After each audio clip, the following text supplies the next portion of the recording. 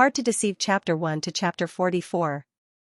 It was a rare day off, so when Yifan stayed up late to watch a horror movie. The eeriness was created by the background music and screams. There was no frightening scene throughout, it was as plain water. Out of obsessive-compulsive disorder, she almost forced herself to watch it. When the end credits appeared, when Yifan even felt a sense of relief. She closed her eyes, and her thoughts were instantly entangled by sleepiness. When she was about to fall into a dream, suddenly, the door was slammed heavily. Bang, when Yifan immediately opened her eyes. She followed the moonlight that fell through the gap of the curtains and looked at the door. From outside, she could clearly hear the man's muffled voice when he was drunk, as well as the sound of his stumbling footsteps in the other direction. Then, she heard the sound of the door being opened and closed. It blocked most of the movement. She stared at the door for a few seconds. When it was completely quiet, when Yifan finally relaxed her mind. She pursed her lips, and then realized that she was angry. How many times had it been this week, when Yifan couldn't fall asleep again when her drowsiness was interrupted? She turned over and closed her eyes again. Bored to death, she diverted some energy to recall the movie she had just watched. Oh.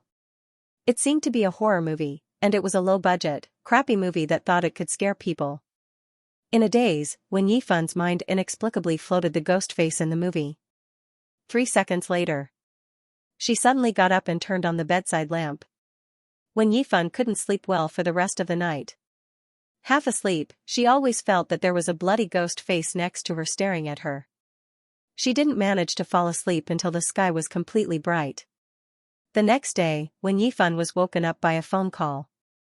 Because of the late nights and lack of sleep, her head felt like it was being pricked by needles, and it hurt intensely. She was a little annoyed, picked up the phone slowly, and pressed the answer button. Xianxia's low voice came from the other end, "I'll call you back later." When Yifan's eyelids moved, and her brain froze for 2 seconds. A phone call woke her up. That's it. It wasn't the actual movie, but just a preview. She burst out in anger, and blurted out, "Do you have?" Before she could finish, the phone had been hung up. When Yifan felt like her fist had hit cotton. She opened her eyes and felt depressed. After lying in bed for a while, she picked up her phone and looked at the time. It was nearly 2 o'clock in the afternoon. When Yifan didn't stay in bed anymore. She put on a coat and got out of bed. He walked into the toilet. When Yifan was brushing her teeth when her phone rang again. She swiped the screen with her free hand and turned on the speaker. Xianxia spoke first. "Damn it, I just met a high school classmate. I don't even have makeup on with my greasy hair, it's so embarrassing. How can I die so easily?" When Yifan's mouth was full of foam. She said vaguely, "Aren't you trying to blackmail me?" Xianxia was silent for 3 seconds. She couldn't be bothered to argue with her. "Do you want to come out tonight?" Reporter: "When? You've been working overtime for a week. If you don't have some fun, I'm afraid you'll suddenly die." "And where are you going? Why don't we go to your workplace? I wonder if you've been there. My colleague said that there's a bar there, and the boss looks like a thief." Xianxia said, "Hey, why do you keep hearing the sound of water? Are you washing dishes?" When Yifan said, "I'm washing my face." Xianxia was surprised, "You just woke up?" When Yifan hummed in agreement. "It's already 2 o'clock. Even if it's a lunch break, it should be over." Xianxia felt strange. "What did you do last night?" "I watched a horror movie." "What's it called?" "Ghost When You Wake Up." Xianxia had obviously seen this movie. She choked, "Is this a horror movie? I went to sleep after watching it." When Yifan pretended not to hear what she said. She pulled the towel beside her and wiped the water droplets on her face. "I suddenly woke up in the middle of the night, and then I really saw a ghost, just like in the movie. I fought with a ghost for the whole night." Xianxia was a little speechless. "Why are you suddenly talking to me about such a restricted topic?" When Yifan raised her eyebrows, "Why is it restricted? What kind of fight took the whole night?" "Alright, stop seeing a ghost. I'll take you to see a man."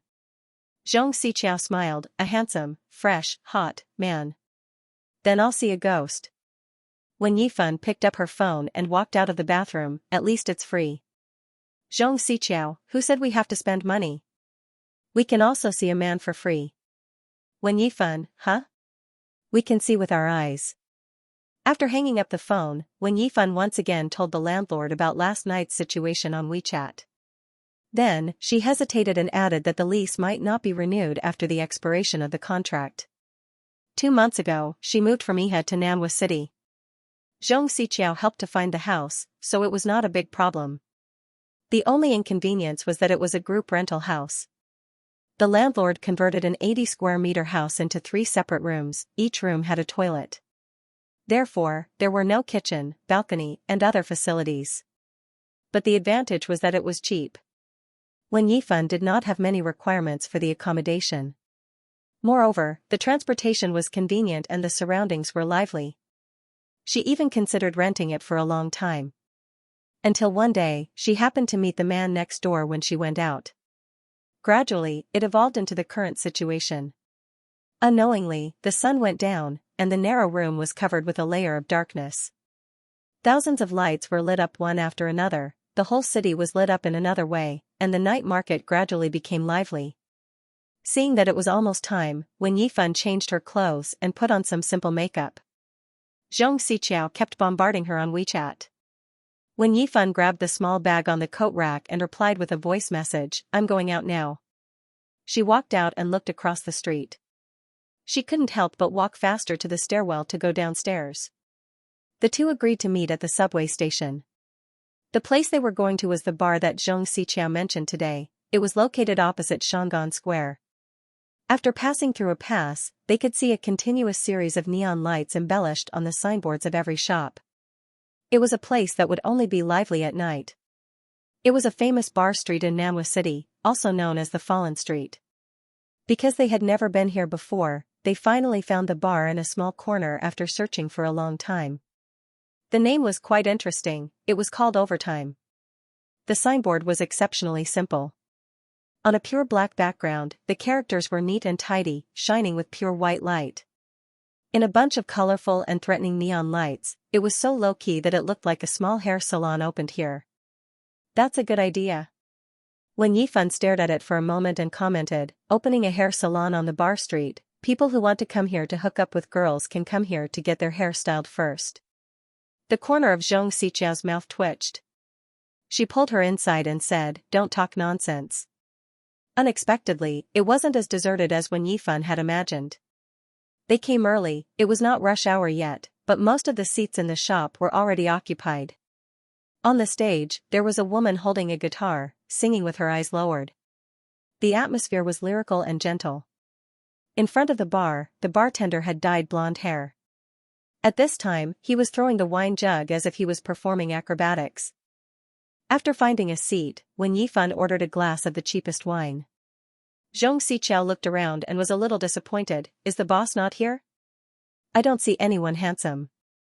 When Yifan rested her chin on her hand and said casually, "Maybe it's the bartender." Bullsh*T. Zhong Xiqiao obviously couldn't accept it. "My colleague who frequents Depraved Street said that the boss of this bar is Depraved Street. Maybe it's a self-proclaimed boss." Noticing Zhong Xiqiao's unfriendly gaze, When Yifan sat up straight and emphasized, "Maybe." Zhong Xiqiao snorted. The two of them chatted for a while. Zhong Xiqiao mentioned what happened at noon. "Oh yeah, I met my first-year high school deputy class monitor today. He also went to Nanjing University, and I think he's in the same dorm as Sang Yen, but I haven't seen him much." When Yifan was a little surprised when she heard this name. "Speaking of which, do you remember?" Zhong Xiqiao's eyes glanced around and suddenly looked at the bar. "Hey, look at 10 o'clock, is that Depraved Street?" At the same time, When Yifan heard someone say "Brother Yen." She looked over. She didn't know when it started, but there was a man standing next to the bartender. The bar was dimly lit. He leaned on the edge of the table, his back was facing the bar, and his head was slightly tilted. He seemed to be talking to the bartender. He was wearing a pure black jacket. He was tall and straight. He was slightly hunched, and he was taller than the bartender next to him. His eyes were dark, and the corners of his lips were slightly raised. He looked slightly cynical. The colorful lights on top of the bar were pulled over, and a few traces fell on his face. Wen Yifan also recognized him at this moment. Fuck. Xianxia probably had the same discovery as her. She raised her tone and said in shock, "Sister, this is Sang Yan. Why did you see him when I mentioned him? Do you still remember him? He used to chase after you before you transferred to another school." Wen Yifan's eyelashes fluttered when she heard this. A waiter happened to pass by, and Wen Yifan felt a little uncomfortable. She wanted to interrupt, but she suddenly heard a scream. She looked up and saw that the waiter seemed to have been knocked down. The tray in his hand tilted slightly, and the wine glass on it fell in her direction. The wine, mixed with ice cubes, fell onto her left shoulder and slid down her body. She was wearing a loose sweater today. Most of her clothes were wet, and the chill penetrated her body. It was so cold that her scalp was numb. Wen Yifan took a deep breath and stood up reflexively. The noise in the bar was loud, but the movement was not small either. The waiter's face turned pale as if he was frightened, and he apologized repeatedly. Zhong Xichao also stood up and helped Wen Yifan to pat the ice off her clothes. She frowned. "Are you all right?" "I'm fine." Wen Yifan's voice trembled uncontrollably, but she was not angry. She looked at the waiter. "You don't have to apologize anymore, just be careful next time." Then, she said to Zhong Xichao, "I'm going to the washroom to clean up." After she finished speaking, she looked up slightly. She accidentally met someone's line of sight. It was deep, indifferent, and obscure. It froze for 2 seconds. Wen Yifan withdrew her gaze and walked towards the ladies' room. She found a stall and took off her sweater. She was only wearing a tight-fitting undershirt. Fortunately, it was separated by a layer of sweater, so it was not too wet. Wen Yifan walked to the sink with the sweater in her arms. She dipped a tissue in the water and barely wiped the alcohol off her body. After roughly cleaning up, she walked out. She caught a glimpse of someone standing in the corridor. Wen Yifan subconsciously looked over and stopped in her tracks. The man leaned against the wall, biting a cigarette in his mouth. His eyelids were drooping lazily, and his expression was relaxed and indifferent. What was different from before was that his coat had been taken off, and he was holding it loosely. There was only a black t-shirt left on his body. It had been 6 years since they last met. Wen Yifan was not sure if he recognized her, and she did not know if she should greet him. After struggling for less than a second, she lowered her eyes and pretended that she did not recognize him. She braced herself and continued to walk out. The dark and simple decoration style, and the irregular stripes on the marble tiles spread outwards, reflecting the light. She could also hear the singing of a female singer here. It was very light, with a lingering and affectionate tone. She was getting closer and closer. She was about to walk past him. At this moment. "Hey," he said lazily, as if he didn't exist. Wen Yifan stopped and was about to look over. Without any precaution, Sang Yan suddenly threw the hood of his coat over his head, blocking most of her vision. Wen Yifan was stunned for a moment, and immediately reached out to take it off, feeling a little puzzled. Sang Yan still did not look up. He looked down and put out the cigarette on the trash can next to him. Neither of them took the initiative to speak. It seemed like a long time had passed, but in fact, it was only a few seconds. Sang Yan slowly lifted his eyelids and met her gaze. There was a sense of alienation between his brows. "Let's talk," he said. They hadn't seen each other for many years. They hadn't contacted each other since the last time they met. It was so faint that Wen Yifan almost forgot the existence of this person. But she remembered. The last conversation between the two of them wasn't very pleasant. It wasn't a relationship that would make him come over to comfort and help her when he saw her in a mess. Wen Yifan's first reaction was, he mistook her for someone else. However, another thought surfaced in his mind. It was also possible that Sang Yan had matured over the past few years and became broad-minded. He didn't take the things in the past seriously anymore. He just treated it as a courtesy when he saw an old classmate again. Wen Yifan stopped thinking and handed him the coat. Her eyes were full of doubt and inquiry. Sang Yan didn't take it and glanced at her hand. Then he said lightly, "I am the owner of this bar." Wen Yifan's hand froze in mid-air, and her reaction was a little slow. She wasn't sure at the moment. He meant to introduce himself. Or was he showing off that he was doing so well now that he had become a boss at such a young age? In such a situation, she was still distracted and thought of Xianxia's words. The owner of this bar can be said to be a degenerate. She couldn't help but glance at his face a few more times. He had black hair and eyebrows, and his pupils were pure black, which looked even colder under this light. The arrogance of the past faded, and his young facial features became strong and neat. He was tall, thin, and straight. His black clothes didn't hide his frivolous arrogance, wanton and noble. He was said to be the top. It seemed that his reputation was well-deserved. Xianxia slowly spat out 2 more words, which pulled her back to reality. My surname is Sang. Was he telling her that his surname was, so it meant that he didn't recognize her and was introducing himself? When Yifan understood the situation and said calmly, "What's the matter?" "I'm sorry. Because of our mistake, we have caused you trouble and inconvenience." Xianxia said, "If you have any needs, you can tell me.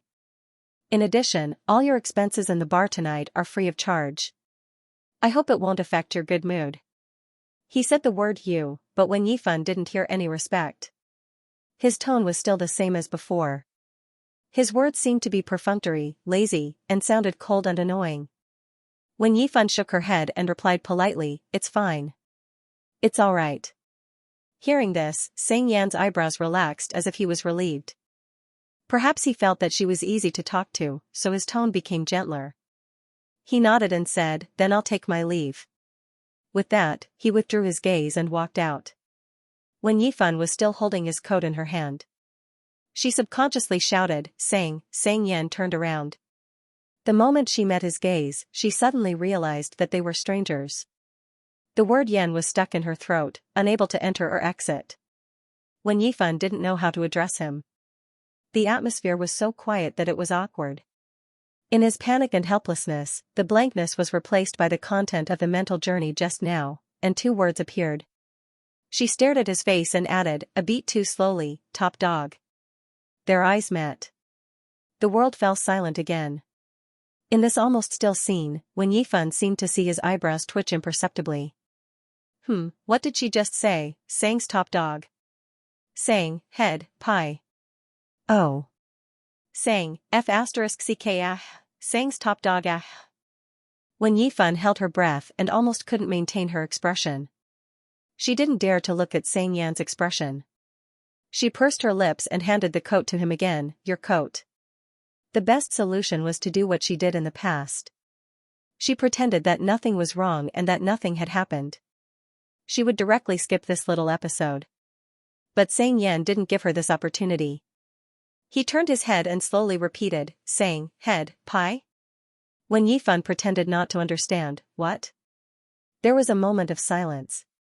Xianxia looked at her and was a little surprised, as if he just understood.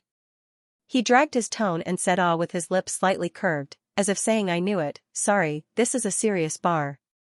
The meaning behind his words was probably, "I know I'm a stunning beauty, but I've never considered this kind of service. Please be more careful." When Yifan wanted to explain a few words, but she felt that she couldn't explain clearly. She secretly exhaled and was too lazy to struggle. Since they wouldn't meet again in the future, she might as well go along with his words and said regretfully, "Is that so?" "That's quite a pity." Xianxia's expression seemed to be frozen for a moment. But it seemed like her illusion. When Yifan blinked her eyes and saw that his expression was still as calm as an ancient well, without any change. She didn't care too much, smiled politely, and mentioned again, "Your coat." Xianxia still didn't have the intention to take it. In the next 10 seconds, when Yifan strangely noticed that he was staring at the curve of her mouth. His eyes were straightforward and thoughtful. "He just stopped like that, wearing my coat." Xianxia paused and suddenly smiled, "Isn't that nice?" "When Yifan? Although I'm not sure, I seem to be more famous than this bar?" He raised his eyebrows in a playful manner, as if he was giving her a way out, take it back as a souvenir. Did he really say that? Xianxia confirmed again and burst into laughter. "That's awesome, why didn't he just tell you to take it back and frame it?" When Yifan slowly said, "That's what he meant." Zhong Xiqiao held back her laughter and symbolically comforted her, don't mind it too much. Maybe this kind of situation happened too often, so Sang Yan just assumed that you came here to see him. Did you forget why we came here? Ah? Isn't it whoring?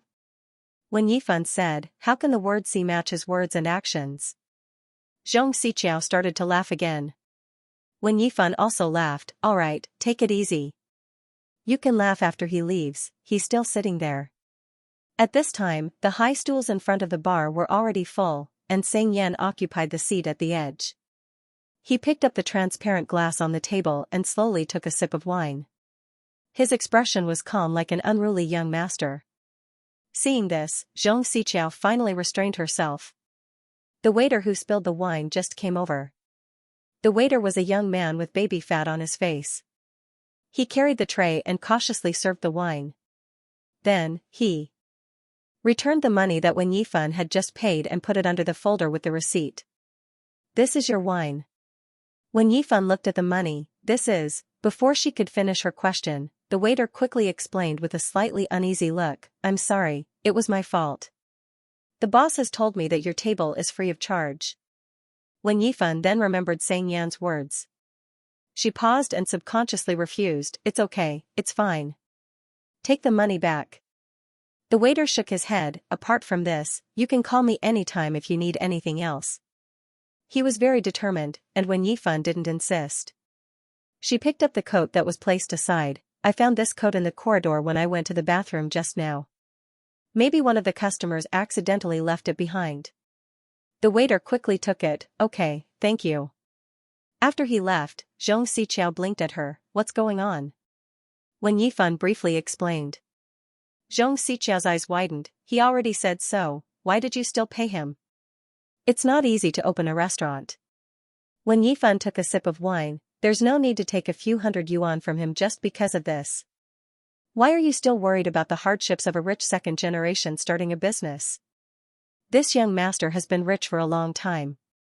Zhong Xiqiao said, but, he really doesn't remember you?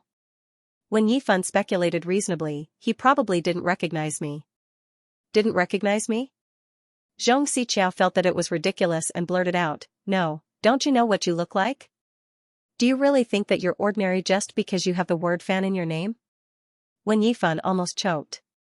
She was speechless and amused, I thought you were scolding me. It was no wonder that Zhong Xiqiao felt that the answer was unreasonable. It was because Wen Yifan was really beautiful. It was completely inconsistent with her gentle personality. Her appearance was extremely flirtatious, so beautiful that it was aggressive. Her pair of foxy eyes seemed to be used to seduce people's souls. The corners of her eyes were slightly raised, and her every movement was flirtatious. Sitting in this dark bar, it was as if there was light coming from her. Zhong Xiqiao always thought that she could rely on her face to become famous and rich. She didn't expect that she would end up as a poor journalist. And you don't look any different from when you were in high school. It's just that your hair is shorter than that time. Zhong Xiqiao instantly changed her words when she saw Sang Yan's reaction, well, it's possible. With his looks, he must have hooked up with a lot of girls in the past few years. Maybe a few of them are the same type as you. Hearing this, Wen Yifan supported her chin and looked at Sang Yan's direction. This time, there was a woman next to him. As if she wasn't afraid of the cold, the woman was wearing a close-fitting short skirt, revealing two fair and straight legs. She leaned on the bar counter, tilted her head and toasted him. She smiled sweetly, and her exquisite curves were clearly outlined with her movements. Sang Yan looked up at her with a faint smile. Under the contrast of this atmosphere, there was a hint of flirting. This topic was short, and soon, Zhong Xiqiao talked about something else. Wen Yifan's attention was pulled back by her voice. She looked away and continued to chat with her. After a while, the female singer ended the last song. Noticing the time, Wen Yifan asked, it's almost 10 o'clock, shall we go? Zhong Xiqiao, sure. Both of them got up and walked out. Zhong Xiqiao held Wen Yifan's arm and said while looking at her phone, Xiang Lang just told me that he will be returning to China next month. Let's ask him to come with us next time. Let's go to a disco, it's a bit boring. Wen Yifan responded, okay. Before leaving, she looked at the bar counter again. Sang Yan was still sitting in his original position, but the woman next to him seemed to have changed. There was still no emotion on his face, as if he was indifferent to everything. The unexpected reunion with her was just like what he showed. He just met a stranger that he had never met before. Wen Yifan was in a daze. She inexplicably remembered the last time they met before they lost contact.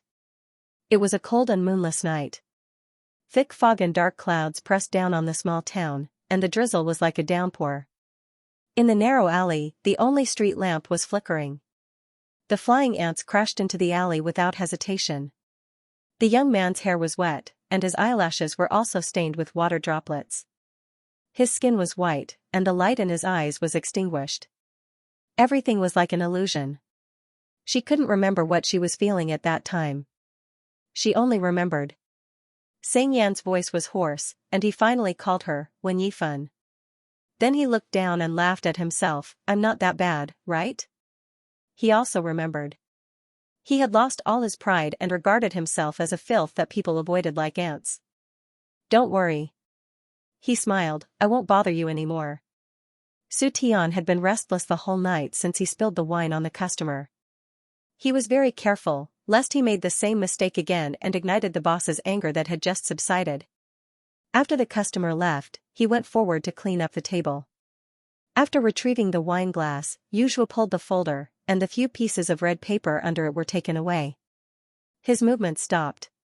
He also noticed that a bracelet had fallen under the soft chair. Su Tian reached out to pick it up and walked back to the bar with a heavy expression. He pushed the tray inside and said to the blonde bartender, Brother K11's customer dropped something. He Mingbo took it and looked up, Oh yeah, the clothes you just brought over, why does it look like Brother Yan's? I don't know. He said he picked it up in the toilet. Thinking about the money, Su Tian scratched his head, Brother Yan just told me that this table is free of charge, but K11 didn't take the money. Should I tell him? He Mingbo glanced at him, Go and admit your mistake. Su Tian was confused. He felt that he needed to explain, Brother, it's not that I want to keep the money, but K11 didn't take it. I even told her several times. He Mingbo took the transparent bag bracelet and laughed, Brother Yan isn't that reasonable. It seemed so. Although Su Tian thought so, when he went upstairs to look for Sang Yan, he couldn't help but struggle. Sang Yan had been sitting in front of the bar the whole night. She didn't know when he went upstairs. At that moment, he was sitting in the innermost seat in the booth area with an indifferent expression on his face. She didn't know if he heard what he said.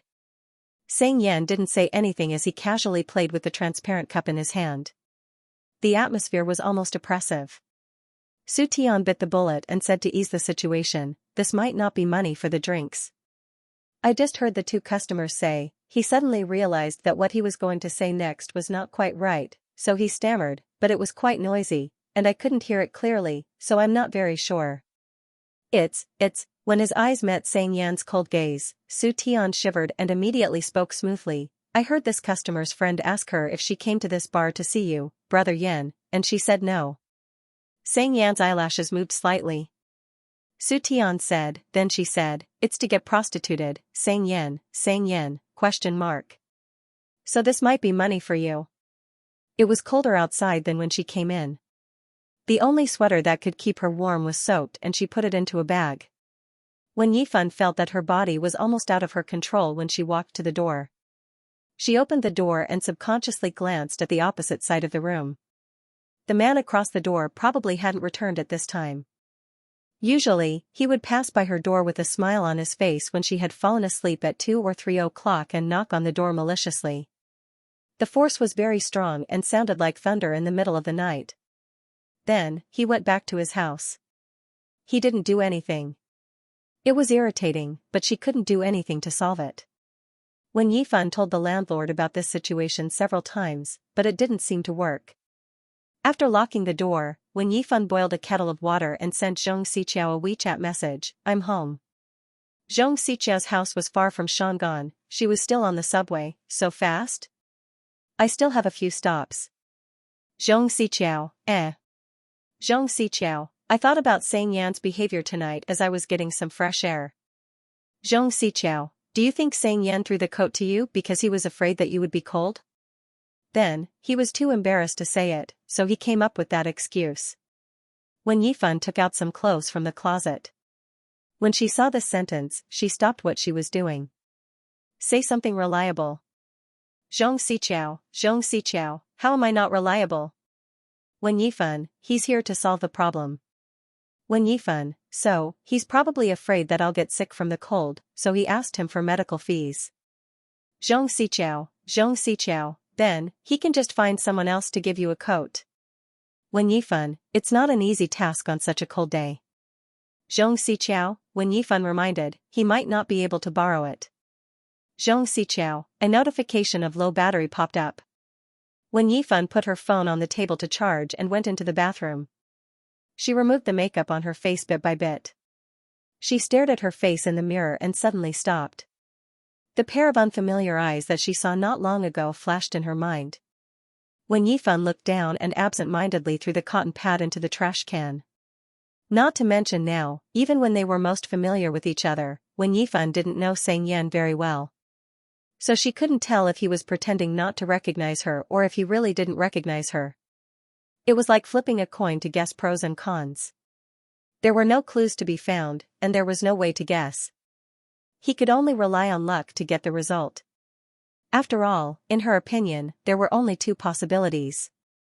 These were all things he could do. After drying her hair, when Yifan habitually turned on her computer to write a press release for a while.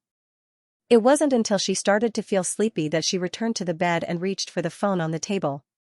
Not long after she entered the bathroom, Xianxia sent a few more messages. Anything is possible. Even if it's not possible, we can still imagine it and feel good. Xianxia, I'm curious how you feel when you see Xianxia now. There was even a gossipy emoji at the end. When Yifan thought for a moment and said, he is indeed quite handsome. Xianxia, no more? When Yifan, I haven't thought of anything else yet. I'll tell you when I think of something. When Yifan, I'm going to sleep first. I'm so sleepy. In all fairness, it would be a lie to say that she didn't feel anything. But she felt that there was nothing to say. If she mentioned it, it would be a bunch of nonsense again. If she had the time, she might as well sleep more. She threw her phone away and began to feel sleepy. This time, when Yifan still slept extremely poorly without exception. She was in a half-asleep state and was haunted by strange and dazzling dreams. When she felt that she would break free in the next second and fall asleep completely, she was woken up by the idiot next door who slapped the door. When Yifan pulled the quilt off her head. Her whole body felt like it was on fire. When Yifan's temper was widely known to be good. She could calmly solve any problem she encountered. Her emotions rarely fluctuated greatly. Maybe it was because people always needed a channel to vent. So she was extremely grumpy when she woke up. She would lose her mind if she was woken up. Not to mention in this kind of situation where she felt that she would fall asleep completely in the next second. When Yifan tried to calm herself down. She only hoped that the person outside would quickly leave after a few slaps like he usually did. However, this time, he seemed to be possessed. The knocking on the door continued, and he even hiccuped. Still not awake? Pretty sister, do me a favor. My toilet is broken. Come here to take a shower. When Yifan closed her eyes, got up, and took out the camera. She adjusted the position and recorded in the direction of the door. Then, she picked up her phone and directly dialed 110. She clearly reported the address and the situation. After all that, her sleepiness had completely disappeared. In the middle of the night, she lived alone, and there was a drunken man harassing her outside the door. When Yifan felt that under such circumstances, she should be afraid. But at this time, she only felt angry and tired. She didn't have the energy to allocate to other emotions. Because there was no response, the man had already returned home before the police arrived. When Yifan showed the footage to the police and asked to go to the police station to solve the matter. Since she had already called the police, she didn't want to reconcile. She planned to move away after this matter was over. In the video, the door was slapped hard, accompanied by the man's drowsy voice. He looked at the person who was sleeping. The police knocked on the opposite door. After a while, the man opened the door and said impatiently, "Who is it?" "We received a report," said the police, "that you were harassing your neighbor in the middle of the night." "What harassment?" The man was silent for a few seconds, pretending to be drowsy. His tone was not as aggressive as before. "Comrade police, I just came back from drinking. I was drunk and knocked on the wrong door. It's just a misunderstanding." The police said with a straight face. The person also provided a video. "You knocked on the wrong door and shouted that you wanted to take a shower at someone's house?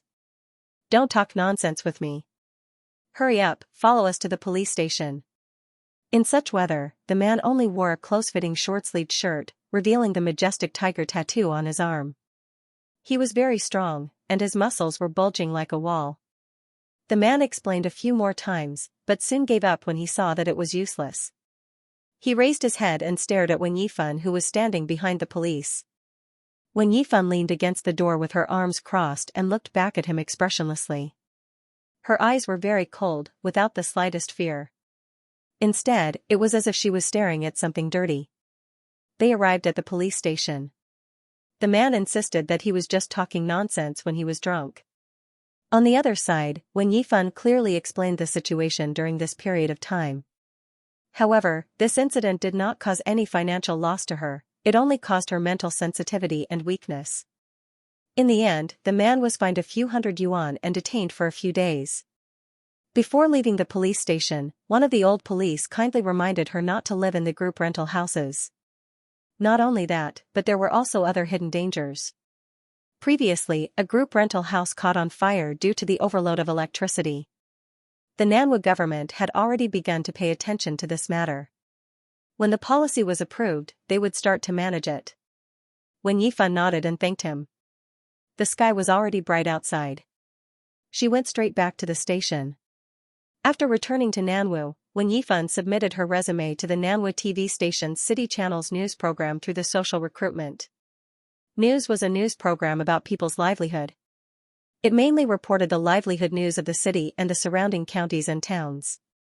Its main purpose was to pay attention to people's lives and convey their voices. Wen Yifan felt that her situation needed attention. She was thinking about whether she should report this matter as a topic and entered the office. The lights were on, but no one was there. She went to the pantry and made a cup of coffee. She was really listless at the moment, she didn't even have the appetite to eat breakfast. However, she couldn't sleep either. She browsed the news app and started writing. She was in a daze for the whole day. When the new intern, Fu Zhuang, went out with her for an interview, he had a hesitant expression on his face. In the end, he couldn't help but ask, "Sister Yifan, did I do something wrong?" When Yifan realized that she had been in a bad mood for almost a whole day.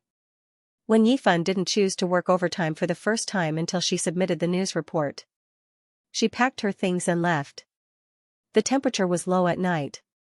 The cold wind was like a sharp ice blade, blowing past her ears. When Yifan received a message from Xianxia after walking a few steps. Xianxia, Wen Yifan, I'm dead. Wen Yifan, Xianxia, I really want dead. Xianxia, my bracelet is missing. Xianxia, my idol gave it to me. I haven't worn it many times. Boo-hoo, Wen Yifan, you didn't find it? Xianxia, yes, tat. Xianxia, I only realized it was missing this morning at the company. I thought it was at home, but I couldn't find it when I got home. Xianxia, but I think it's at Xiangyan's bar. Xianxia, help me ask after work. It's too far for me to go to Xiangyan. Wen Yifan, okay. Wen Yifan, don't worry too much. Wen Yifan's brain seemed to be rusty. She slowly thought about the direction and then lifted her feet again. Fortunately, the fallen street was not far from here. She could reach it in 7 or 8 minutes. She went further and found the overtime bar. She walked in. The style was different from last night. The round table was replaced by a rock band. The music was so loud that it made people's ears numb. The bar was dimly lit and the atmosphere was high. Colorful lights flashed across the bar. When Yifan walked to the bar counter. It was the same blonde bartender from last time. When Yifan called out to him, "Hello." The bartender smiled, "Good evening, madam. What would you like to drink?" When Yifan shook her head and straightforwardly said, "I dropped a bracelet when I came here with my friend yesterday. I don't know if you found it?" Hearing this, the bartender seemed to recognize her and immediately nodded, "Yes, please wait a moment." "Okay, thank you." When Yifan stood there and waited, she watched the bartender open a drawer on one side and rummaged through it. Then he pulled the other side and rummaged through it again. He suddenly stopped and waved in a certain direction, calling out, "Su Tian." The waiter called Su Tian walked over, "Hey. Brother He, what's wrong?" When Yifan looked over, she recognized it was the waiter who spilled wine on her yesterday. The bartender was puzzled, "Didn't I keep the bracelet you found yesterday? Why didn't I find it?" "Ah? The bracelet." Su Tian was also confused. Then he suddenly remembered, "Oh, right. When Brother Yan came down to pick up his clothes, he took the bracelet with him." When Yifan thought she heard it wrong, she was stunned and couldn't help but ask, "What?" Su Tian subconsciously repeated, "Brother Yan took it." This time, when Yifan heard it clearly, she still couldn't believe it. The owner of such a big bar. How could he so blatantly take the property that was accidentally left by the customer as his own? The bartender obviously didn't know about this. He was puzzled. Why did Brother Yan take it? Where did he go? Wasn't he here just now? Su Tian was like a natural idiot, "I don't know." There was a moment of silence. The bartender looked back at Wen Yifan awkwardly, "I'm sorry, the owner is usually in charge of the lost and found items here. Why don't you leave your contact number or wait for a while? I'll contact the owner now." Wen Yifan didn't want to stay here for too long. She felt that it would be the same if she came back tomorrow. "It's okay, I'll leave my contact number." "Okay." The bartender took a business card from the side and gave it to her. "Please write it on it." When Yifan lowered her head and wrote a string of numbers on it, she handed it back to him. "Then please help me look for it again. If you find it, you can call this number." She didn't finish her sentence. The business card was suddenly taken away from her. When Yifan was caught off guard and turned around, she saw Xianxia standing behind her. He was very close to her as if he was imprisoning her. He was tall and handsome. He tilted his head slightly and glanced at the business card casually. Then, his eyes met hers. There was a scene of revelry, deafening music, and the mixed aroma of tobacco and sandalwood. The man's eyes were naturally cold, but at this moment, it was mixed with a bit of sloppiness. It was a familiar yet strange look. It seemed like he recognized her. All of a sudden, the corner of his lips loosened and he said with a faint smile, "You still don't want to give up?" When Yifan didn't understand his words and was stunned, Xianxia threw the business card back in front of her. He slowly stood up and distanced himself from her. "Did you come here to leave your contact number?" His voice was neither loud nor soft, but it was like a sudden clap of thunder that woke Wen Yifan up in an instant. What did she say to Xianxia when she came here a few days ago? "Sorry, this is a decent bar." "That's quite a pity." Wen Yifan pursed her lips slightly. She was overwhelmed by an overwhelming sense of embarrassment. Fortunately, the bartender didn't hear Xianxia's words due to the noise around them. He only wondered, "Brother, what are you doing?" Then, he pointed to the drawer and raised his voice, "Did you see the bracelet here?" Xianxia glanced at him when he heard that. The bartender explained, "This customer spent some money in our bar a few days ago and left a bracelet behind. Su Tian picked it up that day." He paused and changed his words, "Didn't you put it away?" Xianxia sat on the high stool and let out a lazy ah. The bartender, "Where did you put it?" Xianxia looked away and said casually, "I've never seen it before." The bartender was speechless. He seemed to be speechless because of his capriciousness. At the same time, two young women went to the bar to order drinks. The bartender said to Xianxia as if he saw his savior, "Boss, please entertain them, I have to work first." Then, he immediately turned around to serve the two women. Su Tian had left the area without them knowing. Only the two of them were left. Although it was a crowded and noisy place, it wasn't much different from being alone. After all, the bartender had said that. One of them stood and the other sat. The atmosphere seemed to be disconnected from the surroundings. It was a little strange. Xianxia took a clean, transparent cup and poured wine into it until it was half full. The next moment, Xianxia pushed the glass in front of her. Wen Yifan looked over in surprise. The man's black hair was scattered on his forehead, his eyelashes were like crow feathers, and his face was half lit and half dark under the light. He was still holding half a can of beer in his hand. He raised his eyebrows. How do you want me to entertain you? This time, Wen Yifan really had the illusion that she was here to visit a prostitute. She was silent for a moment and didn't touch the beer. No, thank you. Awkward silence. Xianxia was probably embarrassed by the bartender's explanation, so he didn't mention his contact information again. Thinking that this was his territory, Wen Yifan decided to save him some face and didn't mention it. She went back to the original topic. Is the boss in charge of the lost items here? Xianxia smiled. Who told you that? Wen Yifan pointed at the bartender. Xianxia followed her gaze, loosened his grip, and suddenly knocked the can on the counter. He Mingbo. He Mingbo subconsciously looked up. Hey! What's wrong, bro? Xianxia said indifferently, since when did I have so much free time to care about something as trivial as lost property? He Mingbo obviously did not react in time. Moreover, he was still busy, so he only said, brother. Wait a moment, I'll mix this wine for the guest first. Xianxia's attitude was really not good. Wen Yifan pursed her lips and put the business card next to the wine glass. Then I'll leave my contact information here. You can call this number when you find it. I'll come and get it. Thank you. Xianxia didn't even raise his eyes as he replied perfunctorily. Wen Yifan didn't know either. If he treated any guest like this. How did this bar operate, or maybe he only treated her like this? Maybe he was unhappy with what she said earlier, or maybe he was still brooding over the past, so he pretended not to know her and didn't want to be nice to her. She went to the police station in the early morning, then went to 3 places for interviews. She had to talk to the landlord about canceling the rent in advance, then think about a new place to stay. She also had to guard against the revenge of the man next door. There were a lot of things waiting for her. In comparison, Xianxia's attitude didn't seem to be a big deal.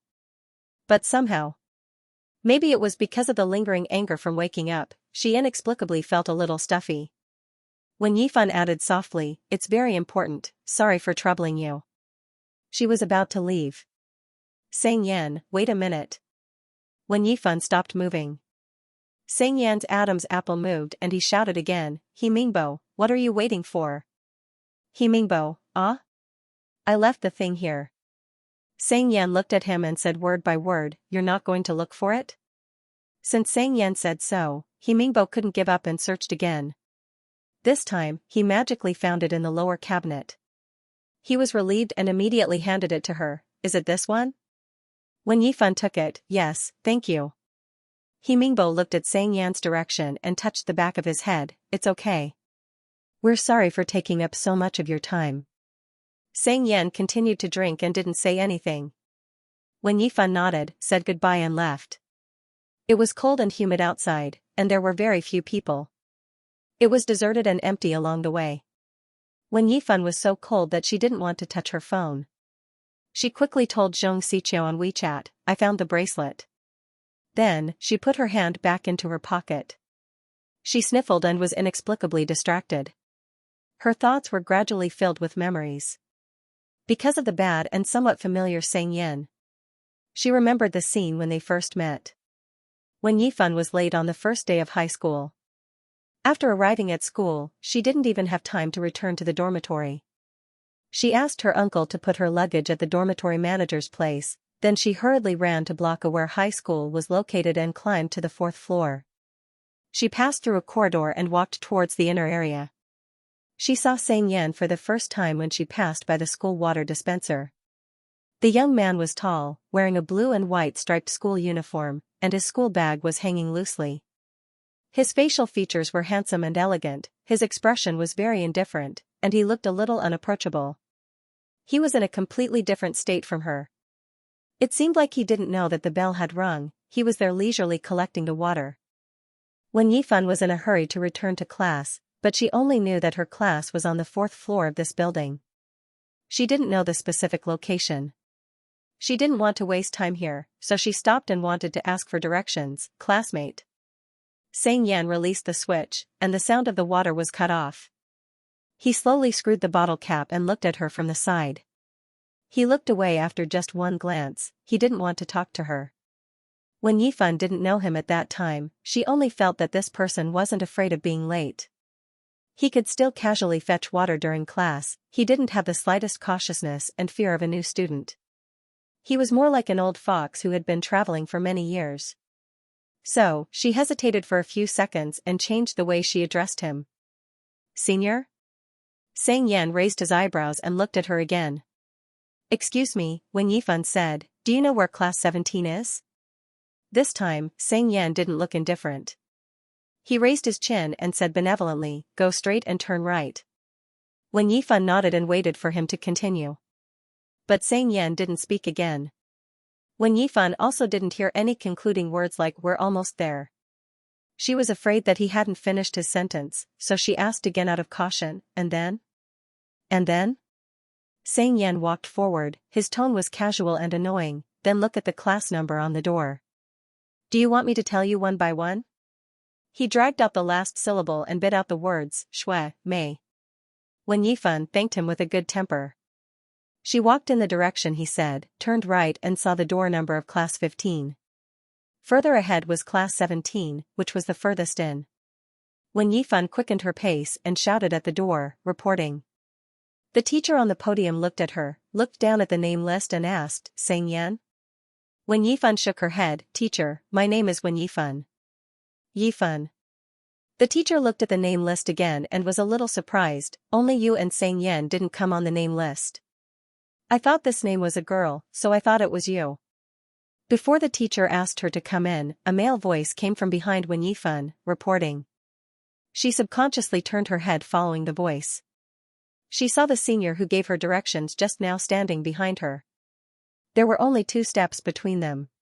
She only realized that he was very tall when she got closer. She had to look up to see his face from this distance. His aura was cold and a little oppressive. There was a faint sandalwood fragrance. His mood was indifferent as he said without sincerity, Sorry teacher, I'm late. Both of you come in first, the seats are over there. The teacher pointed to the only 2 seats left in the classroom and asked, Why are you late on the first day? Did both of you come together? The teacher pointed to the last row of the innermost group. The 2 seats were connected side by side. When Yifan replied honestly, We didn't come together. My family had other things to do in the morning, so I was a little late when they sent me here. Plus, I didn't know the way, so I came late. I see. The teacher nodded and looked at Xianxia, What about you? My dad didn't know that I'm already a freshman in high school. Xianxia walked straight to the outermost seat, put his bag on the table and said lazily, He sent me to junior high school. It was dead silent. In an instant, it was covered by a lot of laughter. The quiet classroom became lively. When Yifan's lips also quietly curved up. Next time when your dad sends you here, remind him. The teacher laughed, All right, both of you sit down. Xianxia nodded and responded. He pulled out a chair and was about to sit down when he suddenly noticed Wen Yifan standing not far away. He paused, Do you want to sit outside or inside? Both of them looked at each other. Wen Yifan quickly restrained her smile and said hesitantly, Let's go inside.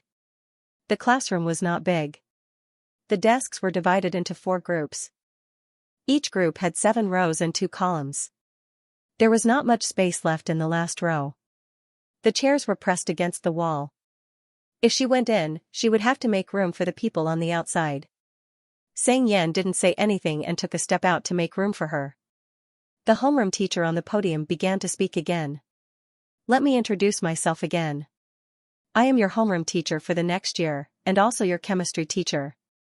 As she said that, she patted the blackboard. This is my name. The name Zhang Wenhong was neatly written on the blackboard along with a string of phone numbers. Wen Yifan took out a pen and paper from her bag and wrote it down carefully. After a while, the boy sitting in front of her suddenly leaned back and put his elbow on Xianxia's desk. He seemed to know Xianxia. He turned his head and said with a cheeky smile, "Miss Sang, your name is really girly." Wen Yifan was stunned. She suddenly remembered what Zhang Wenhong said when she entered the classroom. On the list, only you and Xianxia didn't come. I think this name is more girly. Hearing this, Wen Yifan's attention fell on Xianxia. He was tall, but sitting in this narrow seat, his long legs couldn't fit into the desk. One of them was propped on the outside. His eyelids were drooping, giving people a sleepy and impatient feeling. He looked at the boy with a blank expression. I didn't say that, the teacher just said it. But after she said that, I thought about your name again. It really can fascinate me. The boy held back his laughter. If you were a girl, I would definitely hit on you. Xianxia looked at him up and down and then said slowly, Suhaon, don't you know what you're doing? Suhaon, what? I'm a girl, so I like a toad? Suhaon's face instantly turned black. He was silent for 3 seconds, get lost. Wen Yifan was distracted as she listened to their conversation. She felt like laughing. His tone reminded her of how Xianxia called himself a senior and called her a junior. She paused and muttered in her heart, shameless. At this time, Zhang Wenhong was called out by another teacher. Without someone to hold the fort, the chatter in the classroom gradually became louder. Also, what about my name? Xianxia wasn't done yet, he continued, it's the Chinese dictionary that my dad looked through for 7 days and 7 nights, held hundreds of family meetings, and then chose again and again. When Yifan rested her chin on her hand. Her mind gradually emptied as she listened to his words word by word. He paused for a few seconds, then casually finished his sentence, he chose the manliest word. The extremely noisy background brought a sense of security. When Yifan stared at the words on the notebook, sighed slightly and commented softly, in the end, it's not as manly as me. Suhaon sneered, then why don't you just call him manly? When Yifan inexplicably laughed, she lowered her head and laughed silently. After a long while, she suddenly realized that Xianxia didn't respond to Suhaon's words. He was silent. It was so quiet at this moment as if he didn't exist. She subconsciously looked at Xianxia. Only then she realized that Xianxia's gaze had moved to her without her knowing. His dark and slightly cold eyes, the starry sunlight fell on the corners of his eyes, but it didn't make him look any gentler. He was straightforward with a hint of scrutiny. When Yifan's heart skipped a beat. What's going on? Did he hear what I said just now? It can't be, right? Before she could come to a conclusion. Xianxia tapped the edge of the table with his fingertips and said leisurely, yes. I didn't have the time to ask. When Yifan held her breath and clenched the pen in her hand. New deskmate? Xianxia tilted his head and said arrogantly, what's your name? When Yifan vaguely remembered. When she told him her name as if nothing had happened, Xianxia only let out an ah and didn't say anything else. Now that she thought about it, she could still imagine what he was thinking at that time. First, I want to hear how manly your name is, then, Wen Yifan? And finally, oh, that's all. That arrogant and insufferably arrogant appearance was almost no different from now. But maybe it was because he was getting older, he wasn't as happy as when he was a teenager, or maybe it was because they hadn't seen each other for many years, the two of them had become strangers. Compared to before, his indifference almost covered all his emotions. Coincidentally, she arrived at the subway station. When Yifan took out her phone while searching for her subway card in her bag. She saw Xianxia's WeChat message and casually replied a few words. Then, she suddenly remembered that there seemed to be a person named Xianxia in her WeChat. When Yifan also registered an account after the number of people using WeChat increased 2 years ago. At that time, she directly imported her contacts.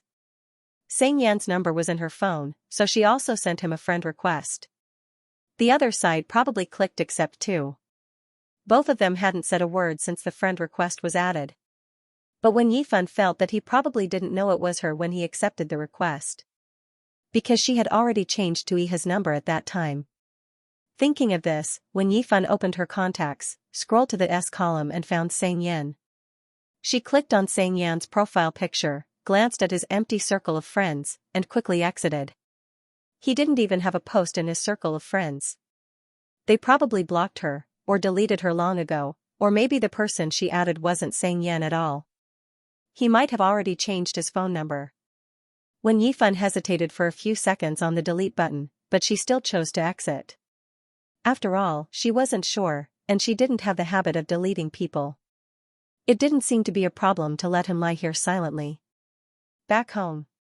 When Yifan first called the landlord to discuss the cancellation of the rent. The landlord was a nice person. He quickly agreed because he had heard about the situation from her many times and sympathized with her living outside. He said that if she wanted to move out now, the deposit and rent that she paid in advance could be returned to her. When Yifan thanked him gratefully. After solving this problem, she turned on her computer and began to browse rental websites. After walking around for a while, he still couldn't find anything suitable. It was not easy to find a house in Nanwu. In a first-tier city, there was one bedroom, one living room, and the furniture was complete. It was close to Xianxia and had good security. According to what Wen Yifan had seen so far, the cheapest rent for a month was at least 3,000 to 4,000 yuan. For her current financial situation, this was indeed difficult. Wen Yifan was having a headache. He simply told Xianxia, Ciao, I plan to move. Wen Yifan, when you're free, help me ask your friend if there are any suitable apartments for rent. Soon, Xianxia called him. Wen Yifan picked it up. Xianxia felt strange and went straight to the point. What's going on? Why do you suddenly want to move? Didn't you pay 3 months' rent? Neighbor harassment. Wen Yifan calmly recounted what happened today. I called the police in the wee hours of the morning and went to the police station with him. Now that he's been detained for 5 days, I'm afraid that he'll take revenge. It's better to move as soon as possible. Xianxia was stunned and only reacted after a long time. Are you okay? Why didn't you tell me about this? It's nothing. He didn't do anything too extreme before, so I just knocked on the door. It was already 3 or 4 o'clock when I went to the police station. The police were there, so it was very safe. There was no need for you to make a trip. When Yifan said, How far did you come from? It's the middle of the night. I'm sorry. Xianxia felt guilty. I thought this house was quite good. It's cheap and close to your workplace, why are you apologizing? I might have to sleep on the streets if you didn't help me find a place to stay. When Yifan laughed, and I also think this house is very good. I'm planning to rent it for a long time without this neighbor. Sai, what are you going to do? Do you want to stay at my house for the time being? It's okay. Didn't your sister-in-law just give birth to her second child? When Yifan said, I'm afraid that I'll make them uncomfortable and cause them trouble if I go there. It's really okay. I'll move once I find a house. Xianxia had a lot of family members.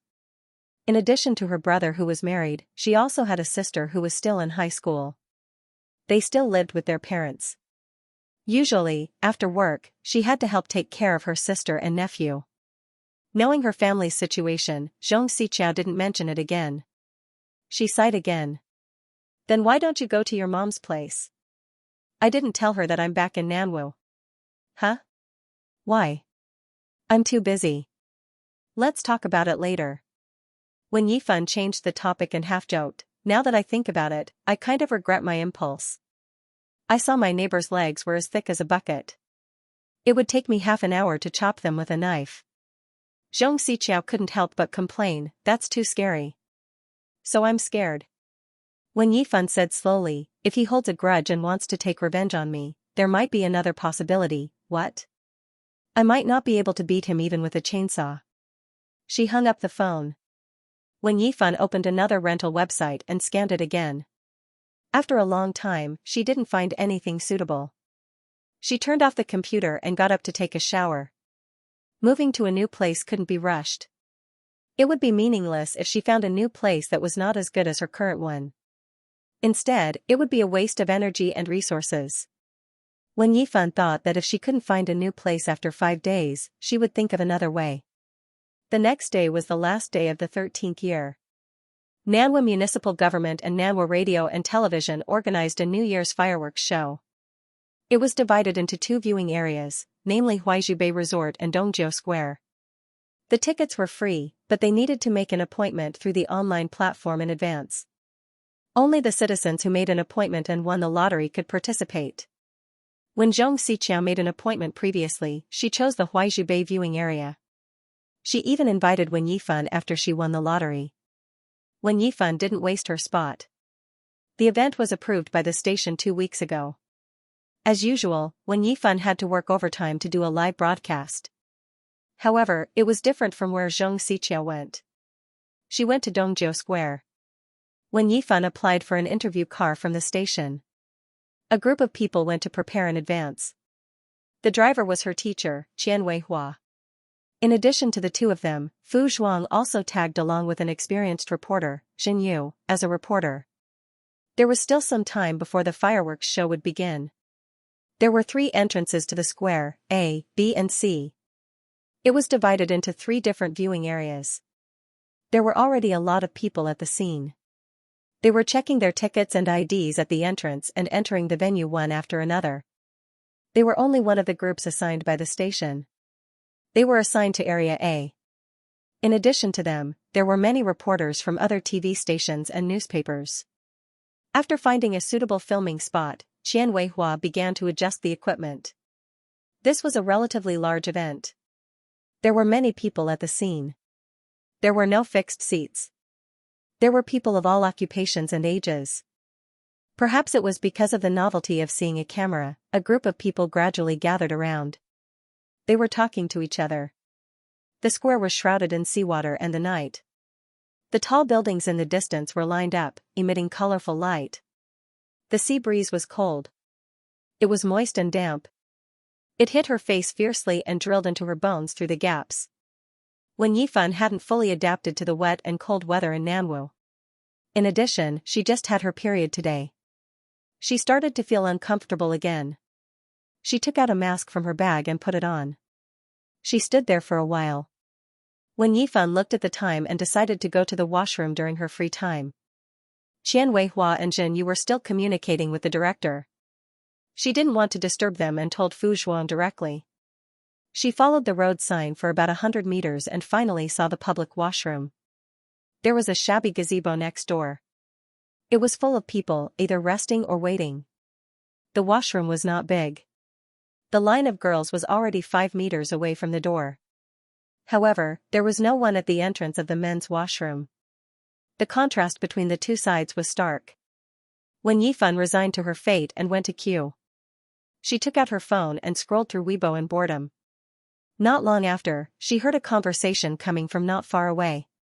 One of the voices was somewhat familiar. Wen Yifan looked over. There was a small open space outside the gazebo.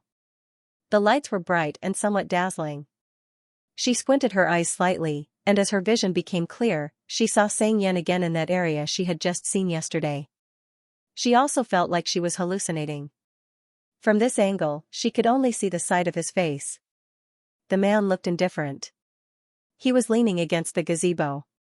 He wore a military green windbreaker, which made his shoulders look broad and his legs long. He wiped his hands with a tissue and looked like he had just come out from the washroom. His body was slightly bent and he was talking to a middle-aged woman sitting on the bench next to him. The woman looked up and glanced at him. "Are you done?" Xianxia, yes. The woman stood up. "Then you wait here." She's still queuing there. "I'm going to look for your dad first." Xianxia stopped and slowly raised his eyelids. "I need someone to wait for me to go to the washroom." "Isn't there a lot of people?" The woman said, "Besides, I'm spending time with your dad." "Why are you following us?" "So why did you ask me to come here?" Xianxia laughed. "To take care of your kid?" The woman patted his arm and seemed to be pleased. "If you had this awareness earlier, your mom wouldn't have to rack my brain to find excuses like now." Xianxia, before leaving, the woman said, "Oh right, you can talk to your sister. I think she has been under a lot of pressure recently. She has lost a lot of weight recently." Xianxia twitched his lips and said with a smile, "Me talking to her?" Woman, yes, why? There's not only an age gap between us. Xianxia took out his phone from his pocket and said casually, "There's also a gender gap. So, I'll leave this matter to you." There was silence for 3 seconds. The woman only said 10 words, I can't talk to you anymore, right? After the woman left, when Yifan realized that she had been listening to their conversation. The line moved forward at this moment. She retracted her attention and took a few steps forward. She couldn't see Xianxia at the back from this position. About a minute later, Xianxia sent 3 messages to her. Xianxia, picture, Xianxia, I'm shocked. Xianxia, I sent him a group message to congratulate him, but he never replied. I thought he didn't use WeChat anymore. When Yifan clicked on the picture, it was the chat history between Xianxia and Xianxia. Xianxia sent a message. It looked like a group message. There were only 4 words, Happy New Year. Seeing this, when Yifan subconsciously exited the chat window and glanced at the unread messages. She didn't see Xianxia. But Xianxia's profile picture was the same as in the screenshot. So, there should be no mistake. Then why didn't I receive the group message? He wouldn't be so petty to deliberately not send it to me, right? Or maybe it wasn't a group message, but not long ago, he was still being lectured by his mother in front of her eyes.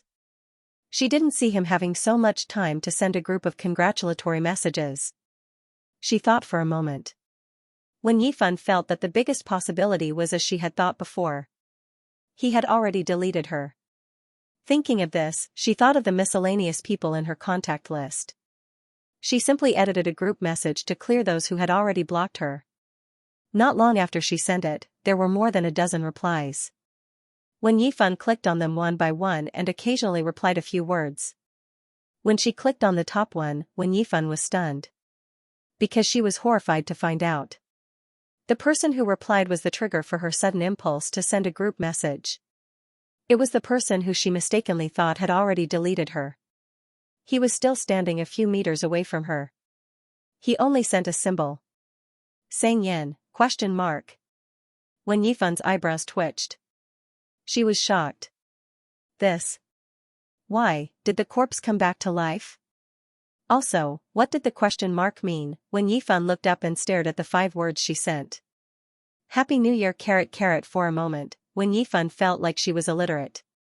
She should be sending out blessings, not some vulgar language, right? Not to mention. The act of throwing a question mark was quite a bluff. When Yifan was shocked by him even though they were separated by a screen. His reaction was as if he had seen someone he would never get along with even if he died. No matter what the other person said, even if it was a blessing message, she would still leave a question mark. When Yifan hesitantly typed in the dialog box, do you know who I am? Before she finished typing, she noticed someone passing by from the corner of her eyes. When Yifan subconsciously looked up and saw Xianxia walking about a meter in front of her. He stopped next to a girl. The girl was thin and quietly lowered her head. She looked like she was looking at her phone. Thinking about the conversation between Xianxia and his mother, this should be his sister. When Yifan had some impression of this girl. She met her in high school. Her name was Xianxia, 6 or 7 years younger than Xianxia. At that time, she was still small and looked like a porcelain doll. When Yifan had to bend down to talk to her. Now, she was almost as tall as her. Xianxia said lazily, little devil. Xianxia looked up, what? Xianxia, I heard that you've been under a lot of pressure recently? Xianxia answered perfunctorily, no. Xianxia continued to ask, because the college entrance examination is coming up. There was only one person between Wen Yifan and them. At this distance, their conversation was as clear as a TV drama in front of her. She didn't want to deliberately listen, but it still entered her ears. I said no. Why are you thinking so much? Xianxia said slowly as if he wanted to carry out the task given by his mother, your brother didn't study and still got into Nanwu University. Moreover, although your qualifications are not good, we have money for you to repeat your studies. You didn't study? Do you think I don't remember? Xianxia looked at him and began to sound annoyed. Don't worry, you worked hard to get into Nanwu University. I can go with my eyes closed. Also, Xianxia said, I heard from Mom that you quit your job. Surely not, right? Xianxia tilted his head. What does it have to do with you? Xianxia also began to say to herself, are you embarrassed to say that you've been fired? Before Xianxia could speak again, his phone rang. He looked down and suddenly said, "Since you won't listen to me, why don't you let your brother comfort you?" Wah, Xianxia's voice instantly fell silent when she saw the caller ID. After a few seconds, she said in a low voice, "No." After that, Xianxia didn't say much and walked back to the pavilion to answer the phone. Silence fell. Although Wen Yifan didn't quite understand some of the words, she still felt a little uncomfortable being forced to eavesdrop on people she knew at such a close distance. Fortunately, she was wearing a mask on her face, which gave her a sense of security. When Yifan turned on the screen again, she noticed that she hadn't sent anything in the input box. She felt that it was inappropriate and deleted everything. She wanted to tactfully confirm if the other party knew that it was her WeChat. After thinking about it, she cautiously replied, ? Probably because he was still on the phone, he didn't reply immediately. She stared at it for 2 seconds. When Yifan suddenly realized a problem. Even if Xianxia really blocked her. But her circle of friends. But he didn't. Blocked. Xianxia. When Yifan immediately opened her circle of friends as she thought about it. There were too many things happening during this period of time. The last post was more than 2 months ago. At that time, she was still in Iha City. She seemed to have posted it when she went to a bar with her colleagues. When Yifan's gaze froze. What came into view was a selfie of her colleagues in front of her. The other people in the photo showed their teeth, smiled brightly, and posed for various photos. When Yifan sat at the bottom left position. Her skin was so white that it seemed like she was overexposed. She looked at the camera gently with her lips slightly curved. Her facial features were extremely clear. The queue gradually entered the toilet. Coincidentally, a few people came out of the cubicle at the same time. It was her turn. When Yifan came back to her senses, put her phone back into her pocket and walked inside. After a while, when Yifan walked out. The sink was shared by men and women. It was located in the middle of the men's and women's toilets. It was 2 to 3 meters wide. When Yifan turned on the faucet. Her mind was a little confused. So, he pretended not to know her at the bar. He also deliberately didn't send her the group blessing. His first reaction when he saw her message was to retort. When Yifan raised her head. She could see Xianxia still standing in the original position through the mirror in front of her. It seemed like he had finished his call. He had one hand in his pocket and the other hand was playing with his phone. She didn't know if he replied to her message. The next moment, when Yifan saw Xianxia coming out of the toilet and walking to the sink next to it. But the faucet might be broken, there was no water coming out even if she turned it on. When Yifan just finished using it, so she made room for her. "You can use this." Xianxia immediately said, "Thank you." She seemed to be stunned when her eyes met Wen Yifan's. Wen Yifan didn't notice. She retracted her gaze and walked out while taking out her phone. The screen was still on the chat window with Xianxia. He didn't even leave a single punctuation mark for her this time. When Yifan understood the reason. After a moment of silence, she couldn't help but type in the dialog box, "Why don't we delete each other?" She quickly deleted it again. When Yifan was stunned when she saw the 2 question marks that were sent to each other. She suddenly felt that this chat was full of tension. It felt like, "Idiot, do you think you're the only one who knows how to send question marks?" But she didn't intend to argue with him. When Yifan didn't want to make a scene during the festival, so she was thinking about how to compromise. She typed a word. Then, she hesitated and continued typing as she stared at the question marks sent by Xianxia and the word "happy" that she sent. "It's fine if you're not happy." After sending the message successfully, when Yifan was getting closer to Xianxia.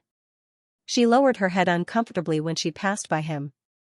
She saw from the corner of her eyes that he seemed to have opened WeChat. The man's long eyelashes drooped as he stared at the content on the screen. When Yifan didn't know if it was an illusion, but she seemed to hear him sneer. Her back stiffened. She continued to walk for a long distance. When Yifan's inexplicable guilty conscience finally subsided when she distanced herself from him. She looked at the screen again. There was still no reply as she expected. She sighed and didn't have the time to think about it. Wen Yifan felt that she had been gone for a long time, so she didn't dare to delay any longer. She quickly returned to the filming location. It was not much different from when she left. The square was decorated with colorful lights on the plants and small buildings, creating a festive atmosphere. There were people coming and going around, and there were staff maintaining order. It was a joyous atmosphere. All the preparations were ready, and they were only waiting for the arrival of the new year. Qian Weihua and Jin Yu were chatting. Fu Zhuang stood beside the two of them and listened obediently without saying a word. He immediately approached Wen Yifan cautiously when he saw her return. Fu Zhuang was a new intern recruited 2 weeks ago. He was in his 4th year this year. He didn't live up to his name. He was short and skinny like a bamboo pole.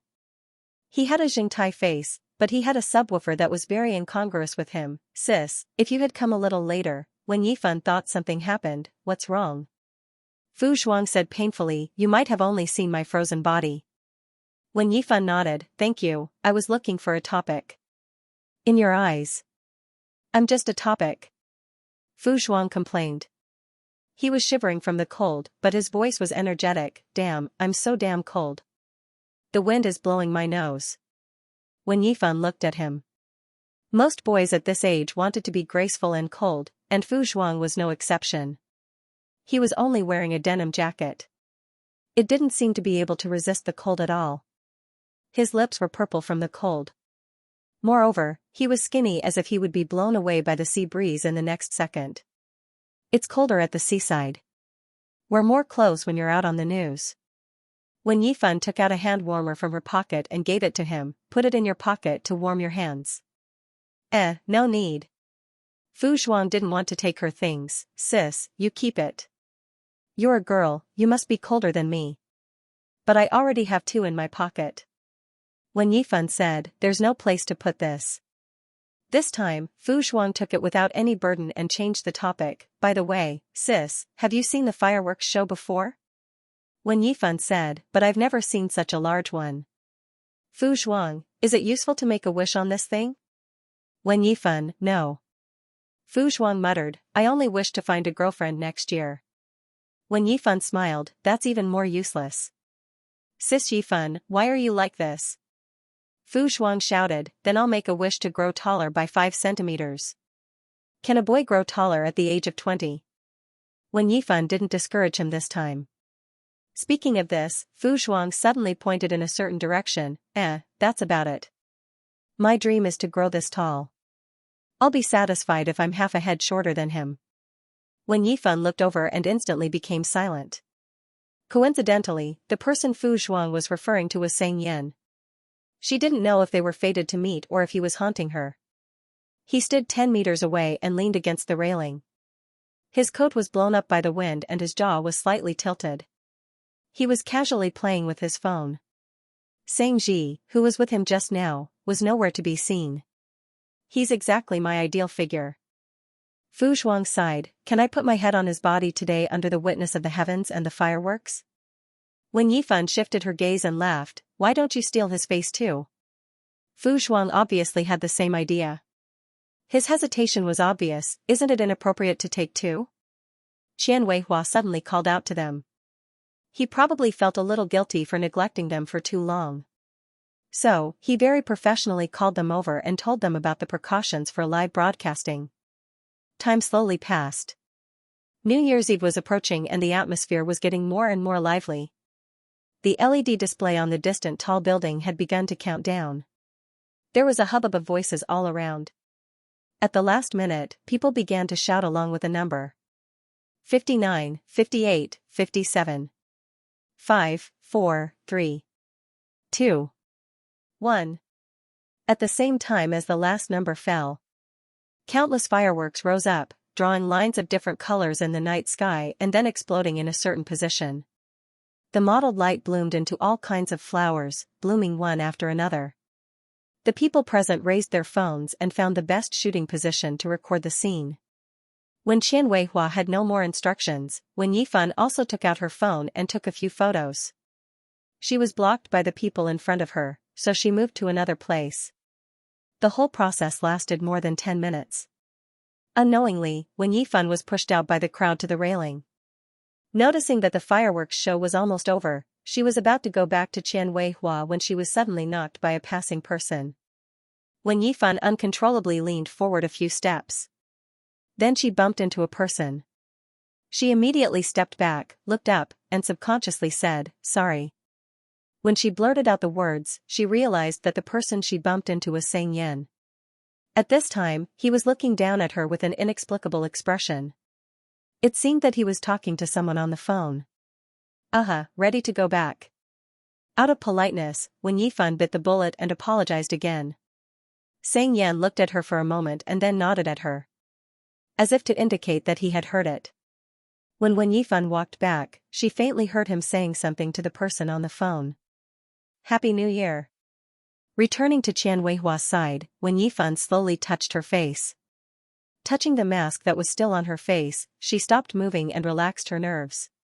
"With my face covered, he shouldn't be able to recognize me, right?" On the other side, Qian Fei, his college roommate and friend on the other end of the phone, was talking and was interrupted twice by him. After a few seconds of silence, he said, "Oh, I don't care when you will go home, okay? But thank you, brother, Happy New Year to you too." Xianxia raised his eyebrows. "What are you thanking me for?" Qian Fei said, "Aren't you wishing Dad well? Can you not think too highly of yourself?" Xianxia dragged the last syllable and said lazily, "I didn't tell you." After the live broadcast ended, Jinyu interviewed a few nearby residents who came to watch the fireworks show. After that, the group packed up and returned. Wen Yifan felt uneasy thinking about what happened just now, so she called Fu Zhuang who was sitting in the back seat. "Fu Zhuang." Fu Zhuang responded, "Yes." Wen Yifan didn't take off her mask. "If you see me on the road, I'm wearing a mask like this, and I'm wearing clothes that you've never seen before." She paused and asked in a serious tone, "Can you recognize me?" "Only wearing a mask." Fu Zhuang thought for a moment and asked seriously, "Don't you cover other parts? For example, wearing sunglasses or a hat?" "Just like this." Fu Zhuang said matter-of-factly, "Of course." "Yifan. To be honest, I've never seen anyone prettier than you." Fu Zhuang scratched his head embarrassedly. "When I saw you on my first day at work, I thought you were a superstar who went to the wrong place." Jinyu, who was sitting in the front passenger seat, laughed. "Yifan, you're really good-looking." "You're right." Qian Weihua was much friendlier than usual during his free time. He joked, "Yifan, do you have a boyfriend? I'll introduce my son to you someday." Jinyu laughed and scolded, "Come on, your son hasn't graduated from elementary school yet." Fu Zhuang smiled mischievously, "Why don't you consider me?" When Yifan wasn't annoyed by their teasing, she smiled and said, "Let's talk about it when your New Year's wish comes true." Fu Zhuang shouted, "Yifan, why are you like this?" After saying that, Fu Zhuang leaned over and whispered, "But when Yifan, sis, because you gave me a heat pack today, I was so touched." Fu Zhuang's eyes were big, and he looked like he was asking for praise. "That's why I made a wish for you." "What did you wish for?" "I hope you can find a boyfriend who's super nice to you as soon as possible." Fu Zhuang clenched his fist. "He's super nice in all aspects, and he's as handsome as the man we saw today." When Wen Yifan got home, it was almost 2 in the morning. Staying up late was a common occurrence for her, so she didn't feel sleepy. She was just so tired that she didn't want to move. She changed into slippers, sat on the carpet beside the bed, and lazily scrolled through her phone.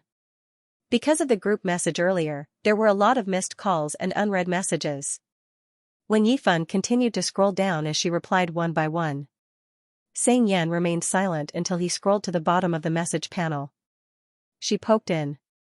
Wen Yifan's scalp tightened when she saw the phrase, "It's okay if you're unhappy." At that time, he didn't think too much about it. He just wanted to make a joke to ease the atmosphere, so he didn't feel that anything was wrong. But now that he looked at it again, it seemed different. It was like a provocation. The other party obviously didn't want to talk to her, so Wen Yifan didn't say anything else. Her mind began to wander absent-mindedly. She inexplicably recalled the conversation between Xianxia and his sister, Xiangji, today. Then, he thought back to his first year of high school. At that time, both of their grades were very poor. In the class that was at the bottom of the grade, they were even ranked in the lower middle. When Yifan was admitted to Nanhua No. 1 middle school as a dance student, so naturally, her grades were not very good. Xianxia was extremely partial to his subjects. He didn't study any other subjects except for mathematics, physics, and chemistry. His results were as ugly as if it was bitten by a dog. He scored full marks in mathematics, physics, and chemistry.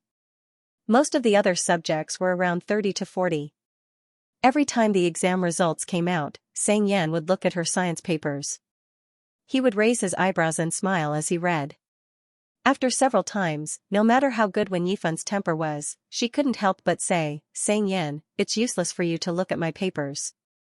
You have to find the problems from the questions that you did wrong." What kind of misunderstanding do you have about me? Xianxia raised his eyebrows and looked at her. His fingertips circled on a red cross on her paper. He said in a frivolous and annoying manner, "There's no such thing on my paper."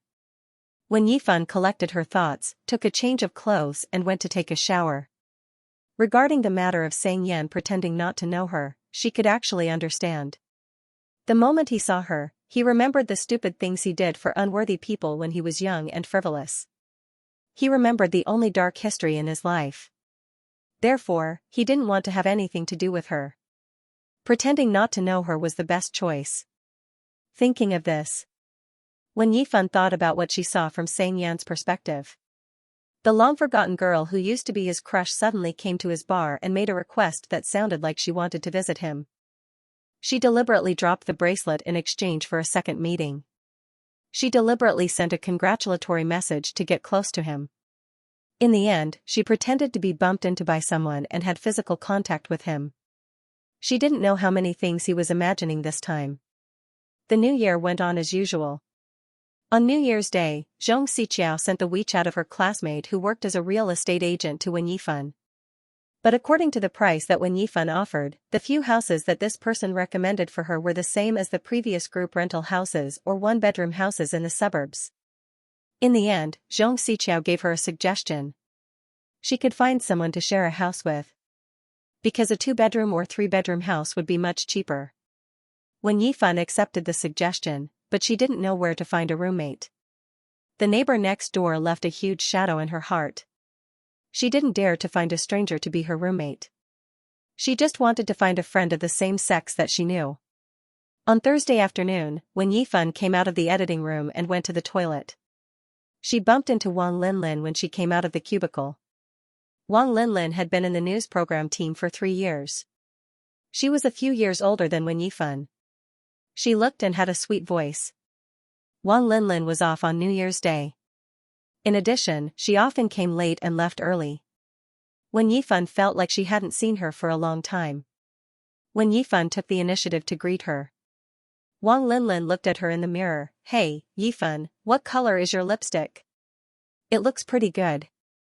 Wen Yifan subconsciously said, "I didn't put it on today, but the color I usually use is Aya." Before she could finish, Wang Linlin interrupted her and said coquettishly, "What do you mean you didn't put it on? We're both women, can we be more realistic? If you want to ask me about the brand of cosmetics, I can tell you." After that, Wang Linlin walked out of the toilet in high heels without waiting for Wen Yifan to respond. Wen Yifan stood there blankly and looked at the mirror. Then, she hesitantly rubbed her lips with the back of her hand. She really didn't put it on. Back in the office, Wen Yifan walked back to her seat. Wang Linlin's desk was diagonally behind Wen Yifan.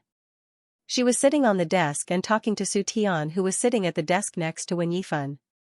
Su Tian and Wen Yifan came in the same batch. They were about the same age and had a good relationship. Wen Yifan smiled. "What are you talking about?" "Su Tian, we're talking about Linlin and her boyfriend's New Year's Eve." "I'm just talking." Wang Linlin waved her hand and said casually, "I was just lucky. I happened to be off on New Year's Day, so I went to Huizhu Bay with my boyfriend for a night. We had a candlelight dinner and went to the hot spring. He even transferred 5,213.14 to me. We didn't do anything, it was quite boring. I really envy you, Linlin." Su Tian pursed her lips and forcefully changed the topic. "By the way, Yifan, aren't you moving? Have you found a new house yet? Wang Linlin was surprised and immediately asked, Yifan, are you moving? Wen Yifan, yes. What a coincidence. Wang Linlin jumped up and looked surprised. I've been worried recently. My previous roommate resigned and went back to his hometown. I haven't found a suitable person to live with me. Wen Yifan was stunned and couldn't react. Wang Linlin, do you want to consider my place? Su Tian took the initiative and said, Linlin, where do you live? Yifan wants to find a place closer to the company.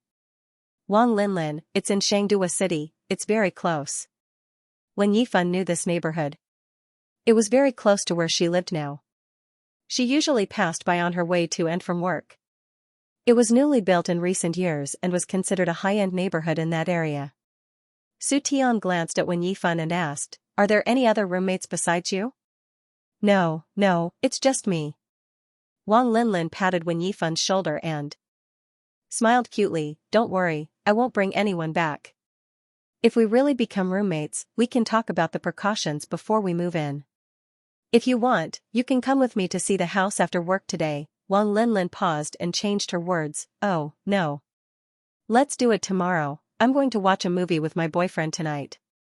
Wen Yifan replied, okay, let's do it tomorrow. When Wang Linlin went to the pantry, Su Tian came over and looked a little worried, are you really going to live with her? I think she's pretty annoying, always talking about that rich second-generation boyfriend of hers. And I think she always talks to you in a weird way because you're good-looking. Wen Yifan roughly knew Wang Linlin's personality. She didn't have any bad intentions, but she was delicate and talkative.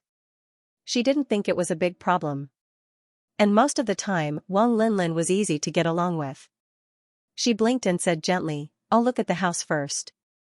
The next day after work, Wen Yifan and Wang Linlin took the subway to Xianxia City.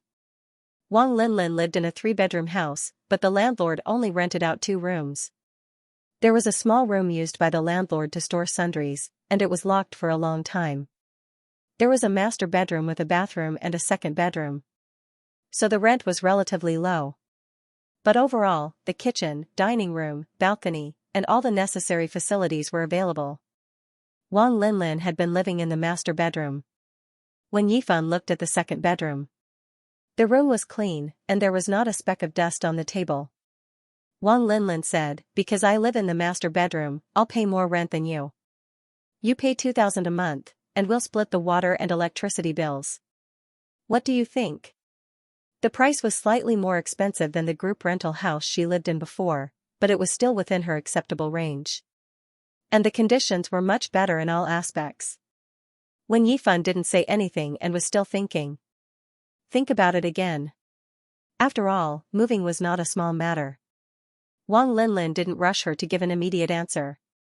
She looked at the time, it's so late, let's go have dinner first.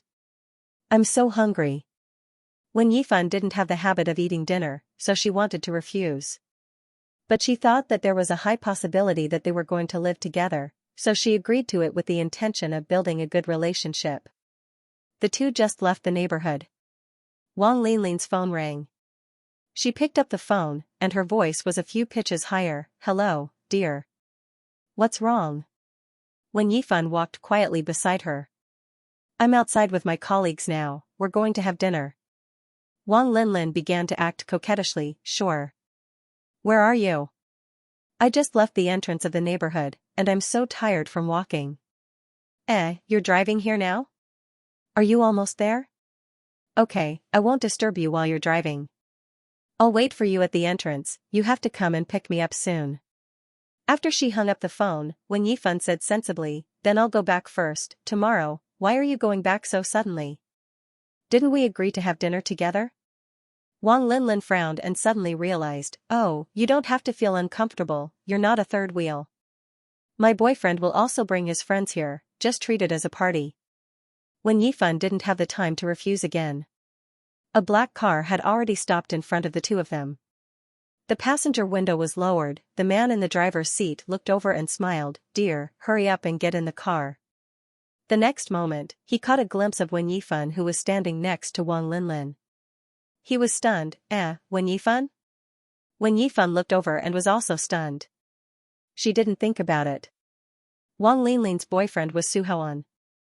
Damn, how many years has it been since we last met? Before he could finish his sentence, a car horn sounded from behind. Damn. Hurry up, you two get in the car first, you can't park here. Wen Yifan, no, Su Haoan said anxiously, hurry up. She could only bite the bullet and get into the back seat. After sitting in the back seat, Wen Yifan realized that there was someone else in the back seat. She fixed her eyes on the person. The light inside the car was dimmer than outside. The man didn't make any sound, his breathing was very shallow, but his presence was very strong. At this moment, he was lying on the seat as if he had no bones. His eyes were closed, and he looked lazy and sleepy. As if he was unaware of what was happening around him. The car started. Su Haoan looked back from the rearview mirror, he was watching the scene while driving. He said casually, hey. Sang Yen, wake up. Get up and meet your white moonlight. Wen Yifan. Sang Yen tilted his head slightly and lazily opened his eyes as if he was disturbed by the noise. His eyes met hers. There seemed to be awkwardness in the air. Sang Yen didn't say anything and looked at her quietly. His eyes were clear and he didn't look like he had just woken up. His eyebrows were extremely good-looking. His eyes were shallow and the corners of his eyes were curled upwards. Coupled with his disdainful look, he always looked sharp. At this moment, Wen Yifan had a feeling that he was going to ridicule the words white moonlight in the next second. Wang Linlin took the initiative to ask, do you guys know each other? Su Haoan, yes, high school classmates. Wen Yifan retracted her gaze and was about to say something to change the topic, but Wang Linlin said without any EQ, what does white moonlight mean? Does it mean that your friend tried to woo Yifan before but failed? Su Haoan still laughed foolishly, yes, yes, yes. No wonder they were a couple. Wen Yifan couldn't fool them no matter how much she wanted to. She clearly realized that the mask that they had tacitly put on their faces before was torn apart by the two people in front of them at this moment, leaving only a little bit of cover. She didn't expect Sang Yen to say anything to save the situation. Wen Yifan knew that his reputation was more important than the sky, so she said calmly, really? Why didn't I know about this? Su Haoan, do you have a bad memory? How can I have a bad memory? You too, Su Haoan realized that something was wrong when he said this. Hey, are you too embarrassed or something? No way, how many years has it been, do you still remember? I was just mentioning it as an interesting thing. Wang Linlin, how long has it been since you last saw each other? I can't figure it out in a short time. Wen Yifan, you only stayed in our school for a year, right? Su Haoan said, I remember you transferred schools when you were in the first or second year of high school. Wen Yifan said seriously, I transferred in the second semester of the second year of high school. If that's the case, it should have been 7 or 8 years. Su Haoan noticed Sang Yen who had been silent. Sang Yen, why are you not saying anything? It had been 7 or 8 years. You're not still brooding over this, are you? Sang Yen lowered his eyes again and ignored him. Awesome. Su Hao was convinced. Wen Yifan, you don't have to care about him. You know what kind of person he is. His eyes are on top of his mother's head. He probably thinks that you were blind to not like him back then, but he doesn't know how annoying his appearance is. Wang Linlin interrupted him. Hey, drive properly. Don't talk about your friend like that. Su Haoan swallowed his words, frowned, and glanced at Wang Linlin. You have to concentrate on driving, or else it's not safe. Sensing his emotions, Wang Linlin immediately said, don't be upset. I'm just reminding you. If you want to say something, you can continue. Su Haoan smiled. I'm not angry. Thank you for reminding me. Dear. Before he knew it, he had arrived at the restaurant. Since they were already here, Wen Yifan couldn't say that she wanted to leave. After all, Sang Yen didn't say anything. Instead, it would seem that she was very concerned about the past. She couldn't even have a meal with him. She thought that the meal would only take an hour, and it would be over in no time. But what Wen Yifan didn't expect was that the friend in Wang Linlin's previous sentence, my boyfriend will also bring his friend, was not referring to Sang Yen alone. It was a group of people. They had booked a private room, and it was already full at the moment. Logically speaking, Wen Yifan was brought here by Wang Linlin, so she should be sitting with her. But the remaining 4 seats were connected in pairs, so she decisively left Wen Yifan and sat with Su Haoan. Wen Yifan was forced to sit with Sang Yen. It seemed like Wen Yifan was brought here by Sang Yen. A man jeered, "Sang Yen, you're so mean, why are you single all of a sudden?" Su Haoan clicked his tongue, "Don't talk nonsense. Is Sang Yen a good match for her? She's our old classmate, the famous campus belle in our high school. Do you remember Qian Fei? Didn't you also attend high school in Nanwu High School?" I remember, Wen Yifan. And I used to be in the same class as your friend, Xianxia." A chubby man sitting next to Sang Yen looked at Wen Yifan and smiled a little embarrassedly. "I've seen the photo she posted with you on her WeChat moments." Wen Yifan smiled and nodded. The next moment, another man said, "Damn, fatty, why are you blushing?" Sang Yen didn't participate in their conversation at all. Even if many people mentioned his name during this period, he acted like he didn't hear them at all. Hearing this, he moved a little and looked at Qian Fei's direction. "Su Haoan, isn't he always like this? It's like he can't talk when he sees someone beautiful." Maybe Wang Linlin felt ignored. She was unhappy and started to interrupt their conversation. "What? How can you say that someone is beautiful in front of me?" After a few seconds of silence, Su Haoan coaxed, "Baby, how do you understand? Don't be jealous." The dishes were served very slowly in this restaurant. A group of men were chatting with each other on the counter. Not a single dish had been served for a long time. But the topic was gradually diverted, and the attention caused by the arrival of a stranger gradually dissipated. Wen Yifan relaxed a little and inadvertently looked at Sang Yen. Sang Yen didn't participate in the conversation. He was playing with his phone with his head down as if he didn't care about anything. He didn't respond when others called him. Wen Yifan lowered her head and drank water. She felt out of place here. After a while, Wang Linlin suddenly kissed Su Haoan's face and got up to walk towards Wen Yifan. She grabbed Wen Yifan's wrist and smiled, "Yifan, let's go. Accompany me to the toilet." Wen Yifan stood up. She caught a glimpse of her bag on the chair and silently picked it up. Following the sign, the two entered the toilet.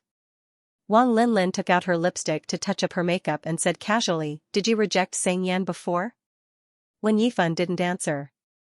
Wang Linlin thought she acquiesced and said with surprise, "Do you know the overtime bar near our company? It's a joint venture between him, my boyfriend, and another man. He's so good. He's tall, handsome, and rich. How could you reject him?" Wang Linlin shook her head. She couldn't understand. "Aren't your expectations too high?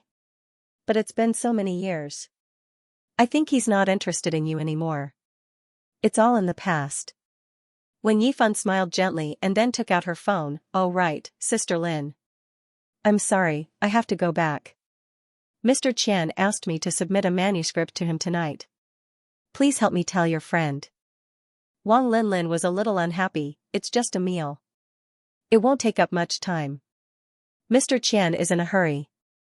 Wen Yifan said, "I don't dare to delay it. I'm still on probation." "Oh, okay then." Wang Linlin curled her lips, "Then be careful on your way back." "I'll go back first." "Okay, thank you, Sister Lin. See you tomorrow." After Wang Linlin left, Wen Yifan turned on the faucet and washed her hands. She didn't know if she made Wang Linlin unhappy, but she really didn't want to stay at the party without any acquaintances. Wen Yifan breathed a sigh of relief and took a tissue to dry her hands. As soon as she walked out, Wen Yifan bumped into Sang Yen, who was walking out of the men's washroom. Unlike what Wen Yifan thought, this time he didn't ignore her as if she was air. Sang Yen stopped in his tracks. His expression was indifferent as he stood there and looked down at her. Wen Yifan felt that the scene was somewhat familiar. It reminded her of the reunion with him in the hallway when she first went to the bar. But the situation this time was completely different from that time. It was like a redo. Returning to the normal way of development. Judging from his silent attitude tonight, Wen Yifan felt that there was no need to mention the previous meetings. She nodded at him and greeted him politely as if they were meeting for the first time in many years. "Long time no see. But unexpectedly, Xianxia didn't seem to want to maintain a superficial peace with her. He was still scrutinizing her and casually repeated, "Long time no see?" His tone made Wen Yifan unable to distinguish whether it was a question or a statement for a moment. Then, Xianxia said, "It's only been a few days since New Year's Eve, I haven't been seen." He paused and slowly tore off the remaining cover. "You don't have to be so slow, right?" There was a moment of silence. At the same time, what happened on New Year's Eve appeared in Wen Yifan's mind. She was bumped into by a passerby and accidentally fell into his arms. She apologized to him and he nodded to show that it's okay. The whole process was no different from a stranger's conversation. Even if Wen Yifan guessed that he probably recognized her, they probably both knew it. But she didn't expect him to say it so straightforwardly. After all, Wen Yifan's response from the beginning was to cooperate with his various actions. So now, when she still thought that the show could continue, he felt that the situation was getting out of hand, so he pretended that he didn't know her and pretended that he didn't know her. It seemed that he was a person who treated people with sincerity and never did anything hypocritical in a roundabout way. In summary, it was the story of Farmer Wen and Xianxia. Wen Yifan was silent for 2 seconds and didn't want to save him any face. "Not really, I thought you didn't recognize me." Xianxia's lips twitched. "After all, I was wearing a mask at that time and my face was covered." She calmly looked into his eyes and said slowly, "I didn't expect your eyesight to be so good." Xianxia raised his eyebrows. "Good eyesight?" Very quickly, he yawned and said, "Ah, sorry, I made you misunderstand." "Wen Yifan, what misunderstanding?" "I didn't see you. It was my sister who recognized you." Xianxia looked calm and didn't look guilty at all. "She told me you were staring at me." When Yifan's expression didn't change, she continued, "That's true." Xianxia looked at her. "Because I saw you at that time." When Yifan decided to give him a taste of his own medicine and started to talk nonsense, "You didn't zip your pants." When Yifan was afraid that her words would cause him to misunderstand again, so she added, "There were quite a lot of people around me talking about it." Xianxia, "You don't have to worry about it too much, it's been a few days." When Yifan smiled and pretended to comfort him, "Let's not talk anymore, I have something to do at work, I'll go back first." Before she moved, Xianxia suddenly shouted, "Hey! Wen Yifan, ? Saying. "Yan, do you remember where Su Haoan parked the car just now?" She nodded subconsciously. "Sure." Xianxia lifted his chin. "Lead the way." Wen Yifan was at a loss. She thought that if she brought him to the car, he would at least ask politely, "Do you want me to give you a ride?" In the end, after finding the car, Xianxia didn't say a word to her other than goodbye. He did not have the slightest intention to travel with her. She didn't think it was a big deal. However, after Wen Yifan observed for a while, she realized that the restaurant was located on a remote street. She used the map on her phone to check the nearest subway station. It was several kilometers away. There weren't many cars passing by, and it was all pitch black when he looked out. When Yifan hesitated and stared at Xianxia's car that hadn't started. She could only bite the bullet and knock on the passenger's window. A few seconds later, Xianxia lowered the window and glanced at her coldly. When Yifan whispered, "Can you give me a ride? This place is a bit remote." Xianxia said lightly, "Where do you live?" When Yifan replied, "City Jiayuan." "Oh." Xianxia looked away. "It's not on the way." When Yifan had never seen such a narrow-minded person in her life. She showed an apologetic smile and said, "I'm not asking you to send me home. Just send me to the nearby subway station. Sorry for troubling you." Xianxia stared at her for a few seconds before he managed to say something. "Get in." When Yifan secretly breathed a sigh of relief. She sat on the passenger's seat and fastened the seat belt. Xianxia started the car. It was too quiet in the car, and the space was tight and narrow. Xianxia didn't turn on the music, and he didn't have the intention to talk to her.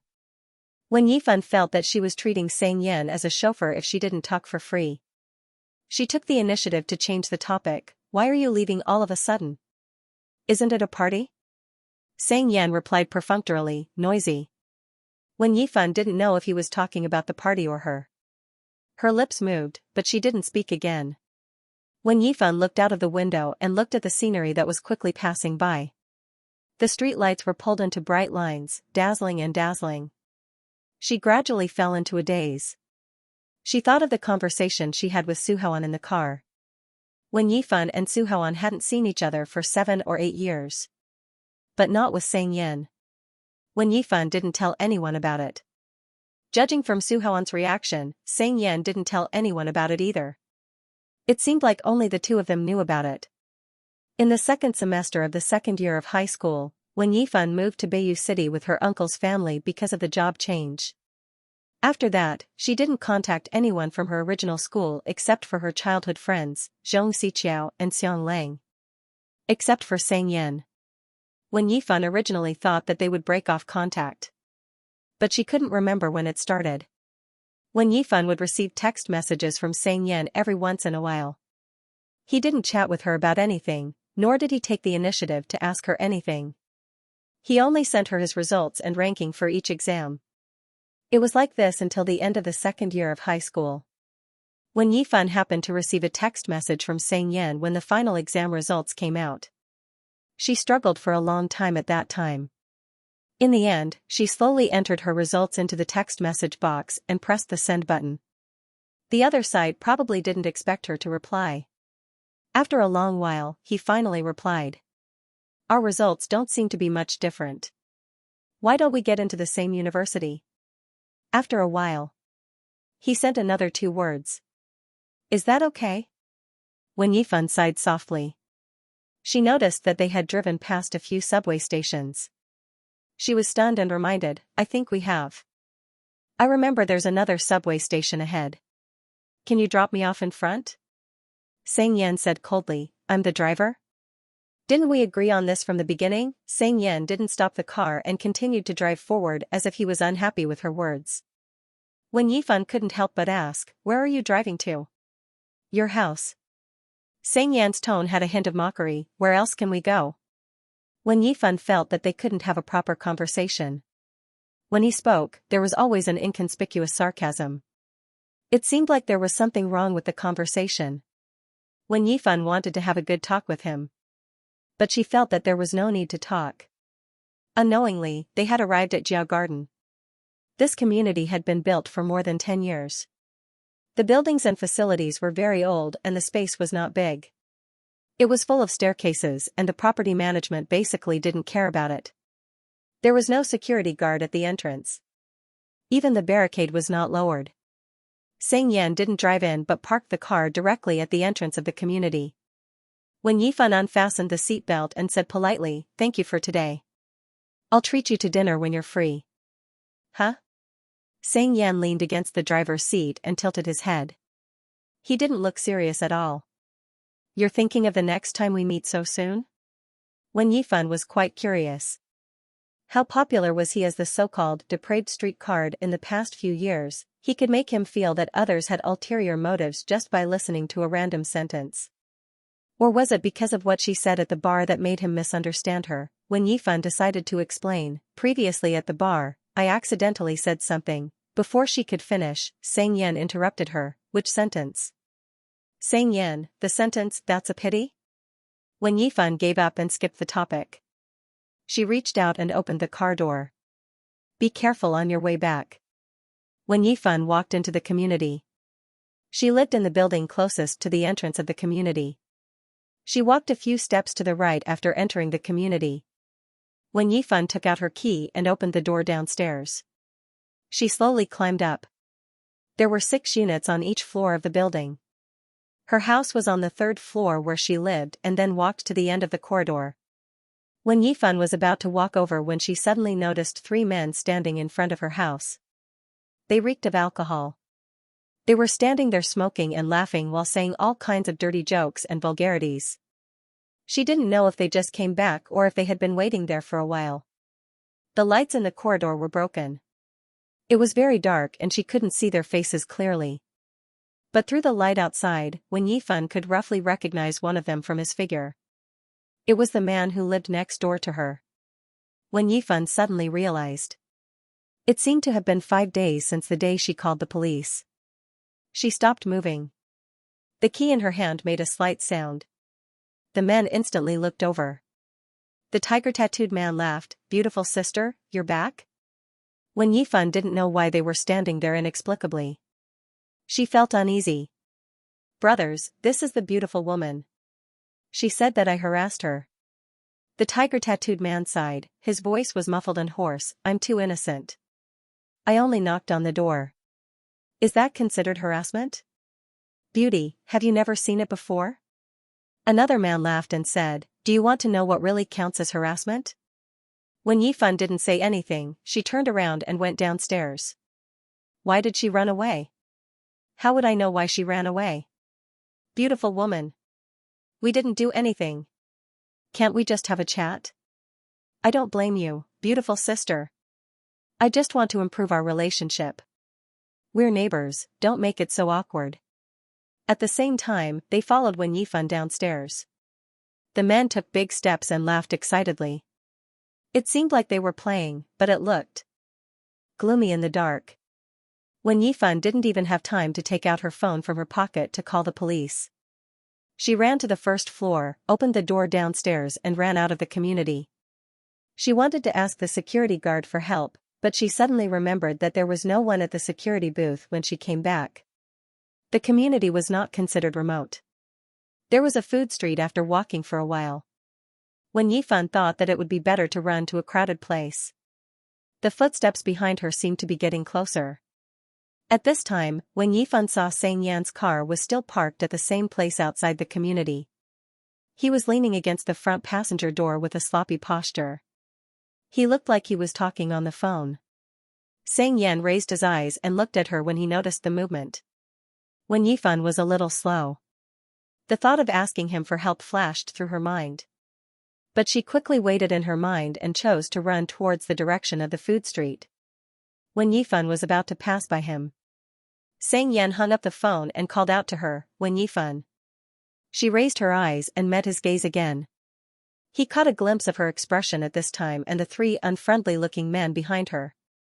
Xianxia looked indifferent and overly calm. Come here. It seemed to be the first time Xianxia called her name since they met again. Wen Yifan was extremely nervous at this moment. She felt like she was hearing things in a panic. She didn't stop to confirm and subconsciously ran a few steps forward. The next moment, Xianxia grabbed Wen Yifan's wrist. Xianxia pulled her in his direction with quite a bit of strength. Wen Yifan looked up and her vision was occupied by his stiff side profile. He pursed his lips and opened the car door with one hand. He looked a little angry. What are you waiting for? Wen Yifan's breathing was rapid because of the uncontrollable fear and running all the way. She looked up at him and didn't say anything. She followed his actions and got into the car. Xianxia closed the door. Wen Yifan saw him casually press the lock button through the window. The three men had already caught up with them. Seeing this scene, the tiger-tattooed man looked into the car. After confirming that there was no one else, he said rudely, Handsome, is this your girlfriend? She's quite pretty. Xianxia looked up and said word by word, It's none of your business. The tiger-tattooed man was instantly upset because of his attitude. He stepped forward and pushed his shoulder, What's with your attitude? Did I say it's none of my business? You don't like to listen to nice words, do you? Xianxia quickly grabbed his arm and tightened his grip. Soon, he shook his arm off as if he had touched something dirty. There was no warmth in his eyes and his tone was emotionless, Are you leaving or not? Sure, I'm not an unreasonable person. The tiger-tattooed man thought he was backing down. He pointed at Wen Yifan, Ask the B*TCH in your car to come down and apologize to me first. She looks like she needs to be F***ked. Xianxia suddenly kicked the tiger-tattooed man's abdomen as if he had hit a nerve. He used all his strength without any restraint. Wen Yifan could hear the loud sound of the collision in the car. The tiger-tattooed man's words were immediately interrupted. He took a few steps back and bent his waist. He cursed with difficulty, Mother****. The other two men behind him were stunned. After hearing the tiger-tattooed man's cursing, they reacted and came over to help. Wen Yifan lowered her eyes and took out her phone to call the police while trembling. Xianxia had always been a lazy person who didn't like to care about anything. When he looked at people, he always seemed to have a mocking smile on his face. At this moment, he seemed to be really angry, and his face was expressionless. His eyes were pure black and filled with hostility. He looked at the person in front of him as if he was looking at a lump of rotten meat. The two of them grabbed him at the same time, trying to restrain him. Xianxia quickly grabbed one of the men's hair and pulled it upwards, knocking it against the street lamp. The other man took advantage of this moment and punched him in the face. Unable to dodge in time, he tilted his head to the other side. It froze for a moment. Xianxia seemed to have lost all sense of reason and pain. Even though he was injured, he laughed. When Yifan closed her eyes, knowing that she wouldn't be of much help if she went out. She might even be a burden to Xianxia. She didn't want to see Xianxia get beaten up, but she was worried that some of them might have brought weapons. She could only open her eyes again and stare at the outside without blinking. Unless the other two men were too entangled. All of Xianxia's movements were targeted, and all his strength was focused on the tiger-tattooed man. At a certain moment, when Yifan saw his lips moving and saying a short sentence. But there was a distance between them. When Yifan couldn't hear what he said at all. Fortunately, the nearby patrolling police came quickly and shouted, "Hey! What are you doing?" When Yifan immediately got out of the car and walked towards Xianxia. She was afraid that the police would think that she was one of the troublemakers, so she pulled Xianxia behind her and pretended to be calm. "Officer, I was the one who called the police just now. This is my friend." Xianxia's face was obviously injured. There were traces of blood at the corner of his lips, and there were a few bruises on the side of his face. The emotions in his eyes dissipated a little. He lowered his eyes and stared at the back of Wen Yifan's fair neck without saying a word. They were taken to the police station to make statements. According to the injuries on both sides, it wasn't considered self-defense. It was more like a fight between both parties. However, the tiger-tattooed man had a criminal record. Moreover, he went to find trouble with the previous victim as soon as he was released, so the situation was more serious. Except for the tiger-tattooed man, the others were verbally reprimanded and left after being fined a few hundred yuan. They left the police station. When Yifan peeked at Xianxia's face and pursed her lips, "Do you want to go to the hospital?" Xianxia was in a bad mood, so he ignored her. "Are there any other injuries on your body?" When Yifan felt guilty and worried for dragging him down because of her. "Let's go to the hospital." "It shouldn't take too long," Xianxia interrupted her. When Yifan raised her eyebrows, "What's wrong?" Xianxia looked at her and said inexplicably, "Can't you see me standing there?" When Yifan didn't understand, "What? Why didn't you ask me for help? Didn't you hear me asking you to come over?" Xianxia's tone was rude and full of sarcasm. "You're blind, deaf, and dumb. You can only run with your legs, right?" When Yifan didn't care about his bad behavior. He saved her and got injured. No matter what, she felt that she was in the wrong in front of him. "I wanted to ask you for help, but I don't know if they will do anything to me. I don't want to drag you down." Xianxia's eyes were deep as he listened to her explanation. Moreover, when Yifan said honestly, "The main thing is that there are 3 of them. I don't think you can beat them." Xianxia was so angry that he laughed. He was speechless because of her words. They happened to pass by a pharmacy. When Yifan stopped and glanced at his face again. Then she said, "Wait here for a moment." After that, when Yifan didn't wait for Xianxia to respond and went into the pharmacy to buy some medicine for bruises. After coming out, she looked around and found a bench in a remote place. The two of them walked over. "Apply some medicine." When Yifan handed him the bag and said sincerely, "You can't go out like this." Xianxia seemed to be in a bad mood. He looked at her for a while and opened the bag of medicine without saying a word. When Yifan also didn't say anything. She watched him roll up his sleeves and spray the medicine on the bruise on his arm. The more she looked, the stronger the sense of guilt became. Xianxia's way of applying medicine was very rough. He only emphasized on speed. When Yifan felt that there was not much difference if he applied it or not. Then it was the knee, and finally the face. The process became difficult from here. Because the face was a blind spot and there was no mirror around, Xianxia could only apply it blindly. He didn't control his strength, and he kept applying the medicine in the wrong place. He frowned unconsciously. When Yifan couldn't stand it anymore, let me help you. Xianxia looked at her and paused for a few seconds before he gave her the thing in his hand. When Yifan was about to go over when she heard him say something. Don't take advantage of me. When Yifan paused and swallowed her anger, okay, I will pay attention. She picked up the iodophore cotton swab, stared at the wound on his face, and carefully applied it. As soon as she touched his wound, Xianxia clicked his tongue as if she had pricked him with a needle. When Yifan immediately froze. As if he was looking for trouble, Xianxia said unhappily, can you pay more attention to your strength? When Yifan, she didn't even feel that she had touched him. When Yifan said with a good temper, okay, I will be gentler. The distance between the two gradually narrowed. When Yifan focused on his wound. She was extremely careful with her strength, for fear that he would be dissatisfied. She gradually applied it to the corner of his lips. She took a new iodophore cotton swab, broke it, and gently applied it. After she was done, when Yifan looked up and met his eyes. The air stagnated for a moment.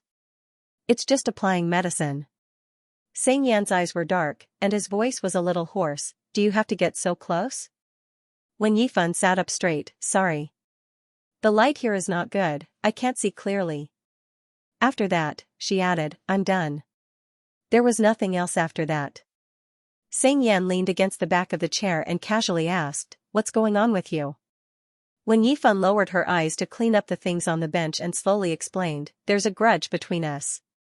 The strongest guy lives next door and often knocks on my door. I called the police and got him locked up for 5 days. Maybe he hates me. Xianxia's expression didn't look good when he heard that. Are you still staying in that shabby place tonight? I found a new place to stay, but I haven't had time to move. I'll just find a random place to drink tonight. She paused and changed her words, I'll stay at my friend's house. Xianxia didn't continue the conversation. After a long while, he finally responded. When Yifan noticed the time and stood up first, let's go. It's quite late. You should go back and rest early. Suhaon's car is still parked in my neighborhood. You have to go there again. Xianxia only nodded and didn't say anything. The two stopped a taxi and returned to Jiayuan in the city. After getting out of the car, Xianxia walked into the neighborhood without waiting for Wen Yifan to say goodbye. She didn't know what he was going to do, so she quickly followed him. Is there anything else? Xianxia tilted his head, I'm going upstairs to pack up. Wen Yifan was stunned, huh?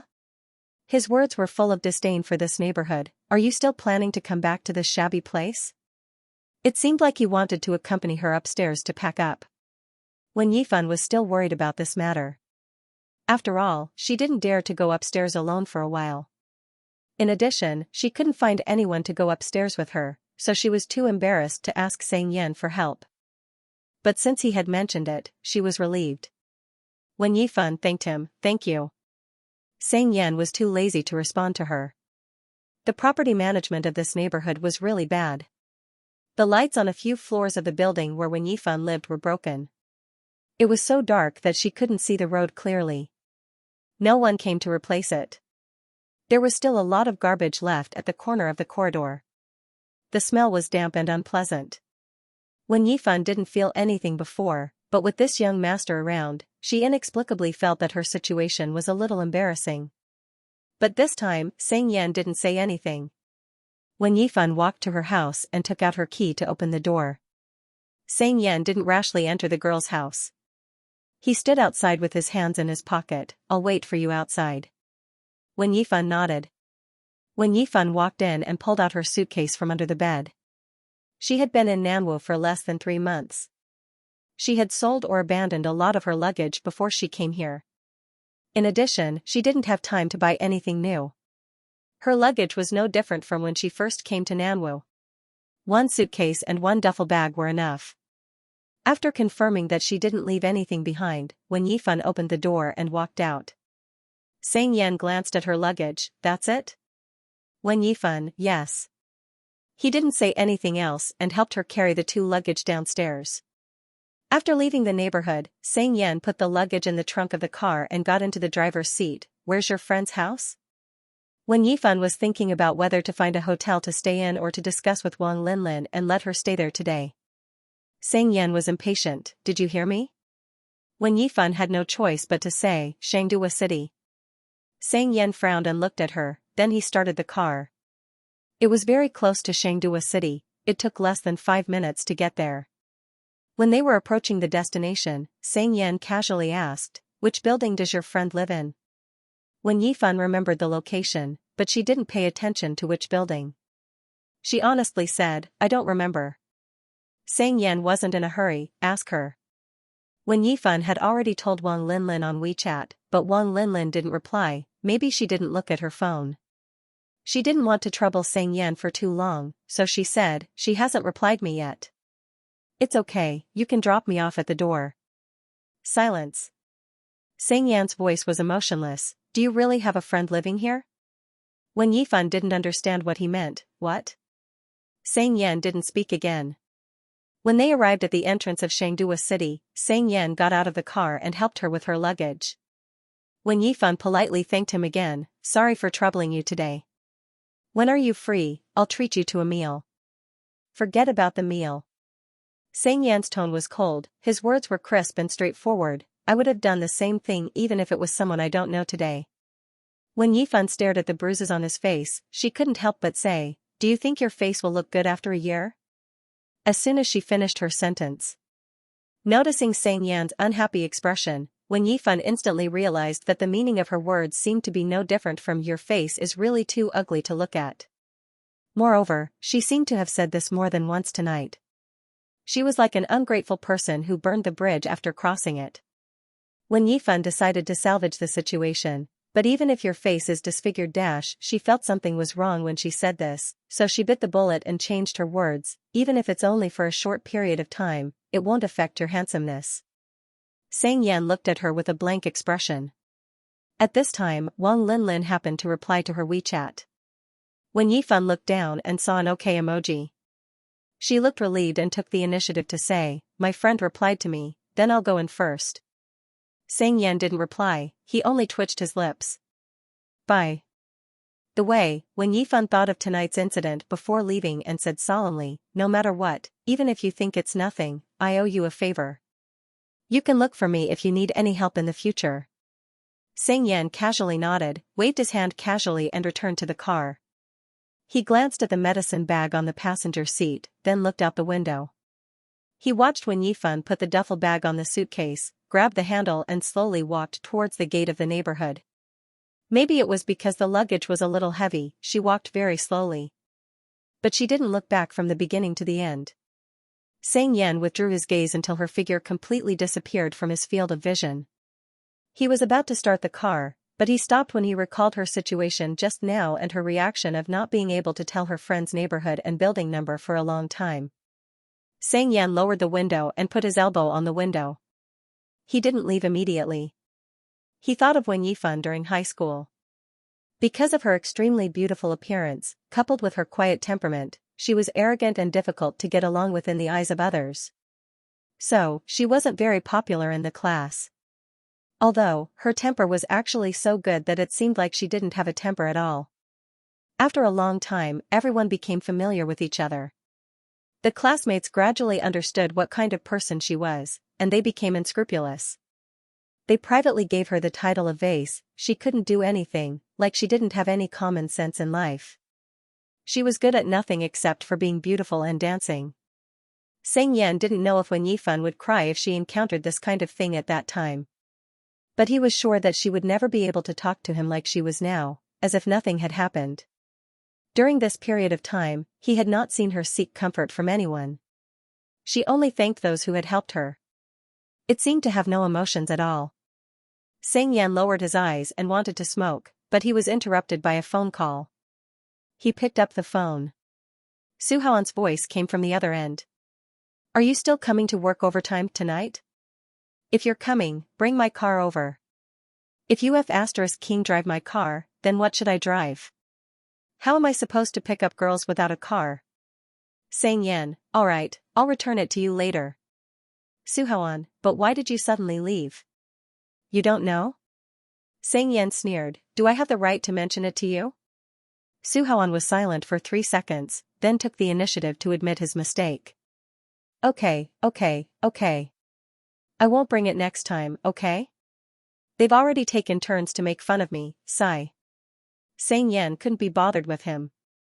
Su Haoan began to complain for himself again. What's wrong with me liking coquettish girls? I'm only interested in this type. Are you done? Of course not. Su Haoan continued to complain, can you be a little more patient with me? Just treat me like your future girlfriend and coax me, okay? I'm feeling very complicated right now. I'm hanging up. Sang Yan hung up the phone, took out a pack of cigarettes from his pocket, and took one out. Just as he was looking for a lighter, Su Haoan called back. He picked up the phone, turned on the lights in the car, and rummaged through the storage compartment in front of him. You're too heartless. I only have time to talk to you because my girlfriend went to the toilet. Su Haoan scolded him, what's wrong with you? I can. Say hang up. Then hang up. Sang Yan said, I can hang up a second time. Su Haoan began to sigh, coaxing women is really tiring. I originally thought that Lin was quite cute, but why is she so annoying today? Then don't talk to her. That won't do. It's too cool to be in a relationship. Sang Yan snorted, you're asking for it. At the same time, under the illumination of the lights, Sang Yan noticed that there was something shiny under the passenger seat. He stopped his sight, squinted his eyes, and bent over to pick it up. Sang Yan straightened up and looked at the thing in his hand thoughtfully. It was a bunch of keys. Wen Yifan waited at the door of Wang Linlin's house for about 2 hours. It wasn't until 12 o'clock that Wang Linlin finally arrived. When she saw Wen Yifan's appearance, she was a little surprised. Yifan, what's wrong with you? Why are you in such a mess? Wen Yifan explained, something happened in the house we lived in before. I suddenly came over and interrupted your date, so you came back early. I'm so sorry, Linlin. It's okay. Wang Linlin opened the door and sighed, I could have come back earlier, but my boyfriend is too clingy. I'm sorry to have made you wait here for so long. The two walked in together. Wang Linlin said, it's getting late. You should clean up first. I'm so sleepy that I'll go to bed after taking a shower. If there's anything, we'll talk about it tomorrow. Wen Yifan nodded. Wang Linlin took 2 steps towards the master bedroom and turned back. Oh yeah, why did you come back today? The place we ate at is quite remote. I forgot to remind you before you left. Wen Yifan said, Sang Yan happened to be leaving, so I asked him to give me a ride. You asked him? As if she had heard a big joke, Wang Linlin suddenly laughed, why didn't he take the initiative to give you a ride? Wen Yifan didn't know what was so funny about it, so she was a little confused, he didn't have to give me a ride. Wang Linlin shook her head, a little sympathetic, don't be like this in the future. You don't know how happy he is in private now. I guess he's laughing at you with his friends. Wen Yifan, huh? After all, he couldn't get you before. Now that you're the one chasing him, he'll definitely play with you for a while. When he's tired of you, he'll dump you. You have to be careful. Wang Linlin walked back and patted her on the shoulder, trust me, I'm very experienced. These guys are no different, they're all the same. Wen Yifan wanted to say that she didn't intend to chase after him. She also felt that Sang Yan wasn't that kind of person. After all, he didn't even want to talk to her now. However, Wen Yifan was too lazy to argue with others. She only took it as a kind reminder. I understand. Sharing a room with Wang Linlin was more harmonious than Wen Yifan had imagined. Because the two of them basically didn't meet at home. Wang Linlin's routine was very healthy. She was very persistent about her beauty sleep. She slept for 8 hours every day. She must fall asleep before 11 o'clock unless she had no other choice. She didn't make a fuss after waking up. She went out after putting on makeup. Wen Yifan was so busy that she didn't even have time to stay at home because she had to deal with the news. Her routine was all over the place. For her, the place was basically just a place to sleep. The security here was good, and it was close to the company. There wasn't much difference between having roommates and not having roommates. For Wen Yifan, it was already the perfect sharing life in her imagination. After knowing that Wen Yifan and Wang Linlin were really living together, Su Tian asked her about it several times. She was completely relieved when she saw that Wen Yifan really thought it was good. The next Wednesday afternoon. Wen Yifan had just finished talking to an expert on the phone when Su Tian came back from the pantry. She approached Wen Yifan, lowered her voice and gossiped with her. I just heard that Wang Linlin is going to resign. Wen Yifan's attention was attracted. She said in surprise, really? It should be true. Didn't she mention it to you when you were living together with her? Su Tian said, I think she has already handed in her resignation letter. I can tell from her recent behavior that she doesn't want to work anymore. How can you tell? She comes late and leaves early every day. The director is very dissatisfied with her recently. She will be fired sooner or later if she doesn't resign. I saw her pretending to look up some information for a while today. She left without doing anything. Due to the frequent unpaid overtime, the working hours of the reporter industry were relatively free. They could work 24 hours a day when they were busy. They could also come late and leave early after they finished their work. There weren't many limitations. Although they stayed in the same office, some of their colleagues could only see each other a few times a week.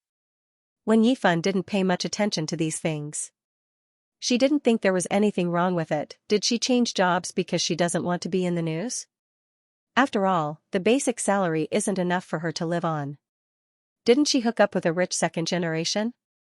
Speaking of this, Su Tian couldn't help but mention that rich second generation seems to be really rich. I saw Wang Linlin's car become a Ferrari a few days ago. She can't say anything other than showing off to me now. Wen Yifan smiled, just listen. Su Tian muttered softly, why can't I get used to seeing her smug look? Before Wen Yifan could reply, Fu Zhuang's head suddenly squeezed between them and said with a smile, whose smug look you hate? She didn't know when he came back. Su Tian was startled and pushed him away.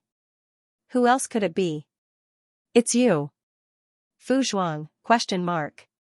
Su Tian, what are you eavesdropping on? Stay away, little brat. What little brat? Fu Zhuang was instantly dissatisfied. He used the drink bottle in his hand as a microphone. Aren't the three of us a group called Fan, Fu, and Suzy? You have to share any workplace gossip with me, don't isolate me. Su Tian was annoyed, what kind of group name is this? Did I agree with it? Fu Zhuang, isn't it nice? Wen Yifan smiled and didn't participate in this topic. She continued typing on the keyboard. There was silence. Seeing that both of them ignored him, Fu Zhuang took the initiative to ask, sisters, do you have plans tonight? Do you want to celebrate the festival with De Zhuang? Let's have a party to celebrate the first time De Zhuang's film is on the list. Su Tian patted his head, go home and drink your milk, I have a date. Fu Zhuang looked at Wen Yifan, then, Yifan. Wen Yifan raised her eyes when she heard her name. It seemed like she didn't listen to them at all. She glanced at the drink in his hand and reacted for a few seconds. Then, she pretended to say perfunctorily, thank you, I don't want to drink. After that, Wen Yifan continued to think about the press release. When the first draft was completed, she leaned back on the chair and rested for a while. Then, she opened her phone and took a look. The former landlord sent her a WeChat message 2 hours ago. Landlord, Wen, did you forget to leave the keys to the house with me? Wen Yifan was stunned and couldn't react for a while. On the night she moved out, she informed the landlord on WeChat. A few days later, the landlord transferred the remaining rent and deposit back to her through WeChat. They didn't contact each other again after that. She didn't need the key anyway, so she didn't think about it at all. Wen Yifan replied, yes, I'm sorry. I'll bring it to you when you're free. Although that was the case, Wen Yifan couldn't remember where she left the key. Could it be that she dropped it? For some reason, Wen Yifan inexplicably thought of the incident where Zhong Xiqiao left the bracelet in Xianxia's bar. When she was thinking that she shouldn't be so unlucky, someone sent her 2 more messages. Wen Yifan had a bad feeling when she saw the name. She subconsciously clicked on it. The first message was a photo of the key that the landlord just asked her for.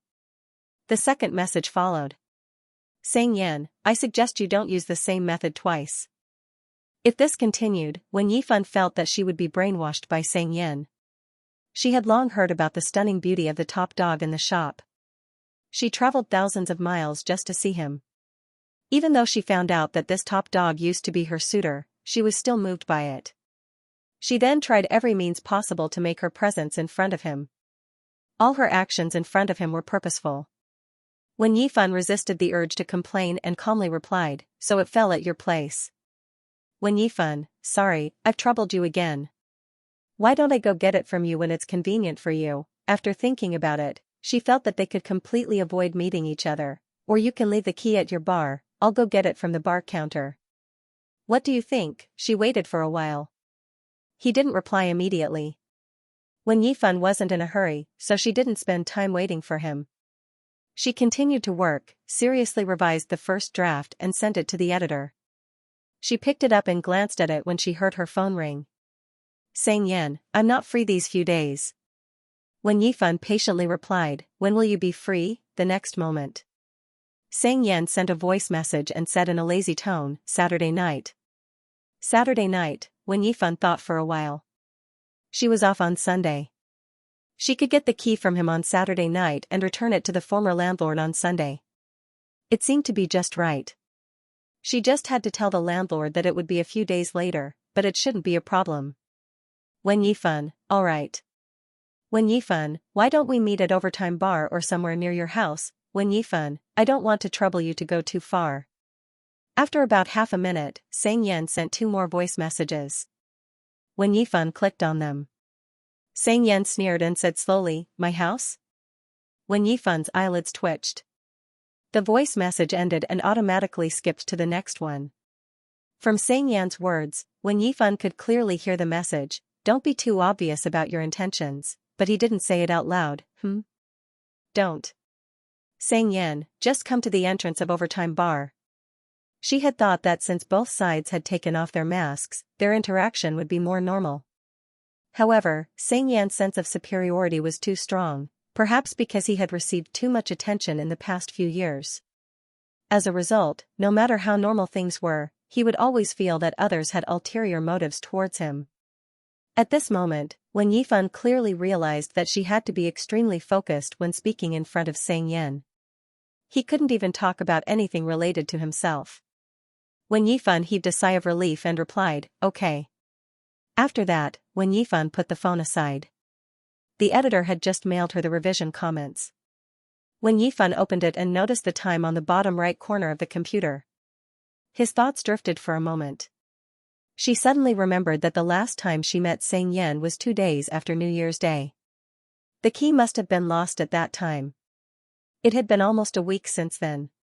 Why did he only tell her about the key now? Was he waiting for her to contact him because he didn't want to? There seemed to be such a possibility. When Yifan didn't care too much about this matter. After working overtime, when Yifan returned home, she saw Wang Linlin lying on the sofa in the living room as soon as she entered the door. She was watching TV while applying a facial mask. There was a bowl of fruit salad next to her. She seemed to be in a good mood as she was humming a song. When Yifan took the initiative to call her, "Linlin." Wang Linlin said vaguely, "You're back? You seem to be quite early today." "Yeah, there aren't many things to do today. This job must be tiring." Wang Linlin muttered, "I've been working in communication for a few years. So many people have left. Who can stand working overtime without increasing the pay? Look at how many people in our group are sick. Their salaries are all used to go to the hospital." When Yifan just smiled, "It's all right. By the way, Yifan," Wang Linlin said as she sat up and asked, "Did you wake up in the middle of the night last night?" When Yifan was stunned, "No." Wang Linlin seemed to have mentioned it casually, "I think I was dreaming. Why did I feel movement in the living room when I was half asleep? I looked at the time, it was already 3 o'clock in the morning." Hearing this, when Yifan suddenly remembered a habit that she used to have. However, it had not happened for a long time, and Wang Linlin wasn't too sure about what she said. She thought about it and decided not to mention it. When Yifan looked at the time and took the initiative, "Linlin, I'm going to take a shower first." "Wait, you can shower later." Wang Linlin stopped her and patted the seat next to her. "Yifan, let's talk. Sit here, I have something to tell you." When Yifan obediently walked over, "What's wrong?" "You have to promise me first." Wang Linlin took off her mask and threw it into the trash can. Her expression was a little flattering. You won't be angry after listening to me. Wen Yifan nodded, okay. I told you just now, this job is really tiring. I can't even afford a bag that my boyfriend bought for me with my monthly salary. I've been working for this long and it's really my limit. Wang Linlin said, I submitted my resignation to the director a few days ago. I'm not going to work anymore. My cousin introduced me to a job at Gyazaku. Speaking of this, she paused and lowered her voice, isn't it still quite far away? Wen Yifan instantly understood what she meant, you're not going to live here anymore? Wang Linlin explained, please don't be angry. I didn't know that my new job is so far away from here. I was thinking of sharing a room with you. Wang Linlin's attitude was much better than usual, probably because she felt that she was in the wrong. I should move in a few days. I'll definitely find you a new roommate before I move. What do you think? Wen Yifan's mood didn't fluctuate much regarding this matter. She had thought of this possibility when she heard from Su Tian that Wang Linlin had resigned, so she wasn't too surprised at this moment. Not to mention that she wouldn't be angry. Wen Yifan looked gentle, it's okay, I can understand. I'm also happy for you that you can find a suitable job. You don't have to worry too much about a new roommate, I'll figure it out myself. Sigh, Yifan, you're so nice. Wang Linlin breathed a sigh of relief and hugged her arm coquettishly, I was worried that you would scold me. When I first found a roommate to share a room with, we had a big fight because of this. Wang Linlin began to complain after the matter was resolved, I'm really speechless. I don't think I did anything wrong. Can't I just move away? I didn't expect that I would move so soon when I found her to share a room with me. Wen Yifan curled her lips and didn't speak. But Yifan, you're still very reasonable. Wang Linlin smiled sweetly, I'll definitely find you a reliable roommate. No, it's okay. Oh, it's okay, don't worry. Wang Linlin said, I'll definitely ask for your opinion before I look for a roommate. I won't force you to live with the roommate I introduced if you don't like it. Hearing this, Wen Yifan finally agreed. Then I'll have to trouble you. What Wang Linlin meant was that after she handed over her work and officially resigned, it was almost time for her to move out. Because she had already found a house in Gyazaku, she would move out by next weekend at the latest. But Wen Yifan wasn't too anxious. After all, Wang Linlin had already paid a month's rent. She still had some time to find a new roommate. But Wen Yifan didn't know many people in Nanhua City. She didn't keep in touch with her classmates anymore. Although she added them through her QQ friend list and had many high school classmates in Nanhua City in her WeChat contact list, she basically didn't keep in touch. So she wasn't familiar with them. There was no difference between them and strangers. Wen Yifan still planned to ask Xianxia for help. After all, Xianxia grew up here and even went to university in Nanhua City. She definitely knew more people than her. Moreover, she felt that the people Xianxia introduced were reliable and trustworthy. Unknowingly, it was Saturday night. Knowing that Xianxia wouldn't take the initiative to look for her, Wen Yifan sent him a WeChat message when it was almost time to get off work. When it was almost 8 o'clock, Xianxia replied, come over. Wen Yifan hadn't finished writing the outline, but she couldn't let Xianxia wait for her. She packed her things and planned to continue writing after going home. She said goodbye to the rest of her colleagues and left the company. When she was about to reach the fallen street, Wen Yifan took out her phone and sent Xianxia a WeChat message, I'm almost there. After walking for a while, Wen Yifan walked to the pass that she had to pass to enter the fallen street. Before she walked in, she noticed that Xianxia was standing outside the pass. He was leaning against the black lamppost. His skin was cold and pale under the light, but his face was expressionless as usual. He was still wearing dark clothes, and his aura was cold and unapproachable.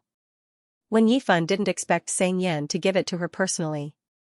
She thought he would put it on the bar counter or find a waiter to pass it to her. She didn't want to waste too much of his time, so she quickened her pace. Xianxia had already noticed her when she was about to call him. He lifted his chin slightly, and with a lazy posture, he threw the key into her arms without a word. Wen Yifan subconsciously reached out and caught it, thank you. Xianxia nodded slightly. Wen Yifan put the key back into her pocket and rushed home to write the outline. She never expected Xianxia to say polite words, so she had to do it herself. Then I won't bother you anymore, I'll go back first? He didn't respond. I've troubled you too many times recently.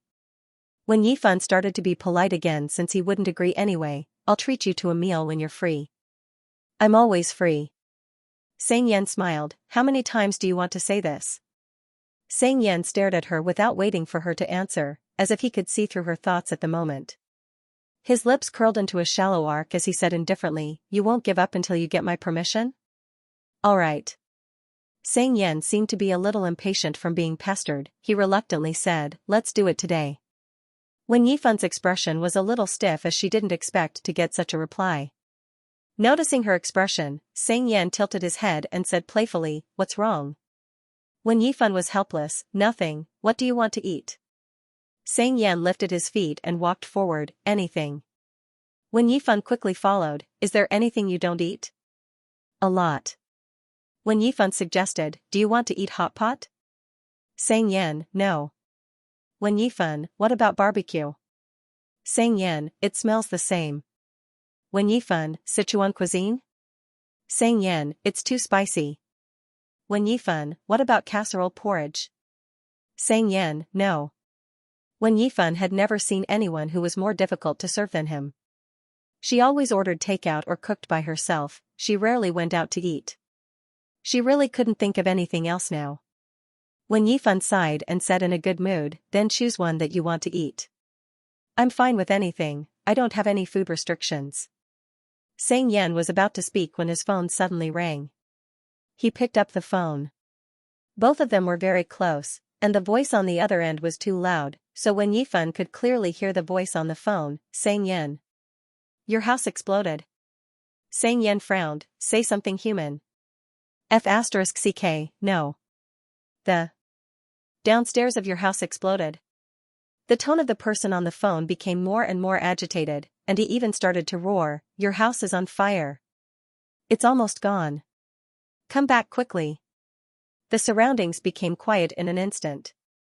Wen Yifan immediately raised her head and looked at his phone. Xianxia seemed to think that it was too noisy, so he put the phone back to his ear after the person on the other end finished roaring. His expression didn't change, and he said calmly, oh, then help me call 119. He hung up the phone after he finished speaking.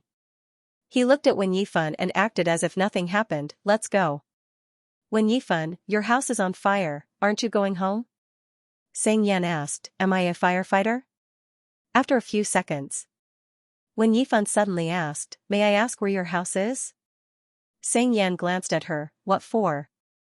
Wen Yifan took out her phone from her pocket and said honestly, I want to rush over to do a report. Xianxia was so angry that he laughed, what? Wen Yifan found Xianxia on the communication device and called him.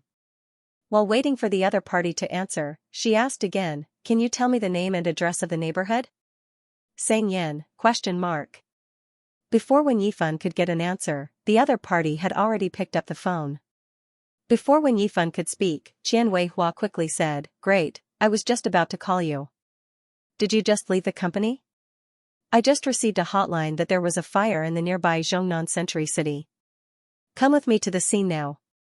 Wen Yifan hurriedly agreed, told him her specific location, and then hung up. She looked at Xianxia. She felt that the atmosphere was a bit quiet. Wen Yifan took the initiative to ask, do you live in Zhongnan Century City? Xianxia, I have to work overtime, can I treat you to dinner next time? Wen Yifan paused for a few seconds and asked hesitantly, my teacher is driving over now, do you want me to give you a lift? 3 minutes later, the two of them sat in the interview car. The driver was Xianxia, Fu Zhuang also followed and was sitting in the back seat. Xianxia's car was parked in the parking lot at the mountain pass. He was too lazy to drive back, so Wen Yifan asked him to sit in the back seat while she sat in the front passenger seat. Fu Zhuang immediately asked, Yifan, who is this? Wen Yifan buckled her seatbelt and said casually, my high school classmate, he lives in Zhongnan Century City. He should be the owner of the house where the fire happened. He has to go back to check on the situation. Xianxia started the car and said in surprise, what a coincidence. It's only the beginning of 14 years, how did this happen?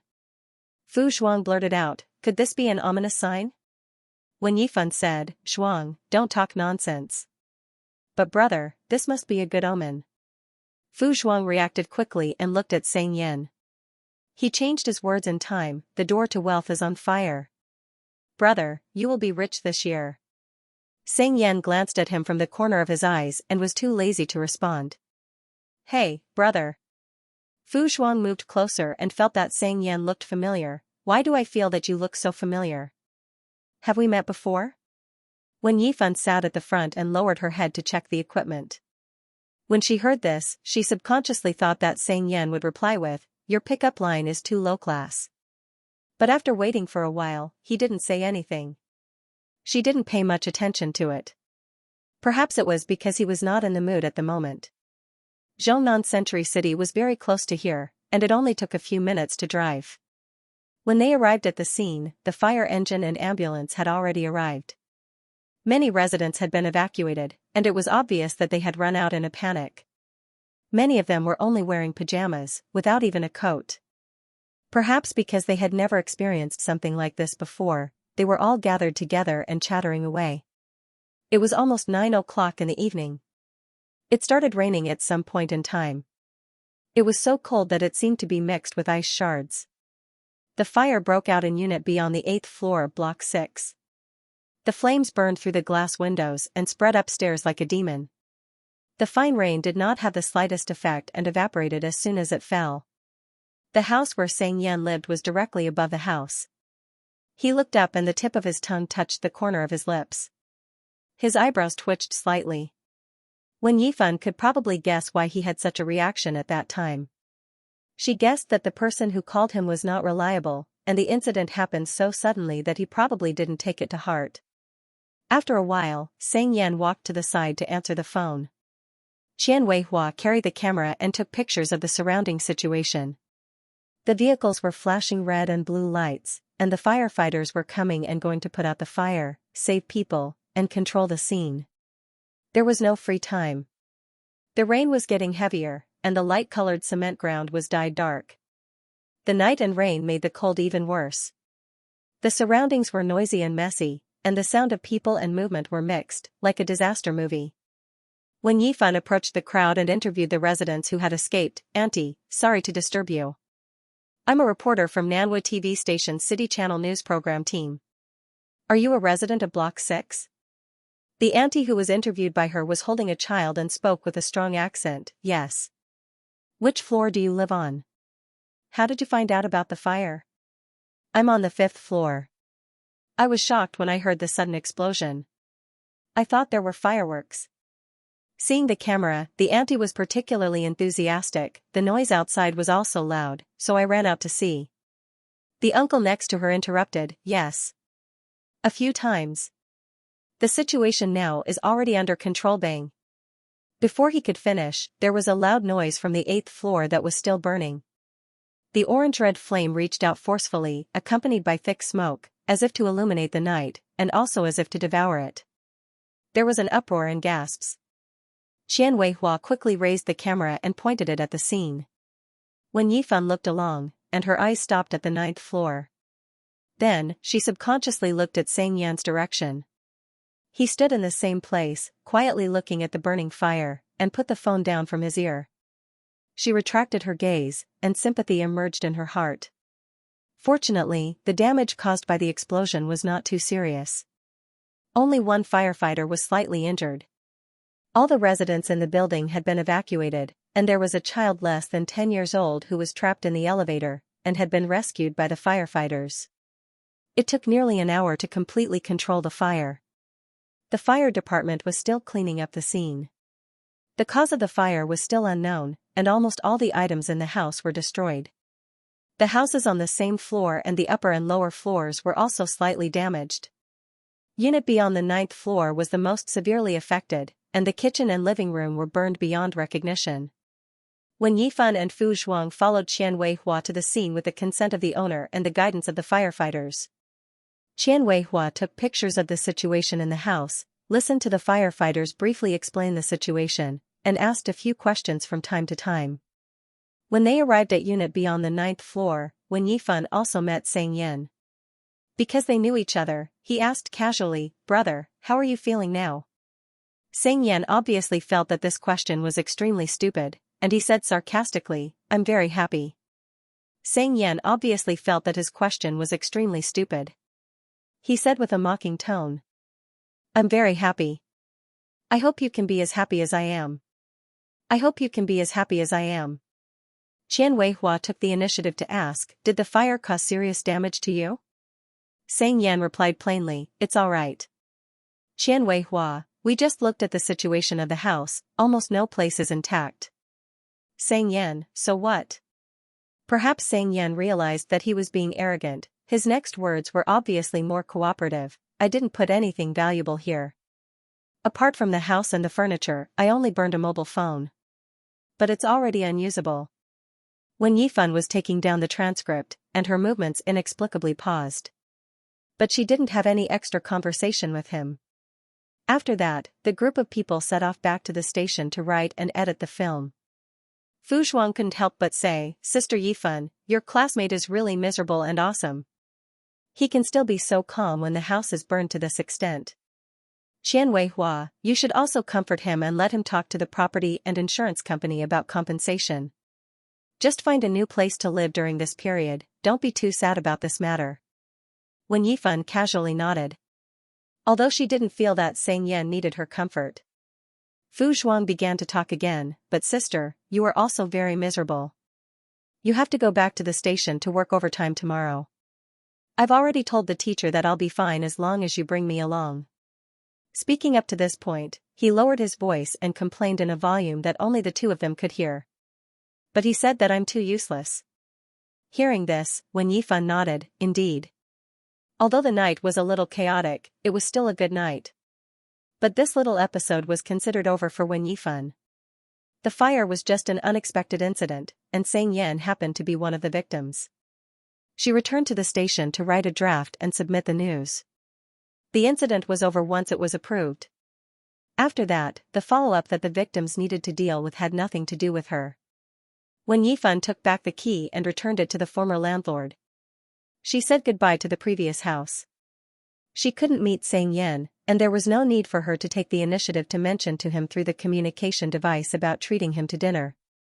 In the near future, she only had one problem left to solve.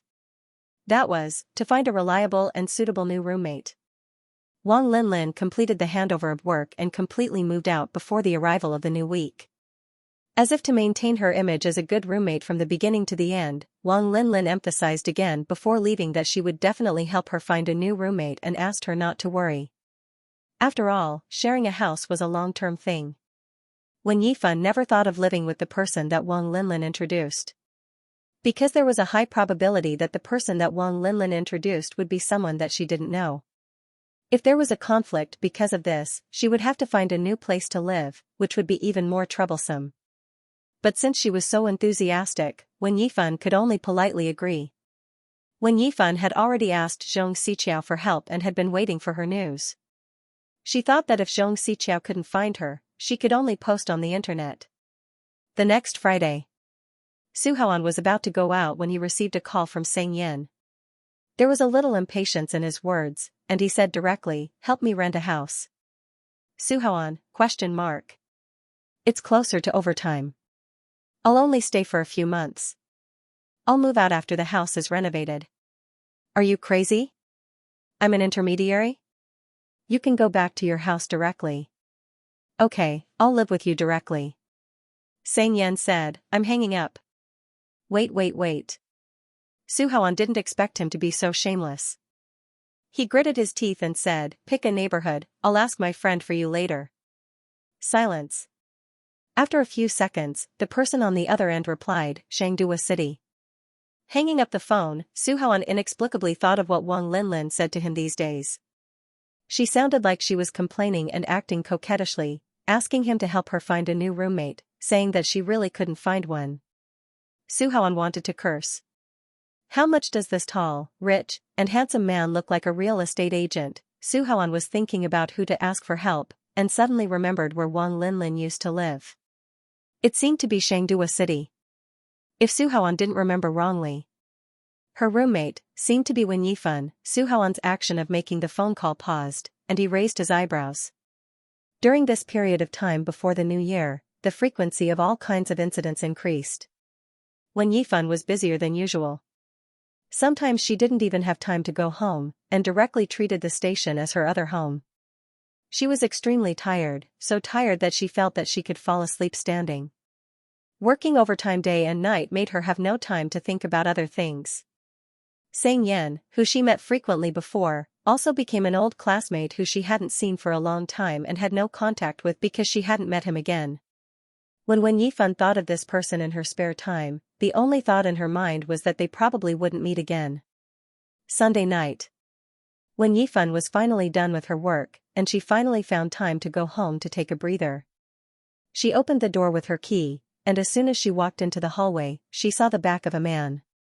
The man was tall and thin, he seemed to have just come in, and he hadn't taken off his shoes. There was a suitcase next to him. Wen Yifan's mind suddenly went blank, and even her breathing stopped.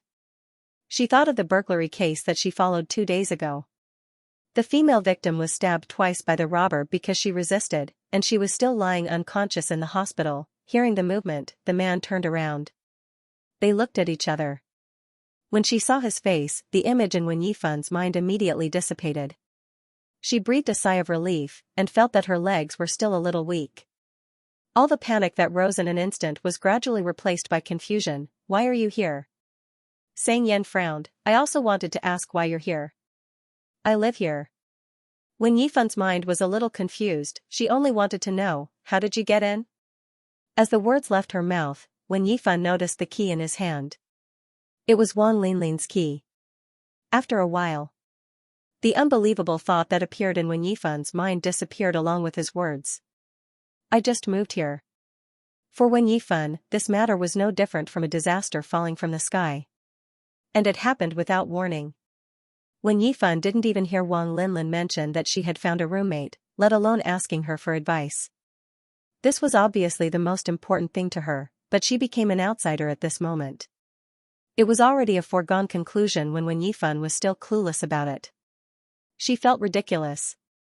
Even though Wen Yifan was as calm as still water, she still felt a little angry after she realized it. She stared at Sang Yan in front of her and resisted the urge to drive him out. After all, from Sang Yan's reaction just now, it was obvious that he didn't know anything. Wen Yifan didn't have the habit of venting her anger on others. She calmed herself down and took off her shoes. Then, she pointed to the sofa like she was entertaining a guest. Take a seat first. I don't know much about this matter, I'll call and ask first. Sang Yan stood still in the same place. Wen Yifan walked into the room without waiting for him to respond. It was almost 11 o'clock at this time. Wen Yifan's original plan was to take a quick shower and go to sleep after coming back. She didn't think that she would have to deal with these troublesome matters. She didn't think that Wang Linlin might have fallen asleep and directly called her. The phone rang for more than 10 times before it was picked up. Wang Linlin had already entered dreamland and started her beauty sleep. Because she was woken up, her tone was impatient. Who is it? Are you crazy? I'm sleeping. Wen Yifan, Sister Lin, it's Wen Yifan. Wang Linlin, let's talk tomorrow, I'm sleepy. I don't want to disturb you, I just want to ask you something. Wen Yifan's tone was very calm, it didn't sound like there were many ups and downs. Did you give the key to someone else? There's someone else in the house now. Ah? Hearing this, Wang Linlin's voice sobered up a little. Who is it? It can't be my boyfriend, right? Don't hook up with my boyfriend secretly. No. Wen Yifan said, it's Sang Yan. I see. Wang Linlin was obviously relieved and explained to her, oh, I remember now. I haven't been able to find someone to replace me. I'm quite worried, so I couldn't help but mention it to my boyfriend a few times. Wen Yifan listened patiently. He probably didn't want to see me so unhappy, so he helped me solve this problem in private. Wang Linlin began to show off coquettishly, I don't know either. He probably wanted to give me a surprise. Wen Yifan thought that she would feel sorry, even if it was just a little. It seemed like she was thinking too much. She really hated having to deal with these things.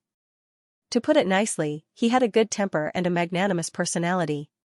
He would not fuss over such trivial matters with others.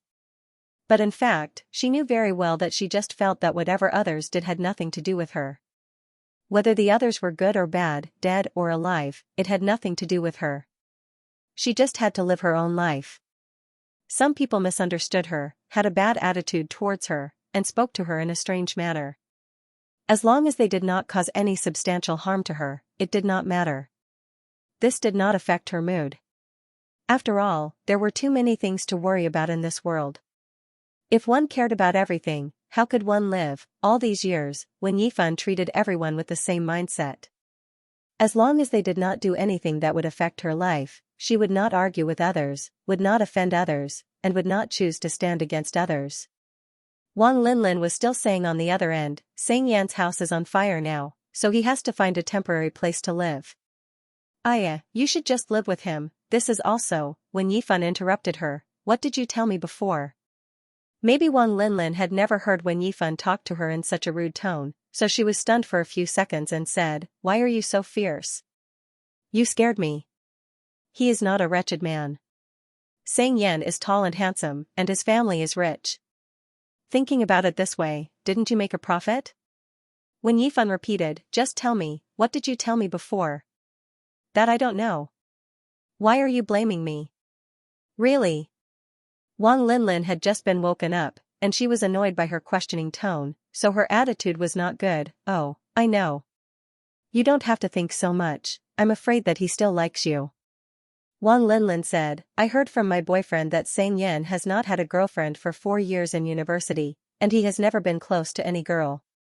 He hangs out with another school hunk in his dormitory every day, and everyone in his school thinks that they are a couple. When Yifan was so angry that she laughed. She wanted to hear what else she could say. He hasn't been in a relationship until now. This must be a big problem. Maybe he has gradually recognized his sexual orientation in the past few years. Wang Linlin said, thinking about it this way, my boyfriend is a little bit in danger. When Yifan knew that Wang Linlin was indeed unreliable. But she never thought that she could be so unreliable. When Yifan closed her eyes and didn't want to say another word to her. Wang Linlin said to her impatiently, don't worry, he must be gay. And even if we don't mention this, it's not a big deal to share a house with the opposite sex. I had a boyfriend when I was sharing a house. After she said this, when Yifan finally said, from what you said, you have such a good relationship with Suhawan. When Yifan spoke slowly, as if there were dense needles wrapped around her gentleness, then the person who has been driving a Ferrari to pick you up these days must be his friend. Wang Linlin instantly stopped, what do you mean? Ah, right, since you feel that sharing a house with Xianxia is so good, why don't you come back and live with him? Anyway, it's not too much to cheat on 2 or 3 girls at the same time. When Yifan smiled, it's not difficult for you, right? At the same time, in the living room. Xianxia called Suhawan and suppressed his anger, is there something wrong with your brain? F***ck it was noisy on Suhawan's side. It sounded like he was in a bar, brother, calm down, okay? What are you doing? Why are you scolding me as soon as you come up? Xianxia sneered, don't tell me you don't know that someone else lives in this house. Knowing this, Suhawan instantly relaxed and said naturally, then why do you live in such a big house alone? If you find someone to share a house with, you can save some rent and renovate your house. Xianxia, do I have to share a house with someone? You don't have to. Isn't that our goddess one? Suhawan smiled, okay, I understand. You don't have to thank me, we've been brothers for so many years. I'm too lazy to talk to you, Xianxia couldn't get through to him, I'm going to your house now. Get lost, I have something to do tonight, don't King bother me. I'm a man, Xianxia said, do you think it's appropriate to live with a girl? F***ck, how can you say that? When you told me Shangdua City, why didn't you think about what you said? Suhawan said, don't think I don't know what happened to your face that was beaten into a dog. Okay, don't pretend in front of me, it's fine as long as we know it. And our goddess one is so beautiful, do you think this kind of thing won't happen again?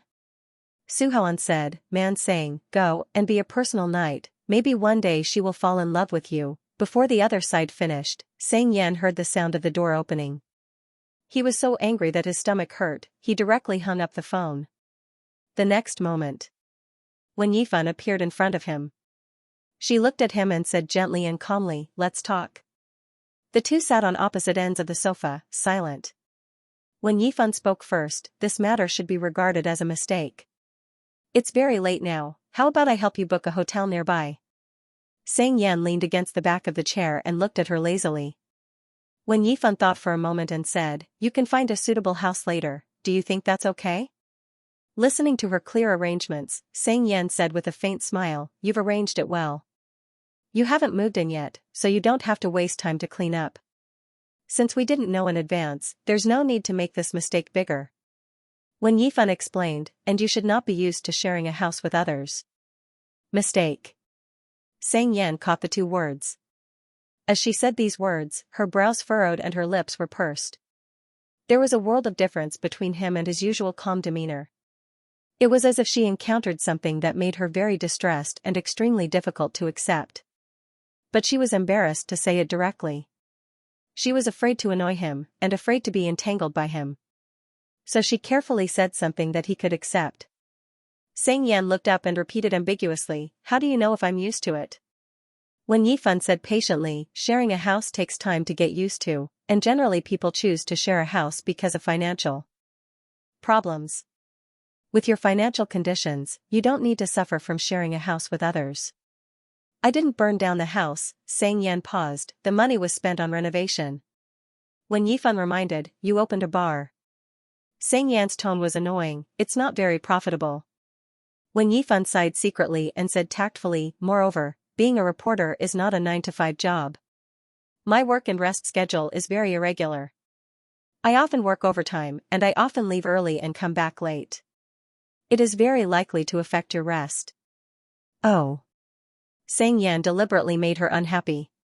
"Then when you come back, don't make any noise." He didn't seem to understand no matter what she said, so when Yifan was straightforward, "We are the opposite sex, and there will be a lot of inconveniences. You don't want to think twice before doing things at home, right?" "Why should I think twice?" Xianxia looked at her and suddenly smiled. "When Yifan, your attitude is quite interesting." "When Yifan, what's wrong?" Xianxia's voice was cold, and he spoke very slowly. "Do you think I still can't forget you and will pester you like before?" When Yifan almost choked, "I didn't mean that. I didn't expect that I'm such a sentimental person in your heart. I'm explaining our current situation reasonably. You don't have to misunderstand what I mean. The luggage has been moved up, and I'm too lazy to waste time. I'll stay here for 3 months at most, and I'll move out after the house is renovated." Xianxia pursed his lips, "I hope you won't try to get close to me when I live here." When Yifan couldn't help but say, "You only have one suitcase. I also want to ask, why do you mind so much?" Xianxia tilted his head slightly and looked at her casually, "Why? Or did I say it the wrong way?" "What?" Xianxia glanced at her up and down, and then said casually, "The person who can't forget is you." Seeing his expression, when Yifan suddenly realized that the situation seemed to be unknowingly filled with the smell of gunpowder. However, when Yifan didn't intend to argue with him. She didn't know what she said that made him unhappy. She didn't have any feelings for Xianxia, she was only angry at Wang Linlin. "No, you don't have to worry." When Yifan paused and said calmly, "I wouldn't dare to do anything to you." "I don't mind, I just wanted to explain the situation to you." When Yifan said, "I don't know what I said that made you unhappy. But this happened too suddenly, I still can't react. And I think both of us aren't in a good mood now, plus it's getting late." When Yifan thought for a while and suggested, "Why don't you stay here tonight? Let's both think about it, we'll talk about it tomorrow after I get off work." Xianxia still looked at her and didn't say anything. When Yifan, renting together is not a small matter, we can't decide immediately. After all, it's quite troublesome for me if you feel that it's suitable today, but you want to move tomorrow because you can't accept it. There was another moment of silence. When Yifan really wanted to go to sleep, she didn't want to care about anything at this moment. She felt that sitting here for another second was a waste of her sleeping time. She was a little impatient, Why don't you think about it for a while? I'll go to sleep first. Okay. Xianxia suddenly interrupted her, his voice was emotionless. What time do you get off work tomorrow? Not necessarily. When Yifan paused, I'll try to come back before 8 o'clock. Xianxia raised his eyes and responded softly. As soon as he finished speaking, Wen Yifan immediately felt like she was pardoned. She stood up and pointed inside. Then you can sleep in the master bedroom tonight. But there's nothing in there, you have to make your own bed. Then, she looked at Xianxia's suitcase. You should have brought bed sheets and quilts, right? Xianxia didn't respond. When Yifan didn't ask again, then I'll wash up and go to bed, you should sleep early too. Then, when Yifan returned to her room, took a change of clothes and went into the bathroom. She was so sleepy that her eyes began to hurt, and it spread to her head. But she still couldn't bathe fast enough. When Yifan came out, Xianxia was no longer in the living room. His suitcase was still in its original position. The door to the master bedroom was closed as usual. She couldn't hear anything, so she didn't know if he had gone in. When Yifan hesitated and decided not to call him. Before going to bed, when Yifan glanced at her phone. Wang Linlin had sent her a few WeChat messages not long ago. Wang Linlin, Xiaofan, I'm sorry. I was just sleeping, so the tone may not be very good. I know I didn't handle it well. I've already asked my boyfriend. He told me that he didn't think too much about it, but we know that it's not appropriate to give you the key directly. We're really sorry for scaring you. Wang Linlin, he said he would explain it to Xianxia and asked me to apologize to you on his behalf. Wang Linlin, don't be angry. Also, that Ferrari is my cousin's car, don't misunderstand. Kiss, you have to keep this a secret for me. Don't tell my boyfriend. He doesn't really like me hanging out with my cousin. When Yifan didn't reply. She recalled what happened today. She didn't know if she was too angry with Wang Linlin at that time, but she really couldn't control her emotions because of the lingering fear. If the person who came today wasn't Xianxia. If Wang Linlin had given the key to another man, a person like her previous neighbor, would she still be able to lie on this bed and sleep so peacefully? When Yifan sighed. In any case, Wen Yifan didn't want to have anything to do with Wang Linlin anymore. When Yifan began to think about sharing a room with Xianxia. She would think about this matter after calming down. She suddenly felt that this matter wasn't that difficult to accept. She didn't have high requirements for her roommates. Of course, the best choice was someone of the same sex that she could get along with, but it didn't matter if it was someone of the opposite sex with a good character. Although Xianxia's mouth was a bit annoying, Wen Yifan still believed in his character. In addition, he wasn't going to stay for a long time, only for 3 months. It was considered as a buffer period for her to find a suitable new roommate who could share a room with her for a long time. However, Wen Yifan felt that after a night of settling down, according to Xianxia's previous attitude towards her, he shouldn't be willing to see her every day. The next morning, Wen Yifan was woken up by a phone call. She didn't look at the caller ID and answered the phone in a daze. Unexpectedly, she heard her mother, Zhao Yuandong's smiling voice, Jiang. When Yifan's eyelids moved and she responded with a hum. Zhao Yuandong called her by her nickname. When Yifan was born on the day of Xuanjiang. Her father called her Little Xuanjiang before she could come up with a name. Later on, she came up with a name, but she got used to it and simply treated it as a nickname.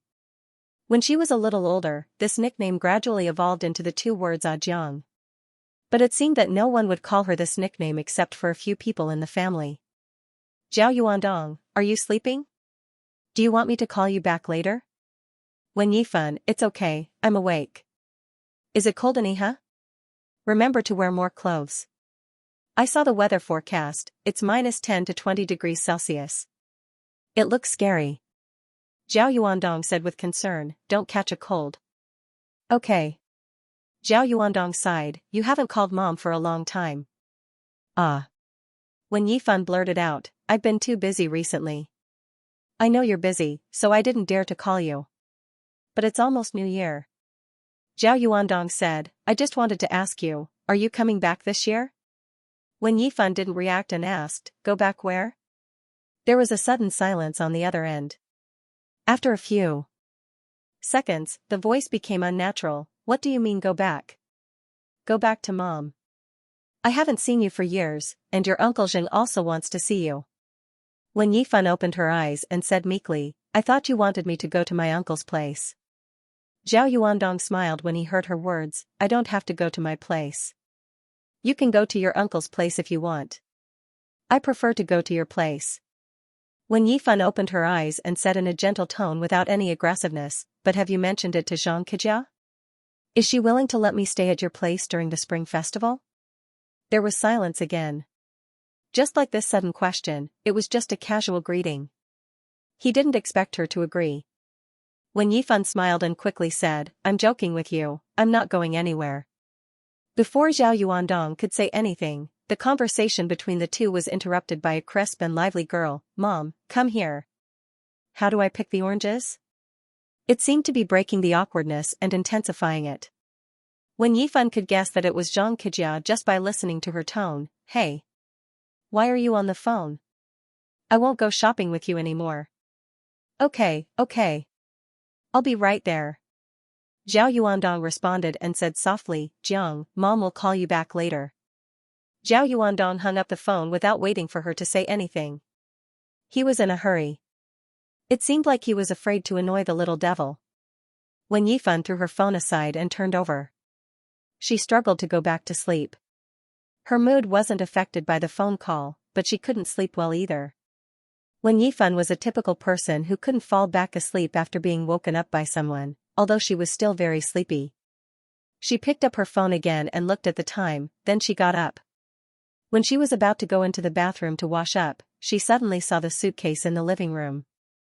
It didn't move at all last night. When Yifan remembered what happened last night and was a little puzzled. Doesn't Xianxia need to take a shower with his clothes? When Yifan didn't care too much. She quickly washed up, went back to her room to change her clothes and was about to go out. When she walked to the porch to put on her shoes, she suddenly realized that Xianxia's shoes were gone. If it wasn't for Xianxia's suitcase, When Yifan would have tacitly assumed that he didn't intend to rent the house and left. When Yifan hesitated for a while before she made up her mind to knock on the master bedroom door. There was no response after a while.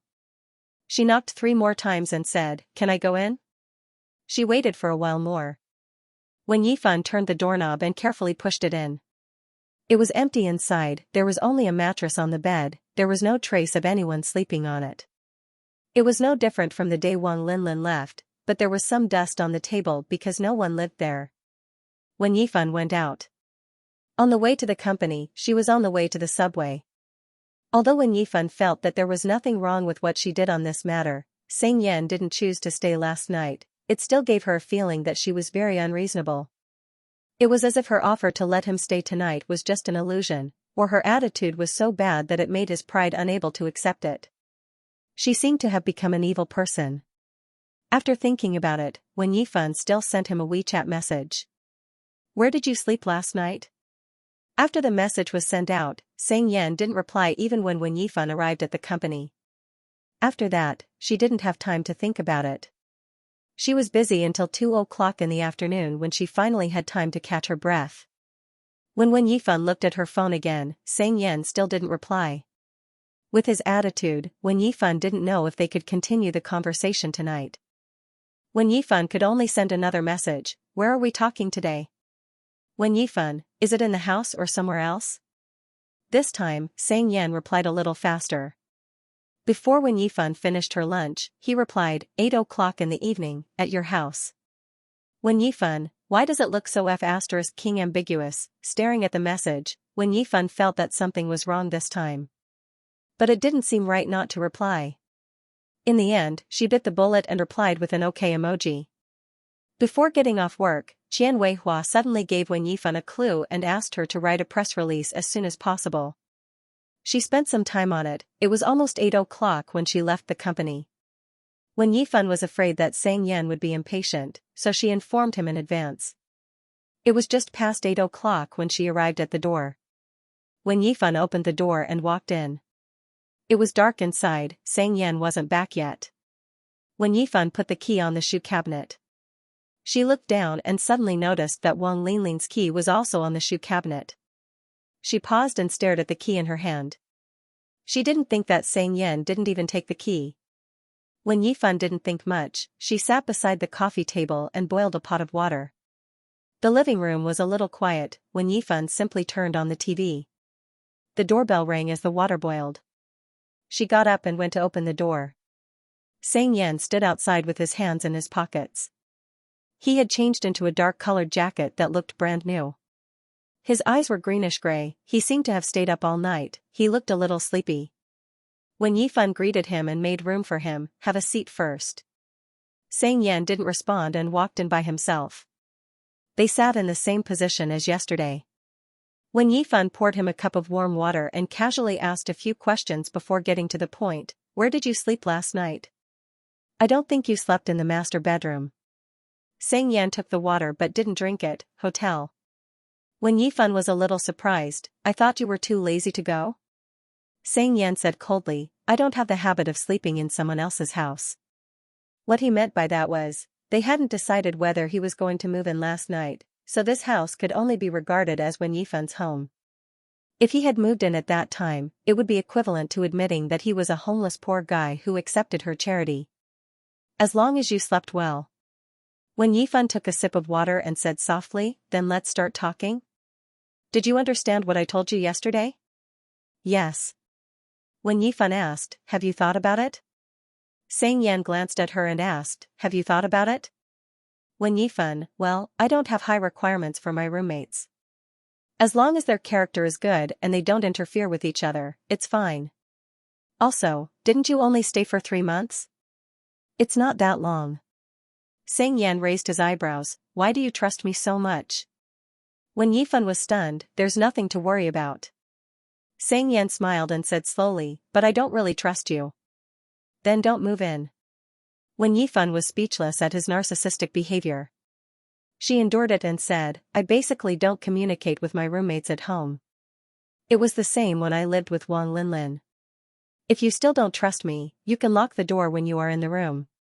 She didn't care about 8,000 locks. Xianxia slightly raised his eyebrows and didn't comment on this. When Yifan asked again, "If you can accept it, then let's talk about the precautions of sharing a house." "Xianxia, what do you want to talk about?" "First of all, rent and deposit." When Yifan was very businesslike, when Wang Linlin moved out, she gave me the landlord's WeChat business card. The contract was signed in Wang Linlin's name, and it will expire in half a year. When Yifan, the rent is paid monthly, 5,000 a month. The deposit is a month's rent, and I'm paying it now. Since you are moving in now, let's split the money? Xianxia lazily said, "Okay. Then I'll make it clear to you." When Yifan bent down and took out a book from under the coffee table. She wrote some numbers on it. "I'm living in the second bedroom now. You will be living in the master bedroom that Wang Linlin used to live in. There will be a bathroom. So your rent will be higher than mine, 3,000 a month." When Yifan paused and raised her head, "Can you accept this?" Xianxia supported his face with one hand and looked at her. He was listening to her casually. Yes. They were in a private space. The distance between them was getting closer because of the conversation. "The water and electricity bills are paid with my passbook. I went to get a bank account some time ago." When Yifan tucked her hair behind her ear and took out her passbook, "There's more than 800 in there." When Yifan said, "If that's the case, you can transfer 5,900 yuan to me first." When Yifan looked up at him as she said this. Xianxia retracted his gaze, "Okay. In addition, we are living together after all, there are many things that can't be separated clearly. We will also share the cost of the daily necessities? I will give you a list tomorrow. But if you don't want to, we can each use our own."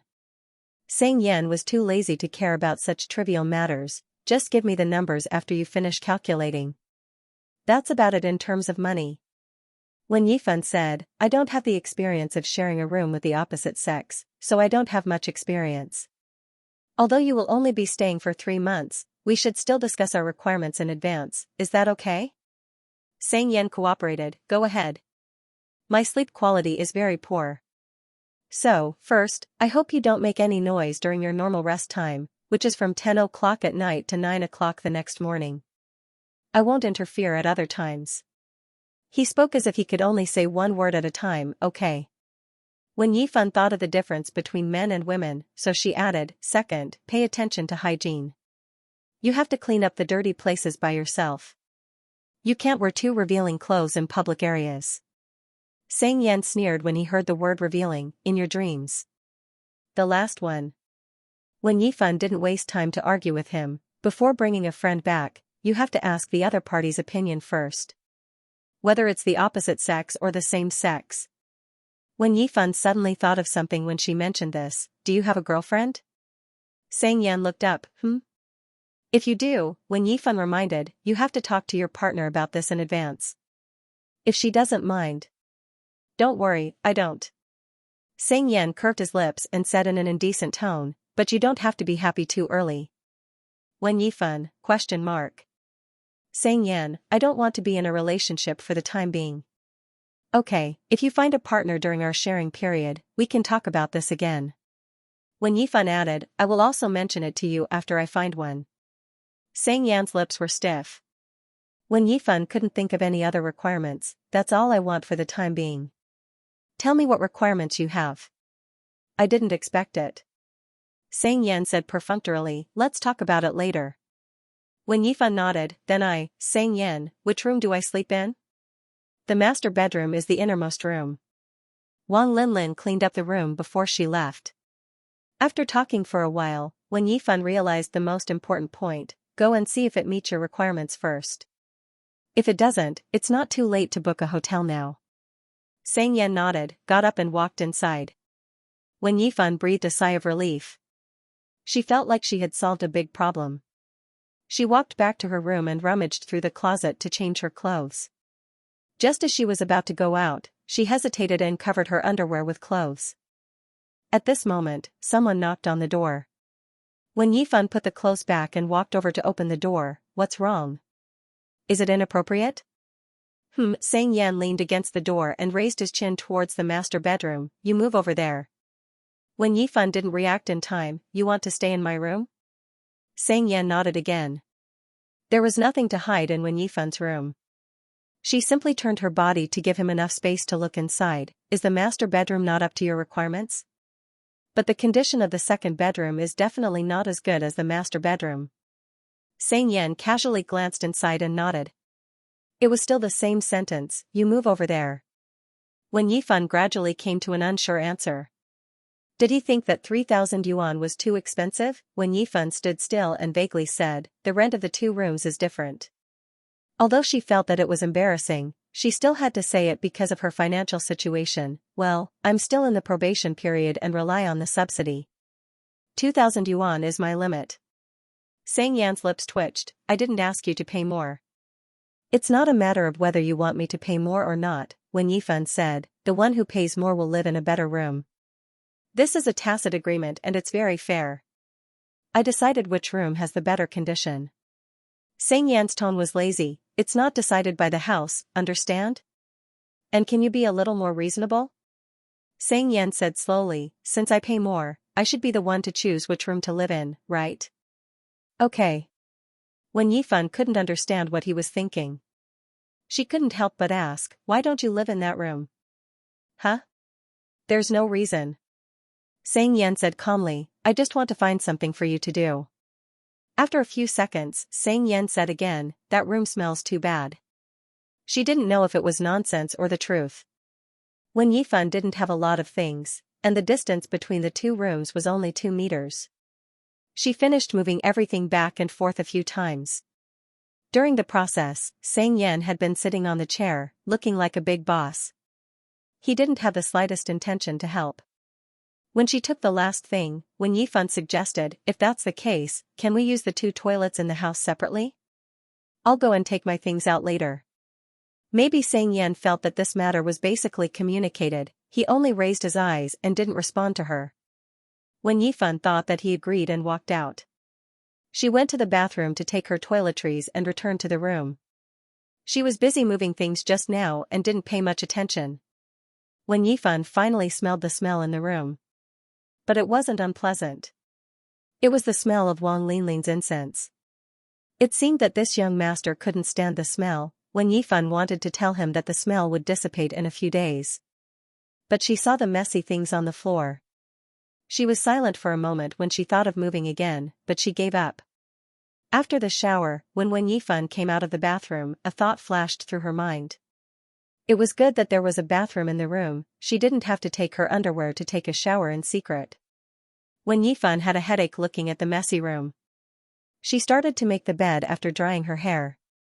Wen Yifan heard her phone ringing when she just laid the bed sheets. She reached for the phone on the bedside table, tapped on the screen and found out that it was an Alipay transfer notification. Xianxia transferred you 13,000 yuan. Wen Yifan was stunned when she saw the amount. She quickly realized that Xianxia probably thought it was too troublesome, so he directly gave her 3 months' rent plus the deposit and utilities. But if she wanted to round it up, it would be enough to give her 12,000 yuan. What's the extra 1,000 for? Thinking of this, Wen Yifan thought of the daily necessities that she mentioned later. She didn't buy anything recently, but the washing machine in the previous house was too old and went on strike. At that time, Wen Yifan discussed with Wang Linlin and bought a new washing machine with her. Wang Linlin left after a few uses. When Wen Yifan returned her the deposit, she simply returned the money to her. Wen Yifan didn't want to take advantage of Xianxia, so she took a screenshot of the list and finished the account with the calculator on her phone. After finishing the calculation, she transferred the extra money back to him according to the numbers on the screen. She suddenly felt that something was wrong when she sent it out, so she picked up her phone again. On the other side, Xianxia heard his phone ringing on the bed. He threw the towel to the ground and bent down to pick it up. Wen Yifan transferred you 520 yuan. At this moment, in the master bedroom, Wen Yifan stared at the numbers on her phone and fell into silence. She felt that the situation would be better if the order was reversed and changed to 250. However, she didn't feel guilty and calmly typed, "This is the extra money you gave me, I'll transfer it back to you." Sending failed. The two of them didn't add each other as friends on Alipay. The interface immediately popped up, "We can only chat after we become friends. Send verification to add us as friends." At the same time, Xianxia sent her a WeChat message. It was indeed a question mark. Wen Yifan could guess his reaction when she saw the number 520. Exactly the same. Without waiting for Wen Yifan to reply, Xianxia sent another message, "What's the matter?" This number was indeed too tempting, but Wen Yifan didn't fabricate it out of thin air. She sat up and decided to explain to him, "That's the difference I refunded to you." Wen Yifan listed the prices one by one, 9,000 yuan for rent, 2,500 yuan for deposit, 400 yuan for utilities. Then, she sent the receipt for the washing machine, 1,190 yuan for the washing machine. Wen Yifan, "I'm not good at keeping accounts, so you don't have to give me extra money first. We'll talk about it later when you want to buy something." After a while, Xianxia replied with a voice message, "Calculate it yourself." His tone was monotonous, it sounded even colder as it traveled through the receiver. But when he said the last sentence, he unconsciously raised his tone with a hint of provocation. It made people want to follow the screen and fight with him. But at this moment, Wen Yifan was a little confused. What did he mean? Did he say that I calculated wrongly? Looking at the string of numbers that she sent, Wen Yifan was a little uncertain. It should be. Not really. Maybe. She didn't reply immediately, she opened the calculator and calculated again. The number was 505. This was like a bolt from the blue for Wen Yifan. She didn't want to face the truth.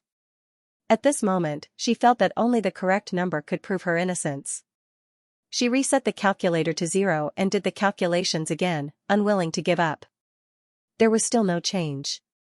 When Yifan froze on the spot, her brain was working fast, thinking about how to explain next. Soon, Xianxia sent another voice message as if he was not surprised at all.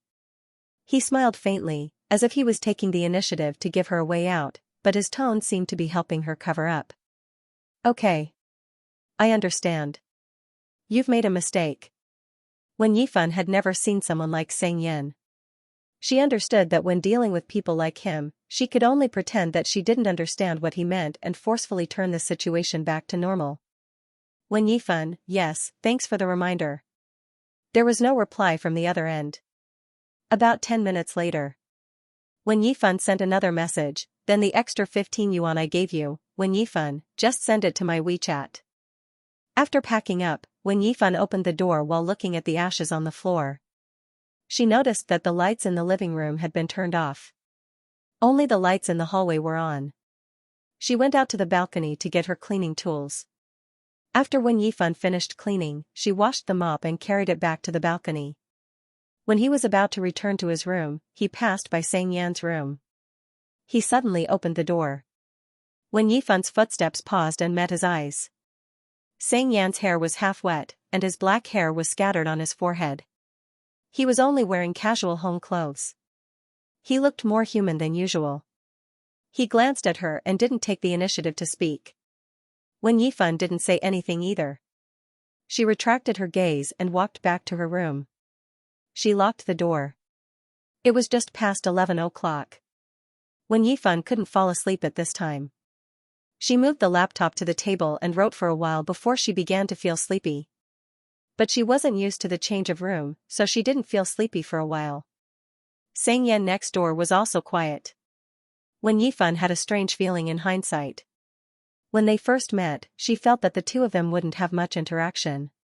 It should be the kind of relationship where they would stop contacting each other after graduation. They wouldn't even nod when they met. Because their personalities were very different, plus they didn't like to take the initiative to talk to others. Therefore, Wen Yifan and Xianxia didn't have any other conversation after they became desk mates at the beginning of the semester. And this desk mate didn't last long. Later, it was because of the private rumors between classmates. This allowed them to cross paths again. The source of the rumors was very simple. It was just because they were both late on the first day of school, and they were both very good-looking. Therefore, they were forced to become a couple in the eyes of others. There were several versions of this rumor. Some said that they were junior high school classmates and had been together for several years. They were a straight-A couple who made an appointment to go to number 1 middle school together. Some retorted that they didn't know each other before, but because they were late together, they developed other feelings and had started a secret relationship. Some even said that the two actually fell in love with each other at first sight on the way to school. In order not to miss the heaven-sent opportunity, they found a place to express their feelings to each other. After confirming their relationship, the two of them came to school together hand in hand. Wen Yifan didn't know about these rumors at first. The class was arranged according to the results of the senior high school entrance exam. She wasn't in the same class as Zhong Xiqiao and Xiang Lang. And these words were only discussed privately in class 17. Wen Yifan didn't have a particularly good relationship with anyone in the class, so no one talked about gossip with her. It was because of Suhawan that Wen Yifan began to know about these rumors. Because Suhawan persistently mentioned them to Xianxia every day. She remembered that it seemed to be during a break, when she came back from the playground after doing the broadcast gymnastics. Wen Yifan went to the school water dispenser in the corridor to get water. She was queuing up when she suddenly heard Suhawan's voice coming from the front. Suhawan was very popular in the class. He was talkative and friendly. In just a few days of school, he had already built a good relationship with most of the people in the class. At this moment, he laughed wildly and hammered the chest of the person behind him as he spoke. "There's a new rumor today. A celebrity, do you want to hear it?" Wen Yifan subconsciously looked up. She saw that the person standing in front of her was Xianxia. His back was tall and thin, and the impatience in his words was particularly obvious. "That's enough." "What? Don't pretend in front of me." Suhawan said, "This dance is so beautiful.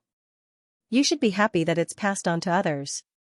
When she came to sit behind me the first day, I was too embarrassed to talk to her." "Xianxia, what's wrong with you?" "Suhawan, just tell me. Didn't you secretly?" Before he finished his words, Suhawan suddenly noticed Wen Yifan who was behind Xianxia. He immediately stopped talking. After a while, he raised his hand and greeted Wen Yifan. "Hi." Xianxia looked over.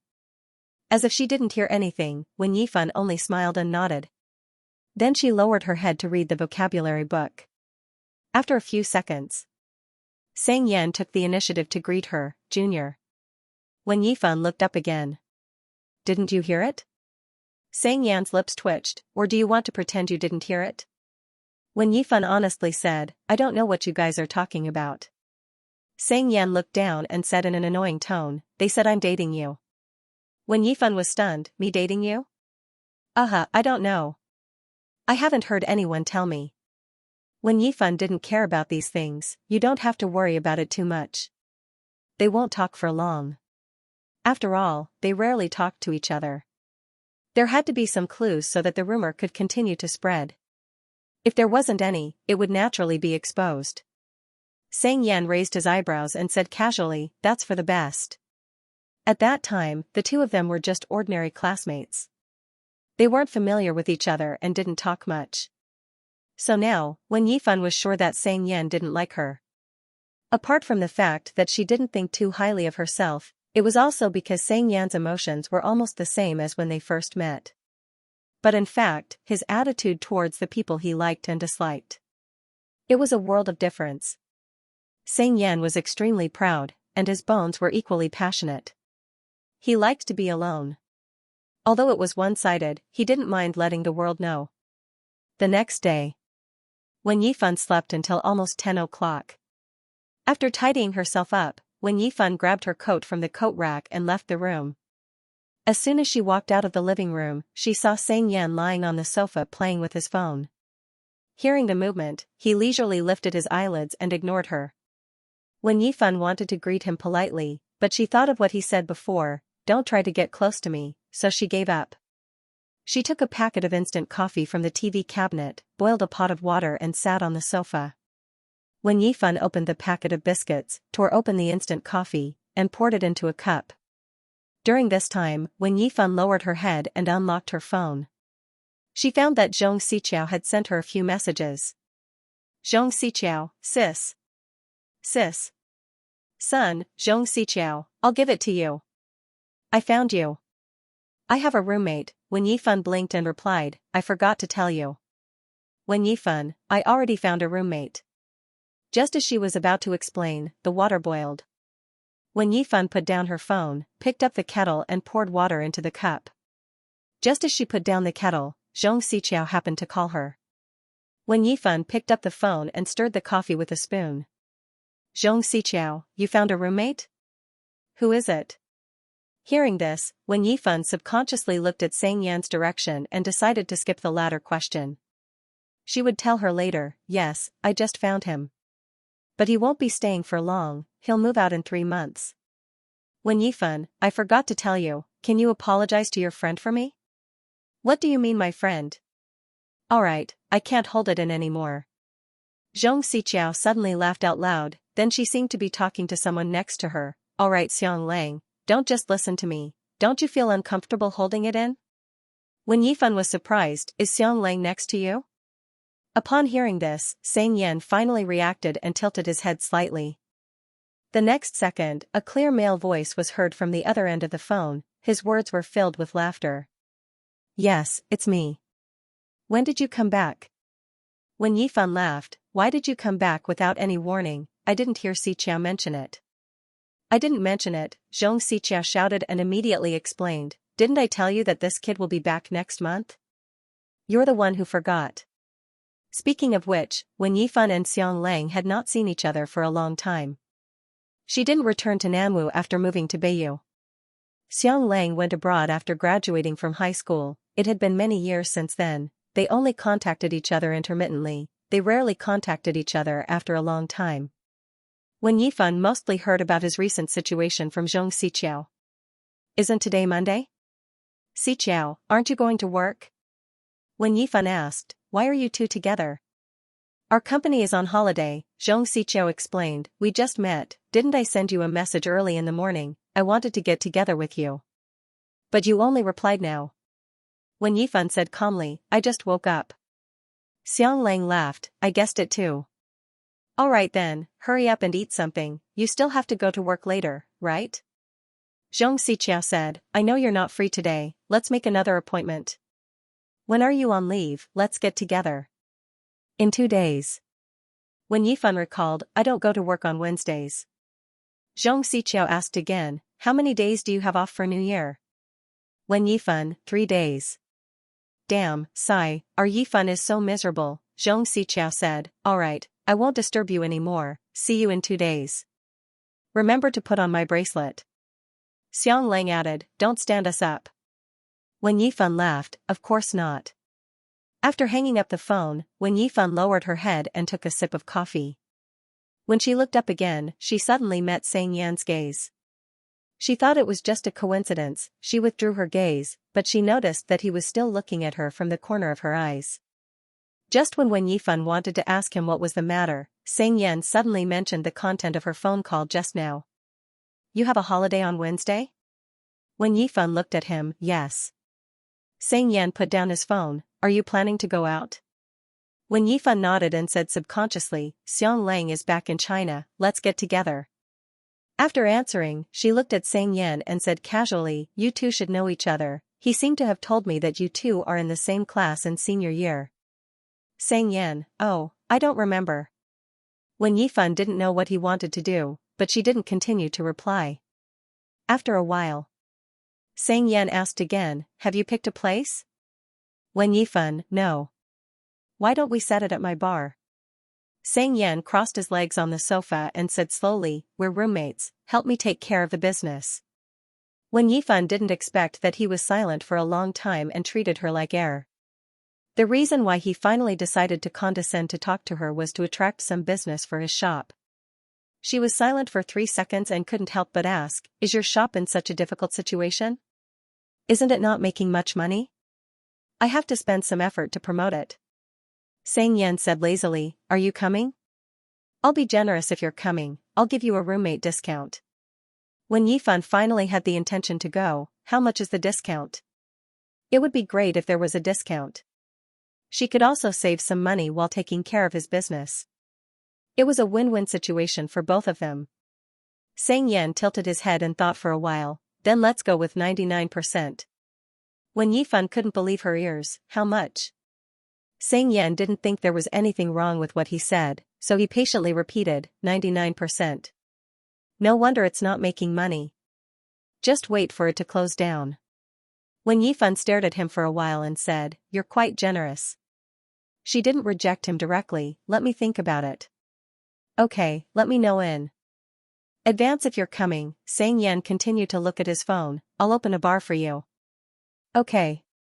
When Yifan reminded him out of kindness when she thought that he had helped her a lot, although the promotion is important, you have to think about the renovation of the shop. Xianxian looked up, what do you mean? Your shop signboard is too inconspicuous. It doesn't look like a bar, it looks more like a barber shop. When Yifan paused. She didn't know if she would make him unhappy, it's a barber shop. It took me a long time to find overtime when I went there for the first time. When Yifan said honestly, and it doesn't look like I want to go in. The living room suddenly became silent. When Yifan wasn't sure if the reminder was overboard. She felt that she was in no position to give him these motivational words. She finished the rest of the coffee and took the initiative to ease the atmosphere, but I'm just giving a suggestion. Since it's so difficult to find, Xianxian didn't seem to care about her words, he meaningfully repeated, and you don't have the desire to go in. He paused at the right time and said with a hint of playfulness, so why did you come to my bar the first time? When Yifan choked and couldn't answer. After all, even if she didn't initiate it, this motive was indeed impure. It was rare for Xianxian to be so considerate as to not pursue the matter. He withdrew his gaze and casually said, I will consider your suggestion. When Yifan breathed a sigh of relief. Then, however, Xianxian's tone was very arrogant, I don't intend to change. When Yifan felt that it was a waste of time to talk to him here. After finishing the biscuits, she put on her coat and went out. When he arrived at the company, it was almost lunchtime. Su Tian was sitting on her seat and asked, why are you so late today? I have nothing to do today, but I have an interview in the afternoon. When Yifan said, compared to work, my life is more important. If I don't sleep more, I don't think I'll live to see next year. Oh, yes. I don't even want to go out now. I just want to lie in bed for a day. Su Tian leaned on the table and wailed, can time pass faster, it's Chinese New Year soon, I want to have a holiday. While speaking, Su Tian suddenly sat up. Oh right, I forgot to tell you.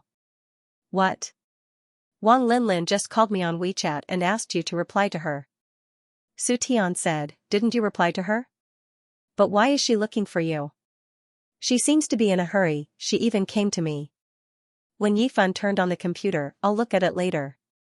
Her mood had always been calm, it seemed that nothing could leak out. Su Tian also didn't notice anything, but Yifan, you're also a good person. She moved out as soon as you moved in. If I were you, I would definitely move out too. Anyway, she rented the house. Su Tian rolled her eyes, she's probably happy now. There's still a long time before the rent expires, she can even get the deposit back if she moves out early. It's not a big deal, when Yifan said, I quite like this house. Su Tian sighed, that's why I said you're a good person. Qian Weihua was on a business trip to the neighboring town because of a murder case that caused an uproar. He still had a follow-up interview on hand, the director had been urging him, but he couldn't split himself, so the report was handed over to Wen Yifan. It was an attempted rape case that happened on the night of the 17th. After the female victim got off work, she was held hostage by a man with a knife on her way home and dragged into a remote alley in the North District. A passing male stall owner noticed her and helped her, so the female victim escaped. During the confrontation, the male stall owner's hand nerves were severely damaged. After sorting out the outline, Wen Yifan felt that it was almost time. She got up and looked around, where's Dazhuang? Su Tian, I think he was called out by someone for an interview, I don't know. Okay. Wen Yifan didn't care, then I'll go by myself. When Wen Yifan joined the news program team, she came in as a text reporter. That being said, when the team was short of manpower, she had to do everything. If she didn't know how to do it, she would learn. Filming, interview, writing, editing, and post-production were all done by one person. Wen Yifan took the equipment and went to the city hospital alone. Wen Yifan found the ward where the male stall owner was, and after getting his consent, she did an interview about his current situation. The male stall owner was in his early 30s, he looked honest and simple. He answered every question of Wen Yifan seriously, so shy that he didn't dare to meet her eyes, and his face would even blush if he accidentally met her eyes. After asking the questions on the outline, Wen Yifan added a few more herself, and didn't disturb his rest after that. She took the camera equipment, thanked the male stall owner, and planned to find his attending doctor to ask in detail. As soon as she left the ward, Wen Yifan was stopped by someone. You. Wen Yifan? She looked in the direction of the voice. 2 to 3 meters away, a girl with slightly familiar eyebrows was looking at her hesitantly. She looked young, and she was carrying a fruit basket in her hand, as if she was visiting a patient. Wen Yifan smiled at her, but she couldn't remember who she was. When did you return to Nanwu? The girl frowned, why didn't I hear my mother mention it? Wen Yifan immediately recognized her. Xianxia. She was her stepfather's daughter. Speaking of which, the last time Wen Yifan saw her was during the second year of high school. At that time, Xianxia was only in her first year of high school, and she didn't have the awareness to dress up. She was spoiled and capricious. It was a far cry from her current appearance after she grew up and knew how to dress up. Wen Yifan didn't expect to meet her here. Noticing the things in Wen Yifan's hand, Xianxia guessed, are you on a business trip? No, I moved back to Nanwu. The weight of the camera was not light. Wen Yifan started to deal with it, I still have work to do, I'll contact you when I have time. Xianxia mumbled, who wants to contact you? Alright, Wen Yifan nodded, then both of us can save time. Xianxia was speechless, she hesitated for a long time before saying, why did you come back if you have nothing to do? Can I only come back if I have something to do? Wen Yifan smiled, don't worry, I'm going back to Nanwu doesn't mean I'll stay at home. Let's pretend we never met today, as long as you don't say anything, no one will know. Xianxia frowned, I didn't say you can't stay at home. Wen Yifan, okay, you didn't say anything. Why are you so irritating? Xianxia was a little unhappy, am I not talking to you nicely? I only said before that I don't want to live with you, but I didn't say that now. Wen Yifan stood still and looked at her quietly. As she spoke, Xianxia gradually lost her confidence, and it was so long ago. How old was I then? It's been a long time indeed, I almost can't recognize you. There doesn't seem to be a need for us to catch up. When Yifan said, you should go visit the patient, it's tiring to carry the fruits. Wait. Are you going home for Chinese New Year? Xianxia said, aren't you coming back to meet your younger brother? The younger brother that Xianxia mentioned was a boy that Zhao Yuandong gave birth to 3 years after his remarriage. When Yifan had never seen him until now. Zhao Yuandong would occasionally send her photos. No. When Yifan made up an excuse, I'm very busy with work, I basically don't have any holidays. There was a moment of silence. Xianxia took out her phone from her pocket and asked, then let's add each other on WeChat and have dinner tonight, okay? I apologize to you, I was wrong. In the past. Xianxia, when Yifan had to go to the police station later, and then she had to write and edit the documentary, she really had no time to talk to her. I just want to live my own life. I'm not going back to Nanwu for anyone, I'm not going home because of you, when Yifan said softly, whatever I do, it's only for myself. When Yifan looked at the time, I'm really in a hurry, I'll leave first. Xianxia moved her lips, but said nothing. Without waiting for her response, when Yifan turned around to look at the signboard, and followed the direction to the neurology department. When Yifan found the male stall owner's attending doctor. She didn't want to delay the doctor's consultation time, so she didn't take too long. She asked a few questions according to the male stall owner's condition, thanked him and left. Before leaving the hospital, when Yifan went to the toilet. When Yifan bent down to turn on the faucet, she subconsciously shrunk when she touched the cold water. She was stunned for a moment, maybe it was because she just saw Xianxia. It reminded her of a lot of things in the past. When Yifan remembered what her father, when Xianxia, told her. Our Xuanjiang is a girl, don't touch cold water all the time. All these years, it seemed that when Yifan's emotions would only be affected when she thought of when Xianxia. She felt a lump in her throat, she blinked hard, came back to her senses, and slowly washed her hands. When Yifan's nickname in high school was not made up by her classmates, it was based on evidence. She really didn't know how to do anything at that time, all the cleaning tasks in the dormitory were taught by her roommates. She had a good temper, sometimes people would get angry at her impatiently, but she wouldn't hold a grudge. When Yifan was spoiled since she was a child, she was the only daughter in her family, the only apple of Wen Liangxia and Zhao Yuandong's eyes. They supported her in everything she wanted to do, they didn't have much expectations for her, they only hoped that she could live a happy and safe life. When Yifan lived a carefree life at that time. Even if she didn't have many friends in class, she was still happy. Because she had received enough love. But when Yifan never thought that she would have such a day. Because of Wen Liangxia's death, because Zhao Yuandong remarried, and because he was extremely afraid that she would steal her father's love, Xianxia, she was sent to live with her grandmother.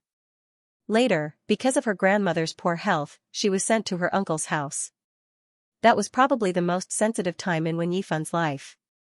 She felt that no one wanted her. Even though she had a place to live, she still felt that there was no place in this world for her. She felt that she had no sense of belonging. When Yifan was very afraid of doing something wrong, she lived in fear. Even when she was eating, the chopsticks would collide with the bowl, she would subconsciously hold her breath. When Yifan inexplicably recalled a past event. There was a weekend. Her aunt gave Wen Yifan 20 yuan and asked her to go out and buy a box of shredded chicken. Wen Yifan obediently took the money and went out. When Wen Yifan went to the store designated by her aunt to buy a box of shredded chicken, she found that the money was gone when she was about to pay. Her mind was blank at that time, she looked at the boss's expression and could only mumble that she would come back later to get it. Then, when Yifan walked back along the way and stared at every corner of the ground seriously. He repeated the process several times. When Yifan also didn't see any trace of the 20 yuan. She still remembered the feeling at that time. Extremely panicked, but at a loss and helpless. Although now that she thought about it, it seemed like a very ridiculous thing. It was only 20 yuan. She only lost 20 yuan. Just because of such a small thing.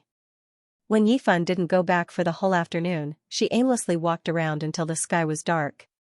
She stopped at an empty bus stop, sat on the chair, and stared at the gray cement floor. She felt that everything had slowed down. She didn't dare to go back. She was afraid that she would be sent to another relative's house by her uncle because of this matter. Then, such things would happen again and again. She would become a burden that everyone was pushing away. Then. At that time, Xianxia seemed to have descended from the sky and suddenly appeared in front of her. He seemed to have just returned from playing basketball. He was holding a basketball in his hand, his upper body was drenched, and the ends of his hair were stained with sweat. Xianxia walked in front of her, bent down, and had the unique aura of a teenager. At that time, he knew her nickname, but he didn't call her by her real name. When Xuanjiang, what are you doing here? Hearing the voice, when Yifan slowly raised her head and looked at him, she was silent. Xianxia raised his eyebrows. Why do you look like this? She was still quiet. Xianxia nudged her with the basketball. Say something. Xianxia, when Yifan finally reacted, her voice was very soft. Can you lend me 20 yuan? I came out to buy something, I lost my money. Xianxia was stunned. He reached out and searched his pocket. I didn't bring any money. When Yifan immediately lowered her eyes, that's not necessary. What do you mean it's not necessary? I just don't have money now. It doesn't mean that I won't have money in 5 minutes. Xianxia stood up. Just sit here for 5 minutes. After thinking for a while, Xianxia stuffed the basketball into her hand. Wait for me. Before Wen Yifan could respond, Xianxia had already run away. She didn't know where he was going. She lowered her head again, stared at the dirty basketball in her hand, and looked at the lines on it. The night breeze was blowing quietly. A car came in front of her, then another one. Wen Yifan didn't know if 5 minutes had passed. She only remembered that Xianxia came back very quickly. He was still panting. He squatted in front of her, and took out 20 yuan from his pocket. Take it, remember to return it. When Yifan's hand was a little stiff, she took the money. Thank you. Xianxia looked up at her, sweat dripped down from his forehead. Why do you look like you're going to cry? He smiled. You don't have to be so touched, right? When Yifan pursed her lips and repeated, thank you.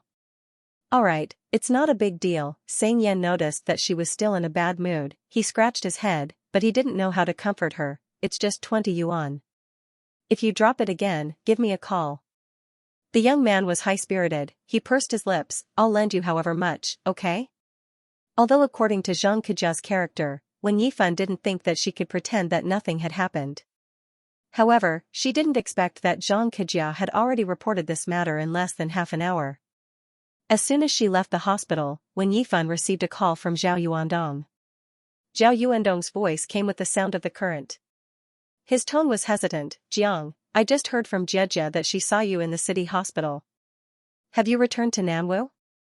Wen Yifan walked to the bus stop opposite and replied. As soon as he finished speaking, both of them fell silent. Zhao Yuandong sighed and didn't say much. How long have you been back? Wen Yifan, not long. Zhao Yuandong, do you plan to settle down in Nanwu? Wen Yifan paused for a few seconds and said honestly, I don't know. Then you can decide later. Nanwu is good. I'm worried about you being alone outside.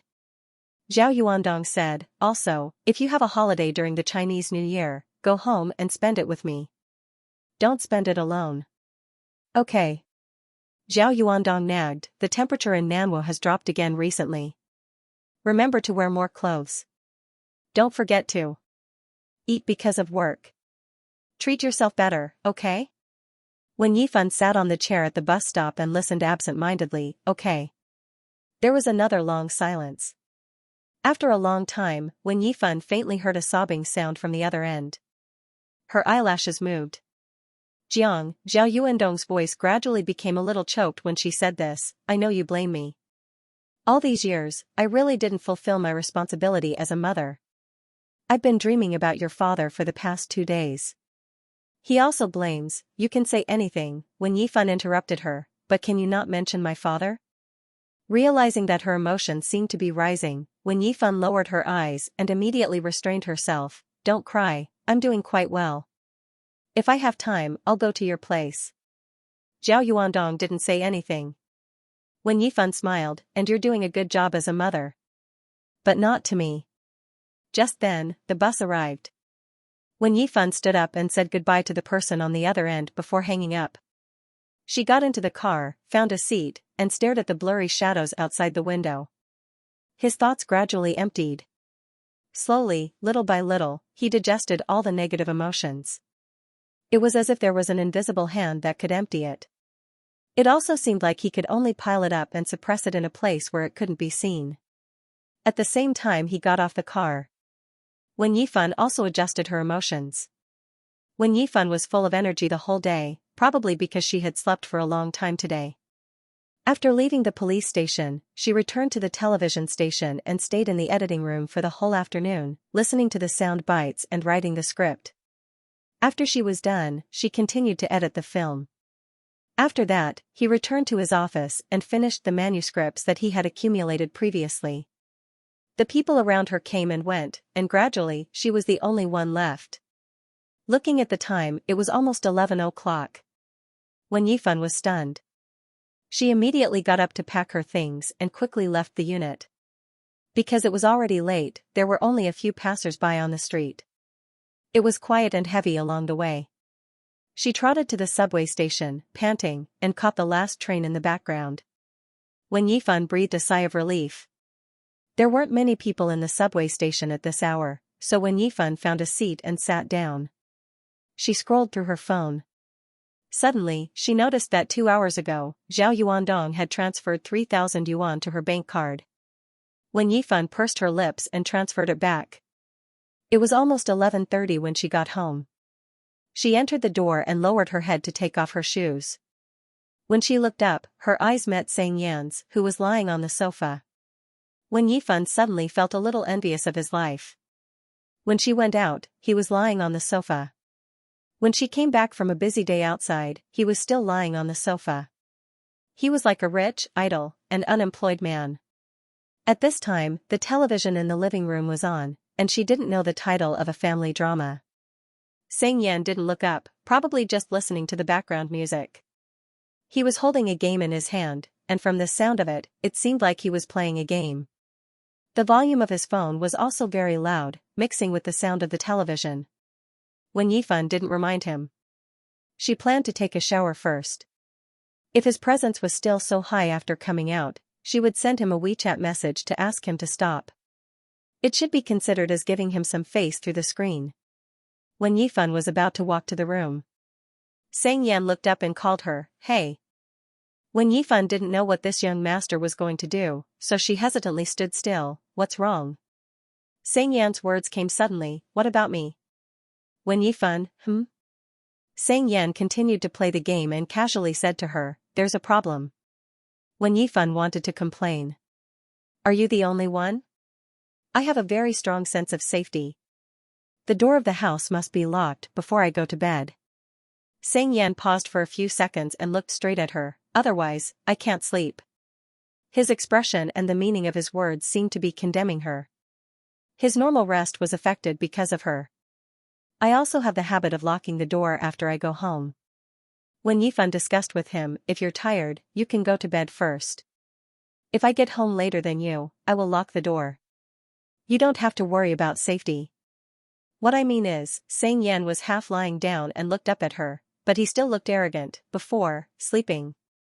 When Yifan reminded, "I have already made it clear to you before we shared the house. I often work overtime and it's very irregular. You have also accepted it." "Yes." Xianxia said slowly, "So if you can't come back before 10 o'clock, please let me know in advance." Silence. When Yifan asked, "Is it useful to let me know?" "Of course not, this is our respect for each other."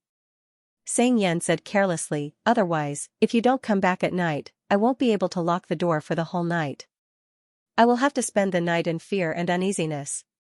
When Yifan really felt that he had a lot of things to do all day long. When Yifan thought that it was just a matter of words, so she didn't argue with him. "Okay, I will let you know in advance if I come back late in the future." After that, she was about to go back to her room. Xianxia said again, "Also." When Yifan said in a good temper, "What else?" "Business," Xianxia said concisely. "Do you need help?" When Yifan hadn't discussed this matter with Xianxia and the others. She wanted to refuse directly, but she suddenly thought of Sang Yan's 20 yuan. She swallowed her words and changed her words, is it really only 99%? In the end, Sang Yan let out a sigh of relief. He gave her the most friendly price. 10% off. When Yifan didn't know what was wrong with her, she actually agreed to it. Back in her room, when Yifan turned on her phone, she happened to see Zhong Xiqiao and Xiang Lang chatting in their small group chat. They were talking about the gathering the day after tomorrow. When Yifan's fingertips stopped on the screen for a long time, she regretted agreeing to this matter because of a flash of gratitude. When Yifan bit the bullet, how about working overtime? Zhong Xiqiao, ah? Isn't that the one we went to last time? Zhong Xiqiao, Sang Yan's bar? When Yifan, yes. Zhong Xiqiao, why go there, we have been there once. Zhong Xiqiao, I want to change this time. Xiang Lang, Sang Yan? Xiang Lang, he already opened a bar. When Yifan, because. When Yifan, let me tell you something. Xiang Lang, what? Zhong Xiqiao, say it. When Yifan, I told you about the roommate I found. When Yifan, it's Sang Yan. The group seemed to be silent in an instant. Xiang Lang, question mark. Zhong Xiqiao? Zhong Xiqiao, what? You two are living together? Zhong Xiqiao, my impression of him is still stuck at the time when he asked you to take his jacket back as a souvenir. Zhong Xiqiao, what? Is. Back. Matter. Zhong Xiqiao, like. Real. Trick. Come. When Yifan, I'll tell you guys when we meet. When Yifan, are you going? He said he will give us a friendship discount. Zhong Xiqiao, discount, I agree. Zhong Xiqiao, how much? When Yifan, 8 or 9. Zhong Xiqiao, Xiang Lang, Zhong Xiqiao, tell him to get lost. Zhong Xiqiao, who are you treating as a fool? Only an idiot will believe his friendship discount. When Yifan, I agree. Xiang Lang, Zhong Xiqiao. Although they were not interested in the discount proposed by Sang Yan, they couldn't let Wen Yifan go back on her words. In the end, they could only set the venue at Overtime Bar. Thursday night. When Wen Yifan was about to go out, Sang Yan happened to come out of his room. He had changed his clothes and was now wearing a dark-colored windbreaker. At this moment, he was zipping it up to his neck. We should go there after dinner. When Yifan wasn't sure if he helped to reserve a table, so she took the initiative to mention, I can just tell the waiter my name, right? Sang Yan glanced at her, tell him my name. When Yifan said, thank you. Xiang Lang's phone call came in at this time. When Yifan picked it up and walked to the entrance to put on her shoes, have you arrived? We're at the entrance of your neighborhood. Xiang Lang's voice was clear and he smiled, if you don't let us in, can you walk out by yourself? You can see us once you come out. Okay, when Yifan said, then wait for me, I'll come out now. Soon. It's okay, there's no hurry, Xiang Lang said, take your time.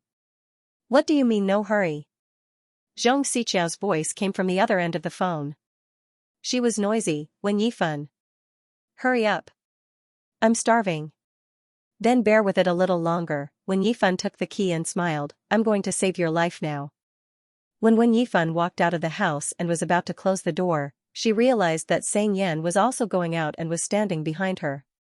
She paused and nodded at him.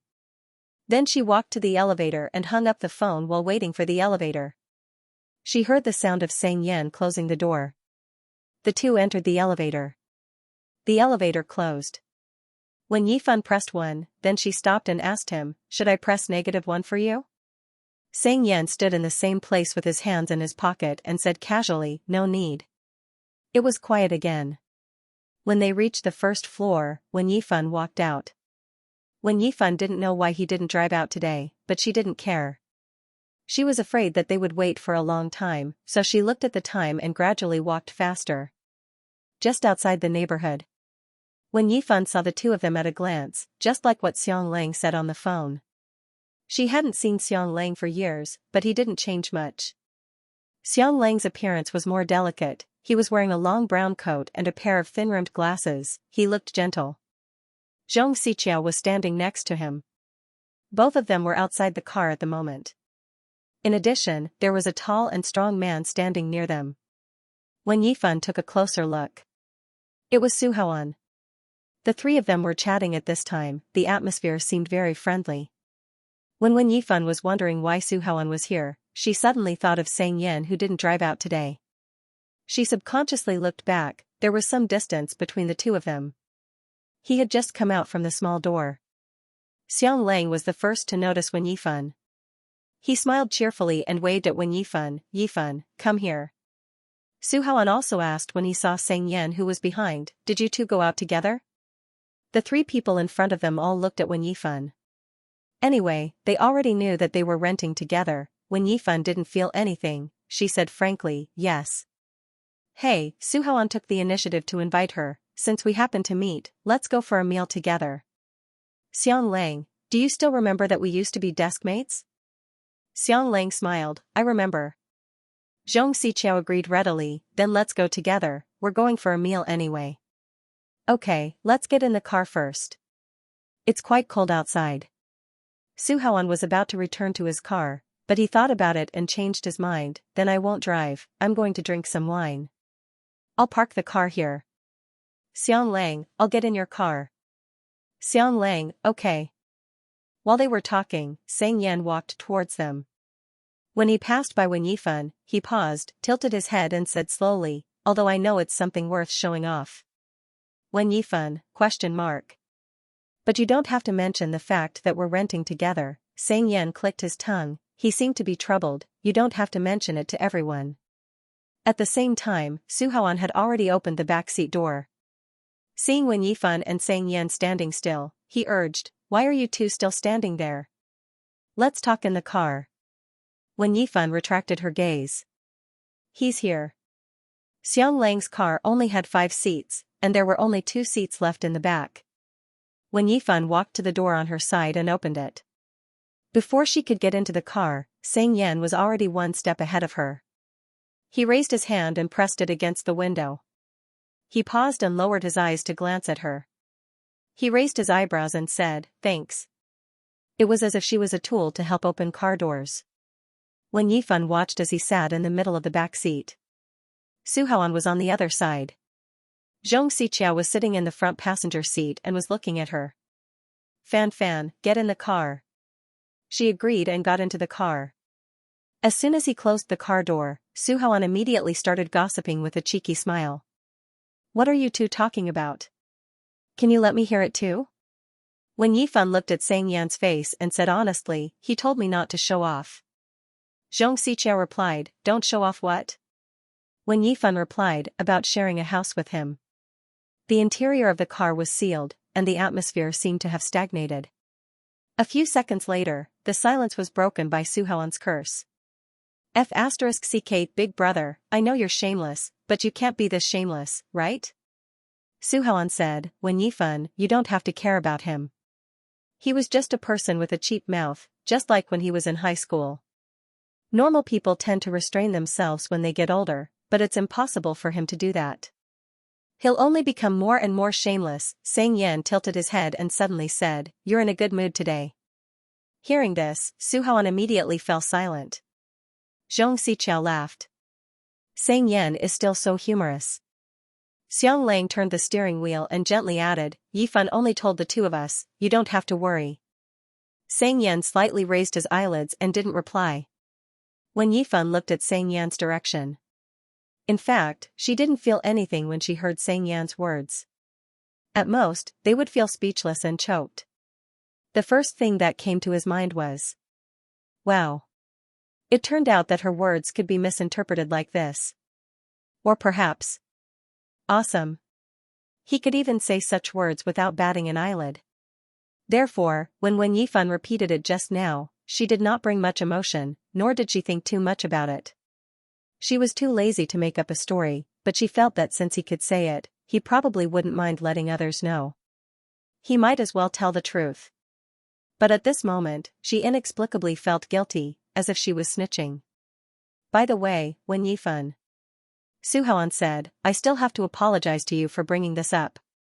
I thought that each tenant signed the contract separately, so I didn't understand the process of renting. They thought that they had reached an agreement with the original tenant and could just move in.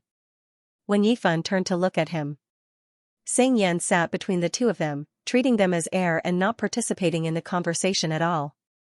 Suhan said, so when Xianxia asked me to look for a house, I directly gave him the key. I heard from that person that he was really sorry for scaring you. Today's meal is on me. Take it as an apology. When Yifan subconsciously asked, who was that? Suhan was silent for a while. It's Wang Linlin. His reaction seemed like he was having a fight with Wang Linlin. When Yifan had already forgotten about this matter. She didn't care about it and didn't intend to interfere in other people's business. It's okay, this matter was solved quite well. You just have to pay more attention to this kind of thing in the future. Xianxia turned around. You told me before that your roommate is your colleague, her name is Wang Linlin, right? Wen Yifan, yes. Xiang Lang, then, Suhan, how do you know Wang Linlin? Suhan said, my ex-girlfriend. Xianxia was surprised, what a coincidence. Wen Yifan was also a little surprised because of the word X-. Xiang Lang laughed, when you gave the key to Xianxia, did you know that the other roommate was Yifan? Suhan sighed and pretended to say, how would I know? I see. But I didn't expect Xianxia to be willing to rent with someone. Xiang Lang looked at the rearview mirror and pointed out, I heard that you opened a bar now, it's quite profitable, right? As one of the bosses, Suhan wanted to keep a low profile and show off by saying, it's not bad. But before he could say anything, Xianxia had ears and a mouth this time, his tone was still infuriating. Nope. Their destination was a hot pot restaurant that was the closest to the most popular one. Xiang Lang booked a table in advance, but he didn't know that he would meet Suhan and Xianxia, so the restaurant arranged a table for 4 for them. There was a bench on each side of the table. It was spacious for 1 person, but it was a little crowded for 2. But there were no other seats in the restaurant, so they had to make do. The 2 girls were small, so they sat in a row. The other 3 men sat in a row. Xiang Lang was on the other side of Wen Yifan, and Xianxia was on the opposite side. Xiang Lang rolled up his sleeves and chatted with Suhan while thoughtfully pouring tea for the others. Wen Yifan picked up the cup and took a sip. Seeing this, Xianxia patted her arm and laughed, put it down, it's not for you to drink. Wait for me to heat the bowl and chopsticks for you. Coincidentally, Xiang Lang had already heated his bowl and chopsticks with the tea. He pushed the bowl in front of Wen Yifan out of habit, exchanged a set of chopsticks with her, and said casually, we're the same. I've been abroad for a long time, so I don't have this habit anymore. It was a very natural movement. Xianxia stared at it for 2 seconds, then quickly looked away. Noticing Xiang Lang's movement, Suhan casually said, you're taking care of your girlfriend. More or less, we both have this habit. Xianxia said naturally, when Yifan always scalded herself, so we were scared when we saw her holding boiling water. Then it was either me or Xiang Lang who helped her. Suhan suddenly realized, oh, I almost forgot. Did the 3 of you grow up together? Wen Yifan, we've been in the same class since kindergarten. Hey, I suddenly remembered something. Xianxia began to laugh before he started to speak. Wen Yifan had a nickname in elementary school, Wen Diandian. Ah?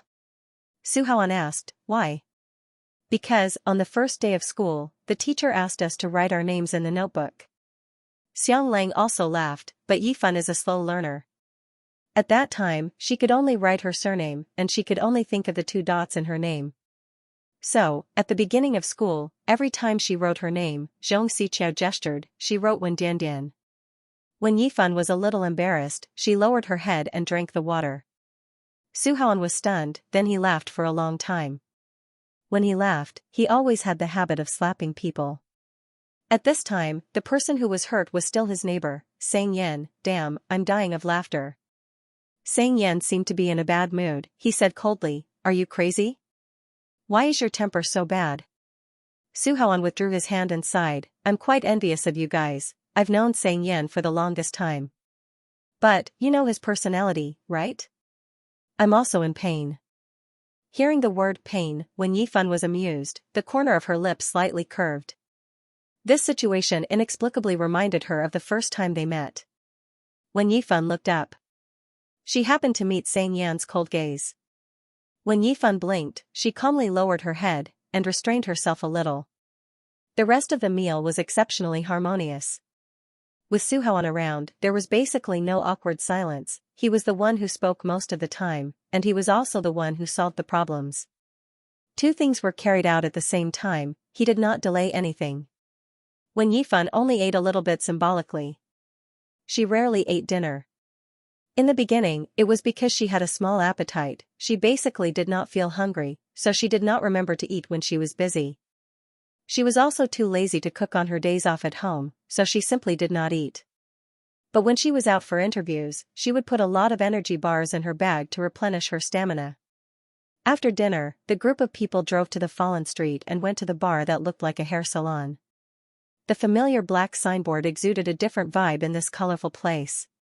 They entered the bar.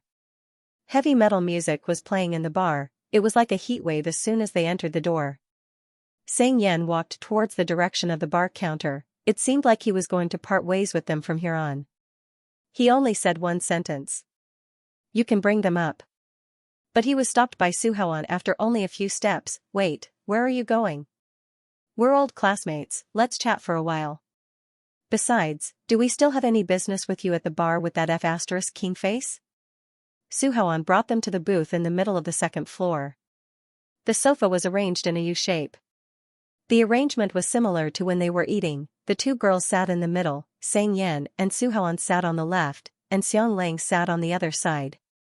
But at this time, Xianxia sat next to her, and Xianlang sat next to Xianxia. As soon as they sat down, Xianxia leaned against the back of the chair. He did not sit properly, as if he had no bones. He was wearing a high-collared windbreaker that covered his chin. He looked extremely tired. When Yifan took out her phone and calculated the time to go home in her mind. At this time, Xianxia whispered in her ear, "Sister, are you having a hard time renting with Xianxia?" She paused. "Why do you ask?" "I didn't see him smile even once during the whole meal. It's like someone owes him 8 million yuan. Xianxia continued as they walked into the bar. "What's wrong with him? Did something bad happen?" When Yifan quickly looked at Xianxia's expression, "Isn't this normal?" "Xianxia," Su Haoan asked the waiter to serve the drinks, along with 5 dice cups and a deck of truth or dare. He opened a can of beer and took a sip. "Let's play big talk. Whoever loses has to drink or punish the winner with truth or dare. How about it?" "Okay." Xianlang looked at the two girls. "But do you know how to play?" "Of course." Xianxia laughed. "Who are you looking down on?" When Yifan said honestly, "I don't know how to play." Su Haoan said, "Then let's try to play a few rounds first, and then start the punishment, okay?" After that, he noticed the position and immediately said sympathetically, "When Yifan, you have to be careful. Xianxia is very good at this game. His numbers are very accurate every time, and no one dares to beat him. So, his next opponent will be beaten badly." The rule of this game was that after everyone shook the dice, they would look at the dice in their dice cup. They would call the numbers in clockwise order, and the number of dice or points would be added upwards. The next opponent must report a higher number than the previous opponent. The next opponent would beat the previous opponent.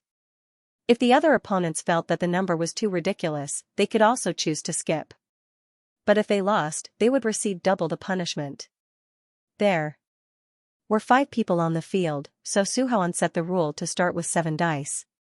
When Yifan played a few rounds in a row before she gradually understood the game. But she was very bad at it.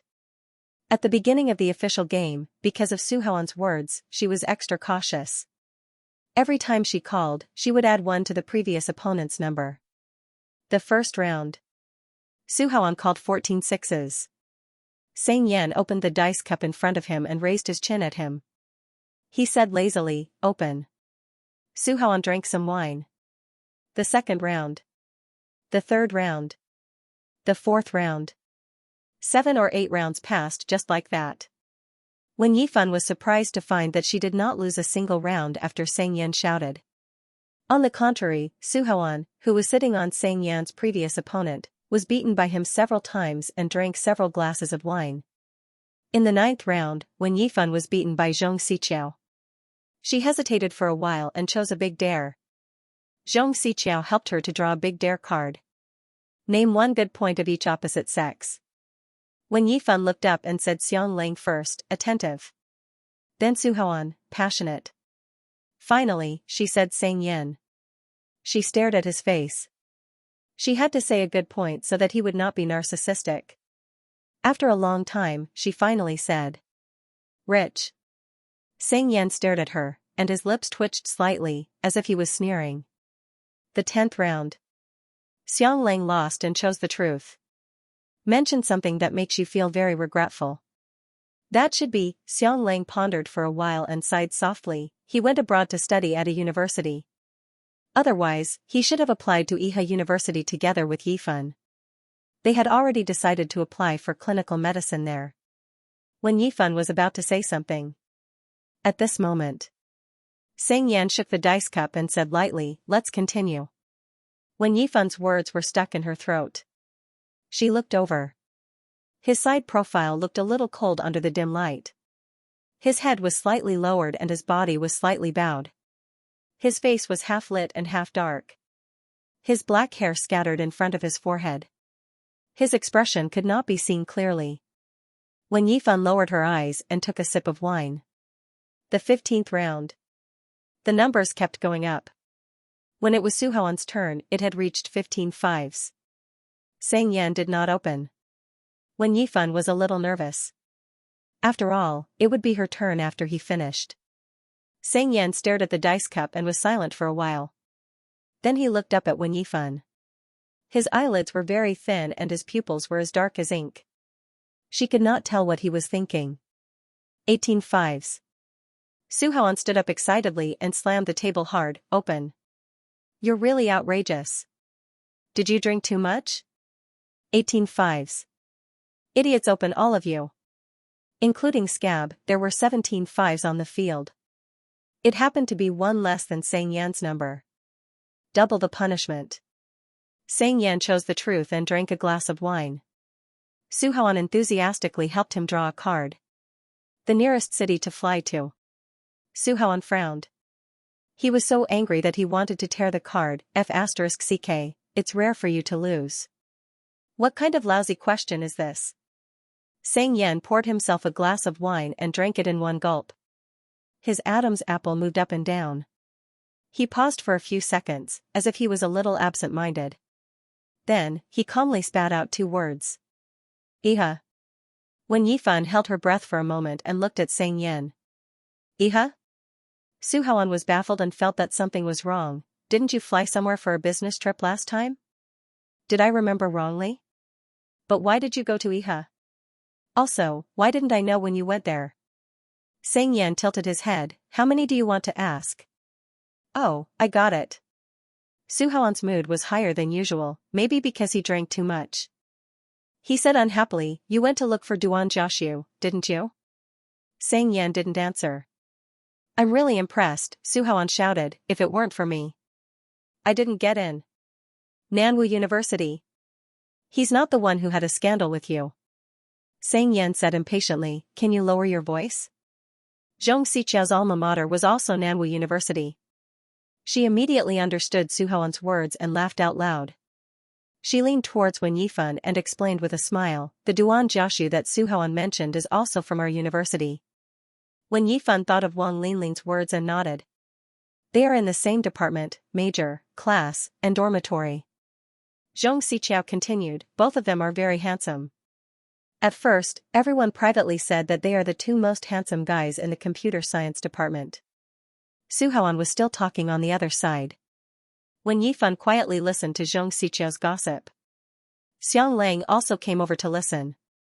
I forgot when someone posted a post on our school forum asking if our school has any handsome guys.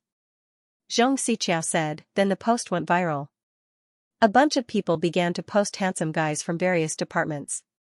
The photos were basically taken. Wen Yifan, and then? Zhong Xichao, then Sang Yan and Duan Jiaxiu were definitely nominated.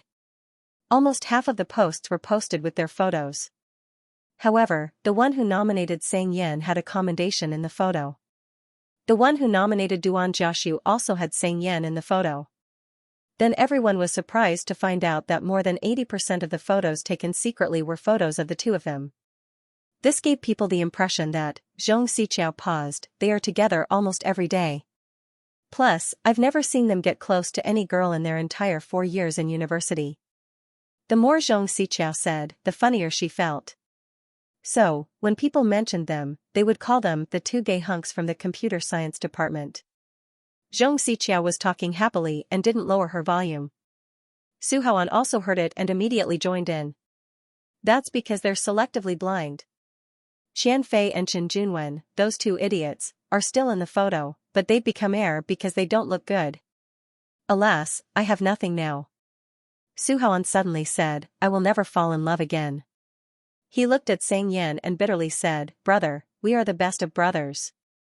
I only need you. You have to treat me as the number one person in your heart. Do you understand? He had no idea what they were talking about. But the target of the gossip was there. Xianxia noticed the awkwardness and glanced at Xianxia. She changed the topic sensibly, it's just a joke. There's nothing to talk about. Come, let's continue rolling the dice. When Yifan leaned forward and reached out to shake the dice cup. She could see from the corner of her eyes that Xianxia didn't move and didn't respond to Su Haoan. He leaned against the back of the chair and looked at his phone. He suddenly stood up and said casually, You guys go ahead. Su Haoan, Where are you going? Xianxia casually said, I'm sleepy. I'm going back to sleep. Su Haoan, what time is it now? Xianxia rarely explained, I slept late last night. Then, he quickly downed 3 glasses of wine. His lips twitched slightly and said slowly, I'm the one who spoiled the fun today.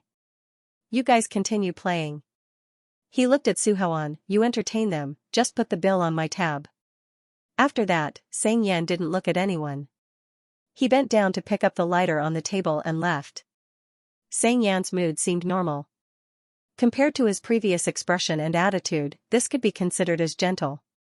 The others didn't feel anything was wrong, but when Yifan's mood was inexplicably gloomy. After a few more rounds, Su Haoan felt a little out of place among the 3 people who grew up together without Xianxia's presence. Not long after, he also found an excuse to leave. Only the 3 of them were left. The atmosphere didn't cool down because of the other 2 people's departure. However, when Yifan was a little absent-minded, she suddenly shouted while listening to them chatting, Qiao Qiao. Xianxia, What's up? That Duan Jiaxu you mentioned just now, when Yifan asked, is he close to Xianxia? He should be, otherwise, he wouldn't be rumored like this. Xianxia said, but I'm not too sure, after all, I'm not in the same department as them. But I have a roommate who used to pursue Xianxia, so Duan Jiaxu is his number 1 love rival. When Yifan asked, is Duan Jiaxu in Iha now? Yes, he seems to be from Iha. He went back to work after graduation. Xianxia blinked, why are you suddenly interested in this person? Have you seen him in Iha? Hearing this, when Yifan was relieved, no, I'm just asking. Understanding that when Yifan had to work tomorrow, the 3 of them didn't stay for long. They left the bar after 10:30 p.m.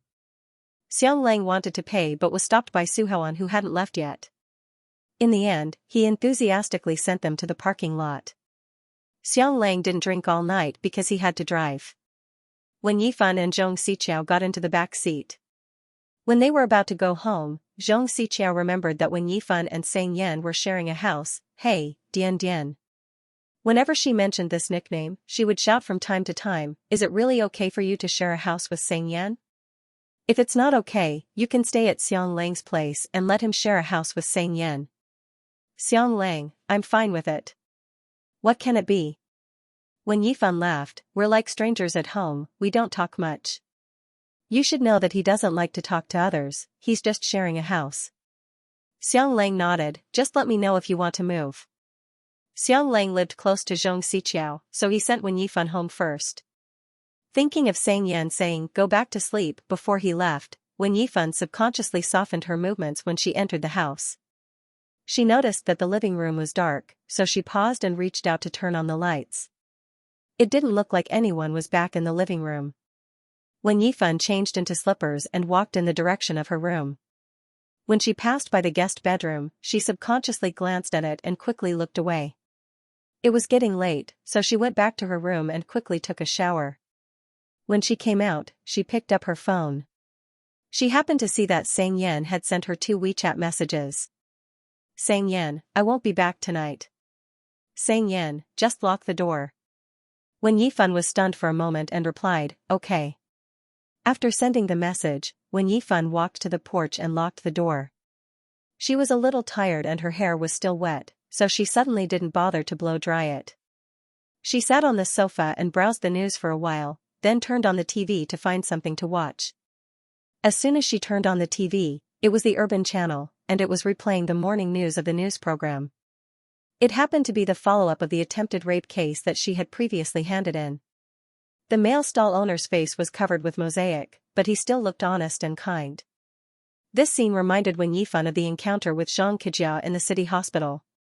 She was in no mood, so she picked up the remote control and turned off the TV.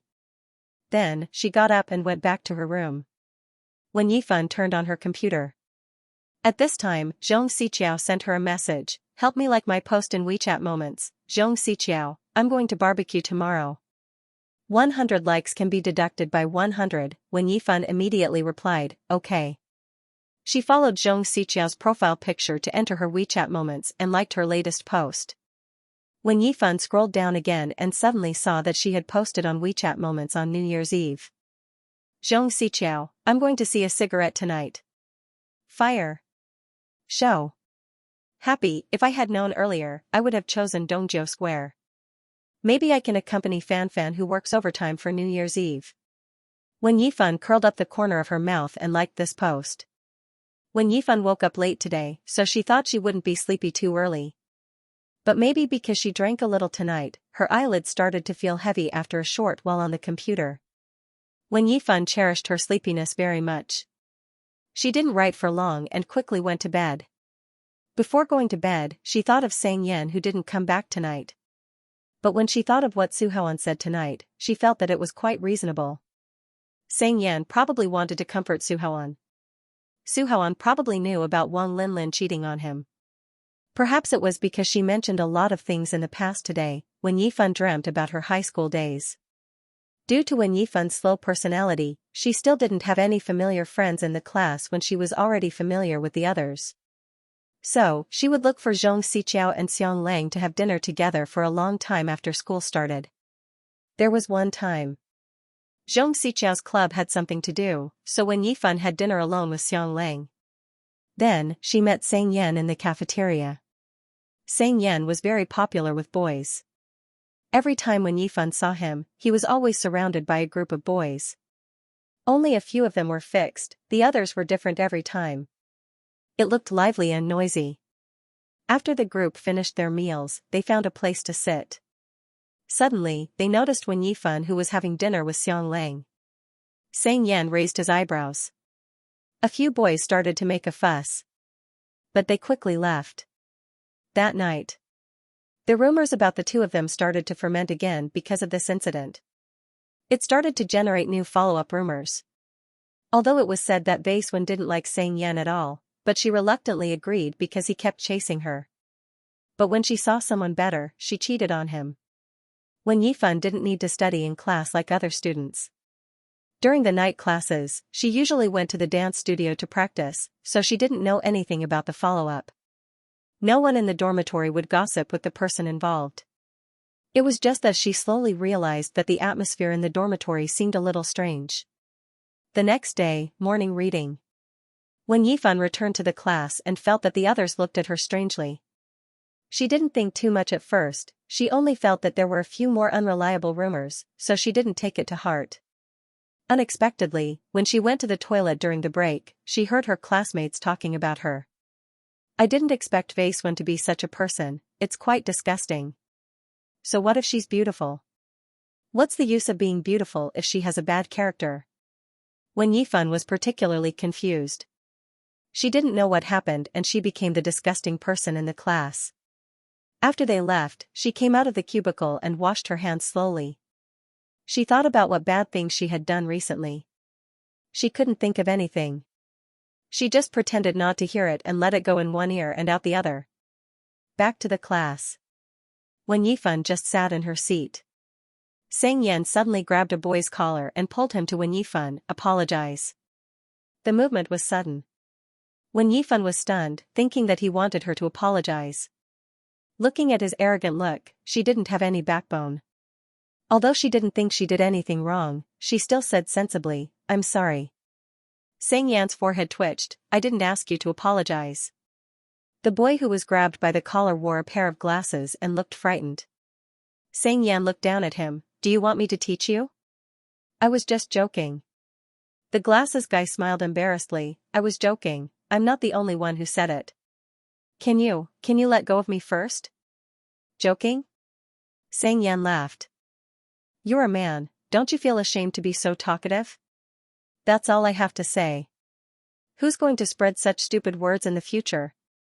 Xianxia raised his head, glanced around and said word by word, "If I hear it, I'll deal with you one by one." "I'm not interested in anything," Xianxia was very arrogant, "my only hobby is to hold grudges." After that, Xianxia let go of the guy's collar. The glasses guy immediately bowed his head and apologized to Wen Yifan. "I'm sorry, I told others that you're cheating on me. But I don't have any evidence, I just made it up. I won't do it again." "What cheating?" Wen Yifan was confused. After apologizing, the glasses guy was going to sit back in his seat. Xianxia raised his leg and supported himself under the iron bar under the table. He stopped him and slowly reminded him, "I'm not the victim? Can you consider the actual situation? What do you mean by the other party saw someone better than me and dumped me?" Speaking of this, Xianxia suddenly glanced at Wen Yifan. "If there's really such a situation where I'm chasing after you," Wen Yifan looked up at him. Xianxia's face was half against the light, his expression was arrogant as usual. "The other party can only be fascinated by me, understand?" As soon as Xianxia finished his words, the bell rang. The voice was equivalent to relief. The bespectacled man breathed a sigh of relief and quickly apologized. Xianxia didn't care anymore. He glanced at him and returned to his seat. The people around him gradually dispersed. At this time, the classroom was in a state of silence before the teacher arrived. Wen Yifan took out the textbook from the drawer and flipped to the content of this class. Her thoughts were on what just happened. She thought about the encounter with Xianxia and the others in the cafeteria yesterday. She slowly sorted out her thoughts. So, the others thought that she cheated on Xianxia and got together with Xianglang. Wen Yifan's pen paused. No wonder some people said she was disgusting. She looked up at Xianxia's direction. Because he was tall, his seat was arranged in the last row of the first group. There was a long distance between them. At this moment, his head was lowered, and he seemed to be reading something. The boy sitting next to him was talking to him. He didn't look up and his expression didn't change much. Wen Yifan looked away and thought that she would find a chance to thank him later. That was Wen Yifan's thought. She didn't expect that she couldn't find a chance. Because there was almost no time when Xianxia was alone. He seemed to be unable to walk alone. Even when he went to the toilet, he had to go in groups. Wen Yifan wasn't in a hurry. She thought that she would find a chance. The wait lasted until the end of school on Friday the following week. The class schedule was arranged according to odd and even weeks. Xianxia was arranged to be on Friday of every 2 weeks. Because he had to be on duty, he left later than the other students. The people who called him brother also chose to leave him at the critical moment to play basketball. Xianxia stood on the podium and wiped the blackboard with a wet rag. Wen Yifan packed her things, carried her bag and walked to his side to call him. "Xianxia." Xianxia glanced at her and continued to wipe the blackboard. "Speak." Wen Yifan said sincerely, "Thank you for what you did before." He paused and looked at her again. "What?" "Those words from the class," Wen Yifan explained and thanked him. "Thank you for speaking up for me and clarifying." Xianxia said, "Your thanks are quite timely." Wen Yifan, "Huh?" "Just when I was about to forget it," Xianxia said lazily, "you helped me remember it again." He knew that he had dragged it out for too long. Wen Yifan was a little embarrassed, but she didn't show it on her face. "I couldn't find a chance." No need. Xianxia didn't care about it at all. He wiped the last piece of the blackboard. If it had nothing to do with me, I wouldn't care about it. Wen Yifan nodded. Thank you. Xianxia did not reply. Wen Yifan didn't say much and walked out. When she reached the door, she looked back at Xianxia for some reason. He had just finished wiping the blackboard, and now seemed to be going to the toilet to wash the cloth. The moment he looked up, his eyes met hers. Xianxia didn't look too surprised. He raised his eyebrows and asked, "Why?" "Ah?" Xianxia said carelessly, "Are you really going to be infatuated with me?" Wen Yifan had never seen such a person before him. He was born with arrogance and self-confidence. Every corner of his bones seemed to be engraved with arrogance, but it was not annoying. It would only give people a feeling that he was born like this. Like a moon surrounded by stars. Wherever he was, there would always be light accompanying him. He came down from the booth area on the second floor. Xianxia went to the staff lounge downstairs. He sat on the sofa, took out his phone and looked at it. It didn't take long before he put it down again. He had a high tolerance for alcohol, and he didn't drink much tonight. However, his head was inexplicably aching. Xianxia took out a pack of cigarettes from his pocket, smoked one, and lit it up with the lighter that he just took from upstairs. He smoked for a while. Not long after, Su Haoan also came in. "You didn't leave? Aren't you sleepy?" Su Haoan was surprised to see him. "Are you waiting for Goddess Wen to come back together?" Xianxia crossed his legs and placed them on the table, ignoring him. Su Haoan sat down next to him and took out a cigarette from his pack. He didn't look too happy. "Sigh, I was about to King recover, but when this woman was brought up today, I felt bad again. I have been a playboy for so many years." Su Haoan lit the cigarette, but he didn't have time to smoke.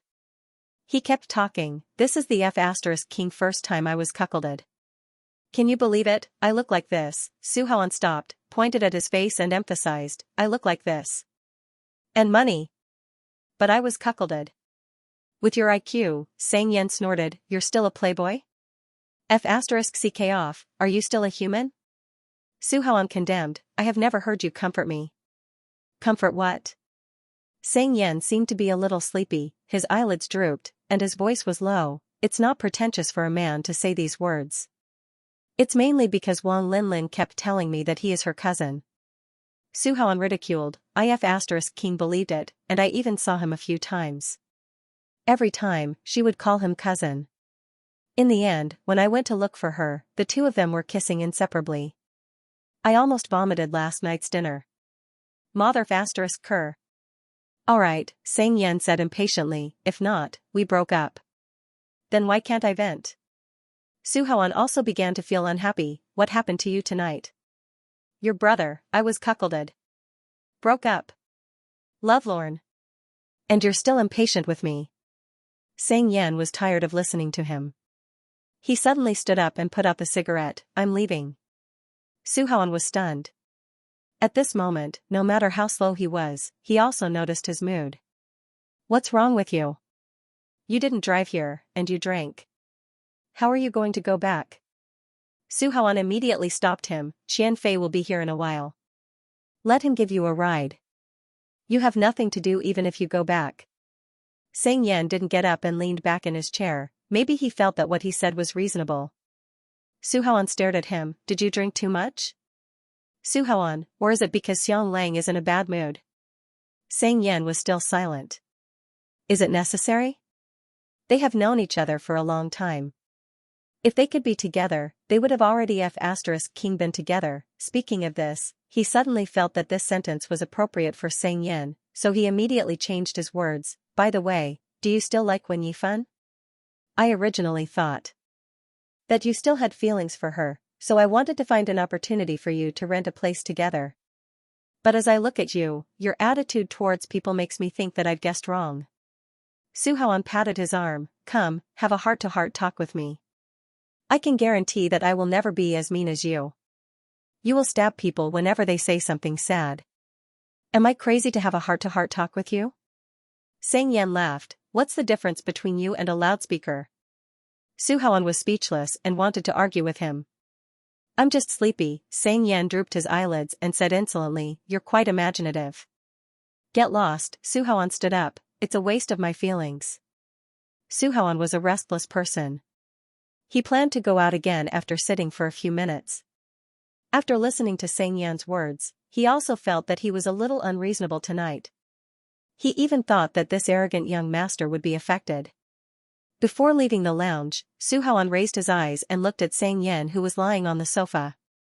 Suddenly, he felt that his current state was a little familiar. It reminded Su Haoan of the day their college entrance examination results came out. Su Haoan's grades were terrible. He was able to enter the top science class in his third year of high school because of his uncle, who was the principal of number 1 middle school. At that time, the system was to evaluate the scores after the college entrance examination, and the results would only come out after the application. The moment he came out of the examination room, Su Haoan knew that he was done for this time. But because Su Haoan's father had told him before, if he could get into any university in the college entrance examination, he would buy him a new computer. Su Haoan was extremely excited. On the day of the exam, he vowed to his father that he would definitely get into any university and that it would be easy for him to get into Nanwu University. Su Haoan's father believed him. The next day, he bought Su Haoan a new computer. Time passed day by day. When the first batch of college entrance examination results came out, Su Haoan didn't dare to go home for the whole day. He stayed in the internet cafe outside for the whole day. Then, he went to Xianxia's house. It was already 8 o'clock at night. Xianxia and Xiangrong were not at home. Xianxia's mother, Li Ping, was teaching Xiangji his homework. She looked gentle and asked him to wait in Xianxia's room. Su Haoan coming to Xianxia's house was considered a common occurrence. He didn't feel awkward and went straight into Xianxia's room. Su Haoan turned on the game console in Xianxia's room and started playing games. After facing this kind of electronic device for the whole day, he felt sleepy after a while and fell asleep on Xianxia's bed. When he woke up, he heard the sound of the door closing. Su Haoan was awakened by the sound. He opened his eyes and saw Xianxia. The young man had just closed the door. He was wearing a dark black short-sleeved shirt and gray trousers. His upper body couldn't be seen, but the color of his trousers was obviously darker. In addition, his hair was a little wet. Su Haoan immediately asked, "It's raining outside?" "The weather was fine when I came." Xianxia glanced at him. "Why are you here?" "The admission results are out." Su Haoan sighed. "I don't dare to go back. I'm afraid my dad will break my legs." "You deserve it." Xianxia snorted. "Aren't you afraid of breaking your legs when you're bragging?" He was the benefactor who took him in tonight, so Su Haoan didn't argue with him. "Where did you go?" "I waited for you to play games for a long time." Then, he looked at the time. "Damn, it's already 11 o'clock. I didn't go anywhere. I'm back." Xianxia didn't take a shower. He sat on the carpet in front of the game console and threw a game controller in his direction. "Do you want to play?" Su Haoan immediately got up. "Yes." The two chatted while playing games. Su Haoan asked, "Uncle and Auntie didn't scold you for coming back so late?" Xianxia asked, "Is that possible?" Su Haoan was speechless. "So you owe it to yourself?" He asked again, "Where did you go? Didn't you get accepted by Nanjing University? How great is that? If I had such grades, I'd be the king of my family." Xianxia said, "Why do you have so much nonsense?" Sigh, Su Haoan was used to Xianxia's attitude. He continued, "I don't know which school I can go to. I just saw Chen Qian's post saying that she got into a university. But I didn't apply to any school in a city." Xianxia didn't say anything. Su Haoan continued to mutter.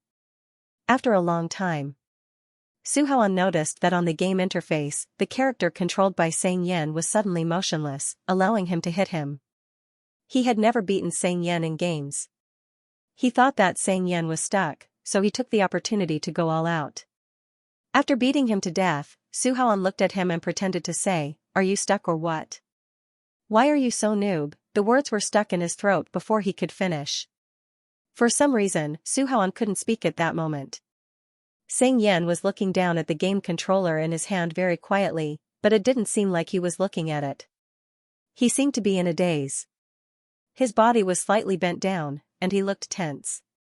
Like a still image. Or like a bowstring that was about to break to its limit. Su Haoan had known him since junior high. From the first time they met, Xianxia had always been arrogant and disdainful. His eyes were on the top of his head. He didn't care about anyone, and he didn't care about anything.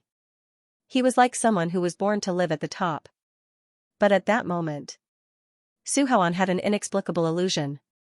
His proud and unyielding character. It seemed like it was broken by someone. For the next 3 days, when Yifan went to work as usual, Xianxia seemed to be busy with something. He hadn't come back since the party ended. However, he abided by the rules. Every night at 10 o'clock, when Yifan would receive his WeChat message on time. As time went by, the number of words he spoke gradually decreased. The first day. Xianxia, I'm not coming back tonight. Lock the door. The next day. Xianxia, I'm not coming back. Lock the door. The third day. Xianxia, lock the door. When Yifan's attitude remained the same, she replied okay every time. The next afternoon. After when Yifan and Fu Zhuang went to the editing room to edit the film.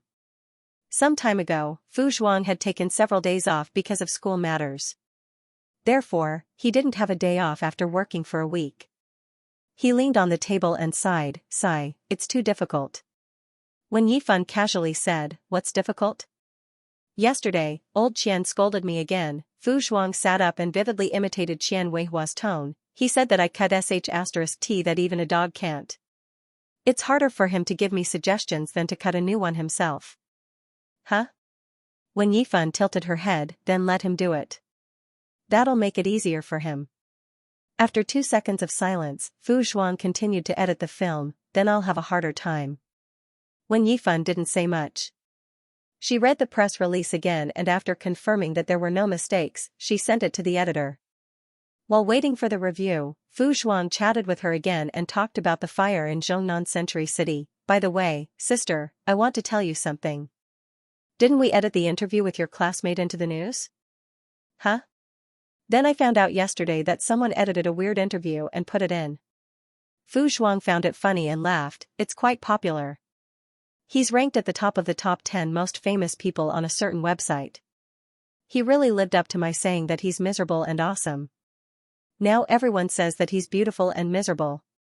Fu Zhuang said, because although half of our faces were covered with mosaic, we still look very good. When Yifan didn't pay attention to this, so she didn't know about this matter. Is it a big deal? That's not true. After all, it's a mosaic. It's pretty fun. That's good, said Wen Yifan. Since the script had passed the review, Wen Yifan forwarded it to the dubbing host. She stood up and said, you can download the host's dubbing later.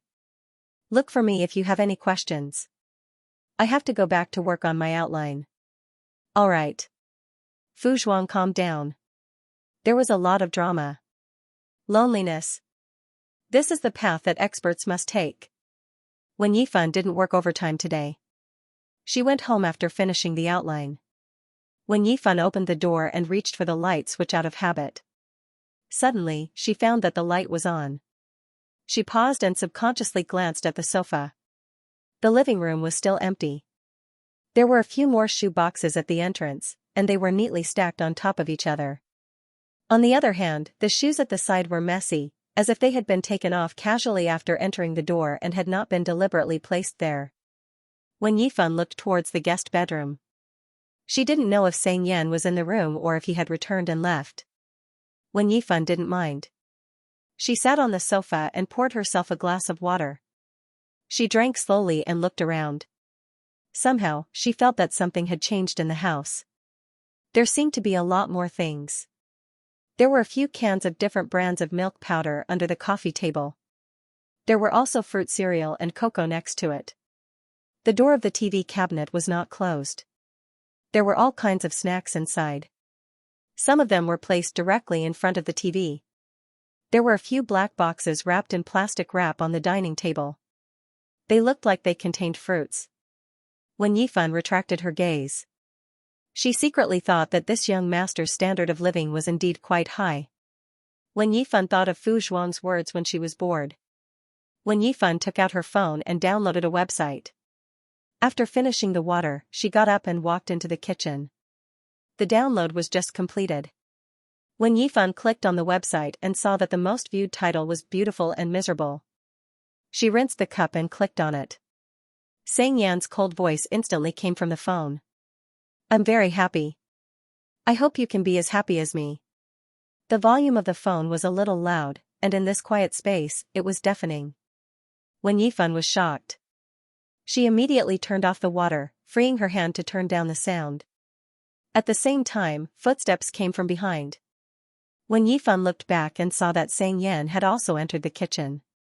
When Yifan lowered her head and turned off the phone, she was a little embarrassed.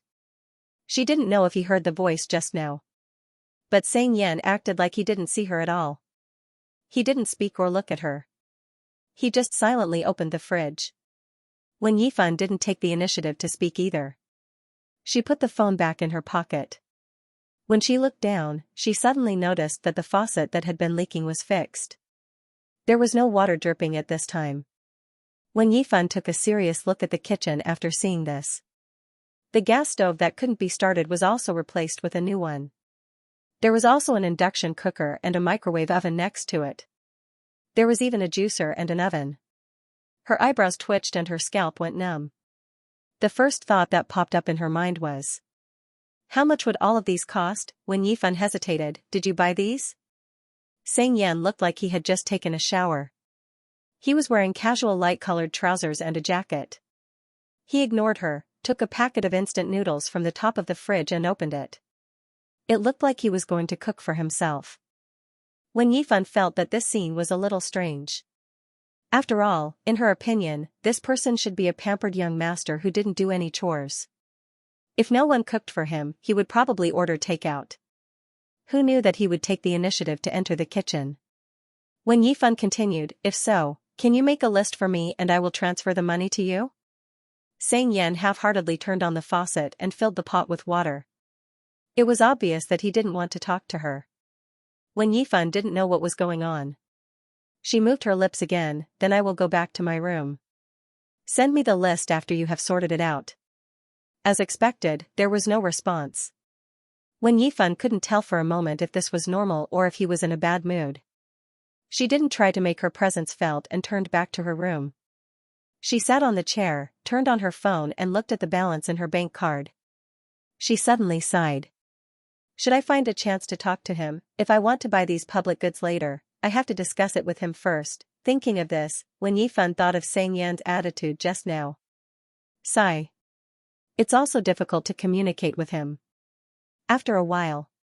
When Yifan inexplicably felt that this situation was quite normal.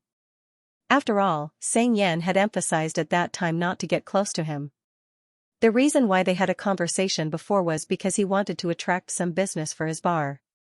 But in the end, he didn't earn a single cent, but he lost 1,000 yuan. When Yifan wondered if he was unhappy because of this matter. She struggled for a while and opened her calculator to calculate the accounts for that day. She wanted to pay Xianxia and Xianglang's share, but the amount was not small for her. When Yifan could only pay her share. But it had been a few days. It was a little awkward to suddenly transfer this amount of money to him. When Yifan put down her phone and simply waited for him to send the list over before transferring it to him. But the whole night. There was no movement on Xianxia's end. When Yifan realized something after a while. Xianxia seemed to completely treat her as air, as if he couldn't sense her existence at all. Occasionally, she made some big movements inadvertently, but he didn't even lift his eyelids as if he couldn't hear it. The two of them seemed to be living in the same place in different time and space. When Yifan wasn't someone who would ask for trouble. After a few words, she didn't take the initiative to speak again. She just treated it as the official beginning of their cohabitation life without disturbing each other. The night before New Year's Eve. When Yifan received a call from Xianxia when she went to the balcony to collect the clothes. She held the clothes and put aside the drying pole. She listened to Zhong Xichao's words, "Are you working overtime tomorrow night?" "Tomorrow night?" Wen Yifan said, "I don't think so if there's no accident." "Are you going home tomorrow?" "I don't think so." Zhong Xichao invited her, "Do you want to come to my house and celebrate the New Year together?" Wen Yifan was very honest, "I'm too lazy to travel that far." Zhong Xichao said, "You've been resting for so many days, why don't you spare a day for me?" "You're quite cruel." Wen Yifan entered the living room and stopped. She didn't know when Sang Yan came out of the room. He was sitting on the sofa with his eyes down, looking at his phone. He changed his clothes, but his expression was still very indifferent. It seemed like he was going out. Wen Yifan withdrew her gaze and walked towards the direction of the room. She continued to talk to Zhong Xichao calmly, "Wait until I really rest for many days before you say that to me, okay?" Zhong Xichao laughed out loud, "Compared to usual, aren't you really sleeping a lot?" Wen Yifan, "I just want to sleep for 3 days and 3 nights." She went back to the room. Zhong Xichao suddenly asked, "By the way, is Sang Yan going home for the New Year?" "Of course." Wen Yifan seemed to feel that her question was a little strange. She said in a puzzled tone, "He lives locally, and he has a good relationship with his family. Why wouldn't he come back for the New Year?" "Oh." Zhong Xichao said, "You're right." Wen Yifan lay on the bed. Zhong Xichao asked again, "How are you getting along with him?" "Not really getting along. We're just 2 strangers living under the same roof." Wen Yifan deliberated over her words, "We're just 2 strangers. There's no communication. When I see him now, I feel like he's a ghost." "You're exaggerating." Zhong Xichao said, "Wasn't everything fine at the party that day?" Hearing that, Wen Yifan was stunned. For some reason, Xiang Lang's honest answer suddenly flashed in her mind. Soon, she came back to her senses and smiled, "It's almost the same as when I was at the party." After chatting for a while, Wen Yifan heard the sound of the door closing at the entrance. After hanging up the phone, Wen Yifan looked at WeChat again and found that Sang Yan had sent her a WeChat message 5 minutes ago. "Sang Yan, I won't be back before the 8th day of the New Year. Just lock the door." "Sang Yan, help me get rid of the things in the fridge." "Sang Yan, thanks." Wen Yifan blinked her eyes and replied, "Okay as usual." On the night of New Year's Eve, Wen Yifan returned home at 7 o'clock. Wen Yifan locked the door, took a shower, and made all the preparations before going to bed. Then, she took a small blanket to the living room. She lay on the sofa in the living room. The New Year's gala had been broadcasting for a while. Zhong Xichao kept urging her and sent her messages on WeChat. Wen Yifan replied, "I'll turn on the TV too." Looking through the message list, Wen Yifan replied one by one. When she saw Zhao Yuandong's message, she hesitated and replied, "I have to work overtime tonight. Happy New Year." The windows were closed, and because there was no air conditioning, it was still a little cold. Except for the noise coming from the TV, there was no other sound in the room. Wen Yifan wrapped the blanket around herself and stared at the laughter on the TV. She couldn't be affected by these emotions at all. If it weren't for the holidays, she wouldn't have remembered that it was New Year's Eve. She exhaled and scrolled through Weibo absent-mindedly. Soon, she wanted to go back to her room. Wen Yifan actually wasn't interested in the New Year's gala. She had always felt that it was just something that was used as background music when the family chatted and played on New Year's Eve. She felt that it was a very strange thing to watch alone. However, Zhong Xichao was still excitedly discussing the show with her on WeChat. Wen Yifan didn't want to spoil her mood, so she wondered if she should make something to eat. At this time, the doorbell of the house suddenly rang. Wen Yifan looked at the time. It was almost 9 o'clock. She didn't know who it could be. Wen Yifan felt strange and a little uneasy. She walked to the entrance and looked through the peephole. Sang Yan was standing outside the bright corridor with his hands in his pocket. She was relieved and opened the door. "Why are you back?" Sang Yan glanced at her and said, "My relatives are here, I don't have a place to sleep." Wen Yifan nodded and didn't ask much. She returned to the sofa. Sang Yan changed into slippers and sat on another sofa. Both of them were quiet and didn't say a word. On such a holiday, Wen Yifan wasn't used to the sudden presence of another person in the room. She subconsciously looked towards his direction. After a while, Xianxia moved first. He got up and walked towards the direction of the kitchen. Noticing his movements, Wen Yifan turned to look at him. She saw Xianxia take out a bag of noodles, a box of meatballs, and a box of vegetables from the refrigerator. Then, he also took a bag of frozen dumplings from the freezer. It seemed like he was going to make a midnight snack. Wen Yifan didn't believe that he knew how to cook. She secretly hoped that he didn't use a gas stove. Using an induction cooker was enough to cook these things. Wen Yifan was afraid that he would burn the kitchen. After a few minutes, Wen Yifan heard the sound of the gas stove being lit from the kitchen. She began to worry. But thinking of the current state of the two of them, she didn't want to rush over. She fidgeted for a while. The sound of water boiling came from the kitchen. At the same time, Xianxia suddenly called out to her. Wen Yifan. Based on the previous state of the two of them, it was more difficult than ascending to heaven for this person to call her name. This made Wen Yifan even more certain that something had happened. She instantly got up and walked over. What's wrong? She just entered the kitchen. Wen Yifan saw that Xianxia was still holding the bag of noodles in his hand, but it was empty. His movements were a little stiff. He stared at the boiling pot as if he had poured the entire bag of noodles into it. The scene seemed to be frozen. After a few seconds, Xianxia raised his head and said with a blank expression, I cooked too much. Xianxia looked down and threw the package into the trash can next to him. He seemed to have said something casually. Can you help me eat some? The kitchen was square in shape, and it wasn't small. There was an L-shaped dark countertop with a space for the refrigerator and a white cupboard on the top. Because of the addition of a lot of electrical appliances, the space looked more cramped than before. Wen Yifan walked to his side and looked at the noodles that had begun to boil in the pot. She was silent for a while, rolled up her sleeves and turned on the tap to wash her hands. Then, she pointed to the things next to her. Then I'll put these back in the refrigerator? Xianxia glanced at her, leave the vegetables. Wen Yifan, okay. She picked up the box of rice balls. Xianxia suddenly said, you don't want to eat the rice balls? Wen Yifan stopped, if you want to eat, you can put some in. Dumplings. Then put a few. Oh. Xianxia picked up the soy sauce next to him and said, give me 2 eggs. Wen Yifan was a little speechless at his attitude of wanting to have everything prepared even in this situation. She didn't want to waste it and couldn't help saying, Xianxia. Xianxia, what? Wen Yifan calmly reminded him, you put down a whole bag of noodles. In the end, Wen Yifan only added some vegetables and mushrooms to the side dishes and put the rest back into the refrigerator. She took 2 bowls from the cupboard, one big and one small, and handed him the big one. Xianxia took it and filled the bowl with noodles. Wen Yifan stood aside and looked at the overflowing noodles in the pot. She felt that it was useless for her to only eat a little in this situation.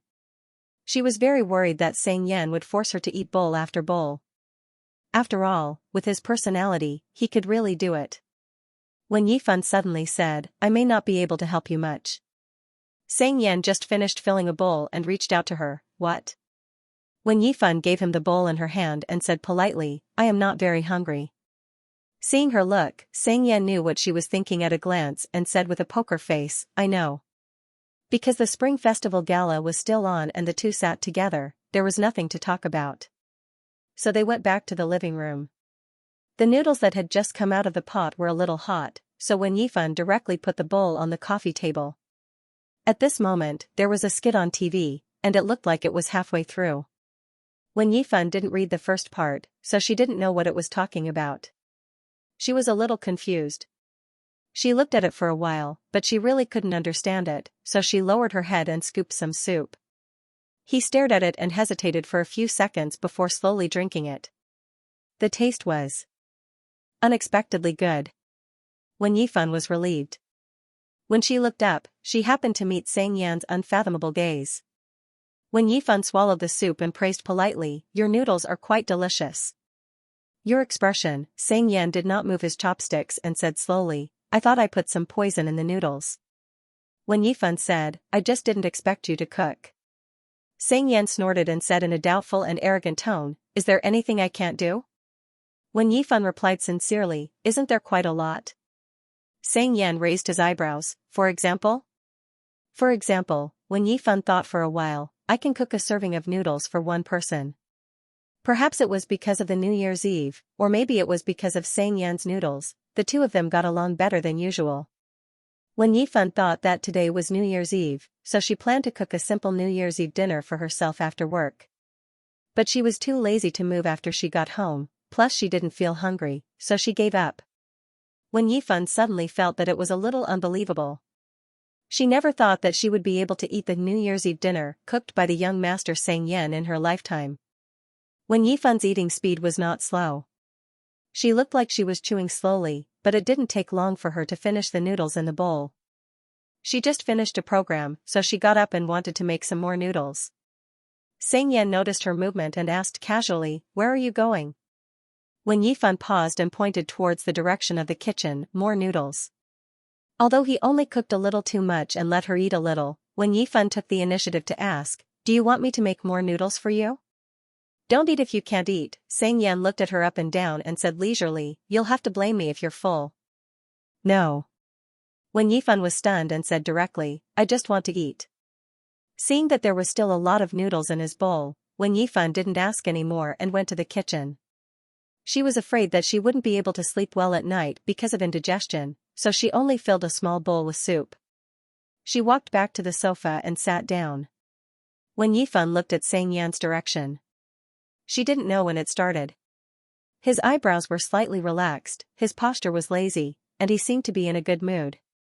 At this moment, his gaze was on the TV. When Yifan blinked and looked at the TV. The previous magic show had ended, and the program that started was a song performance. The performers were a few popular actresses. They had bright smiles on their faces, and their voices were sweet and pleasing to the eye. Oh. When Yifan instantly understood. It was getting late. When Yifan didn't intend to stay in the living room for so long. But before she knew it, it was already past midnight. During this period, the two of them sat on opposite ends of the sofa and didn't talk much, but neither of them went back to the room early. Occasionally, when Yifan would comment on the show, and Sang Yan would respond indifferently. The new year had arrived. When Yifan suddenly realized that the two of them were staying up late together. At this moment, her phone vibrated a few times. Zhong Xichao and Xiang Lang sent Happy New Year in the group chat on time. When Yifan's fingers moved, and she was about to reply when she saw Sang Yan looking down at his phone from the corner of her eyes. She suddenly got up and said in a gentle voice, "Then I'll go to bed." Sang Yan slowly looked up. When Yifan naturally added, "Happy New Year." Sang Yan looked at her. She didn't expect him to reciprocate, so she planned to return to the room after she finished speaking. But Sang Yan's attitude tonight was unexpectedly good. He retracted his gaze and returned the favor. However, his tone was still as perfunctory as usual. Happy New Year." Back to the room. When Yifan took some time to reply to the message, but she put down her phone not long after. She started to feel sleepy. She turned off the lamp and stared at the dark sky with her eyes wide open. Her thoughts were drifting. She thought about what happened just now. An inexplicable thought popped up in her mind. It turns out that the Spring Festival Gala is quite interesting. When Yifan collected her thoughts and was about to close her eyes to sleep, but she suddenly remembered that she just ate a bowl of noodles. She immediately got up and brushed her teeth. After washing up, she realized that she was a little full. She couldn't remember how long it had been since she fell asleep with this feeling of fullness. When Yifan felt a little guilty. It seemed to be the first time the two of them had a meal together after they reunited. Moreover, both of them were unusually calm and at peace. It felt like their relationship had eased up, but it also felt like they were softened by the festival. It was a familiar feeling. It was like returning to the time between the second semester of high school and the college entrance examination. At that time, when Yifan had just moved to Bayou City and lived in a new environment for a few months. Compared to when she was in Nanwan No. 1 middle school, she became more quiet. She lived a closed life and only went home once every 2 weeks. She did nothing but study every day. She only occasionally turned on her phone to look at it. Perhaps it was because she sent Xianxia the text message about her results.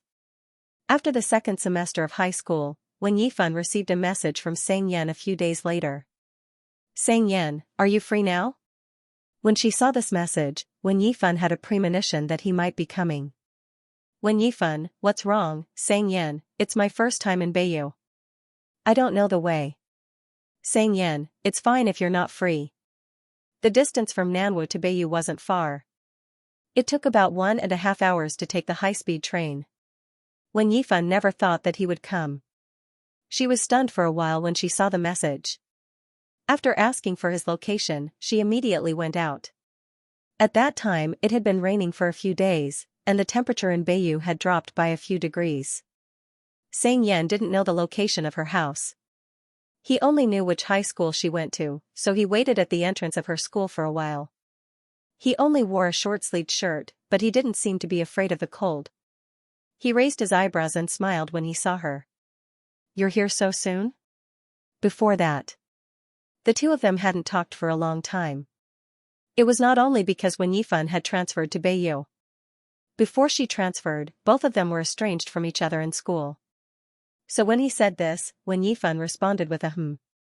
The scene immediately fell into silence. After a while, Xianxia suggested, "Let's go for a meal." Wen Yifan agreed and brought him to a nearby noodle house. The two of them ate for a while. The presence of the person beside him was especially strong.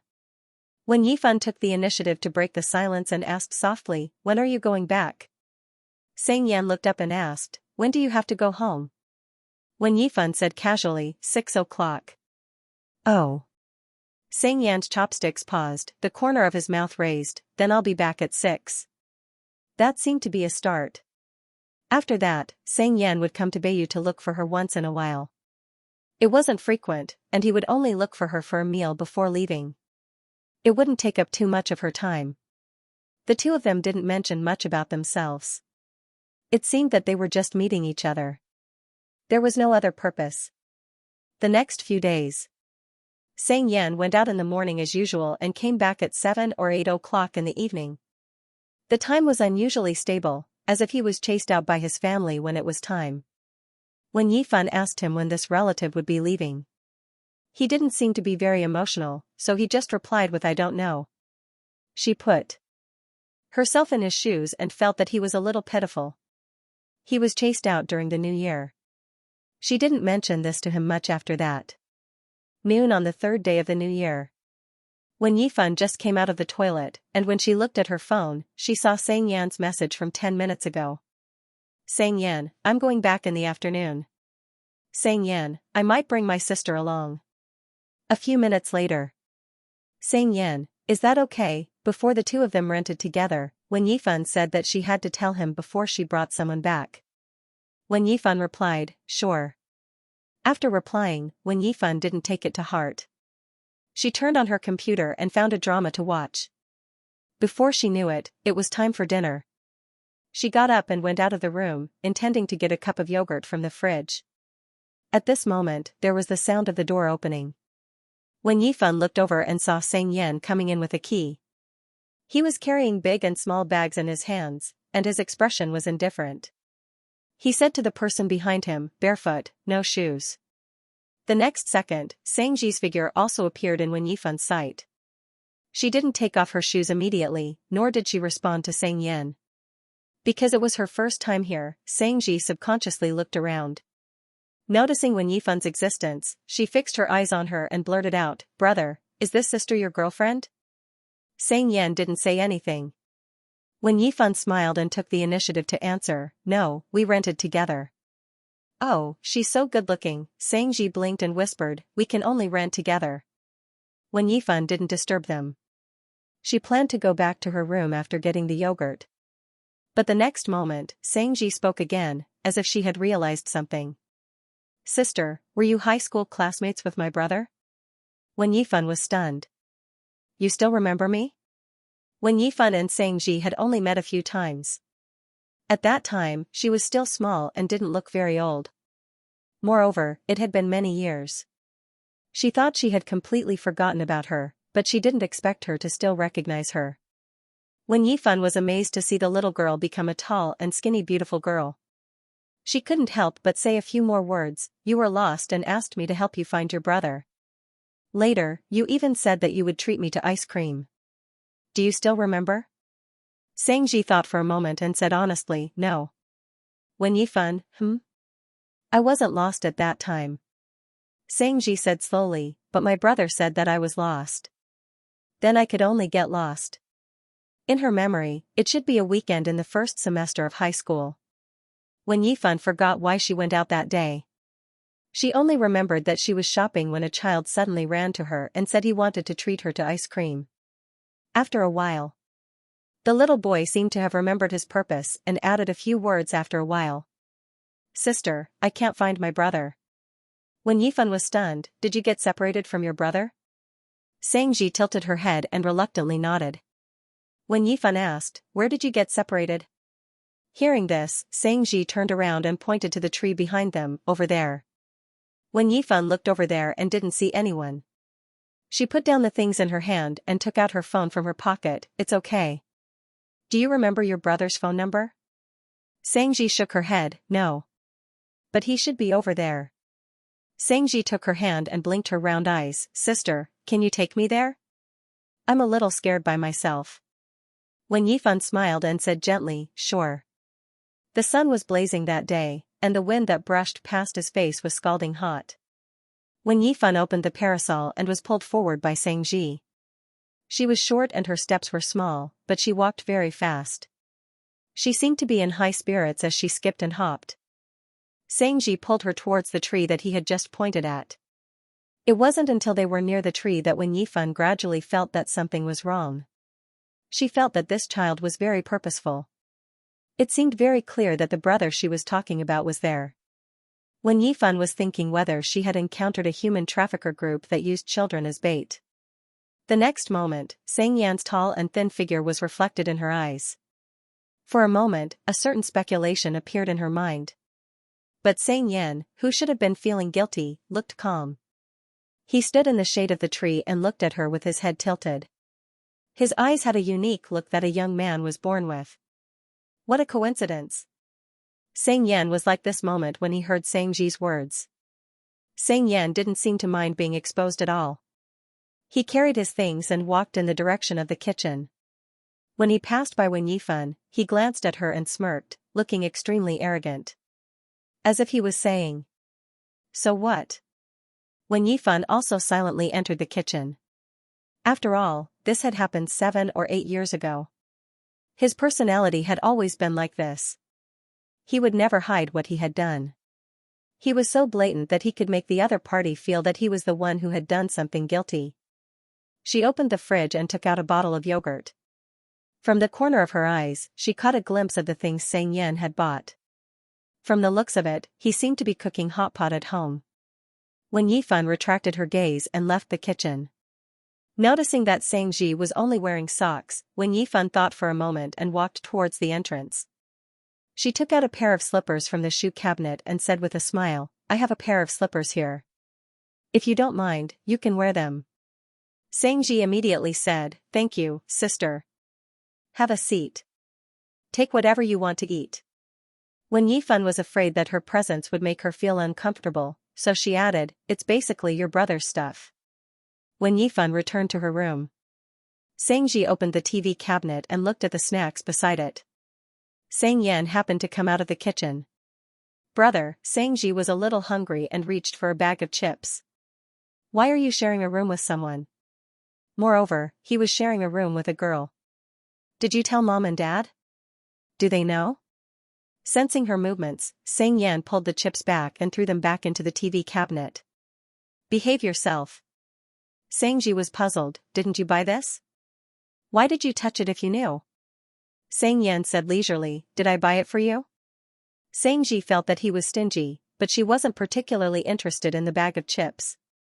She simply chose to swallow her anger, then hurry up, I have to go back to study after eating. There's still half an hour left. Go right first, race against time. Xiangyan raised his chin towards the direction of the dining table, just sit there, or you can write in my room. Xianxia picked up her bag and walked towards the dining table. She asked again, so why are you sharing a room?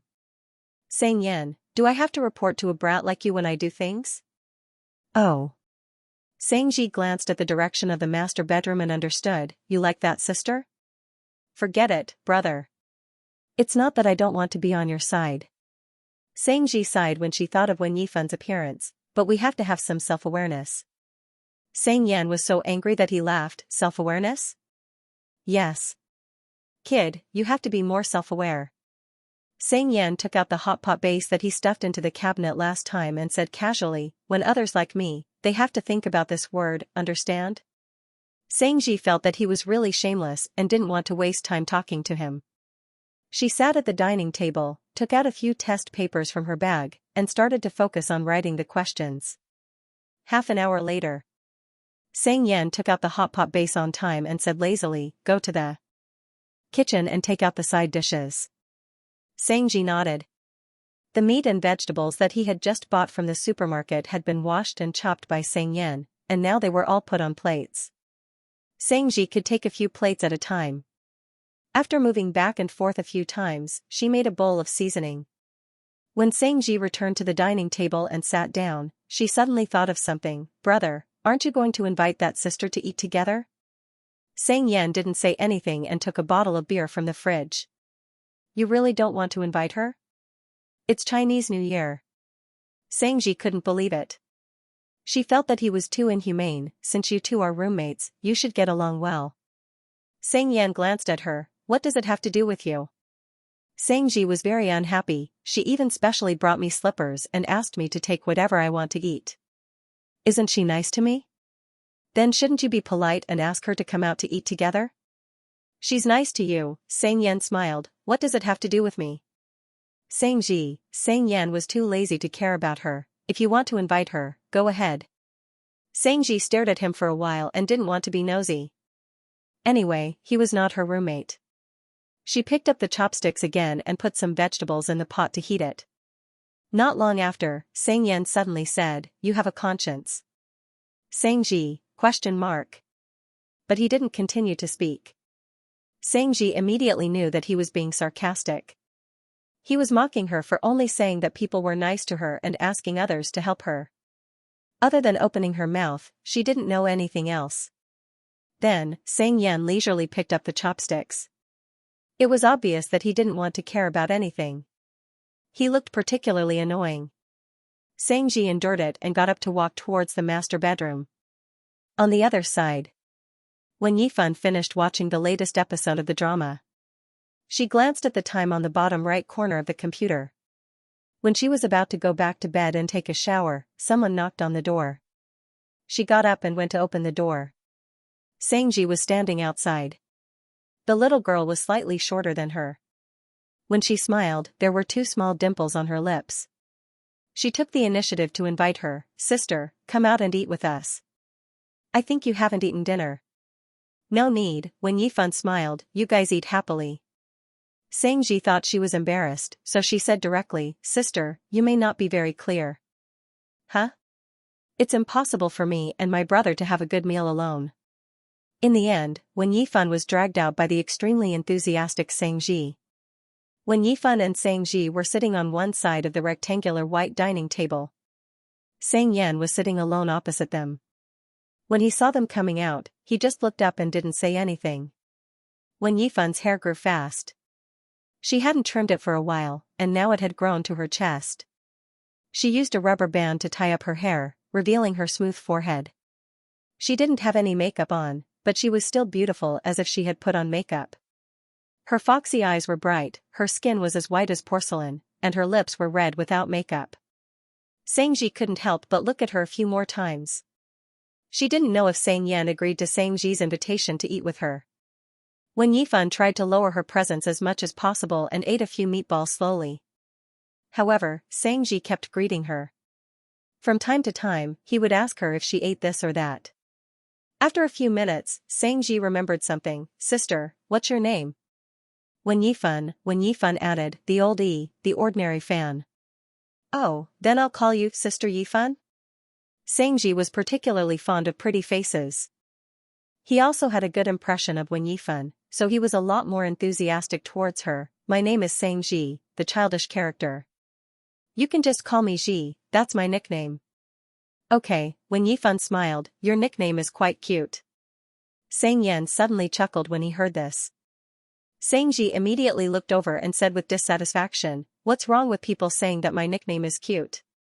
The corner of Sang Yan's eyes slightly raised, but he still pursed his lips and ignored her. Wen Yifan pursed her lips. She inexplicably felt that he was laughing at her. Because when Sang Yan knew her nickname for the first time, he laughed as badly as he did now. Later on, she even said, why does your nickname sound like a maid's? Wen Yifan felt that he was a bit childish, so she pretended not to hear it and continued Xiangxi's words. It's cute. Xianxia blinked. He decided to completely treat Sang Yan as heir under this kind of differential treatment. The two chatted casually for a while. Oh yeah, Gigi. Why are you here today? Wen Yifan felt strange and asked casually, isn't it the third day of the new year? Why aren't you at home? My parents are visiting relatives, I don't really want to go.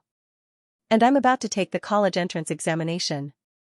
Xiangxi's voice became softer as he said this, I want to spend more time studying, I'm afraid I won't do well in the entrance examination.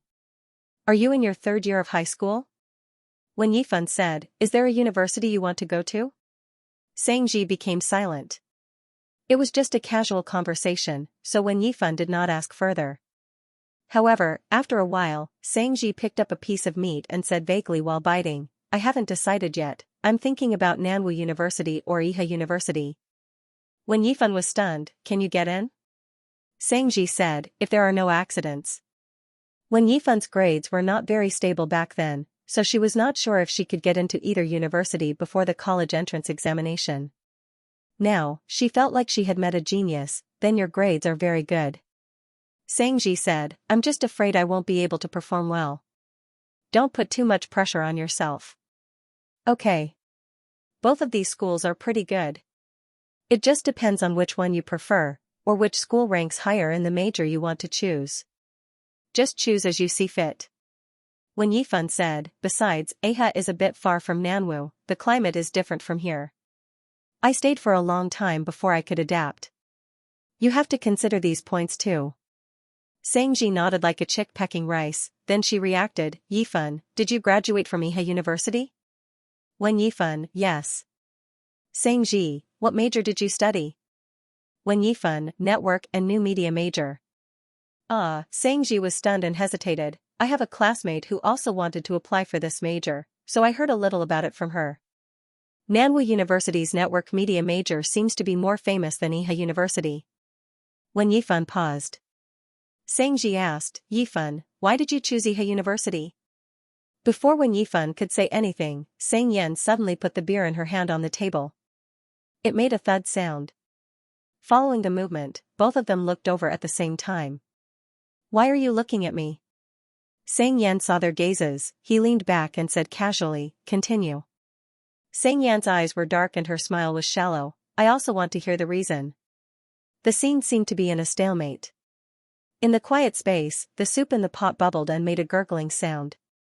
The smoke lingered in front of Sang Yan's eyes as if a layer of filter was added, blurring his eyes. I didn't want to choose this major. When Yifan lowered her eyes and naturally came up with an excuse, there was a problem with my grades at that time. I didn't pass the major I wanted to choose, so I was transferred to online media. Hearing that, Sang Yan also withdrew his gaze and calmly took a sip of wine. Xianxia looked at Sang Yan and then looked back at Wen Yifan. She felt that the atmosphere was a bit strange. Wen Yifan acted as if she didn't notice anything and continued, but now it seems that you can only fill in the application after the results are out. You can refer to the cutoff points of previous years so that you can be more confident when filling in the application.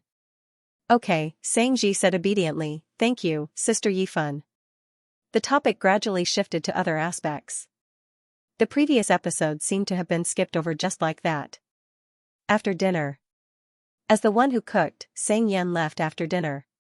He sat on the sofa and played with his phone like a young master. Originally, Xianxia habitually planned to walk towards the direction of the living room, but she noticed that when Yifan got up and started to clean up. She stopped and walked back to help clean up. When Yifan looked at her and smiled, "Go study, I'll clean up." "It's okay," Xianxia curled her lips, "it's not a big deal." "Then help me put those vegetables together." "Okay." After half a minute.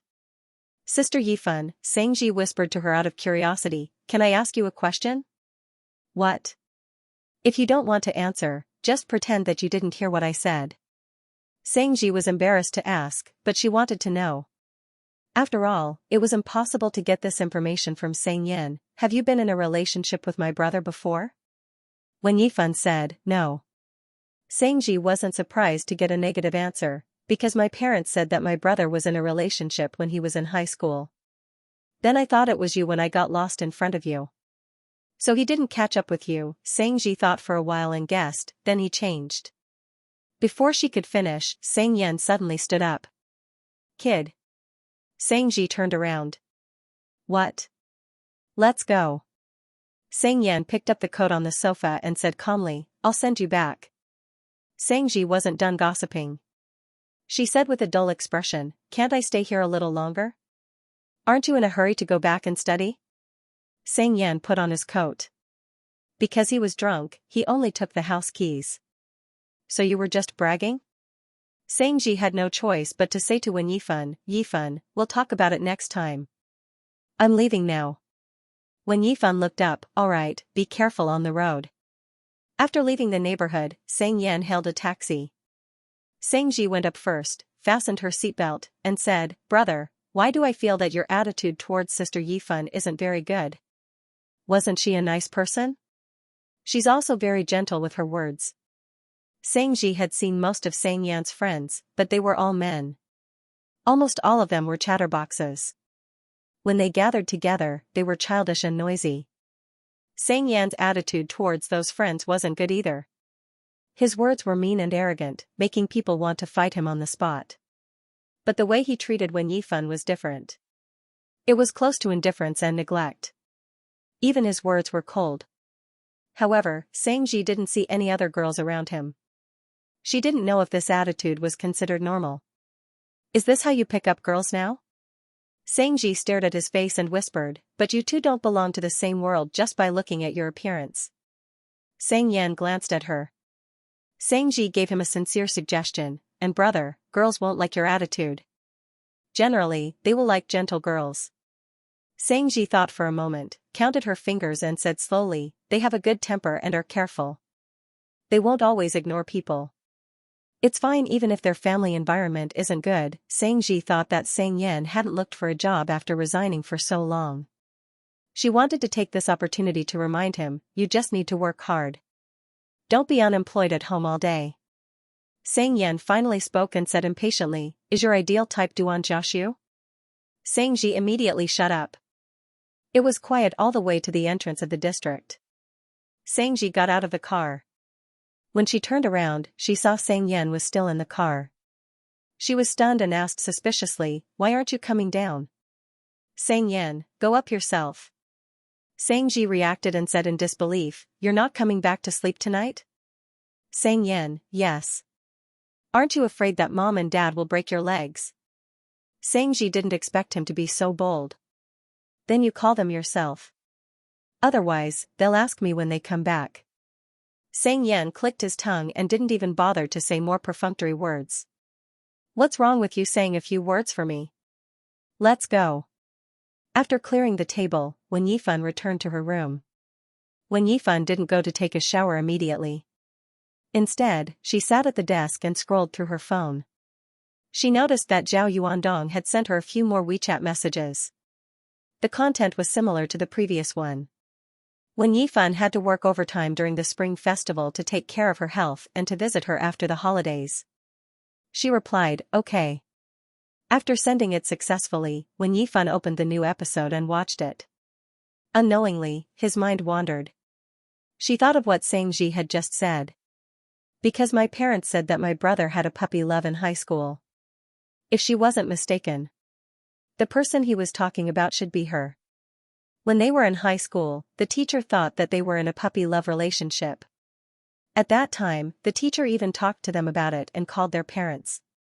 She remembered that it happened twice, in the first and second year of high school.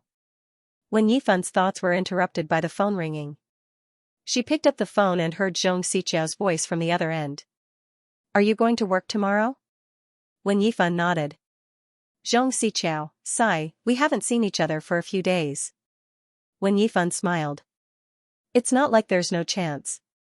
Why do we live so far away? Xiao continued to sigh. I've been away from my relatives for a few days. I'm tired and bored. He's not asking if I have a girlfriend. He's asking if he wants to introduce someone to me.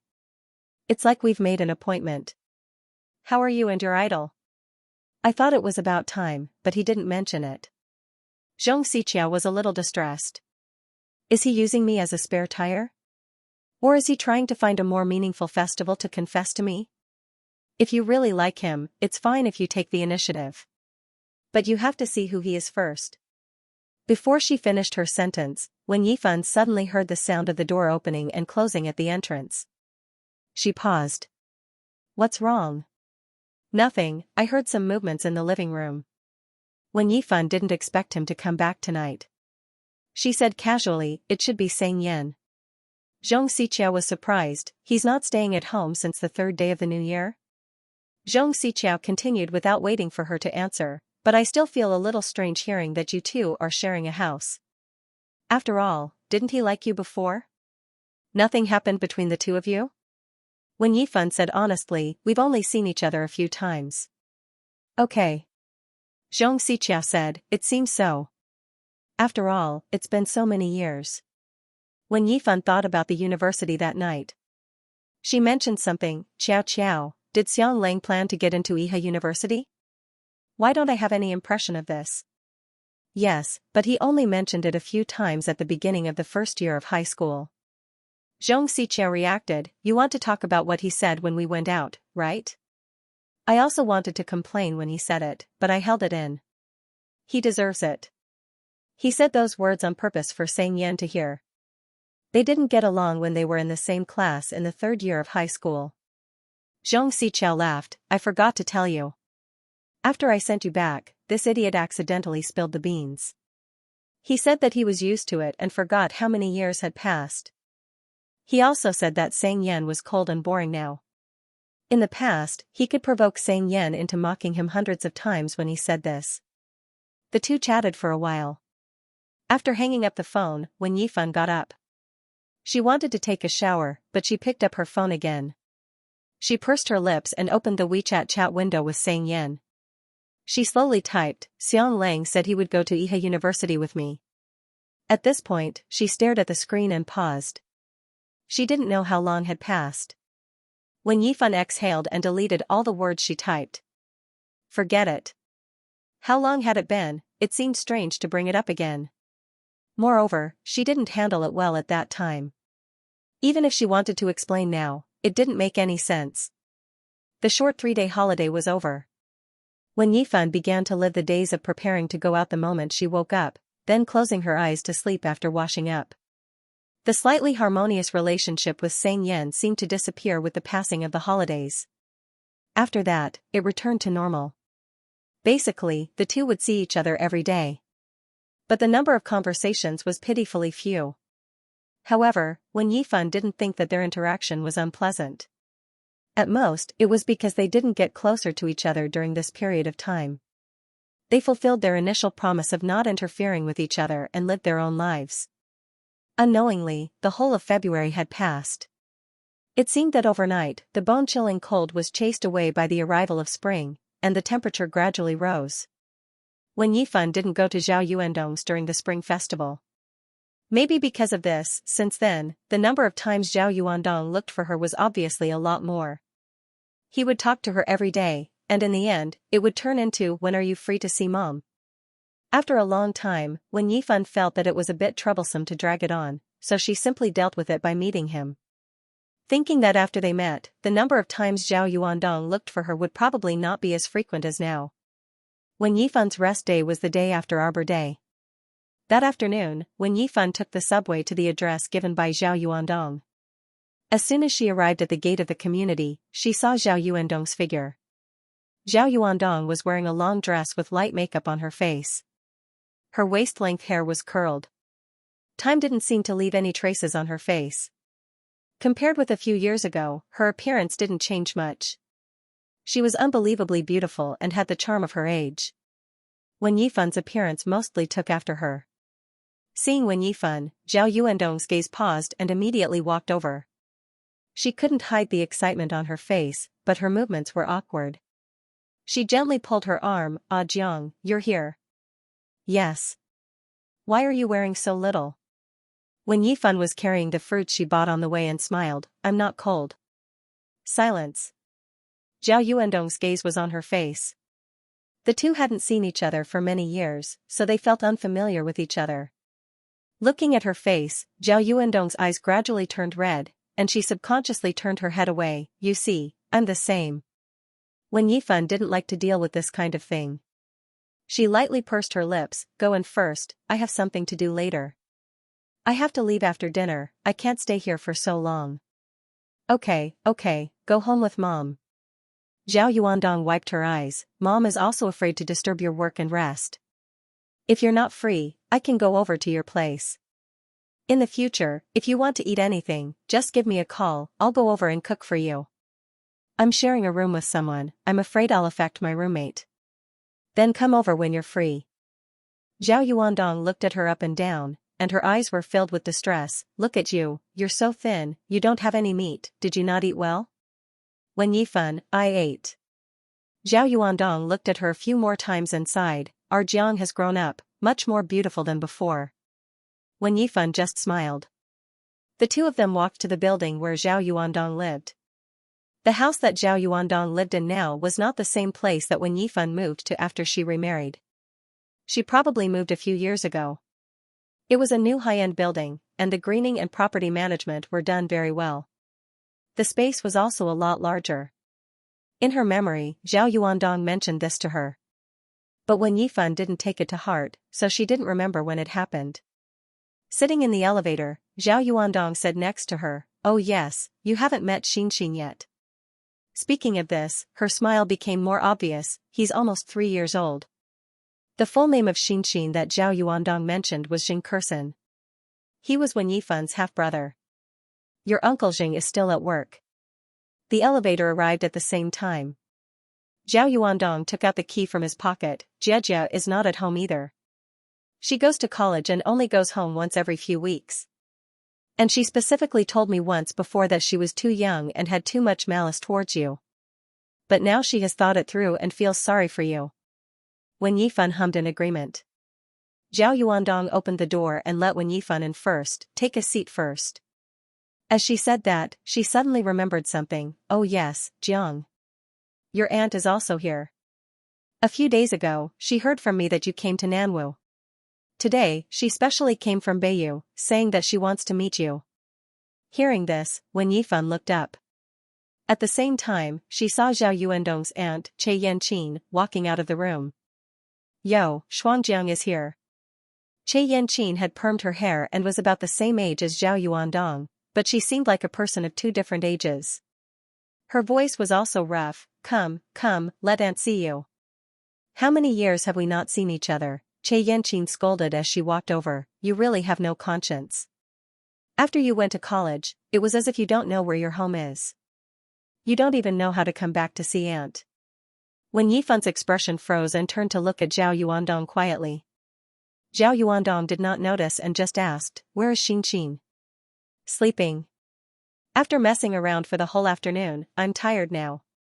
After that, Che Yanqin brought the topic back to Wen Yifan. "Shuangjiang is really getting more and more beautiful." Zhao Yuandong smiled and said, "Yeah, I can't take my eyes off you." Che Yanqin said, "You look much better than when you were young." Of course, Zhao Yuandong laughed, then took Wen Yifan's hand and pulled her to sit down. "Let's sit first. Jiang, sit with Mom and let's talk." Che Yanqin sat on another sofa and asked casually, "What is Shuangjiang doing now?" Wen Yifan did not answer. Zhao Yuandong took the initiative to answer for her. "Still the same as when I was in Iha, a news reporter." Che Yanqin frowned. "Isn't that not very profitable?" "It's also bitter." It's fine as long as Jiang likes it, Zhao Yuandong said. Anyway, the money is enough to live, I don't need too much. That's true. Che Yanqing suddenly reached out and patted Wen Yifan's arm, as if she was about to get angry. Shuangjiang, why don't you greet auntie when you see her? Why are you so impolite after reading so many books? Wen Yifan looked up at her and still did not say a word. Zhang's temperament is now calmer than before, and he doesn't talk much. Seeing that the scene was in a deadlock, Zhao Yuandong's smile was a little awkward. Jiang, why don't you call her auntie? She has been kind to us and helped mom take care of you for a few years. Che Yanqing had a smile on her face again. That's right, I treat Shuangjiang like my own daughter. Wen Yifan only felt that their voices were like bombers, so noisy that her head was about to explode. She lowered her head and resisted the urge to get up and leave right now. Yuandong. Glancing at the fruit on the table, Che Yanqing said, didn't you see that Shuangjiang bought fruit? Go wash it, let's cut it and eat it. Don't waste her kindness. Zhao Yuandong then remembered this matter. Okay, eat the fruit and I'll prepare dinner. When Zhao Yuandong entered the kitchen, Che Yanqing stared at Wen Yifan's face and clicked her tongue. Shuangjiang, you don't know how to use your advantage. You're so beautiful, you can just find a good husband and marry him. Why do you have to live so hard? Wen Yifan pretended not to hear it. Don't think auntie is annoying, auntie is also doing it for your own good.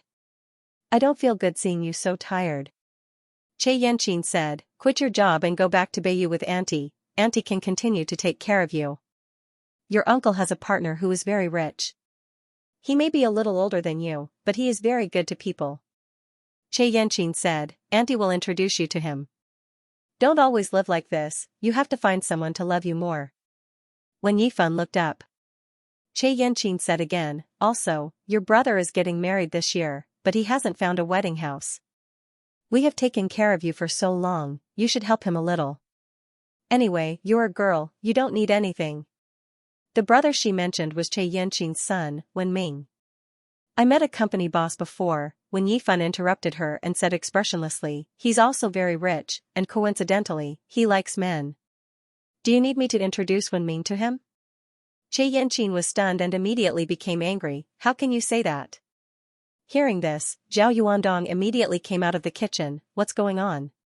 Wen Yifan had not taken off her bag since she came in, and now she stood up directly. She felt that her patience had reached its limit, so she tidied up her clothes. I won't come here anymore.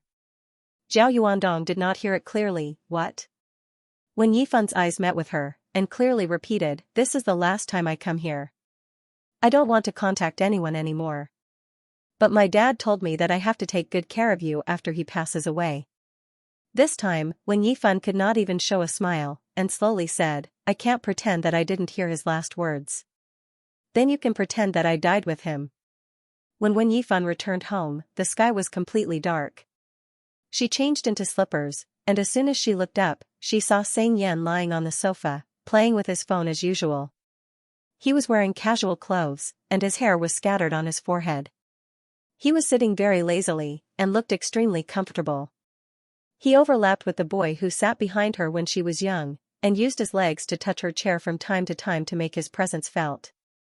The TV in the living room was turned on, and an unknown movie was playing. At this time, exaggerated laughter was coming out. Wen Yifan stopped in the same place, and inexplicably called him, Xianxia. The two of them had almost no communication at home. Perhaps it was an accident, but Xianxia looked up and put down his phone. What's wrong? Wen Yifan came back to her senses, and swallowed the words in her mouth. She smiled, I may have to rest early today, can you turn down the TV before 9 o'clock? Xianxia stared at her for a while, and this time he was easy to talk to. Sure. Wen Yifan nodded, thank you.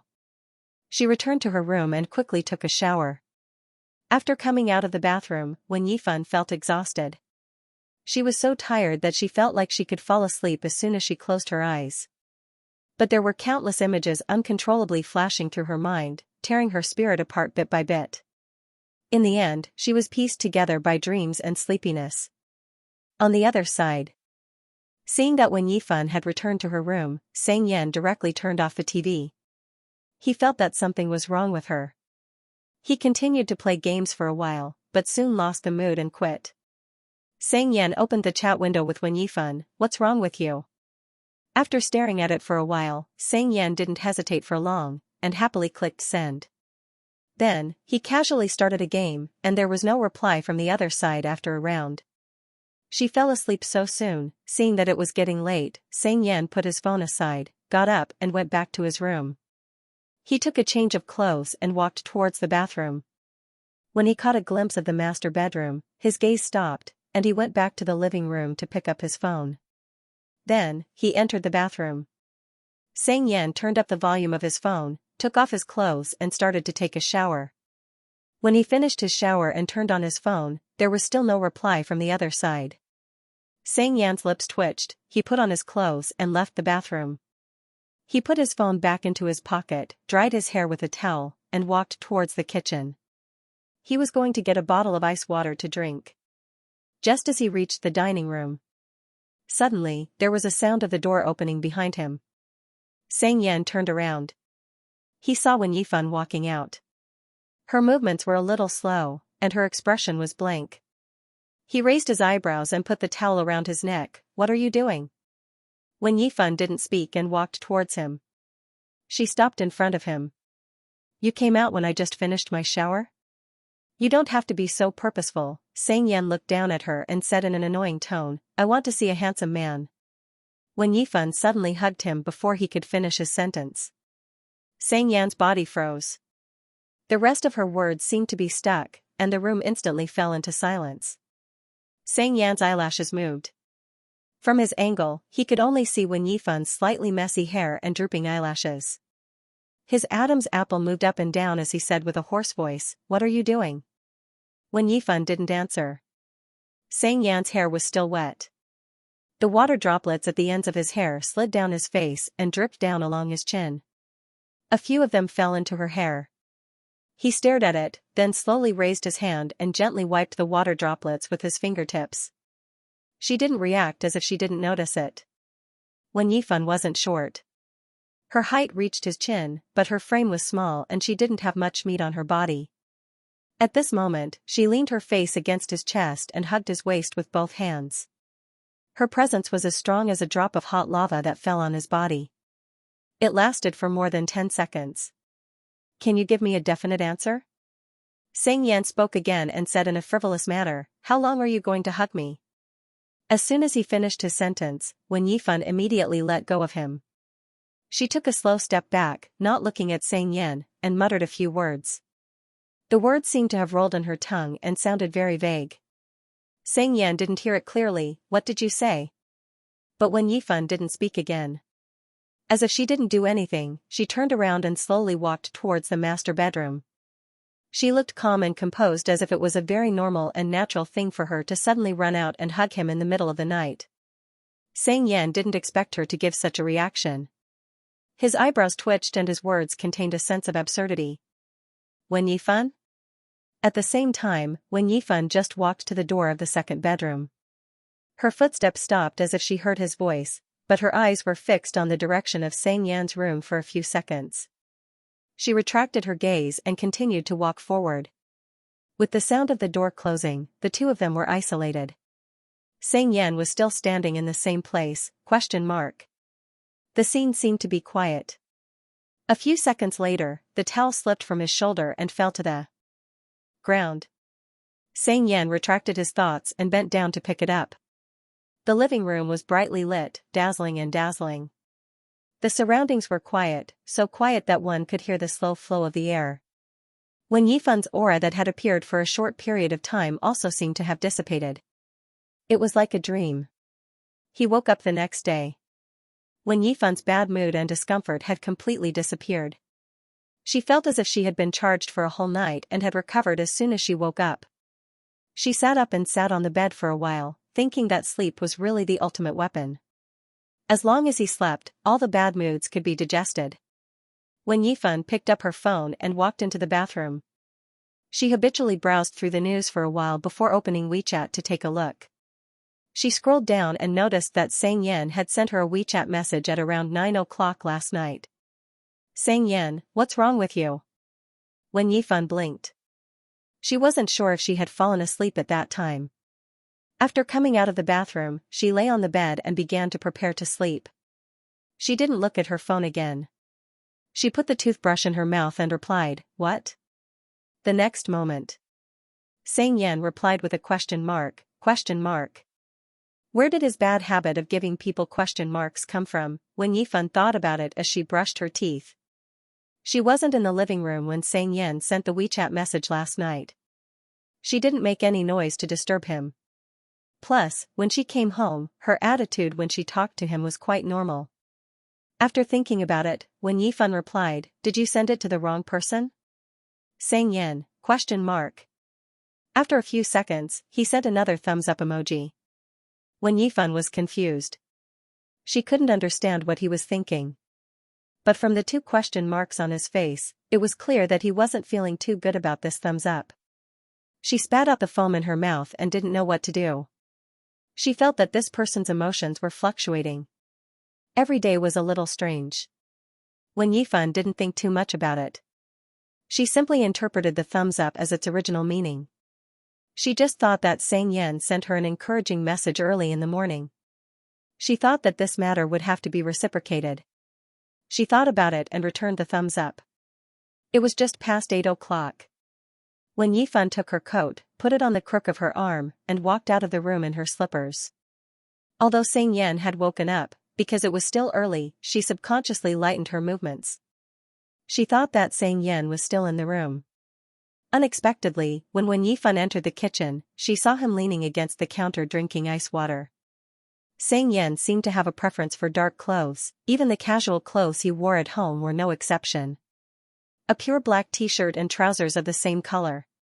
He looked careless and sleepy as if he didn't sleep well. At this moment, he lowered his eyes and played with his phone with one hand. When he noticed her existence, he just casually lifted his eyelids. When Yifan took a box of yogurt and a bag of toast from the fridge. She closed the fridge door and hesitated for a moment. She still mentioned the WeChat message he just sent. "Why did you look for me on WeChat last night?" Xianxia raised his eyebrows, stared at her, and suddenly smiled. "Want to pretend that nothing happened?" If when Yifan wasn't sure that she didn't drink last night, she would have thought that she drank too much.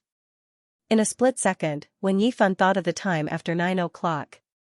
When she got home last night, she told him that she wanted to sleep early and asked him to turn down the TV before 9 o'clock. But before they rented a house together, she asked him not to make too much noise after 10 o'clock. It was an hour earlier. When Yifan didn't think it was a big deal. But Xianxia always made a fuss over a small issue. Maybe the more he thought about it, the more unhappy he felt that it was an hour earlier. Last night was a special situation. When Yifan explained, "I'm sorry to have affected you. It won't happen again. Also, thank you for accommodating me." Xianxia retracted his gaze indifferently, "Okay." When Yifan breathed a sigh of relief. "It's not a small matter to me." Xianxia tilted his head and said word by word, "I hope you can give me a reasonable explanation when you do something like this in the future." This time, when Yifan really felt that he was stingy and inexplicable. It was also a big deal. "I'll just ask you to turn down the TV." When Yifan held back and didn't complain, "Okay, I will." When Yifan arrived at the TV station, the office was still empty. She first went to the pantry to make a cup of coffee. When she returned, she saw that Su Tian was already there. She was lying on the table to catch up on her sleep as if she was very sleepy. When Yifan greeted her and asked, "Why are you so early today?" "I haven't gone home yet. I just came back from the computer room after staying up all night." Su Tian said sleepily, "I'll sleep for a while." "Okay." When Yifan said, "Sleep a little longer, I'll wake you up if there's anything. But it's not comfortable to sleep on your stomach, do you want to sleep on the sofa? I have a blanket here." "No need." Su Tian said, "I'll just sleep for half an hour, then I have to get up to write." When Yifan didn't say anything else and gave the blanket to Su Tian. She opened the document, flipped through the information, and wrote an interview outline for a while. After an unknown amount of time, Su Tian, who was next door, suddenly sat up straight, looking like she was in a daze. She turned to look at Wen Yifan and her breathing was a little rapid. "Yifan." When Yifan turned her head, "What's wrong?" I just had a nightmare, it was bizarre. Su Tian's forehead was sweating, it seemed like she didn't sleep very well. I dreamed that I was sleeping on my stomach, then I could hear the sound of you typing on the keyboard, there was a child crying around me, and there seemed to be something pressing on my back. When Yifan was stunned, why does it sound so scary? Yeah, I almost suffocated just now. Su Tian sighed, I feel like I'm conscious, but I can't move as if I'm wrapped in a layer of plastic wrap. That should be the ghost pressing on you. You were sleeping on your stomach just now, your blood might not be circulating well. When Yifan comforted her, you should sleep on the sofa, it should be fine. Forget it, I still have a lingering fear. Su Tian said, it's my first time having such a strange dream. When Yifan also remembered something after listening to her, I also had a strange dream last night. Su Tian picked up the glass of water, what? But it's not a nightmare, when Yifan said seriously, I dreamed that I went into a deep forest alone. I walked alone for a long time, but I couldn't find the exit. Then it was dark, I couldn't see anything, and I began to feel very cold. And then? I suddenly remembered that I seemed to have seen the sun on the way here. When Yifan said, then I wanted to go back to find the sun to warm myself. After walking for a while, I really found it. Su Tian pointed out her logical problem, it was already dark, how could there be a sun? When Yifan smiled, so it was a dream. That's it? Didn't you come out from the deep forest? I came out when I saw the sun. When Yifan tried hard to recall, but the memory of the dream was faint, she couldn't remember it clearly. She felt that the scene seemed a bit ridiculous, and, when I saw the sun, it seemed, what? I couldn't help but hug it. When Yifan came early today, and there were not many things to do in the station recently, so she got off work on time. She went back to the neighborhood and coincidentally met Xianxia in the elevator. He seemed to have just come back. He should have directly taken the elevator from the underground parking lot, and he was talking on the phone. When Yifan nodded to him as a greeting, Xianxia only looked at her for a moment. After a while, Xianxia said lazily, don't doubt it, she was just not interested in you. They arrived at the 16th floor. When Yifan took out the key from her pocket and walked out of the elevator, Xianxia followed behind her, tell me, what kind of ambiguous behavior did she do to you? When Yifan opened the door and was about to change into slippers, Xianxia, who was behind her, asked again, hugged you? This was followed by the sound of the door closing. At the same time, Xianxia patted her head, hey. When Yifan turned around. We are both girls, you answer. Xianxia raised his chin and said, this person hugged my friend, and the next day, nothing happened.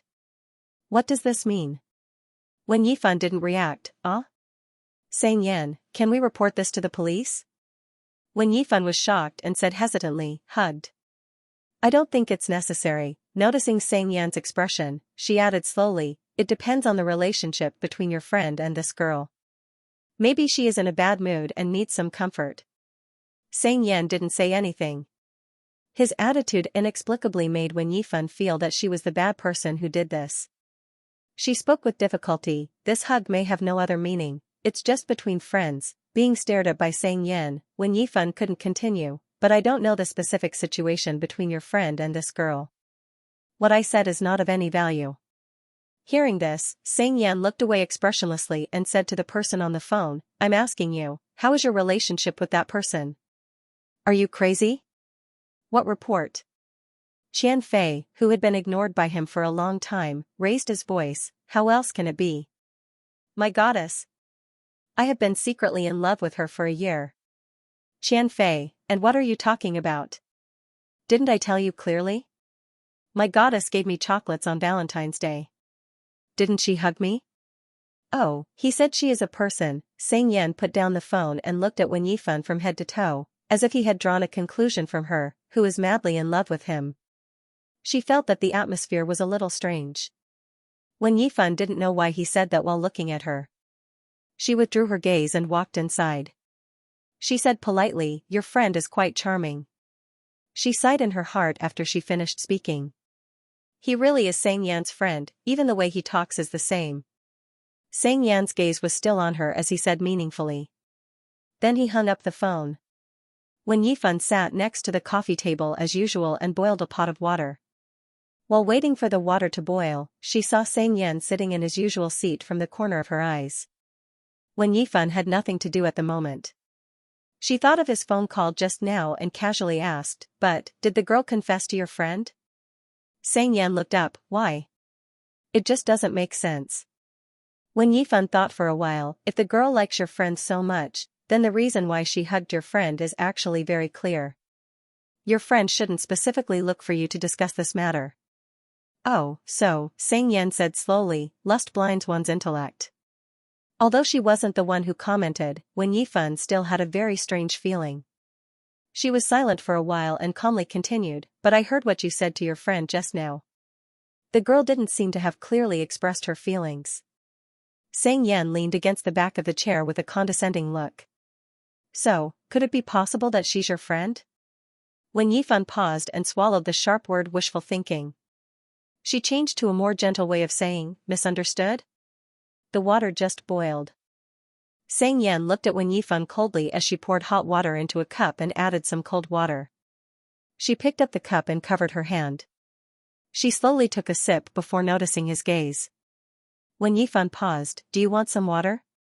Xianxia glanced at her and said in a displeased tone, "Drink it yourself." Wen Yifan nodded. She didn't know where his mood came from. She continued to drink less than half of the cup and poured some hot water into the cup. Then, she stood up, "Then I'll go rest first." Xianxia answered perfunctorily and picked up the remote control to turn on the TV. Wen Yifan took the cup and went back to the room. Hearing the sound of the door opening and closing, Xianxia lay down on the sofa. He rested his elbow on the armrest and supported his face with one hand. His eyelids were slightly drooping as he lazily adjusted the TV. He switched to another channel, which was broadcasting a variety show. The male star inside said, "I have a friend." He was interrupted by another person, "Why don't you have any friends?" Xianxia watched expressionlessly and immediately pressed the change button. This time, it was a channel that was broadcasting a movie. It looked like a funny movie. In the old filter, the middle-aged man said casually, "Don't flatter yourself. Change again." The scene cut to a popular idol drama. The actress on the screen had red eyes and was crying bitterly. "Have you never loved me? Have you always been playing with me?" Xianxia sneered, turned off the TV, and threw the remote control aside. He picked up his phone and saw that Qian Fei had bombarded him with a series of messages, all of which were condemning his disgusting and unethical behavior of hanging up on him. Seeing that Xianxia had been ignoring him, Qian Fei switched to the dormitory group chat. Xianxia was about to reply. The interface of a call notification popped up on his phone. "Duan Jiaxiu." Xianxia answered the call, got up, and walked toward the kitchen. "Speak." A man's clear voice came from the other end. He spoke in a gentle tone, "Brother, what are you doing?" Xianxia took out a can of beer from the fridge and opened it with one hand. "You're so free today?" "Not bad." Duan Jiaxiu didn't waste time on pleasantries and said slowly, "You moved, right? Send me the address later." "I'll send something over later." Hearing this, Xianxia immediately understood, "I'm a courier?" Duan Jiaxiu chuckled, "Isn't that convenient? What is it this time?" Xianxia said lazily, "Is it for Women's Day?" "What Women's Day?" Duan Jiaxiu said, "Isn't your sister's 18th birthday next Saturday? The little girl is coming of age. You can help me give her the gift." "Okay." Xianxia paused for 2 seconds and raised his eyebrows, "Is her birthday next Saturday?" Xianxia leaned on the counter and took a sip of beer, "You can just send it to my house. I'll receive it in advance." Duan Jiaxiu smiled, "The surprise will be gone." "Surprise?" Xianxia snorted, "You're so old-fashioned. Don't all little girls like this kind of thing?" Duan Jiaxiu suddenly remembered something, "Oh right, brother.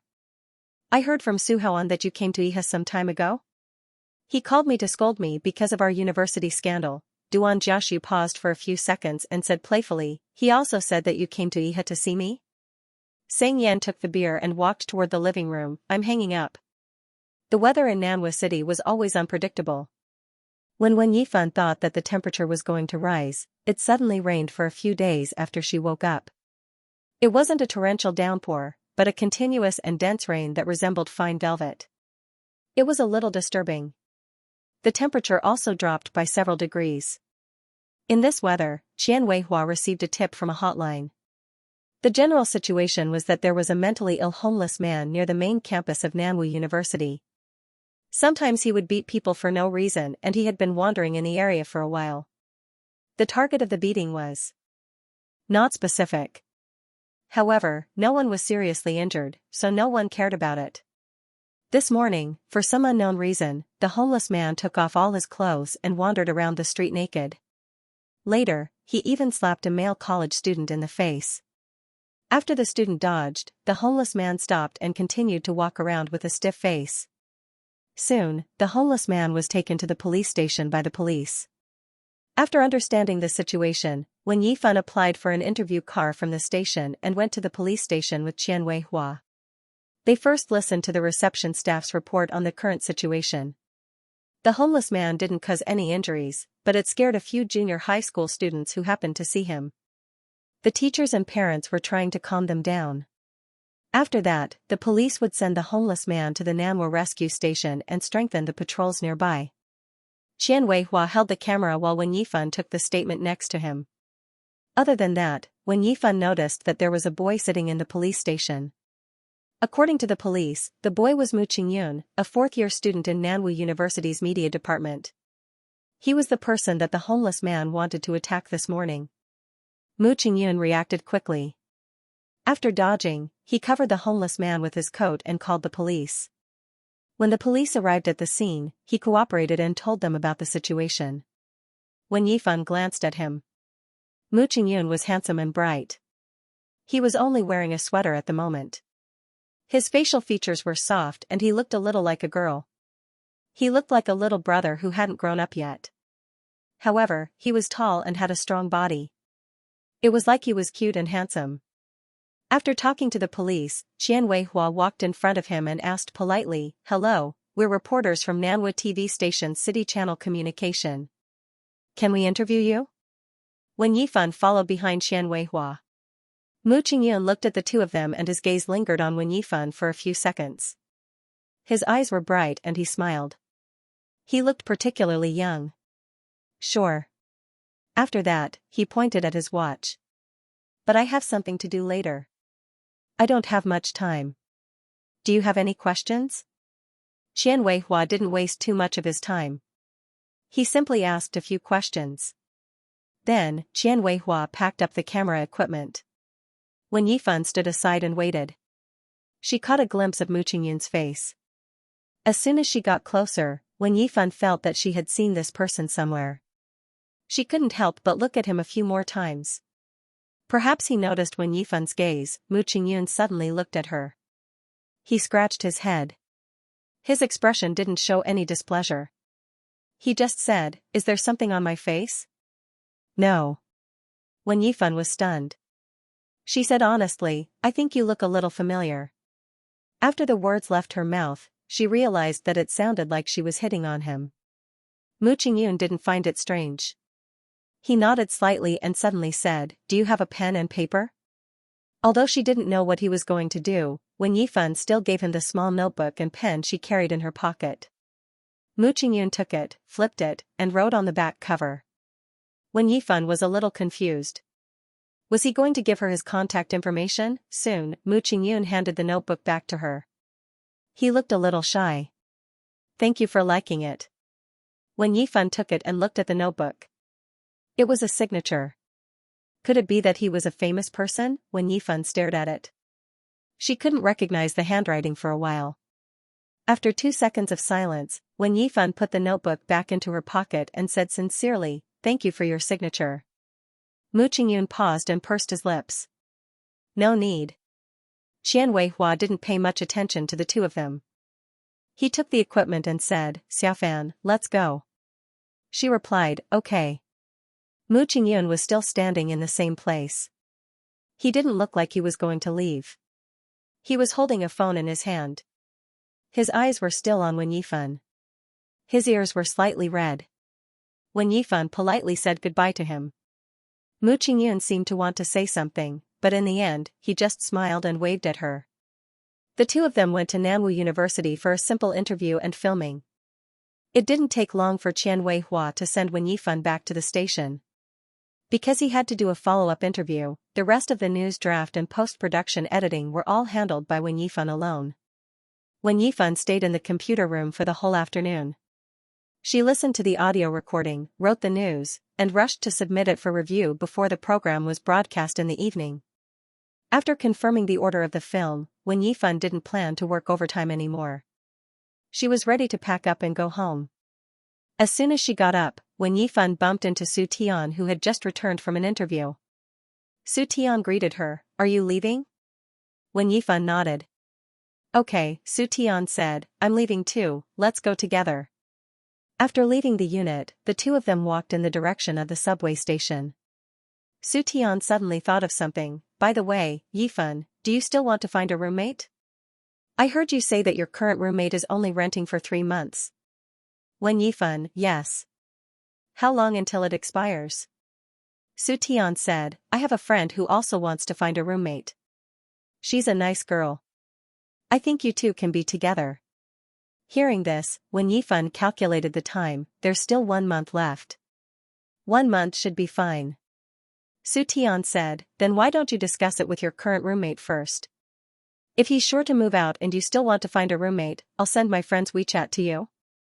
Wen Yifan had already forgotten about this and immediately agreed. The two of them lived in different directions, so they went home separately after entering the gate. Wen Yifan got on the subway and browsed the news with her headphones on. When she arrived at the station, a message popped up on her screen. It was sent by Xianxia, where are you? She clicked on it and replied, I'm getting off the subway soon. Wen Yifan, what's wrong?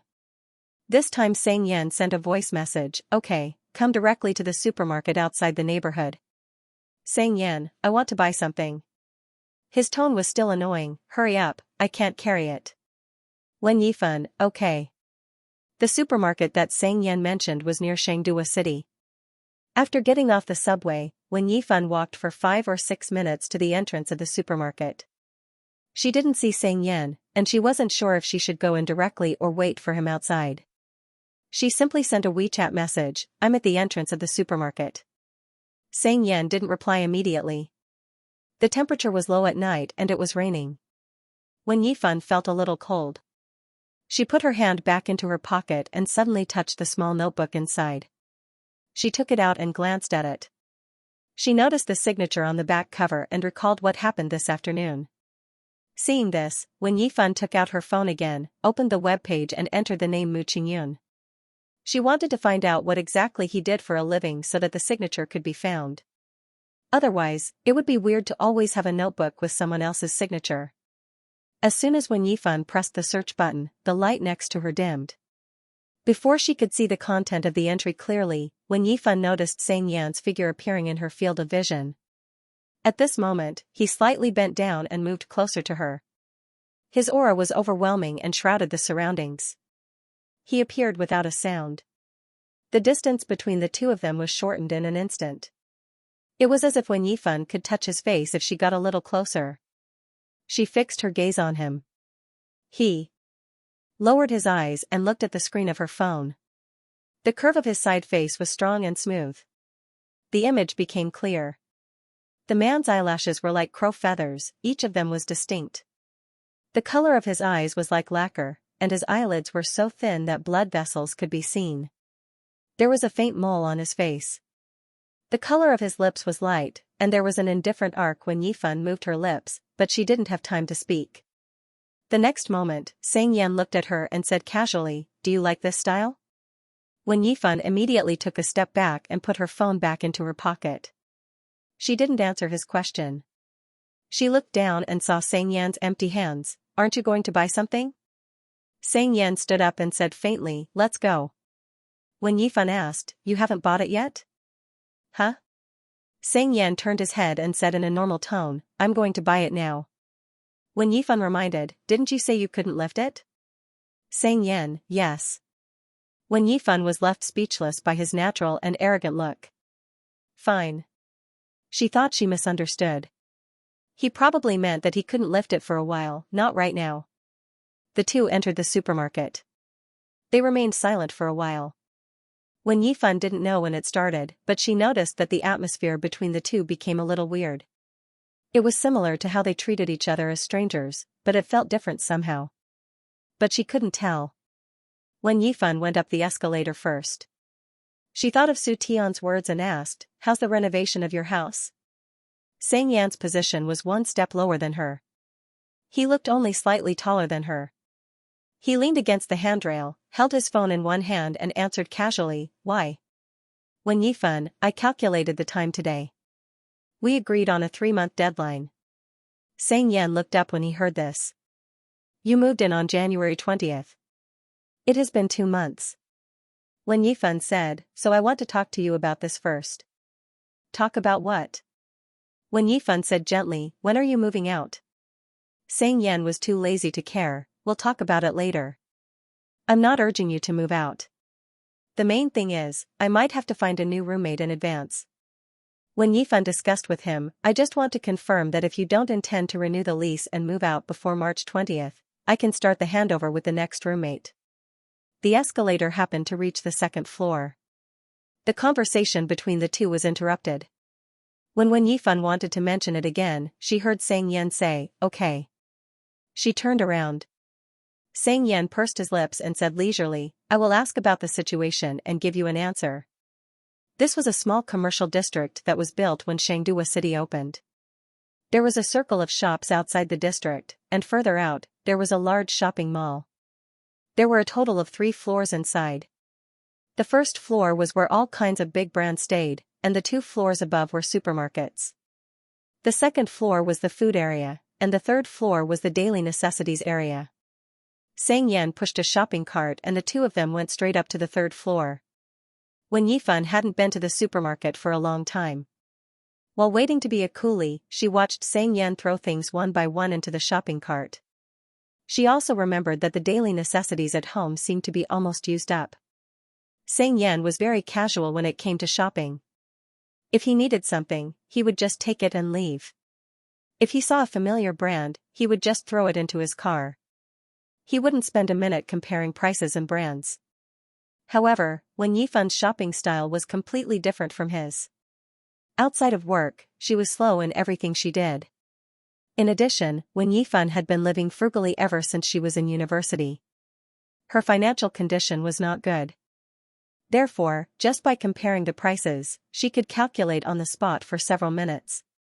The two gradually distanced themselves from each other. When passing by the paper towel area, Xianxia glanced at it. He reached out to take a roll of paper and a paper towel and threw it into the car. Then he continued to walk forward. After 10 steps, he suddenly felt that something was wrong. He stopped and looked back. He saw that Wen Yifan was still in the original position. She looked at the price tag carefully and then looked at the number of rolls on the packaging. It seemed that she was comparing which of the two was cheaper and more beautiful. Xianxia walked back and said, "What are you doing?" Calculating the price, Wen Yifan didn't look up and said absent-mindedly, "They are all 4 floors. This is 20 yuan for 10 rolls, 140 grams per roll. This is 23 yuan for 12 rolls, 120 grams per roll.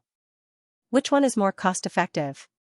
Wen Yifan had a headache when she saw the number. "It's a bit hard to calculate." Xianxia understood. He looked at her with a bit of playfulness in his eyes. "So this roll is 2 yuan. She calculated by herself and quickly stopped. What is 23 divided by 12? Wen Yifan was about to take out the calculator on her phone when Xianxia gave the answer. Around 190 yuan. Oh. Wen Yifan's hand stopped on the 12 rolls and hesitated. Then, should I take this? Xianxia didn't rush her and looked down at her. Hearing that, he seemed to find it funny and curled his lips slightly. Isn't it more cost-effective? Wen Yifan looked up, but this is only 120 grams. Xianxia, then take the 10 rolls. Wen Yifan didn't get the answer and wasn't sure. Let me calculate again. Xianxia stared at her and suddenly laughed. Wen Yifan, are you here to take the college entrance examination? Wen Yifan choked. You can calculate this for half a year. Xianxia took out his phone and looked at the time. it's almost 9 o'clock. I'm afraid you'll hand in a blank paper. Can I take the exam for you this time? Wen Yifan didn't say anything. Xianxia slightly raised his eyebrows, his knuckles lightly tapped on the roll of paper beside him and gave the answer. 10 rolls is more cost-effective. In the following time.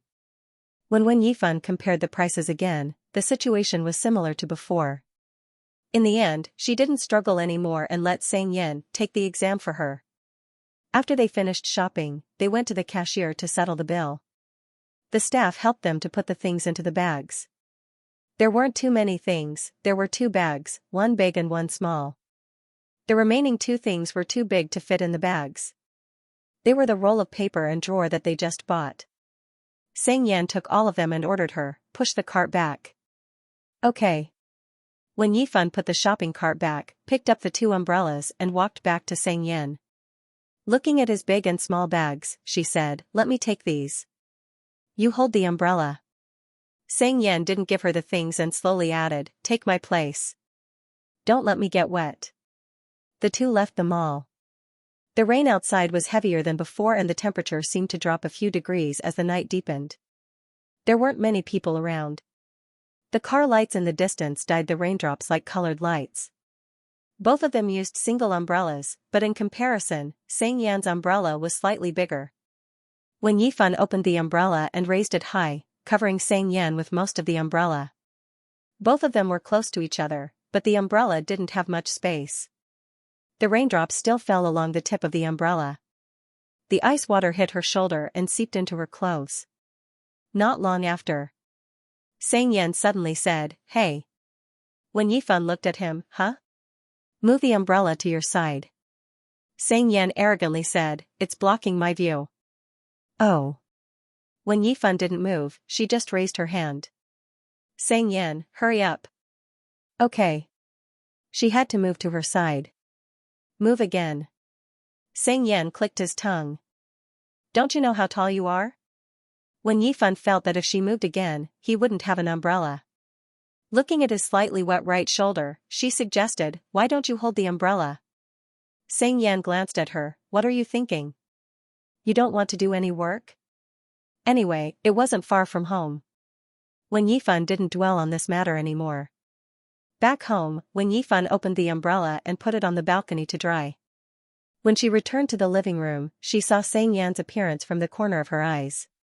Most of his shoulder was wet, the ends of his hair were wet, and his coat was stained with water. Xianxia took off his coat and put it on the dining chair. When Yifan said, "You should take a shower first." She didn't go back to the room immediately, but slowly packed up the things that she just bought.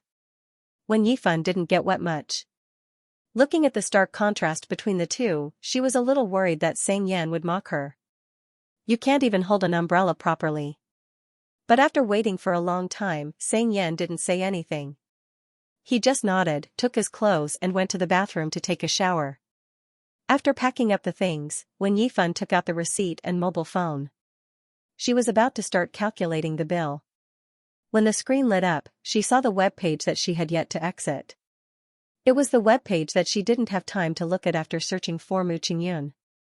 There was a photo at the bottom of the entry. The young man pursed his lips and smiled, wearing a simple white t-shirt, looking energetic and cheerful. The introduction content was also very little. Mu Qingyun, male, actor. In January 2013, he starred in the movie Ghosts When You Wake Up. When she saw the name of the movie, Wen Yifan was stunned. She quickly recalled that she seemed to have watched this movie before. But she didn't watch it carefully, so she couldn't remember any plot or characters. He could only remember the pale ghost face that would appear from time to time in it. The encyclopedia didn't specify which character Mu Qingyun played. Wen Yifan was too lazy to look through it again. Thinking that Zhong Xiqiao seemed to have watched this movie before, she might as well ask her later if she knew this star.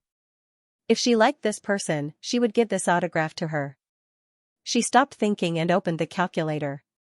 Before she started calculating the bill, Xianxia had already come out of the shower. Xianxia didn't have the habit of drying his hair with a hairdryer. Every time, he rubbed his hair with a towel. His hair was fluffy and wet.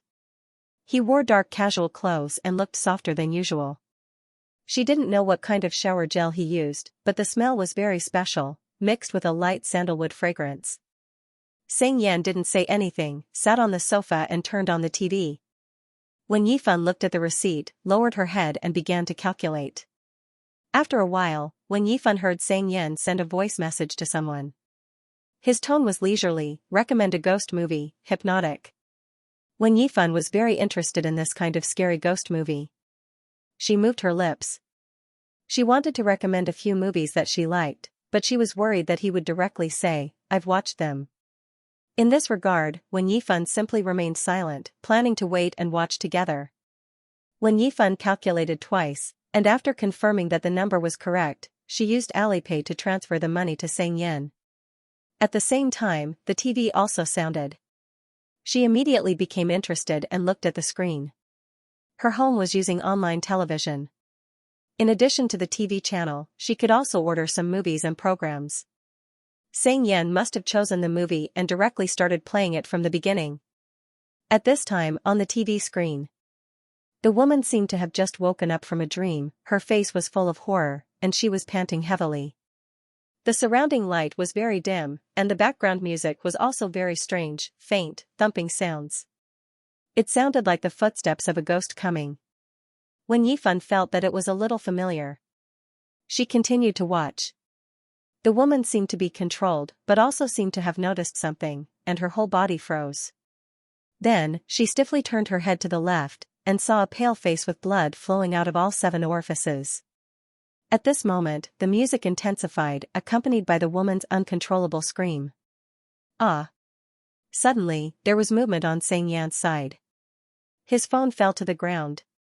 When Yifan subconsciously looked over, and saw Xianxia bending over to pick up the phone with his back facing her. She couldn't see his expression, so she looked away. The next moment, the 5 words, see a ghost when you wake up from a dream, appeared on the screen, stained with dripping blood, winding down. Oh! When Yifan remembered. Although in her impression, this ghost movie was particularly boring, when Yifan's interest was not reduced at all. Because she didn't watch it seriously last time, this time it didn't affect her watching it as a brand new movie to kill time. It was quiet in the living room. When Yifan didn't talk much while watching the movie, she had always been very focused. But for some reason, maybe it was because she had a shallow impression of this movie, or maybe it was because the movie was really terrible. When Yifan couldn't help but laugh when she heard the accent and the grimacing face. This scene was a little scary. At night, in the enclosed space, the two of them silently watched the ghost movie. When it came to the most serious and nerve-wracking scene, the person next door suddenly laughed. Xianxia's eyebrows twitched. What are you laughing at? When Yifan was so serious that she almost ignored his existence. She was a little stunned when she heard his voice, and after a long time, she said, it's quite funny. Xianxia stared at her for a while. This is a ghost movie. But it was really funny just now. When Yifan looked at the screen again and pointed out to him, the ghost face was smeared with flour, and it was too thick, it even fell down when it came out, moreover, in the past 10 minutes. When Yifan gradually realized that the ghost in the movie was Mu Qingyun that she met today. No wonder she felt that he looked familiar. This was the only face she remembered in the entire movie. When Yifan wanted to continue watching, but she noticed Xianxia's expression. She suddenly realized that it seemed to have affected his mood while watching the movie. She reflected on herself, it did not seem appropriate to laugh in such a serious and scary situation while watching a ghost movie. She was worried that she would not be able to hold back her laughter, so she decided to go back to her room and watch the movie on the computer. When Yifan just got up, Xianxia asked, where are you going? When Yifan said honestly, back to my room. It's just a ghost movie. Xianxia paused for a few seconds and leaned back. I'm afraid. He didn't finish his sentence. Suddenly, Mu Qingyun's bloody eyes appeared in front of the screen. It was accompanied by the familiar frightening music. Xianxia's expression froze, the rest of his words were also stuck in his throat, he did not continue to say it. When Yifan followed his line of sight and looked at the screen. She stared at it for a while and somehow felt like laughing. She pursed her lips and said, you can continue watching, I'm going back to my room.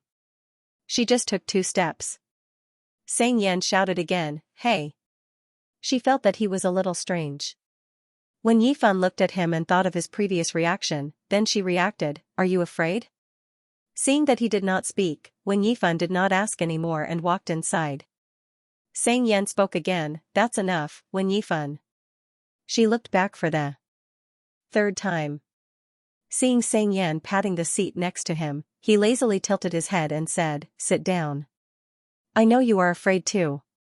When Yifan retorted, "I'm not afraid," when she met Sang Yan's gaze, she realized the word also in his words and her voice paused for a few seconds. She subconsciously wanted to save some face for him, so she forcefully added, "Really?" When Yifan didn't expect Sang Yan to be afraid of this. After all, Sang Yan was always fearless, and she also remembered that it wasn't the first time Sang Yan watched a horror movie in front of her.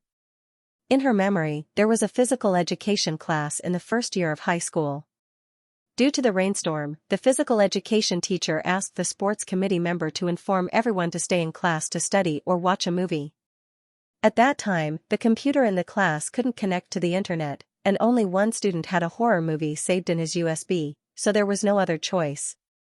But because most of the students didn't want to study by themselves, they finally chose to watch the horror movie after being rejected by a few people. At that time, when Yifan was sitting behind the third group in the classroom, Sang Yan was sitting at the end of the fourth group, one row behind her, diagonally behind her. Because when Yifan had watched this movie before, she didn't pay too much attention to it. She glanced at the projection screen from time to time while writing the questions. When she looked up, she happened to see the ghost face in the movie. At the same time, when Yifan heard a scream from next door, she looked along the direction. It was Sang Yan's male deskmate. The boy seemed to be scared by the scene and leaned back. Because of his big movement, his chair tilted backward as if he was going to fall the next moment. In a hurry, he grabbed the back of Sang Yan's chair to stabilize his body. But he was fat, so he dragged Sang Yan backward. Both of them made a loud noise. Everyone in the class looked over because of that. Sang Yan looked sleepy, he seemed to be woken up by the noise. He wasn't in a good mood, he frowned and stood up from the ground. "What are you doing?" The boy was still in a panic. "Damn, I was scared to death." Hearing this, Sang Yan looked at the screen and happened to see the ghost crawling out of the TV. His gaze was fixed and his expression didn't change at all. "How can this be scarier than you?" So, Sang Yan fell asleep because he was scared. It seemed to make sense. Because of Sang Yan's action of slapping the sofa, Wen Yifan naturally sat next to him. Other than the sound of the movie, there was no other sound in the room. The scent of the shower gel on Sang Yan was faint. During the viewing process, he was silent most of the time, but his presence was particularly strong. Wen Yifan poured a cup of warm water and continued to watch the movie. But this time, he couldn't concentrate too much. After a while, Wen Yifan realized that she wasn't sitting in her usual seat. The distance between the two of them was also shorter than usual. This distance inexplicably reminded Wen Yifan of the scene where Sang Yan suddenly appeared next to her outside the supermarket tonight. Whoosh. Everything around him seemed to have been disconnected. The damp and heavy smell of the cold rain was instantly covered by the man's scent. She looked up and saw Sang Yan's eyebrows and eyes, which were so clear that she could count the number of his eyelashes. Her thoughts were interrupted by Sang Yan turning sideways to grab a glass of water. The distance between them was instantly shortened. For some reason, Wen Yifan was a little nervous. She stood up suddenly. Sang Yan looked up. Without waiting for him to ask, Wen Yifan calmly said, "I'm going to get a bottle of yogurt, do you want some?" "Oh," Sang Yan retracted his gaze, "no." Wen Yifan took a bottle of strawberry yogurt from the fridge and returned to the living room. Sang Yan was drinking water, his eyes weren't on the TV, and he looked indifferent. Wen Yifan's footsteps stopped for half a beat, turned in another direction, and sat back in her usual seat out of habit. She didn't sit next to him again. After the movie ended, Wen Yifan casually said a few words about her thoughts. She didn't deliberately tell him not to be afraid, which would hurt his self-esteem. She took her things and went back to the room. She rummaged through the closet for her pajamas, and unknowingly began to wander, thinking about the movie she watched tonight. And Mu Qingyun, who she just saw in the entry. When Yifan's movements were a little sluggish, only then did she notice this. It felt a little coincidental. Could it be that Xianxia saw the content in the entry tonight, so he found this movie to watch? The next moment, Wen Yifan also recalled the voice message Xianxia sent after the shower. Recommend a horror movie, hypnotic. Wen Yifan suddenly understood, and stopped thinking about it. The next morning, Wen Yifan changed her clothes and went out to the living room, planning to make breakfast. She took out the milk powder under the coffee table, and glanced at the empty sofa next door. She couldn't get used to it. Based on their shared living during this period of time, Wen Yifan roughly observed that Xianxia's schedule was not very stable. He slept early in the morning and late at night, sometimes in the afternoon. But no matter how late he slept, he would wake up early in the morning. Every day when Wen Yifan left the room, she could see him lying on the sofa, playing with his phone with his eyelids drooping. He was sleepy and bored. Wen Yifan didn't feel much, maybe because she didn't stay with Wang Linlin for too long last time.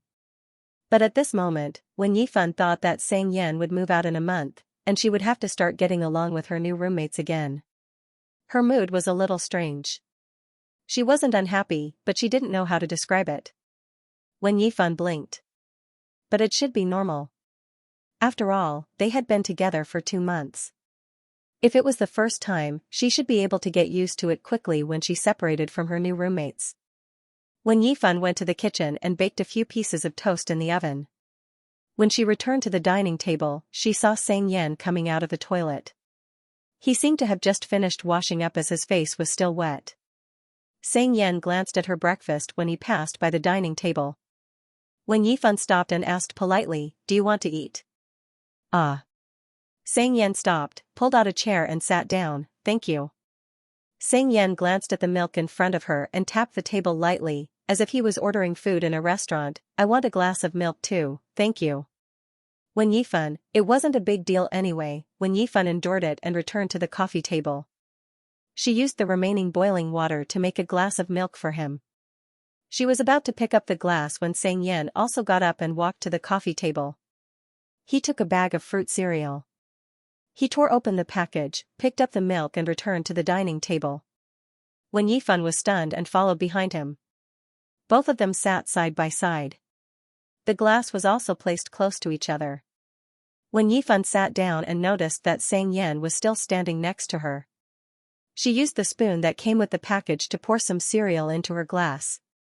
She looked up and reminded him, "You poured it wrong." Xianxia nodded and seemed to have just reacted. He then began to pour oatmeal into his cup. He seemed to have just woken up and his mind wasn't clear, so Wen Yifan didn't care too much. She stirred the milk with the spoon and scooped a mouthful of cereal into her mouth. She thought for a moment and asked, "Did you ask about the renovation?" "I didn't answer the phone." Xianxia said casually, "I'll go and take a look in 2 days. "When?" Yifan just mentioned it casually, she wasn't in a hurry. "Okay." Tuesday morning. When Yifan went to work. While waiting for the subway, she casually glanced at her phone and saw that Zhao Yuandong sent her a message. Since the day she came back from Zhao Yuandong's place, she had been persistently looking for Wen Yifan to talk to. Zhao Yuandong didn't call her, maybe because he didn't dare to. He just explained it to her in words. Wen Yifan didn't reply, but it would affect her mood if she read too much, so she simply set it to Do Not Disturb messages. Coincidentally, the subway arrived at the station. When Yifan put away her phone and just sat on the train, her phone rang again. The caller ID was from Nanwu. She picked up the phone and politely greeted, "Hello, who are you?" "Shuangjiang, it's Auntie." Che Yanqing's voice came from the other side of the phone with a flattering smile, "You're too much. If I didn't see you that day, Auntie wouldn't know that you blame me so much. Let's talk about it. After all, Auntie has raised you for so many years, and it's all your misunderstanding." When Yifan didn't finish listening, she directly hung up the phone and blacklisted the number. When Yifan changed her phone number several times in the past few years when she went to Iha University and returned to Nanwu to work. Therefore, Che Yanqing didn't have a way to contact her anymore. Therefore, this phone number could only be given to Che Yanqing by Zhao Yuandong. When Yifan didn't know how long Che Yanqing would stay in Nanwu before returning to Beiyou. She felt a little annoyed. She pursed her lips and quickly adjusted her mood. She didn't put this matter too much in her heart. After all, Nanwu was a big place, the possibility of a coincidence was not high. In addition, Wen Yifan never mentioned her recent situation to Zhao Yuandong after returning to Nanwu, nor did she mention her address and work unit. The possibility of being found by them again was not high. Wen Yifan treated it as an insignificant interlude. When Wen Yifan returned to the unit, Fu Zhuang came to her side and talked to her as soon as she sat down. Yifan, Teacher Zhang resigned. Teacher Zhang? Wen Yifan said casually, why did so many people resign recently? An old reporter who was holding a thermos flask happened to pass by. When he heard Wen Yifan's words, he stopped and corrected Wen Yifan's words, there have always been a lot of people who resigned. Then, he floated away like a Buddha. Yeah, how many people have left after us?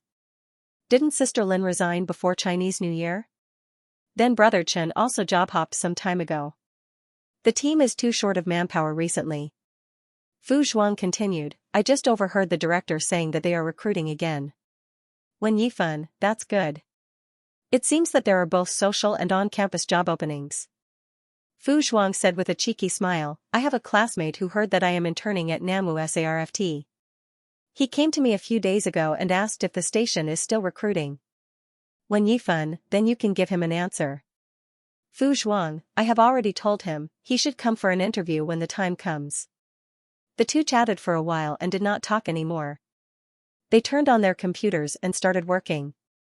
After a busy day, Wen Yifan returned home at 10 o'clock in the evening. It was pitch black inside, and it was excessively quiet. Wen Yifan reached out to turn on the light. Coincidentally, her phone rang. She opened it to take a look.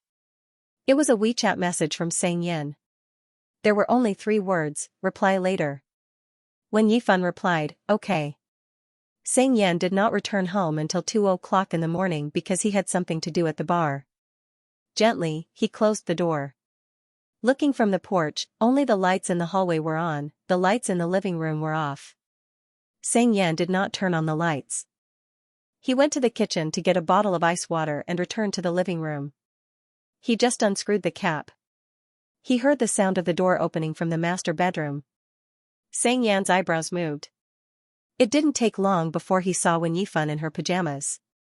Without saying a word, she walked to the sofa expressionlessly and sat down quietly. Xianxia felt that this scene was a bit strange. He looked at her, what are you doing? Wen Yifan did not say anything. Xianxia asked again, can't sleep? She seemed to make a vague sound in her throat. Then go and turn on the lights.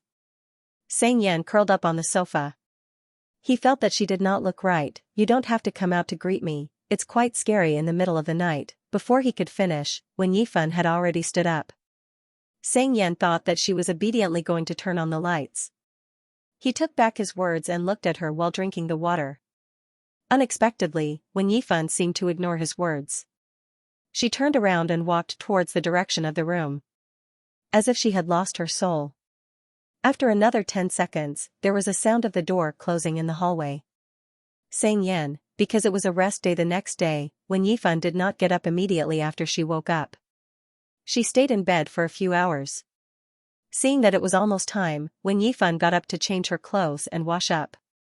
She was ready to go out and meet Zhong Xiqiao. Some time ago, Zhong Xiqiao had made an appointment with her to go shopping together on Wen Yifan's rest day. She walked to the hallway, put on her shoes and was about to go out. At this time, Xianxia happened to come out of the kitchen and met her gaze.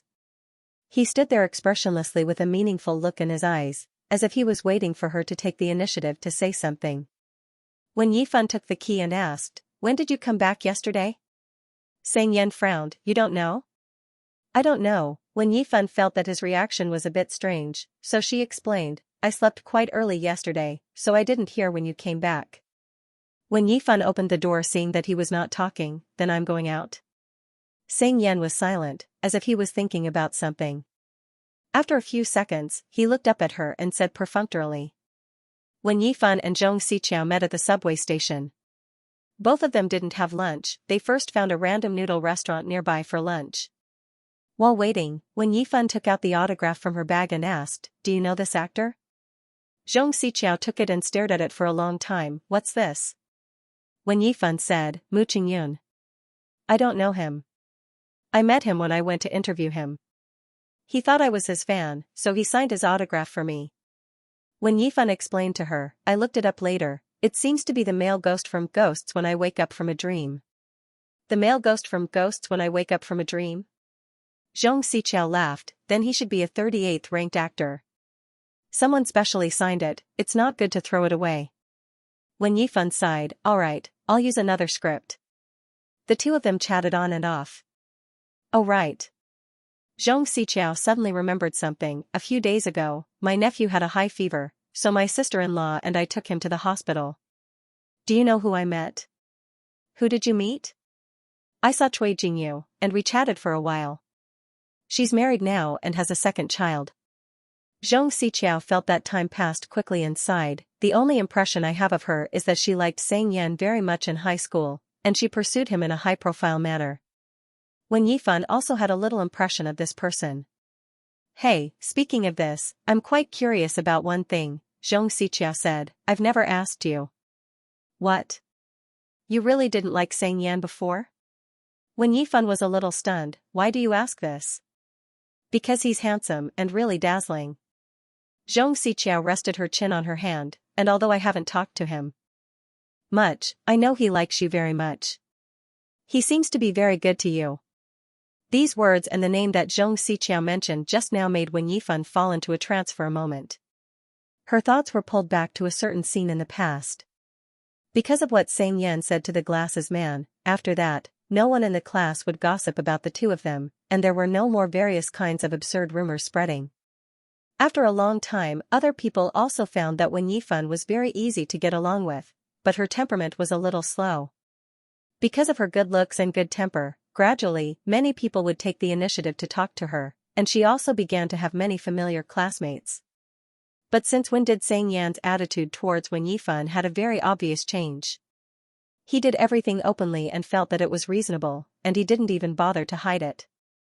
Everything had to be laid out in the open and laid out in the open. Because of this, many of her classmates would privately ask her if she was really in love with Sang Yan. At that time, Wen Yifan wasn't very clear about what was going on. She felt that according to Sang Yan's character, it was impossible for him to have such thoughts, and it was impossible for him to put down his pride to explain these things. So when she heard these questions, she just smiled and denied it. Fortunately, this matter would occasionally cause a commotion in the class. Later, somehow, this matter spread to the ears of Cui Jingyu in the other class. Many people in their class knew this girl because Cui Jingyu often looked for Sang Yan, either to give him things or to talk to him. She showed that she liked him very much. After being rejected by Sang Yan, she didn't give up at all. After knowing this matter, Cui Jingyu directly came to find him. She remembered that it was during the break. At that time, the broadcast gymnastics ended and all the students returned to the class. Wen Yifan walked behind. When she walked to the class door, she saw Sang Yan being blocked by Cui Jingyu at the door. Cui Jingyu was beautiful and bold, with a bright and beautiful look that a girl of her age should have. Sang Yan, I heard from others that you were chasing after the dance student in your class. Sang Yan was holding a can of Coke in his hand. Because his path was blocked, he looked a little impatient. What does it have to do with you? I'm just asking out of curiosity. Everyone says that you like her. Cui Jingyu laughed and happened to notice Wen Yifan at the back, but I just heard it from others, you don't have to be unhappy. Hearing that, Sang Yan looked at Cui Jingyu. Then, following her gaze, he turned his head to look at Wen Yifan. Seeing her, Sang Yan's lips loosened and then curved up. The sunlight shone in from outside and dyed his body with a light golden color. It was as if he was carrying 1,000 rays of light. At that moment, Wen Yifan discovered that when he smiled obviously, there would be a shallow dimple on the side of his right lip. This kind of rumor seems to have been spread many times, they are too bored. Cui Jingyu said again, I know it must be nonsense, I just casually said it to you. Sang Yan raised his eyebrows and looked at her. His tone still had that annoying tone. Didn't I say so? In fact, Wen Yifan couldn't remember many things in the past. Wen Yifan rarely deliberately tried to recall. But as long as she thought about it, she could remember every scene and every detail of Sang Yan's memories clearly. She also remembered that moment. She clearly felt that her heart stopped for half a beat. Xianxia was still talking in front of her. I was in the same class with Cui Jingyu, and I heard her talking about Xianxia every day. So, the people in our class who didn't know Xianxia knew all about him because of her. Wen Yifan listened quietly, and the corners of her lips curled up slightly. Hey, why didn't you answer my question just now? Anyway, it's been so long, let's just have a casual chat. Zhong Xiqiao returned to the original topic and half-joked, I'm not saying that I like him. Do I like him? I just have feelings for him. If you don't say it, then I'll take it as a yes. This time, Wen Yifan finally spoke and said seriously, yes. Can I take it as a yes? Hearing this answer, Zhong Xiqiao was stunned, really? Wen Yifan laughed, why do you have such a reaction? Did you really like Xianxia before? Yes. Zhong Xiqiao was really shocked. In her impression, Wen Yifan had always been indifferent to everything, as if she didn't care about anything. Then, do you still like him now? Wen Yifan smiled, you said it yourself, how long has it been? Aren't you two sharing a house? Zhong Xiqiao was emotional, you see each other every day. Both of you used to have feelings for each other. What if they rekindle their feelings? Mentioning this, Wen Yifan said softly, they won't. Huh? He's moving out soon. Zhong Xiqiao casually said, so, you mean you won't be able to control yourself if he stays a little longer? Even as an outsider, she felt a little regretful, so she asked again, then why weren't you with him at that time? Wen Yifan didn't answer. Because you transferred to another school and moved away? Zhong Xiqiao guessed, so you two didn't contact each other anymore? No. Then why? There was silence. Coincidentally, the noodles they ordered arrived. Wen Yifan passed her a pair of chopsticks. She lowered her eyes and didn't answer his question. She suddenly said, I don't know if other people will be like me. My university roommate once told me that I'm too indifferent to emotions. Wen Yifan said, we used to have a good relationship, but I rarely took the initiative to contact them. For example, after graduation, I stopped contacting them directly. Because of this, they feel very sad. They feel that I have no feelings for them at all. Wen Yifan blinked and said, actually, I admit that. Zhong Xiqiao's lips moved, but no words came out. It's not that I don't care, it's just that I'm too lazy to maintain these relationships. Wen Yifan took a bite of noodles and said softly, as for Xiang Lang, we haven't contacted each other as much after he went abroad. I don't feel particularly sad about this. I think it is, Wen Yifan said, very natural. That's right, said Zhong Xiqiao. You don't have to worry about what other people say. I know this is my problem. To put it bluntly, I'm quite inhumane. Wen Yifan smiled and went back to the original topic. At that time, my feeling towards Xianxia was that I thought he was that kind of person. She paused for a few seconds. She felt that this was a little pretentious, but she still said it seriously. He should be loved passionately by others. There was no special example. At least, he should be like Cui Jingyu when she was young. She didn't hide her love and was full of joy just for him. When she talked to him, even her eyes were bright, vivid, and beautiful to the extreme. So, it can't be someone like me. Wen Yifan was silent for a while. Why do you belittle yourself like this? You're so good-looking, and you have a good temper. Zhong Xiqiao frowned and didn't agree with her thinking. He might like someone with your personality. Wen Yifan was quiet for a while and changed the topic. I saw my aunt again some time ago. Zhong Xiqiao asked, when? Wen Yifan replied, 2 weeks ago. Because Wen Yifan didn't take the initiative to mention her unhappy things, Zhong Xiqiao didn't know how she was doing at her uncle's house. She only knew that she didn't seem to be very happy. So Zhong Xiqiao didn't know what to say at this moment. When I first moved to my uncle's house. Wen Yifan moved her chopsticks but didn't eat it immediately. She continued, one night, I accidentally heard my aunt say something. What? At that time, my cousin was in the 3rd year of high school. At night, my aunt would often stew soup for him to drink to nourish his body. Speaking of this, Wen Yifan smiled. Then one time, I heard my cousin say, I don't want to drink it, let Ah Jiang drink it. My aunt said, when Yifan whispered, Shuangjiang doesn't need to drink such a good soup. Zhong Xiqiao paused and immediately got angry.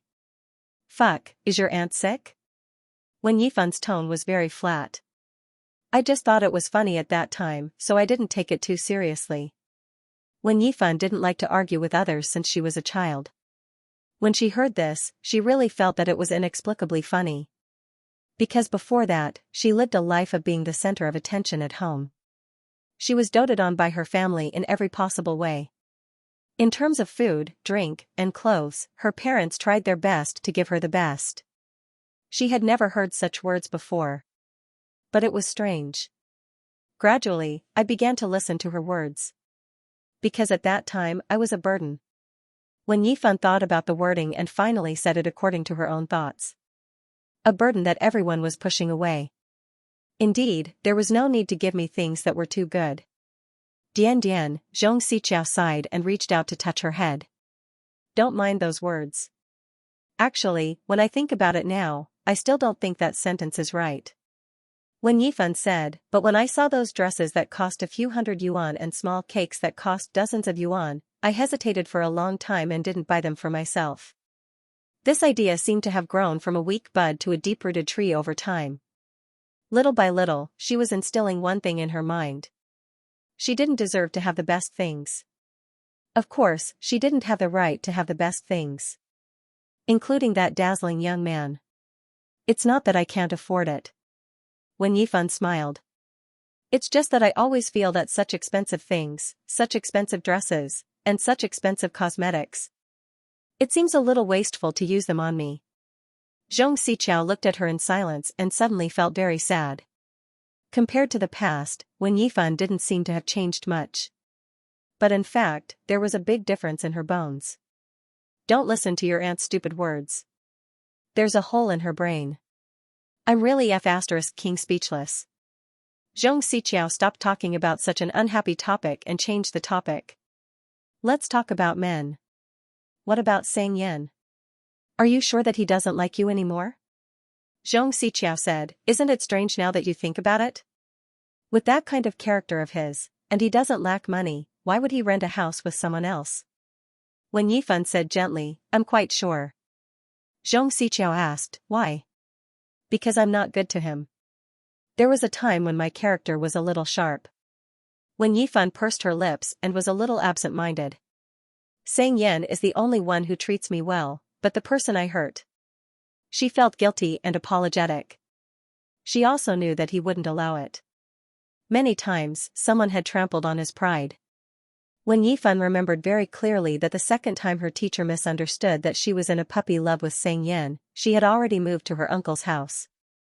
At that time, although the teacher informed Zhao Yuandong, because Zhao Yuandong didn't have time, he still entrusted this matter to her uncle, Wen Liangxian. So the person who met the teacher for her was Wen Liangxian. That day happened to be Friday afternoon. After the parents of both sides finished talking, when Yifan was brought home by Wen Liangxian. They didn't say a word the whole time. When Yifan was nervous and carefully explained a lot of things. When Liangxian also didn't say anything. She was afraid that he would feel annoyed if she said too much, so she could only remain silent. Until they returned to her uncle's house. At that time, Che Yanqin was also there. Seeing her return, she suddenly said, Shuangjiang, you're too disobedient. It's not easy for us to take care of you, finding things for your uncle to do all day. He's already busy enough with work, can't you save us some trouble? When Yifan was still standing at the entrance, her fingers a little stiff. She couldn't even move to take off her shoes. She felt that she shouldn't go in, felt that whatever she did was wrong. At this time, when Liangxian also spoke, Ah Jiang. When Yifan looked up, silently waiting for the judgment. She would never forget what he said at that time. Tearing apart all the hypocrisy on the surface. As if he couldn't bear it anymore. Uncle doesn't want to blame you, but you have to be clear, we have no obligation to raise you. When Liangxian's appearance was 80% similar to his father, but his eyes were a little sharper, but we still treat you like our own daughter. We have no obligation to raise you. No obligation. To raise you. When Yifan's throat choked, for a moment she couldn't say anything. That was the first time. They laid their cards on the table so clearly. They clearly and tactfully used words to tell her that they didn't want her to live here.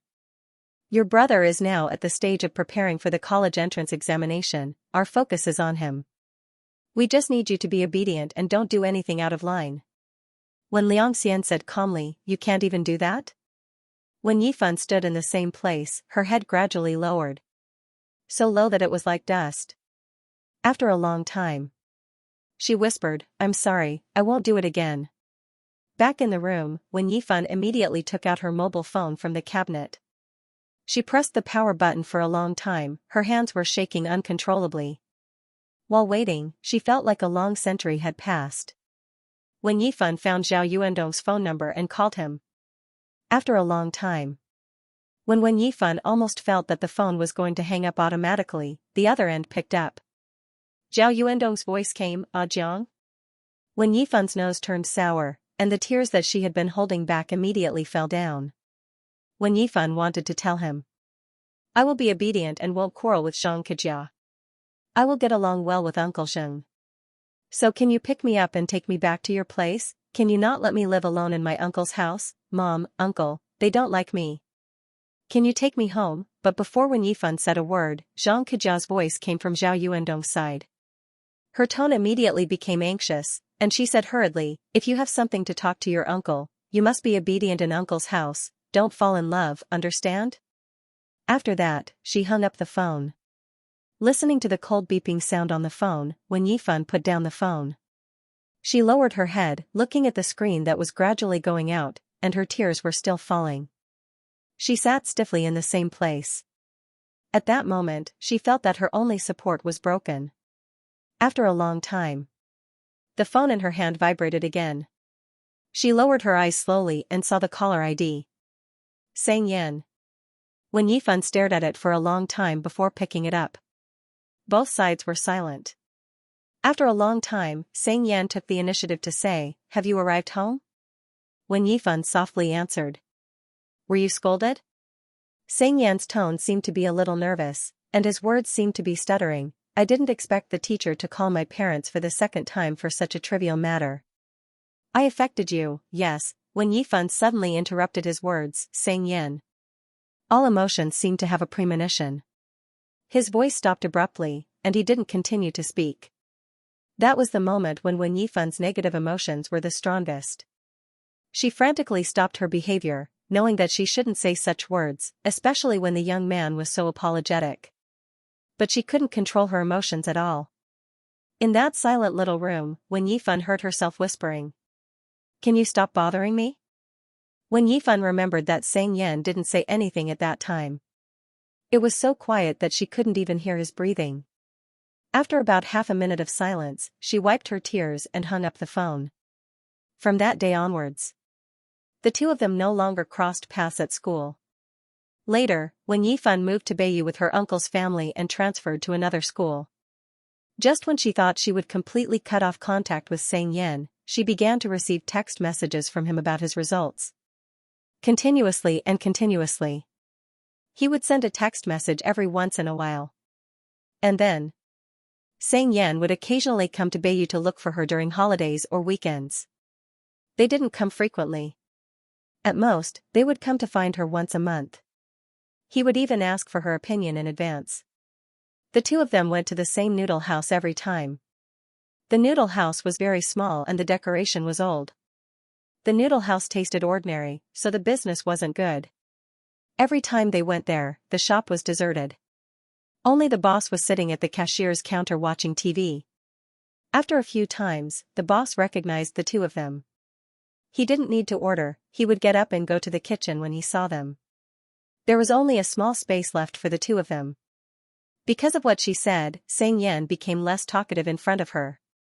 His demeanor was as arrogant as before, but he seemed to have become cautious, not as unscrupulous as before. It seemed like they had a tacit understanding. The two of them never mentioned the phone call again. Basically, Xianxia had never seen Wen Yifan get angry, so she was a little curious at this moment. What did you do? Are you sure your behavior can hurt him? When Yifan didn't answer this time, she lowered her head and ate her noodles. Maybe it's just that you think it's more serious, maybe he doesn't think it's a big deal at all, it's not even an itch for him. Xianxia was like a caring sister, she comforted her, or maybe he really cares about it, but he won't care if you apologize and explain. When Yifan smiled, how long has it been? What's wrong? It's never too late to apologize. Xianxia said, you have the right to say whatever you want, you have the right to say it. It's just that the other party has the right to accept it or not. When Yifan didn't know if she heard it, she only smiled. The conversation ended there. After finishing the noodles, the two of them got up and left the noodle house. Xianxia picked up her bag and talked to her about something else. Halfway through her sentence, she suddenly let out a sigh and pinched Dian Dian's arm. Dian, aren't you a little fatter? When Yifan looked up. Huh? You were so skinny that you looked like you were only left with bones. Even when I was next to you, I felt uncomfortable. Xianxia stared at her face and said seriously, but I feel like you're a little chubby now. When Yifan didn't feel anything, really? Xianxia joked, are you living well with Xianxia? Hearing this, when Yifan finally realized that after Xianxia moved in, she seemed to have eaten a lot more. Originally, she didn't have the habit of eating dinner, but because he didn't know how to add the right amount of food, she became the trash can that helped him get rid of the leftovers. The two of them chose a place in the middle of their residences, which was quite a distance away from each other, so they couldn't stay out too late. After dinner, the two of them went back to their respective homes. When Yifan took the key and took off her shoes, she caught a glimpse of Xianxia playing games on the sofa as usual. As usual, an unknown drama was playing on the TV. The volume was neither loud nor soft, but it still seemed noisy. After a long time, when Yifan somehow felt like she was raising a pet at home. No matter when she went out or when she returned home, she could see this pet being lazy and carefree at home. When Yifan collected her thoughts, sat on the sofa and drank some water. She looked at him a few times. Thinking of Xianxia's words, her lips opened and closed. After a long time, she finally plucked up the courage to call out, Xianxia. Xianxia didn't even look up, speak. When Yifan couldn't say it out loud. It had been so many years, maybe he didn't remember what happened back then. Now that he suddenly mentioned it, it was quite confusing. But it was also strange that he didn't speak after calling him. When Yifan thought for a moment and casually changed the topic when she saw his leisurely look, are you a bar owner? Xianxia, sideline. When Yifan thought for a moment, I remember you said that you majored in computer science in university? Yes. Xianxia raised his head and said with a faint smile, why? Nothing, I'm just a little curious. When Yifan said, I saw that you don't have to work every day, so I just asked. Change my job. Too many companies are trying to poach me, they are still fighting for me. Xianxia yawned, his tone was arrogant and shameless, let them finish fighting for me first. When Yifan couldn't tell if he was bragging or if he was really in a state where he was being fought over. She didn't comment on his words, she thought about changing roommates and said, by the way, have you seen the renovation of your house? Xianxia retracted his gaze, yes. When Yifan, how is it? It's not finished yet, the workers don't go to work during the new year.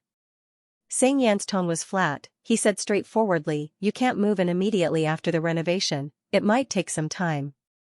When Yifan was stunned, then you're not moving in a month? Are you going to stay for a while? That's what I mean. Xianxia looked at her as he said, alright, you don't have to be so happy. When Yifan nodded and didn't say anything else. She thought that she could only ask Su Tian's friend to find another house. After all, she couldn't just drive Xianxia away. She was drinking water and watching TV, bored out of her mind. After living together for a while, when Yifan realized that Xianxia didn't turn on the TV to watch it, but to make some noise in the house. There was once when Xianxia turned on the TV and watched it for a while. At that time, the woman on the TV was crying and eating at the same time, she was crying very miserably. When Yifan didn't know the previous plot, she felt a little sad watching it, she asked, what's going on? Xianxia lifted his eyelids and glanced at it, he said lazily, I'm too hungry. Therefore, although when Yifan still couldn't understand the plot, she didn't plan to ask him. She watched the TV for a while.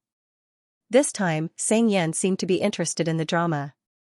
It didn't take long for him to put away his phone and watch it. A few minutes later, he even talked to her about the behavior of the characters in the drama. What's going on with this person? It was a suspense drama. At this time, it was late at night in the drama, the lights were dim. The man seemed to have woken up from his sleep. He slowly changed his clothes, wrapped himself up tightly and went out the door. When Yifan guessed, dual personality. Why do I feel that? Xianxia turned to look at her and said word by word, more like sleepwalking. Really? This word stunned Wen Yifan for a moment. She looked at the TV again. I can't tell the difference. Does the main personality not know what the secondary personality is doing? I only know that sleepwalking doesn't remember. Xianxia asked, how do you know? Because, Wen Yifan said honestly, I used to sleepwalk too. After all, they lived together. Wen Yifan didn't think there was anything to hide. Noticing his expression, she realized that this problem of hers was a little scary. She added, I only sleepwalked when I was a child and when I was living in college, but I haven't had this problem for a long time. Xianxia pointed out the logical problem. How do you know that you haven't had this problem for a long time? When Yifan paused and gave a reasonable explanation, no one told me that I sleepwalked. So, after you graduated, Xianxia smiled, did you live with someone else? When Yifan thought for a moment, only Wang Linlin, but we only lived together for a week. I only started to rent a house with someone after I came to Nanwu. I didn't have this experience before. There was silence. When Yifan felt that there was a hidden meaning in his words, she had a vague guess. She asked hesitantly, have I sleepwalked in front of you before? When Yifan panicked when she thought that she might sleepwalk again. Because it happened when she was unconscious, everything was out of her control, she didn't know what she would do. There was a fear of the unknown and a sense of powerlessness. She didn't know the reason, but her sleepwalking problem started to happen again when she first entered college. It was the first time she sleepwalked in the dormitory. She scared her roommates who woke up in the middle of the night to go to the toilet. When Yifan didn't dare to sleep for the next few days, she was afraid that she would sleepwalk again and scare them. After her 3 roommates knew about it, the 4 of them found an opportunity to talk about it. The girls were very nice, they said that they could accept it, plus when Yifan wouldn't do anything when she sleepwalked, they got used to it over time. Seeing that he didn't answer, when Yifan asked again, did I? Xianxia asked back, did you know when I came back last night? This was the second time he asked this question. When Yifan was puzzled, I went to bed quite early yesterday, I didn't hear you coming back. Xianxia stared at her, it seemed like he was observing whether she was telling the truth or not. When Yifan suddenly understood, she was silent, then she asked with a little certainty, did you see me coming out of the room when you came back yesterday? Xianxia leaned against the back of the chair, tilted his head and said him lightly. This was like a bolt from the blue for Wen Yifan. She didn't know how to react, she could only ask hesitantly, did I do anything? Xianxia was honest, he gestured with his eyes, you just sat here for a while, then went back. Wen Yifan was a little embarrassed, did I scare you? Scare me? Xianxia laughed, Wen Yifan, you have to be clear. As for me, there's nothing I'm afraid of. You're just sleepwalking, how can you scare me? It's good that I didn't scare you. His tone was still annoying, but when Yifan was relieved, my roommate in college told me that I won't do anything when I sleepwalk. If you see me again, just pretend that I'm invisible. Xianxia said with a meaningful tone. Wen Yifan, as long as I sleep well, I shouldn't sleepwalk. It shouldn't affect you too much. Xianxia, okay. By the way, when Yifan suddenly remembered that she forgot to ask the most important thing, she asked cautiously, last night, was the first time you saw me sleepwalking? Xianxia, of course. When Yifan relaxed, then, before she could finish her sentence, she heard Xianxia slowly say 2 words, no. When Yifan was stunned, Anything else? Xianxia's lips twitched slightly, he sat up straight and poured himself a glass of water calmly. Then, he looked up slightly and told her patiently, another time. Then, when Yifan had a bad feeling, she asked hesitantly, what did I do that time? What did you do? Xianxia dragged the last syllable as if he couldn't remember, let me think, when Yifan waited calmly. She felt that it shouldn't be a big deal if he needed to think for so long. After a long while, Xianxia said, I remember. When Yifan answered, what? Xianxia stared at her thoughtfully. You suddenly ran out and hugged me. When Yifan's expression froze, she couldn't believe her ears. What? She thought it was already a shocking news. She didn't know that there was something even more unacceptable waiting for her. Xianxia raised his eyebrows and casually added, you even kissed me. Their eyes looked at each other. At this moment, the background music on the TV seemed to understand what they were talking about. It was so quiet that even the sound of a needle dropping could be heard. It was an extremely awkward situation. When Yifan calmly retracted her gaze. However, the emotions in his heart were surging like raging waves. Hug me. Kiss me. Once. Hug. Kiss. These two words almost made Wen Yifan explode. Wen Yifan could clearly feel that her cheeks were burning. She couldn't control it at all. She wanted to calm down and analyze the possibility of this matter calmly. She wanted to give him a suitable answer quickly. But Xianxia didn't give her the time. His eyes were still on her. He said carelessly, wait, why are you blushing? When Yifan calmly said, oh, is it red? Xianxia looked at her as if he had discovered a new continent. Yes. Maybe it's because the food I ate tonight was too spicy. When Yifan calmly made up an excuse, my friend also said that my face is very red. Xianxia twitched his lower lip. He obviously didn't believe it. I see. When Yifan didn't care whether he believed it or not. It was enough for her to deal with it. After the shock, she thought about it again and felt that Xianxia's words were not quite right. If he only said that he hugged her, Wen Yifan might think it was true. After all, the degree of difficulty of this behavior was not high. But if he kissed her, Wen Yifan felt that it was more reasonable for her to sleepwalk and beat him up than what he said. About this matter, didn't you say it was a little exaggerated? Wen Yifan said softly and carefully, I think it was a little exaggerated. I might have just bumped into you while sleepwalking, and then there was some physical contact. Oh. What you mean is, Xianxia's tone was unhurried as he directly exposed the truth, I purposely slandered you. When Yifan immediately said, I didn't mean that. I'm not blaming you. Xianxia's messy hair fell on his forehead. His expression was relaxed. But right now, I'm the one who was taken advantage of. You can't possibly bite back at me like this, right? When Yifan had no memory at all. At this moment, she had an extremely strong feeling of suffering in silence. She felt that these words were really unreasonable and couldn't help but say, since there was such a thing, why didn't you tell me? Why not? Xianxia said, but didn't you say it was a special case? As for me, I am not such a narrow-minded person. These words made Wen Yifan slightly stunned. She recalled the morning after she came back from Zhao Yuandong's place. When she woke up, she received an inexplicable thumbs up from Xianxia. Wen Yifan fell silent and began to doubt herself. Xianxia added, but this is nothing. When Yifan looked up. What you think about in the day, you dream of at night. Xianxia dragged his words and spat out another word, you? When Yifan held back, can I ask you a question? Xianxia, go ahead. When he first mentioned this situation, Wen Yifan wanted to ask this question, but she felt that this question was very awkward and would push the current situation to an even more awkward situation. So, Wen Yifan held back and didn't mention it. But at this moment, she was forced by his attitude and couldn't hold back. Where did I kiss you? Xianxia's expression was stunned. The ambiguity seemed to melt in the air along with these words, fermenting and spreading. Wen Yifan regretted her words as soon as she said it. But the words that she said were like spilled water, she couldn't take it back. Her brain was stretched into a line, but her eyes were calmly looking at him, pretending to wait patiently. Xianxia raised his eyelids and casually pointed at the right corner of his lips. What? The position you pointed at, with the height difference between us, I should be. When Yifan paused for 2 seconds. She couldn't say that word, so she changed her words, I can't touch you.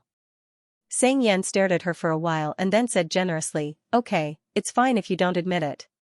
When Yifan suddenly stood up, otherwise. Xianxia raised his head. The next moment, when Yifan suddenly said, let's reenact our case? Xianxia smiled. You want to take advantage of me for the second time? I won't touch you. Wen Yifan said in a good temper, I just think that the possibility of what you said is a little low, so I want to confirm it. You will still feel that your personal safety is guaranteed when you stay here. Wen Yifan looked at him, can you stand up for a while? Xianxia leaned against the back of the sofa, slightly raised his head and looked at her for a long time. He didn't say much, he put his phone aside and stood up as if he was compromising. Their situations were reversed in an instant. Xianxia was almost a head taller than her head could just reach his chin. Following his movement, Wen Yifan's gaze moved from the bottom to the top. She looked at him from lowering his head to looking up. From this angle, she couldn't touch the position, he said. Right? Wen Yifan stared at the corner of his lips and immediately breathed a sigh of relief. I can't touch it at all, so there must be some misunderstanding, unless I tiptoed, or you lowered your head, Wen Yifan said as she looked up and met his gaze. She was slightly startled, only then did she realize that the distance between them was getting closer. The scene was silent. It was as if the man in front of her was going to lower his head like what she said in the next second. Wen Yifan looked away and her heartbeat inexplicably accelerated. She pursed her lips and took a step back. She didn't want to dwell on it anymore, but this is just my guess. Xianxia's eyes were dark like the endless night outside. You really don't have a reason to lie to me. Although this behavior is out of my control, I still want to apologize to you. Wen Yifan thought for a while and said seriously, if this kind of thing happens again in the future, just give me a punch. Wen Yifan held it in for a long time and reminded him, protect yourself. Wen Yifan returned to her room after saying those words. She closed the door and stood leaning against the door. She thought for a while about what she said just now. After thinking it through, Wen Yifan came back to her senses and walked inside. She lay on the bed and stared at the ceiling, thinking about the position Xianxia pointed at. It seemed to be the position of his dimples. Sigh. It can't be true, right? She had sleepwalked so many times during her 4 years in university, but none of her roommates said that she would take the initiative to hug someone when she sleepwalked, but she used to. Indeed. She liked it very much. Xianxia's dimples. Wen Yifan wasn't so sure now. She felt that her brain was like a paste. It was so thick that she couldn't think clearly. After a long time, Wen Yifan suddenly sat up, moved the chair in front of the dressing table and put it in front of the door. For the next few days, Wen Yifan's first reaction when she woke up was to check if the chair was still in its original position. She was so nervous for a while. After confirming that there was nothing unusual, she finally relaxed. Although she couldn't confirm whether Xianxia's words were true or not, Wen Yifan always felt that she had done something wrong. There was always an inexplicable sense of guilt and awkwardness in her heart whenever she saw him. It made Wen Yifan feel that it was a little weird to get along with him as compared to before. But Xianxia didn't seem to care at all, as if nothing had happened. His emotions didn't change at all. Therefore, Wen Yifan couldn't show that she cared too much. She only hoped that she wouldn't sleepwalk again, and wouldn't do the same or even more exaggerated behavior. Time flew by, the whole of March had passed. Wen Yifan asked the director for a leave in advance. On the day of the Qingming festival, she couldn't sleep well. She found a few horror movies and watched them all night. Only when the sky was about to brighten did she fall asleep in a daze. But she woke up naturally after sleeping for less than 2 hours. Wen Yifan got up and washed up. She took out the black sweater from the closet and left the room. She got up much earlier than usual. Xianxia should still be sleeping. The living room was empty at this time. It was cloudy outside, and the light in the house was dim. Wen Yifan didn't have an appetite. She only took a carton of milk from the fridge and quickly left the house. After checking the route, Wen Yifan took a bus nearby and went to the cemetery in the suburbs of Nanwu. The previous few times, Wen Yifan had come with Zhao Yuandong, or with her uncle and grandmother. In the past, she had been driven there by them. This was the first time she had come here by car. The location was quite far from the city. It would take 4 to 5 hours to go back and forth by bus. After getting off the bus, she still had to walk about 1 kilometer. The area was under construction, and the road was full of potholes. There was no dedicated parking space, so the cars were parked in a mess. Wen Yifan walked in the direction indicated by the map on her phone. After arriving at the cemetery, Wen Yifan made a simple registration, then entered the cinerary hall and walked further down. The corridor was so long that it seemed endless. There were tall and long rows of cabinets on both sides, containing countless souls of the deceased. Wen Yifan walked in silence until she stopped in one of the rows. She walked in and carefully looked for Wen Liangzhi's name. She couldn't remember how many years had passed since the last time she saw him. Wen Yifan stared at the name for a long time before she whispered, "Dad. Shuangjiang is back." It was a call that received no response. At that time, Wen Yifan couldn't believe it. He was clearly a living person a while ago. Why did he suddenly become a cold corpse? That tall and strong father had been shrunk by some unknown magic and was placed in this small box. He would never speak again. She always felt that it was a dream. Everything was fine when she woke up. But this nightmare continued. No matter how hard she struggled, she couldn't wake up. Wen Yifan stood in the same place and was silent for a long time. She didn't say anything. At a certain moment, her eyelids moved. She suddenly noticed the dust on the memorial tablet, which formed a sharp contrast with the memorial tablet next door. It seemed that no one had visited for a long time. Zhao Yuandong had a new family. After a long time, it might be once in a few years. Her grandmother and uncle's family lived in Beiyou. They probably wouldn't come specifically for this matter. Wen Liangzhi's smile was engraved on the memorial tablet, forever fixed at that moment. It would no longer have any emotions. Wen Yifan's eyes gradually turned red. She blinked hard and reached out to wipe off the dust bit by bit. She got home a little earlier than usual.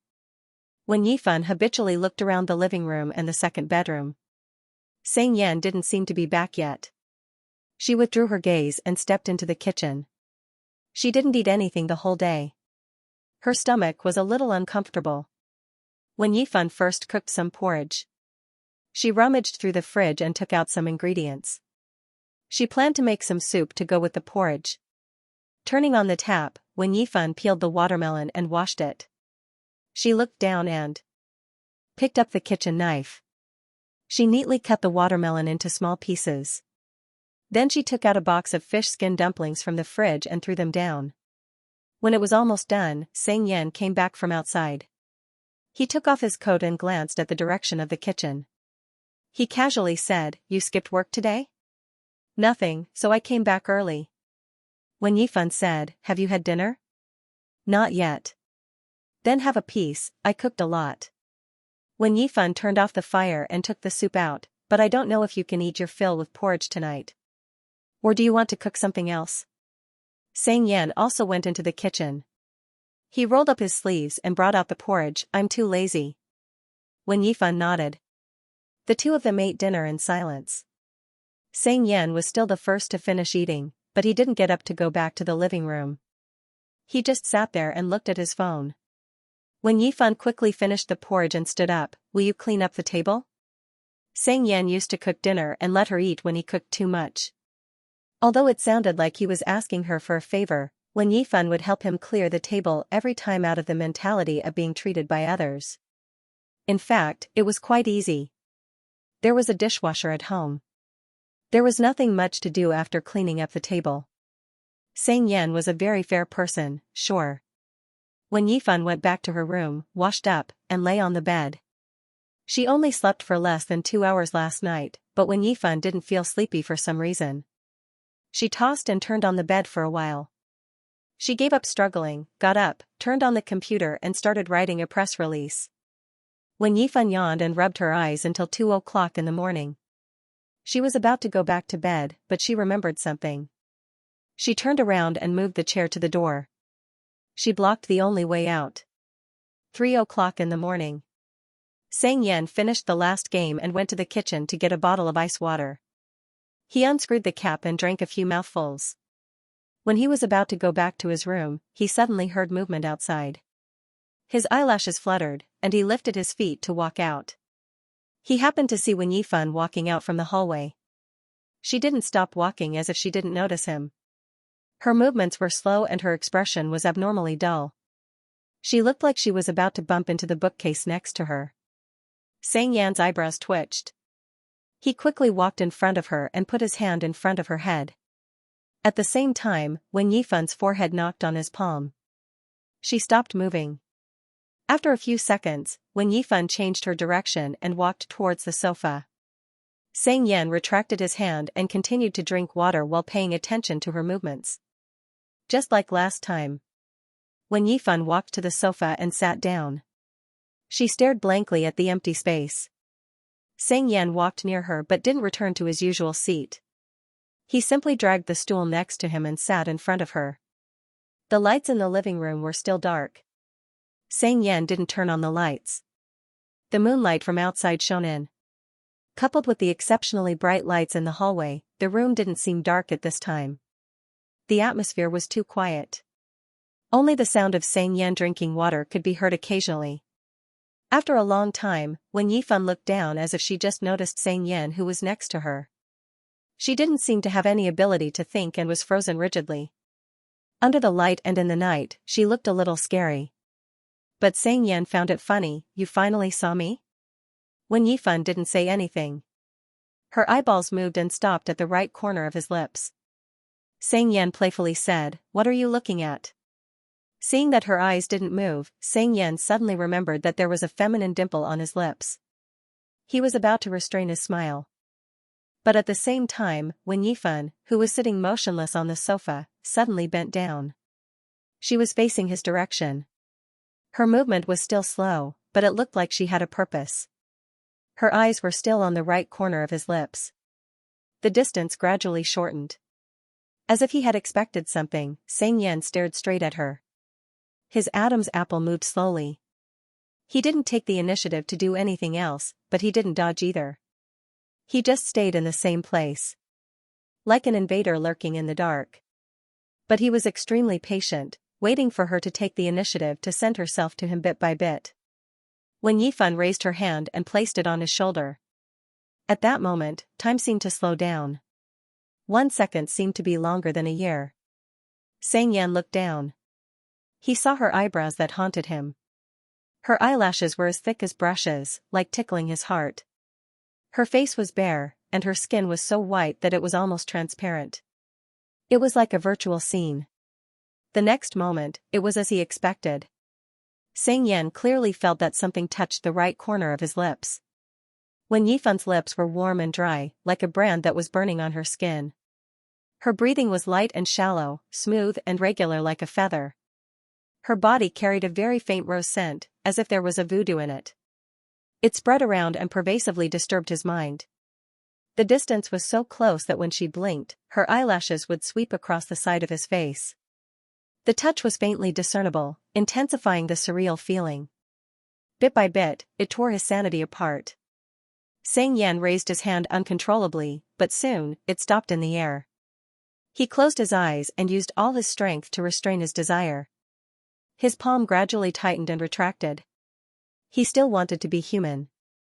This behavior of not giving way was already taking advantage of someone's precarious position.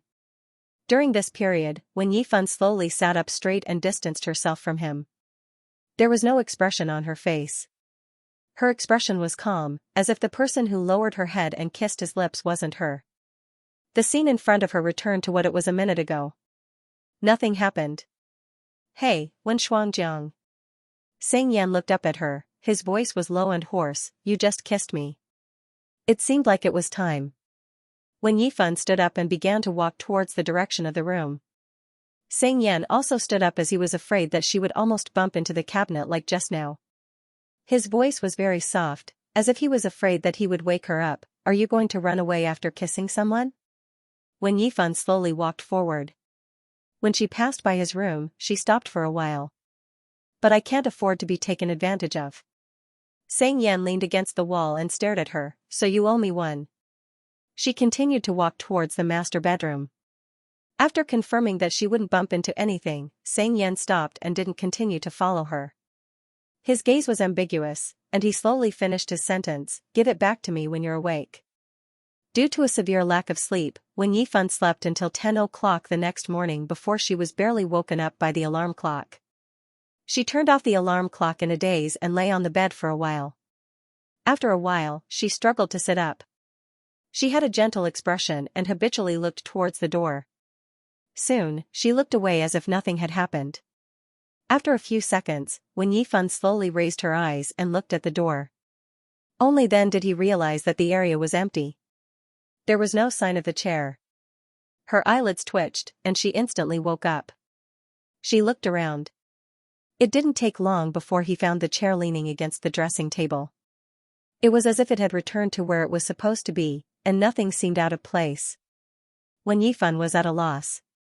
Could it be that she was so sleepy yesterday that she thought she moved the chair over, but her body didn't actually do that, or was he sleepwalking, at this moment, when Yifan even wanted to install a surveillance camera in the room to record what she did while she was sleepwalking. That way, she wouldn't have this feeling of not knowing what was going on. If something really happened, at least Wen Yifan would have time to think of some words in advance to deal with it. She got up and tried to remember if she had moved the chair before going to bed last night. She went to the bathroom to wash up. However, the more he thought about it, the more uncertain he became. After tidying herself up, Wen Yifan left the room.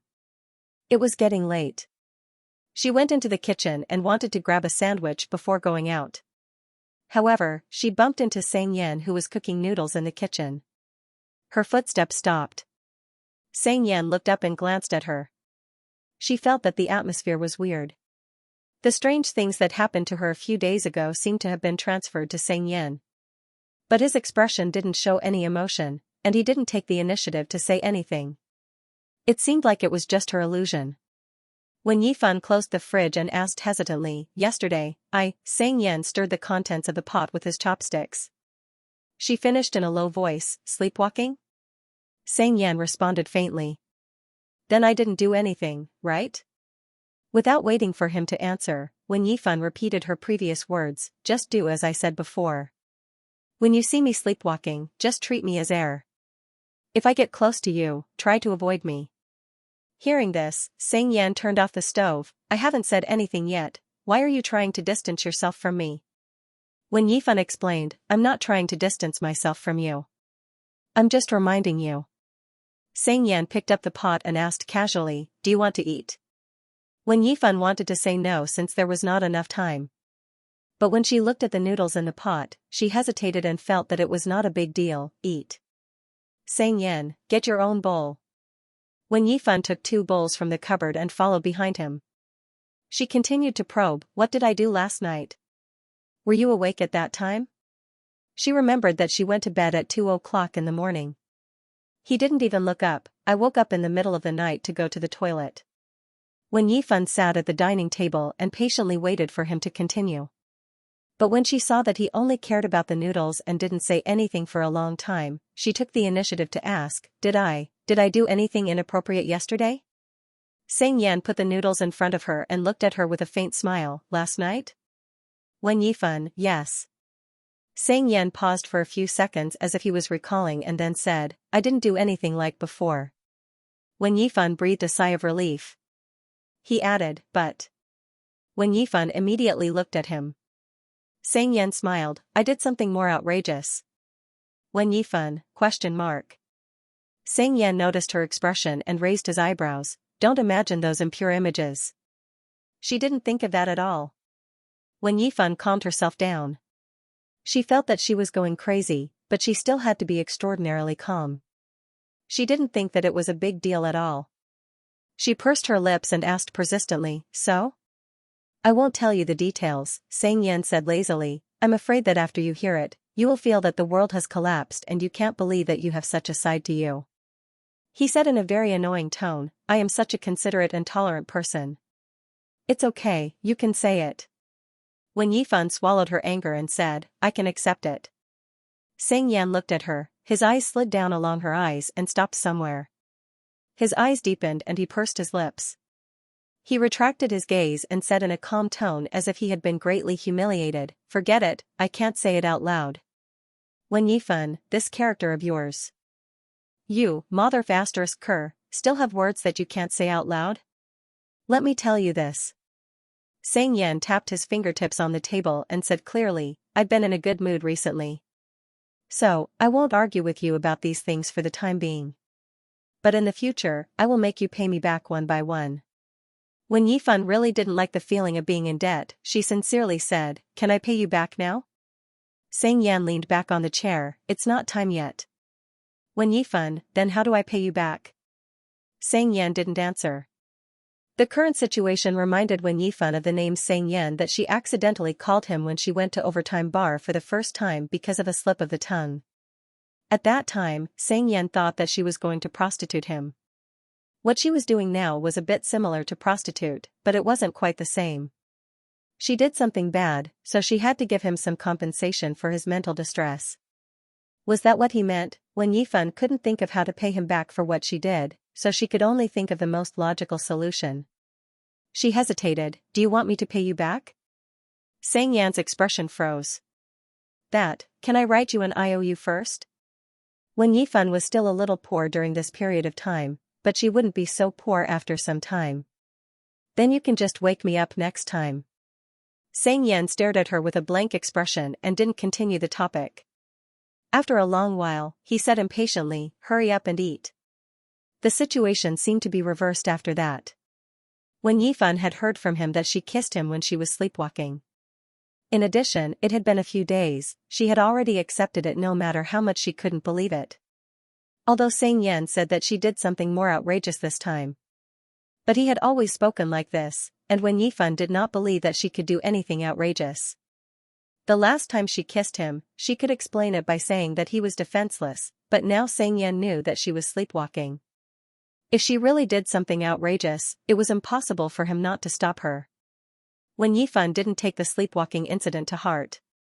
On the contrary, Xianxia's reaction became weird, as if he was repeating her previous reaction. As if he was slow to react and only realized that she kissed him. This was especially hard to accept. She identified it by the chair she placed in front of the door before she slept. When Yifan roughly judged that the frequency of her sleepwalking wasn't high, it would only appear once in a while. In addition, Xianxia didn't mention much about her sleepwalking, so she gradually felt relieved. Unknowingly, it was almost the end of April. Previously, Fu Zhuang mentioned to Wen Yifan that the group would be recruiting new members, but there was no follow-up. Wen Yifan thought that his information was wrong, so she didn't take it to heart. When she almost forgot about it. Monday afternoon. Wen Yifan and Fu Zhuang returned from an interview and found two new faces in the office. It was a man and a woman. Both of them looked young, like two college students. Since they didn't have a teacher to guide them, they had nothing to do at the moment, so they were sitting in their seats and reading some information. Fu Zhuang seemed to know one of them. He smiled and said, Mu Qingyun. Hearing this name, Wen Yifan looked at the boy's face again and realized that it was the boy who gave her the autograph before. She turned to look at Fu Zhuang and asked casually, Do you know him? Yes, he's my classmate, his name is Mu Qingyun. Fu Zhuang enthusiastically introduced him to her. I told you before, he's the one who asked me if our group was still recruiting. He's quite famous in our department, he even acted in a movie. He's so awesome. Hearing the conversation between the two, Mu Qingyun stood up and came over to greet them. Hello, senior, I'm the new intern, Mu Qingyun. You can call me Sister Yifan or Sister Wen. Who knows who you're calling senior, everyone. Here is your senior. Fu Zhuang proudly patted his chest, I'm also your senior. Mu Qingyun immediately looked at Wen Yifan, it seemed like he was asking for her permission. You can call me whatever you want. Wen Yifan said, Have we met before? Yes. Mu Qingyun smiled shyly, I didn't expect Sister Yifan to be my fan. Fu Zhuang was shocked, Sister, have you seen his movie? Wen Yifan was silent for 3 seconds and didn't explain, yes. Another intern also chimed in at this moment. She seemed to have a lively personality, and when she smiled, her canine teeth could be seen. What movie? Let me know if I've seen it before. Without waiting for an answer, the girl said again, By the way, my name is Feng Li Senior, should I call you Sister Yifan from now on? When Yifan agreed and didn't continue to talk to them. She returned to her seat. She turned on the computer and saw Fong Li taking out her phone and adding Fu Zhuang and Mu Qingyun on WeChat. After a while, Wen Yifan just opened the document and felt the light next to her dimmed. She looked up and saw Mu Qingyun standing next to her. She asked politely, "Sister Yifan, can I add your WeChat?" Fong Li also came over and stood next to her waiting. Wen Yifan paused for a moment, picked up her phone and nodded, "Sure." After the friend verification, Wen Yifan scrolled through WeChat. She happened to see that the current landlord had sent her a message not long ago, urging her to pay this month's rent. Wen Yifan only noticed that it was time to pay the rent when she saw this message. She couldn't remember anything when she was busy with work. Wen Yifan quickly apologized and transferred the money to him through the online bank. After the transfer was successful, she found Xianxia's WeChat and sent a message, "It's time to pay this month's rent. Wen Yifan, just transfer it to my Alipay." Then, Wen Yifan put her phone aside and started to write a press release. Less than half a minute later, the phone screen next to her lit up. Wen Yifan looked at the computer while picking up her phone to unlock the screen. The interface showed Xianxia's transfer record. She tapped on it and wanted to confirm the amount. "Xianxian transferred you 30,000 yuan. Wen Yifan exited Alipay and opened WeChat. She felt something was wrong when she was about to reply, "Got it." She tilted her head, reopened Alipay, and looked at Xianxia's transfer amount again. Wen Yifan silently counted the number of zeros. 1, 2, 3, 4. 4 zeros. Isn't that 10,000 yuan? His rent for a month is 3,000 yuan. He wouldn't have transferred 30,000 yuan if he wanted to stay for 2 or 3 more months. Wen Yifan took a screenshot and sent it to him on WeChat. "Why did you transfer so much?" Xianxian replied quickly, "What?" About a minute later. Xianxian, "Oh. Xianxian, there's an extra zero." Wen Yifan thought that it was different to be rich.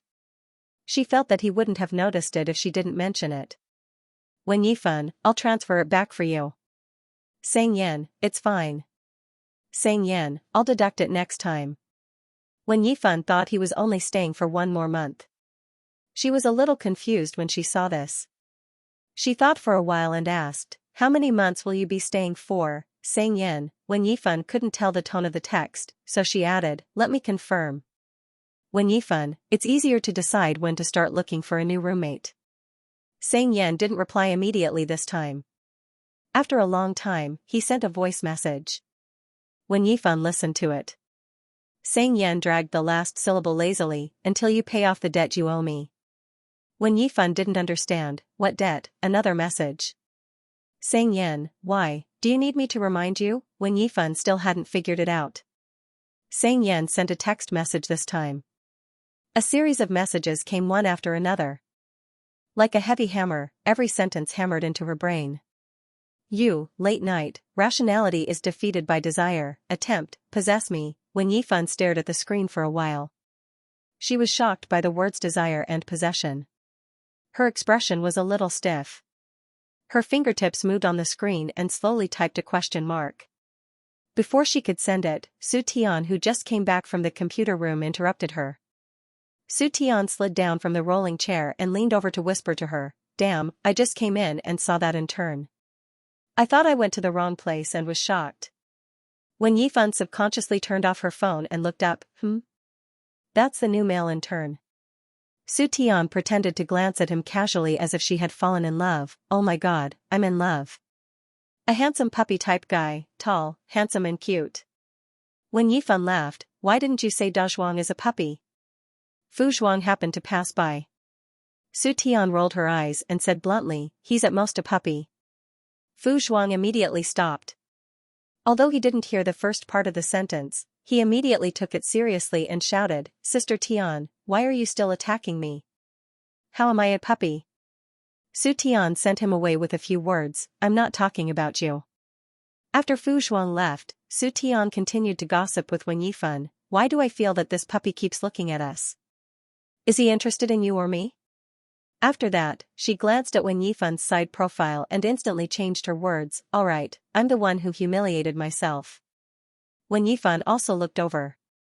At this time, Mu Qingyun was sitting in his seat and staring at the computer screen coldly.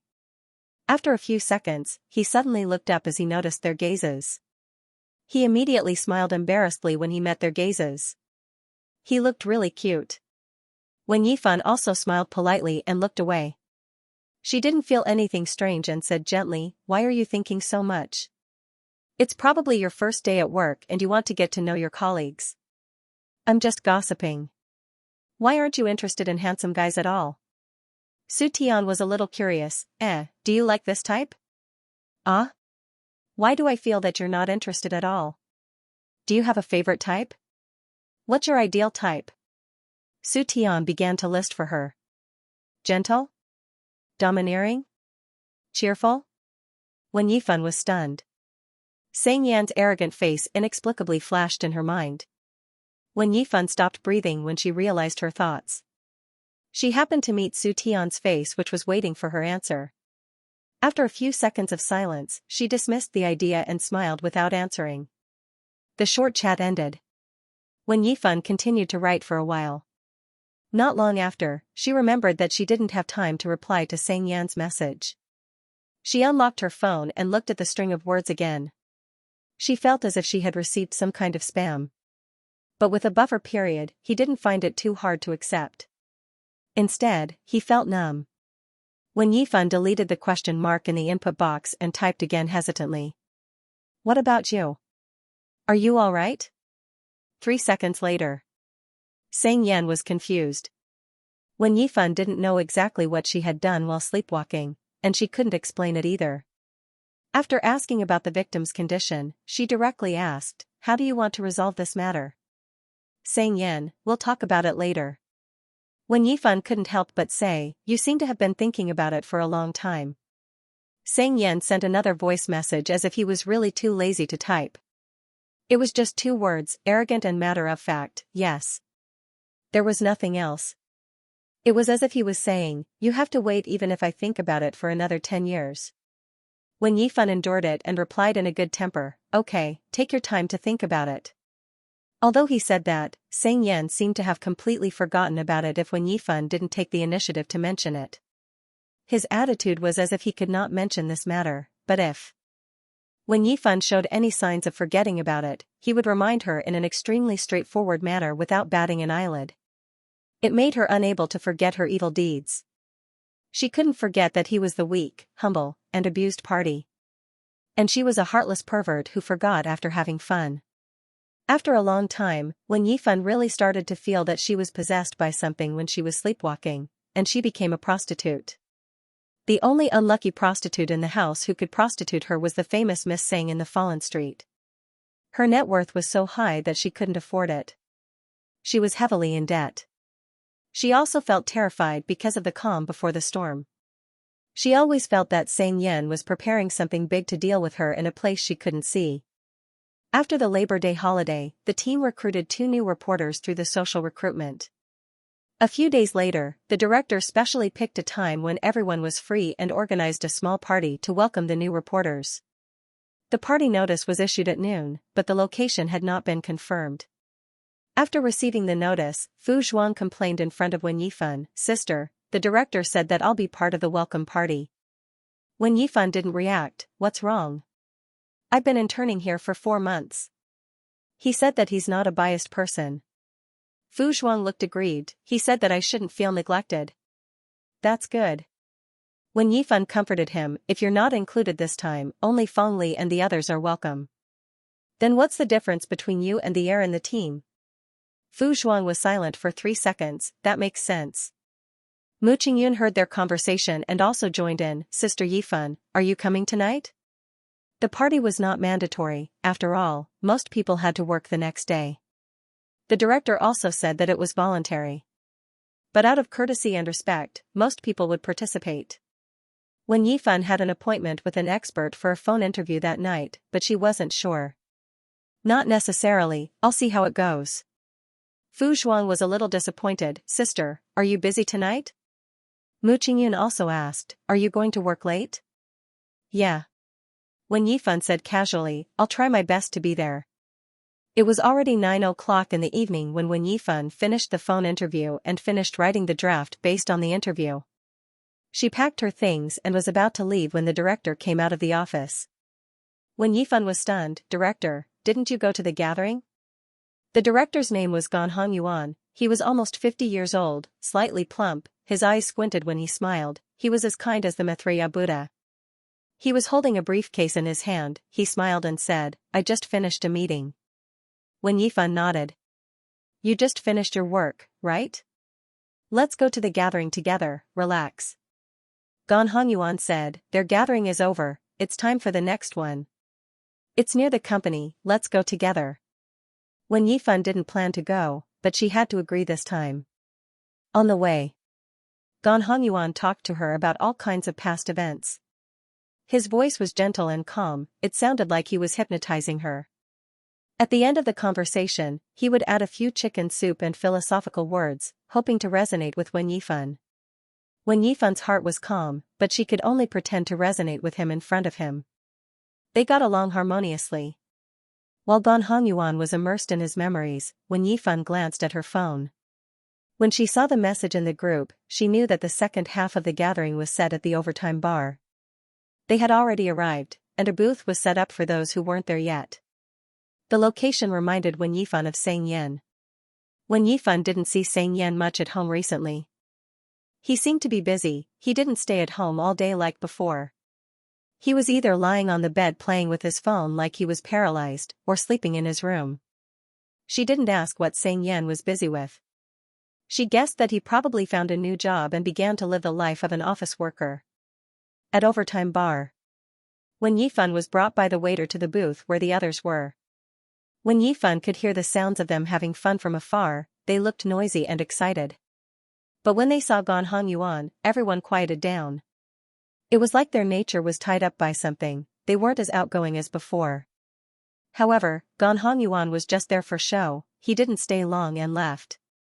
When Yifan arrived late, she didn't know what they were playing, she could only watch quietly. She first sat on the side, the person next to her happened to be Su Tian. During this period, there were always people getting up to go to the toilet or do something else. People were coming and going, their positions were constantly changing. Unknowingly, the person next to Wen Yifan became Mu Qingyun. Mu Qingyun seemed to have drunk a lot, his cheeks were a little red, he didn't look very sober. When he saw Wen Yifan, he curled up his lips and greeted her politely, "Sister Yifan." Wen Yifan nodded and reminded, "Don't drink too much, you still have to work tomorrow." "I didn't drink a lot," Mu Qingyun looked very obedient, "I only drank 1 can. Fu Zhuang just came back from the toilet and sat next to Wen Yifan. He looked like he was gossiping again, he said with a little excitement, "Sister Yifan, I just saw your classmate." Wen Yifan turned her head, "Who?" "Fu Zhuang, that," he stopped. He obviously couldn't remember the name. Wen Yifan, Fu Zhuang scratched his head, he thought for a long time, he could only say a nickname, that. "Beautiful."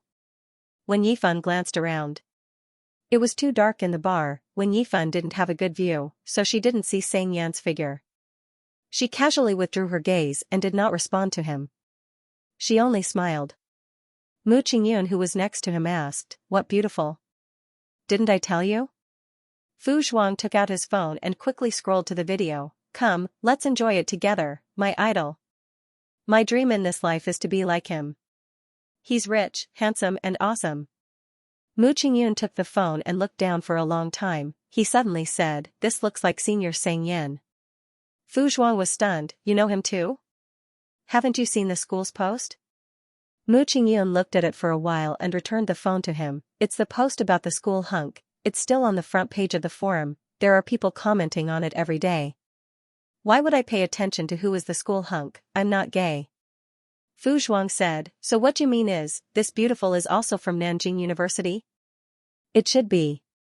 The video was censored, so Mu Qingyun wasn't sure, "If I'm not wrong, he can get into Nanjing University." Fu Zhuang felt even more unbalanced, "Isn't his grades good?" "Yes, I've seen him once." Mu Qingyun said, "My previous department head was in the same class as him. After their graduation ceremony, I followed them to their dinner party." Fu Zhuang asked, "And then, did something shocking happen?"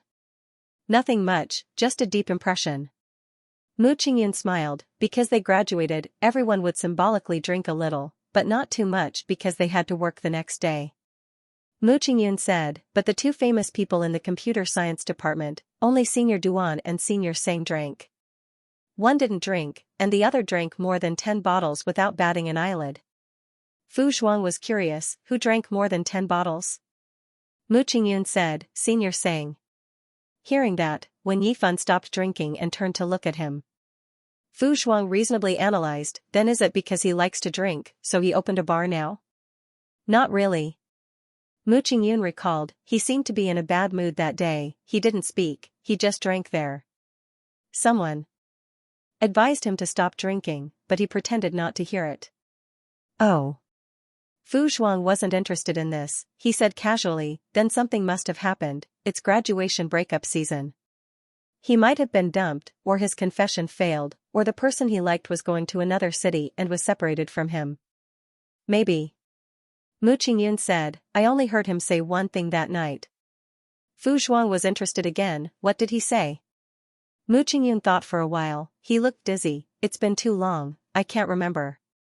Fu Zhuang was left hanging, he panicked, then don't mention it. That was the end of the topic. Although Wen Yifan didn't feel involved when she heard about Sang Yan's past from others, she still felt a little strange. She lowered her head and stared at the bubbling wine in the glass. It took her a while to recover. When Yifan had to go to work the next day, plus she had been busy the whole day, she felt really sleepy.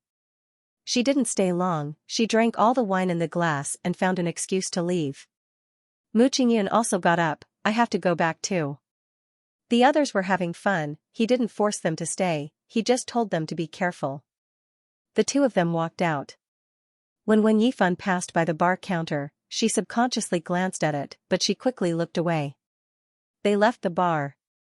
Wen Yifan wanted to walk towards the direction of the subway station, but she thought of Mu Qingyun next to her, she asked, are you going back to Nanjing University? Mu Qingyun didn't seem to be a good drinker, his eyes were a little blurred at the moment, he seemed to be drunk. Oh, yes. Wen Yifan, then let's go to the subway station together. Mu Qingyun, okay. After a few steps, Mu Qingyun looked like he couldn't walk anymore and was about to fall. Wen Yifan subconsciously grabbed his arm and supported him, are you okay? Mu Qingyun murmured, I can't stand steadily. Wen Yifan hesitated for a moment, when she was thinking about how to deal with it, someone suddenly came up from behind. The man stretched out his hand and grabbed Mu Qingyun's hoodie, he said expressionlessly, can't stand steadily? Wen Yifan heard this voice and looked over. She saw Sang Yan's side profile. Sang Yan was wearing a black suit today, which was unusual. His tie was loosely tied, and his jacket was open, revealing the white shirt inside. This solemn attire didn't make him more well-behaved, he didn't suppress his arrogance at all, instead, it made him even more arrogant. After that, Sang Yan raised his eyelids and fixed his eyes on Wen Yifan's hand on Mu Qingyun's arm. Then, he raised his head again and looked at her. Wen Yifan was about to speak.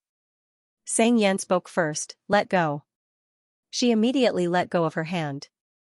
At the same time, Sang Yan unceremoniously dragged Mu Qingyun forward, as if he was doing a good deed. The two of them were tall and walked fast, they gradually distanced themselves from Wen Yifan who was behind them.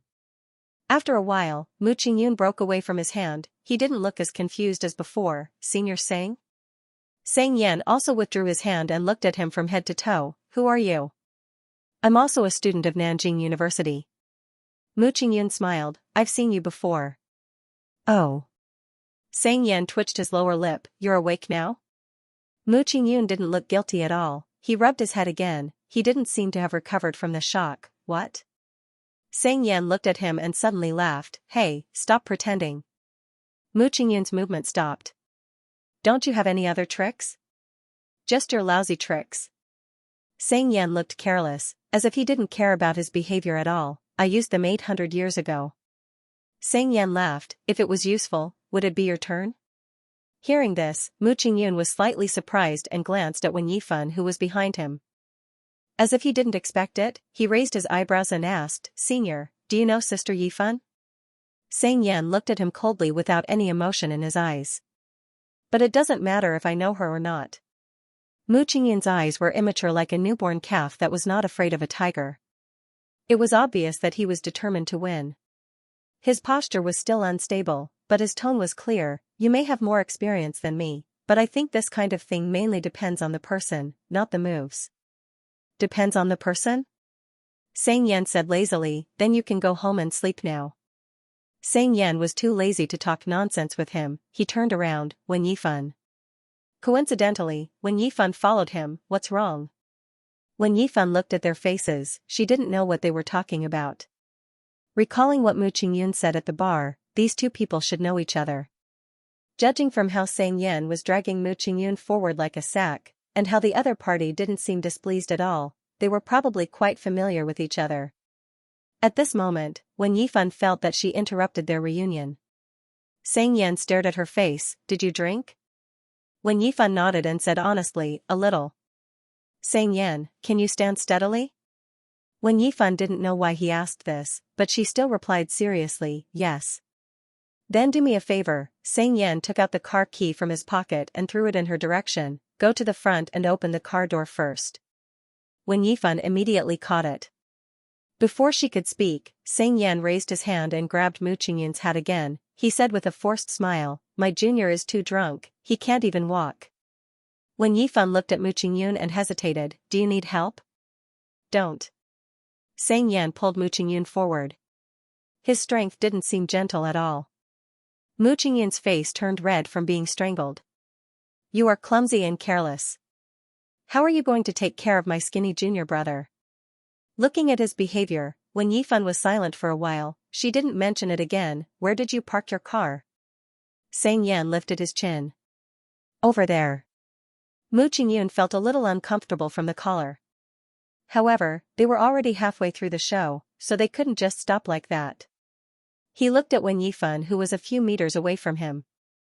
At the same time, he had to endure Xianxia's sarcastic sarcasm that he was delicate and delicate. He also began to regret pretending to be drunk tonight. He walked to the parking lot in the mountain pass. Wen Yifan quickly walked over and opened the backseat door. Xianxia followed behind her and directly stuffed Mu Qingyun in. His actions were neat and straightforward. Seeing this, Wen Yifan returned the car key to him. She stopped where she was. She didn't know if Xianxia was willing to give her a ride, but after thinking for a while, she decided not to embarrass herself. On the contrary, Mu Qingyun spoke first. Yifan, why don't you get in the car? When Yifan hesitantly looked at Xianxia. At this moment, Xianxia was also standing next to the back seat, looking down at her. His eyes were as dark as ink, and his eyebrows were slightly raised as if he was provoking him. Then, without saying a word, he closed the backseat door. The meaning of rejection was extremely obvious. When Yifan looked at the time, it was not even 10 o'clock yet. It was still early, so she didn't pay much attention to it. When she was about to say goodbye and leave, Xianxia was already walking towards the driver's seat and said, sit in the front passenger seat. When Yifan didn't know how to react to his unexpected words, are you talking to me? Xianxia opened the car door and paused, otherwise? When Yifan, oh, okay. If someone is drunk and feels uncomfortable, let him lie down in the back seat, Xianxia said casually, why are you going there? When Yifan looked inside the car window and noticed Mu Qingyun's slightly pale expression, she inexplicably felt that Xianxia was exceptionally thoughtful. Today, that's true.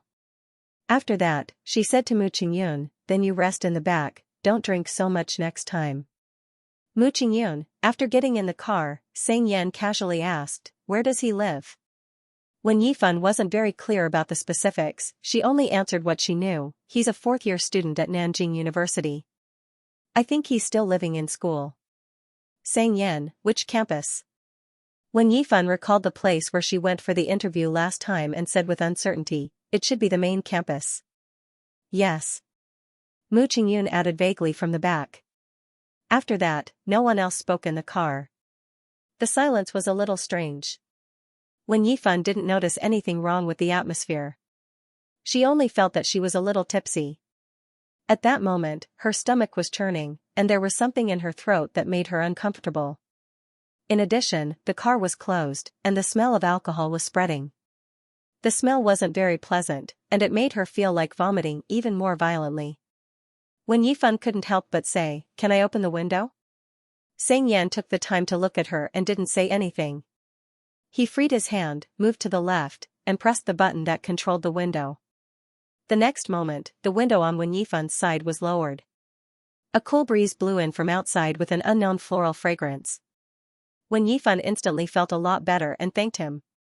She leaned against the window and regretted drinking that glass of wine on an empty stomach. She thought that it would be better to make soup to drink when she got home.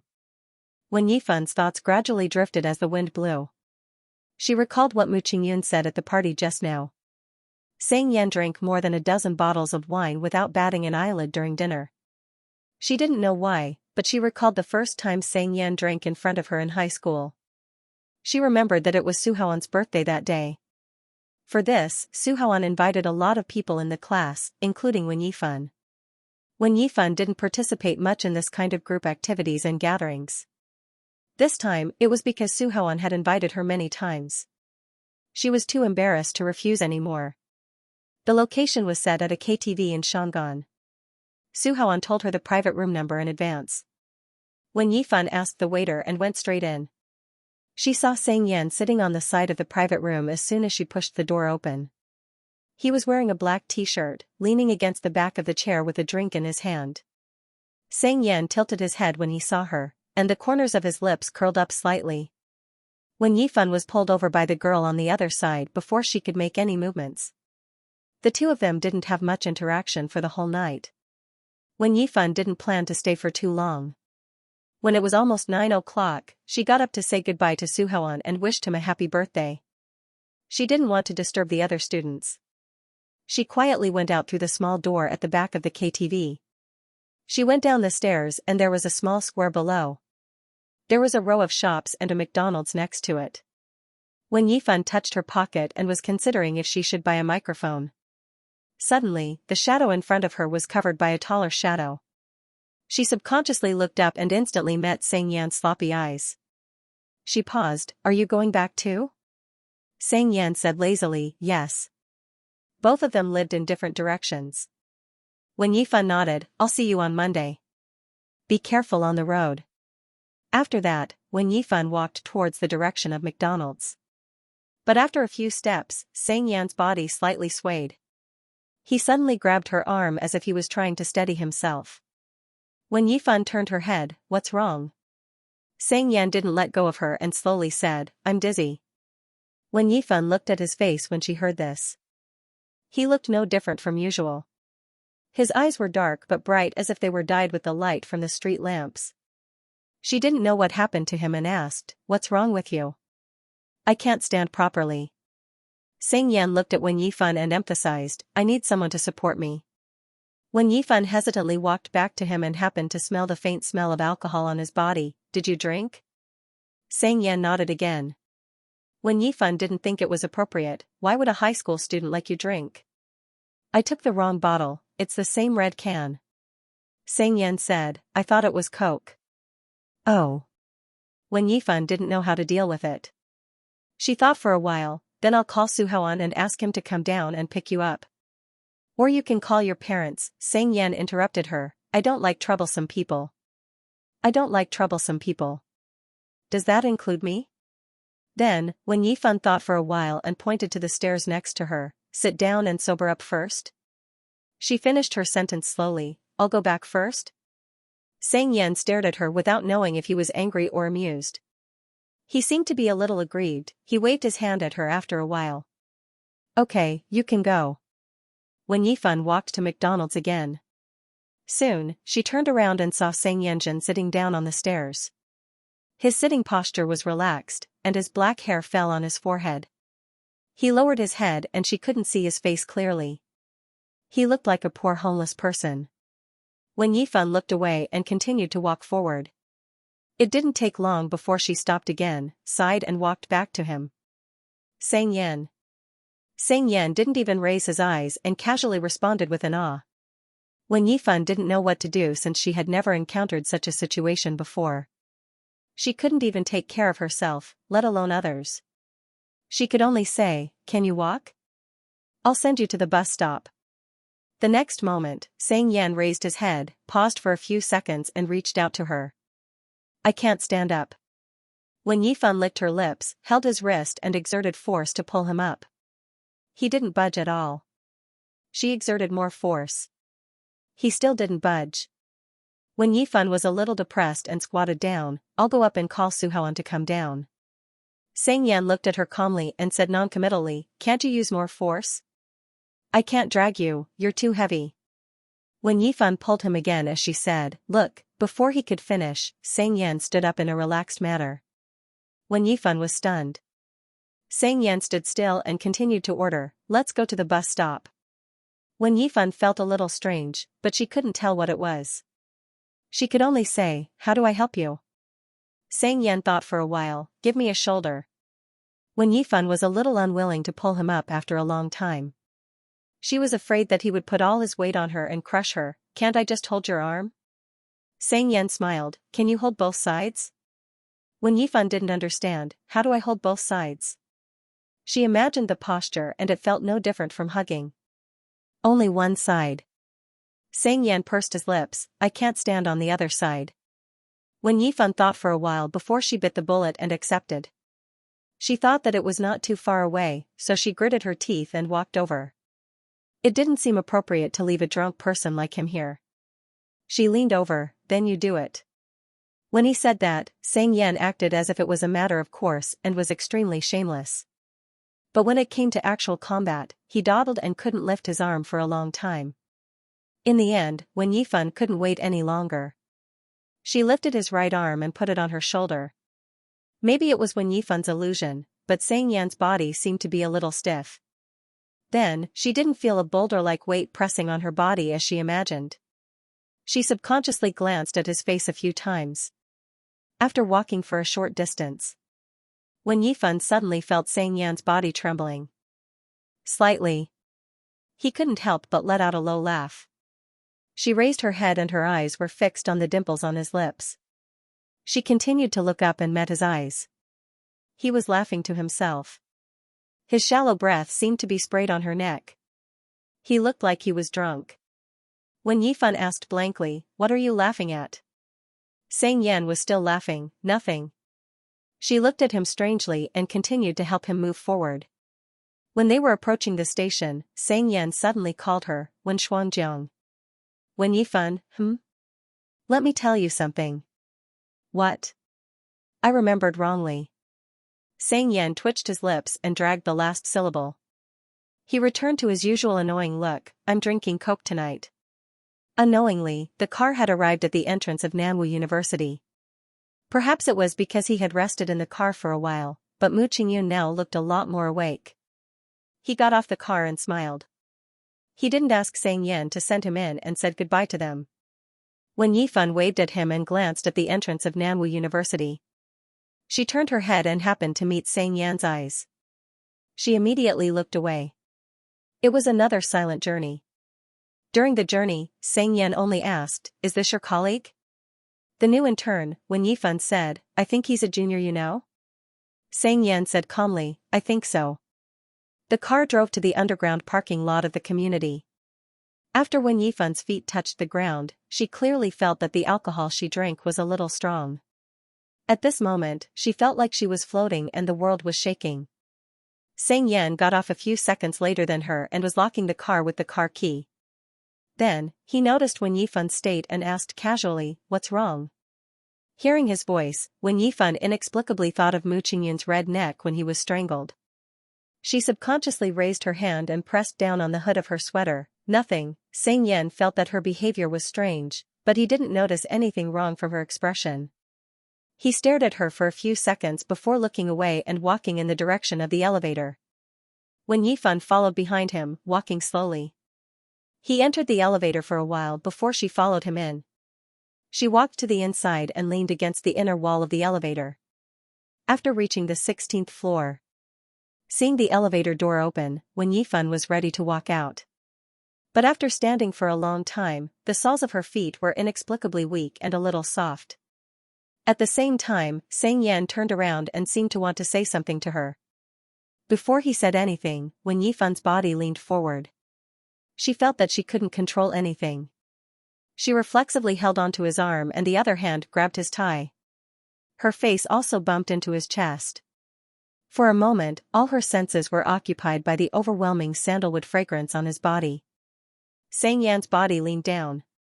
She subconsciously raised her head, the tip of her nose hit his chin, and then she took a step back. At this moment, the elevator door also closed. The scene seemed to be frozen.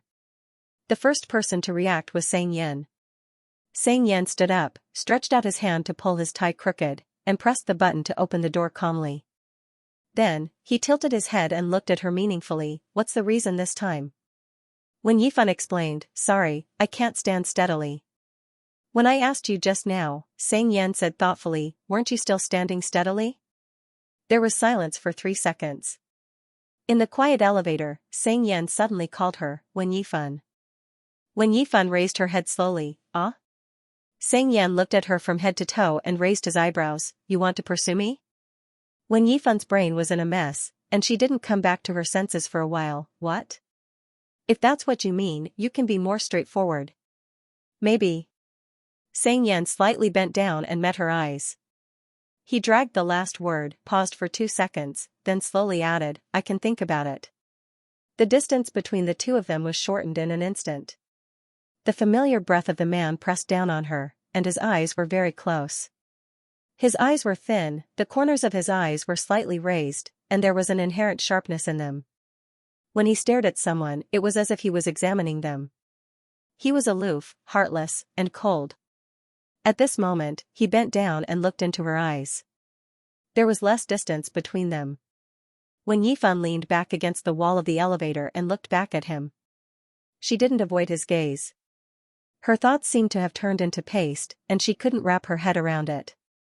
She only felt that his suggestion wasn't a good one, so she replied stiffly, I don't have any plans for now. Xianxia straightened up, and the smile on his lips was still there. She didn't know whether he believed her or not.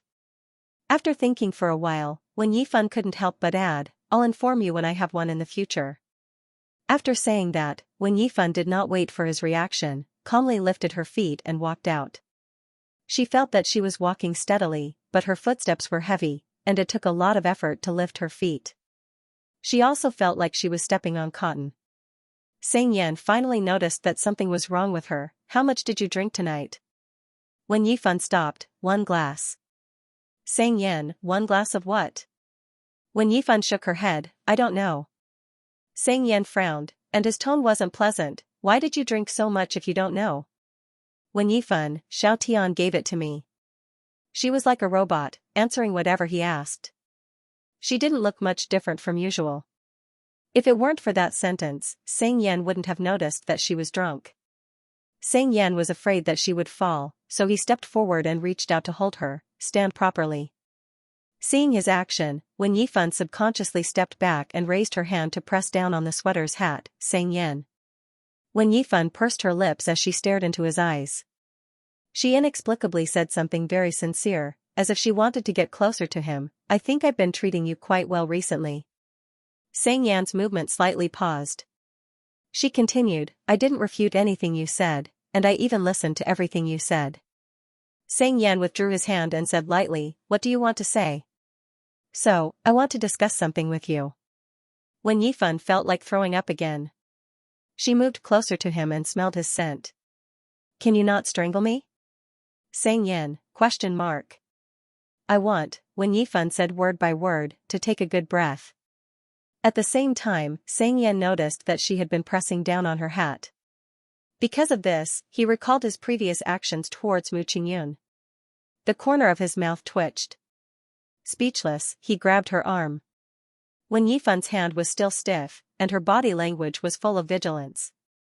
That's enough. Xianxia clicked his tongue, but his movements were light. I won't touch your hat. Hearing this, Wen Yifan looked doubtful and slowly put down her hand.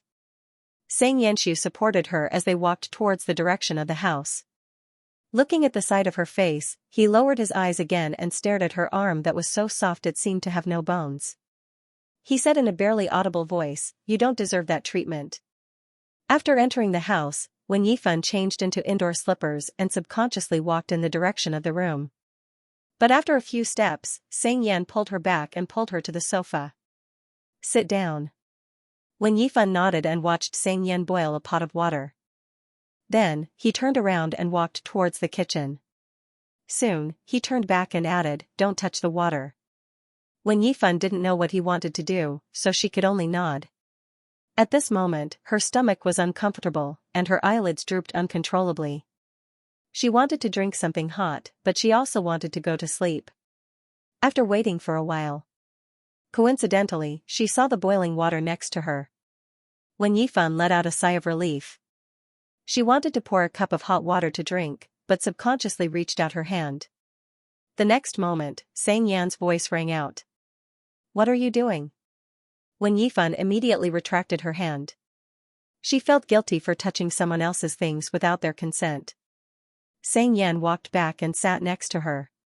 He held a jar of honey in his hand and poured a few spoonfuls into a cup.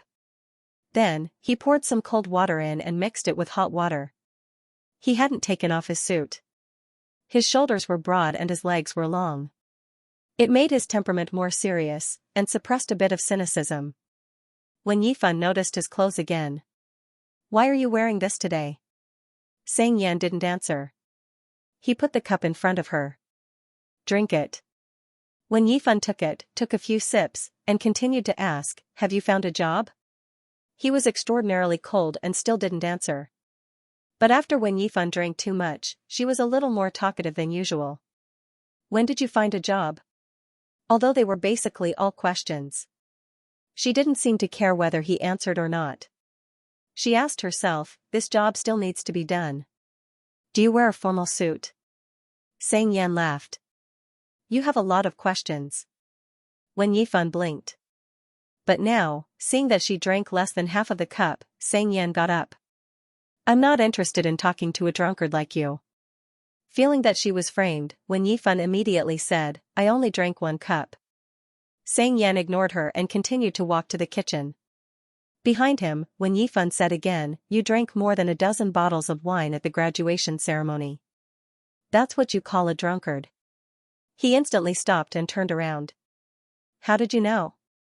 Wen Yifan said honestly, "Mu Qingyun told me." "Why did you drink so much?" After a long silence, Xianxia looked away. "How long ago was that?" "Xianxia, I've forgotten." "Oh." After drinking half a cup of honey, Wen Yifan felt that her mind seemed to be clearer and her stomach wasn't as uncomfortable. "Then you should drink less in the future." Xianxia didn't respond and went straight to the kitchen. Not long after, Xianxia came out with a bowl of porridge and placed it in front of Wen Yifan. He lay back on the sofa as if he was finally done with his work. He said lazily, "Go back to sleep after you finish drinking." At this moment, Wen Yifan truly felt the happiness of having a roommate. She thought to herself that Xianxia was still a good person. If he was not feeling well in the future, she would definitely return the favor and take care of him. Xianxia lay down and played with his phone for a while. Wen Yifan slowly drank the porridge. When she was about to thank him, Xianxia's phone rang. Xianxia picked up the phone immediately. "Speak." He seemed to be like this all the time. He would never say a word of greeting when he called someone he knew. It seemed like he was extremely impatient. His tone was asking the other party to hurry up. Wen Yifan swallowed the words she was about to say. The person on the other end said something and Xianxia asked, "Whose birthday is it?" "Oh, you don't have to specifically call me to remind me." Xianxia's tone was casual and he didn't seem to care. "Just tell Duan Jiaxu that there's no need to announce his birthday to the world at his age. If he really wanted to, he could have done it secretly." Xianxia paused for a few seconds and sneered, "What do you mean I'm old? Tell him to stop the 80s generation from scamming me, a 90s generation." "Alright, hurry up and study." Xianxia said, "The college entrance examination is next month." "Why do you care about this?" "I'm hanging up." Although the phone was hung up, the room was quiet. Wen Yifan's brain was sluggish. She suddenly remembered something. "Isn't your birthday January 90? Xianxia glanced at her. "Why?" "I think it's the day after New Year's," Wen Yifan said. "That's only 2 days away from 1989. Xianxia was playing with his phone, as if he didn't understand the meaning behind her words. He said in a frivolous tone, "You seem to remember my things very well." When Yifan paused for a second and said softly, "Because the date is easy to remember." Oh. Xianxia didn't seem to care too much. His expression was calm, "It's easy to remember." After finishing the porridge, when Yifan thanked Xianxia and returned to the room. When she was taking a shower, she was steamed by the hot steam. Her thoughts gradually became clear and she recalled the stupid things she did and said tonight.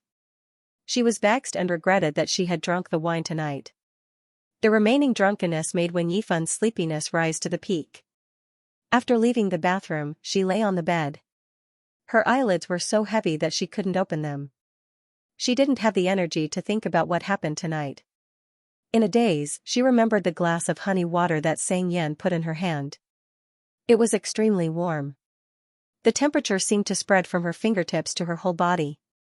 Before she completely lost consciousness. When Yifan's mind uncontrollably came up with a thought.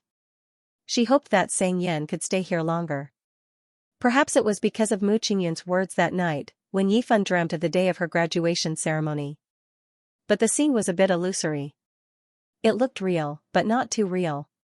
She couldn't tell if it was reality or an illusion in the dream. In her memory, the graduation ceremony seemed to have ended in the afternoon. When Yifan wore a bachelor's uniform and held her graduation certificate in her hand. She and her roommates followed the crowd out of the auditorium. There were a lot of people outside. Basically, they were all graduates wearing bachelor's uniforms taking photos with their friends and family. People came and went. Along the way, they bumped into many people they knew.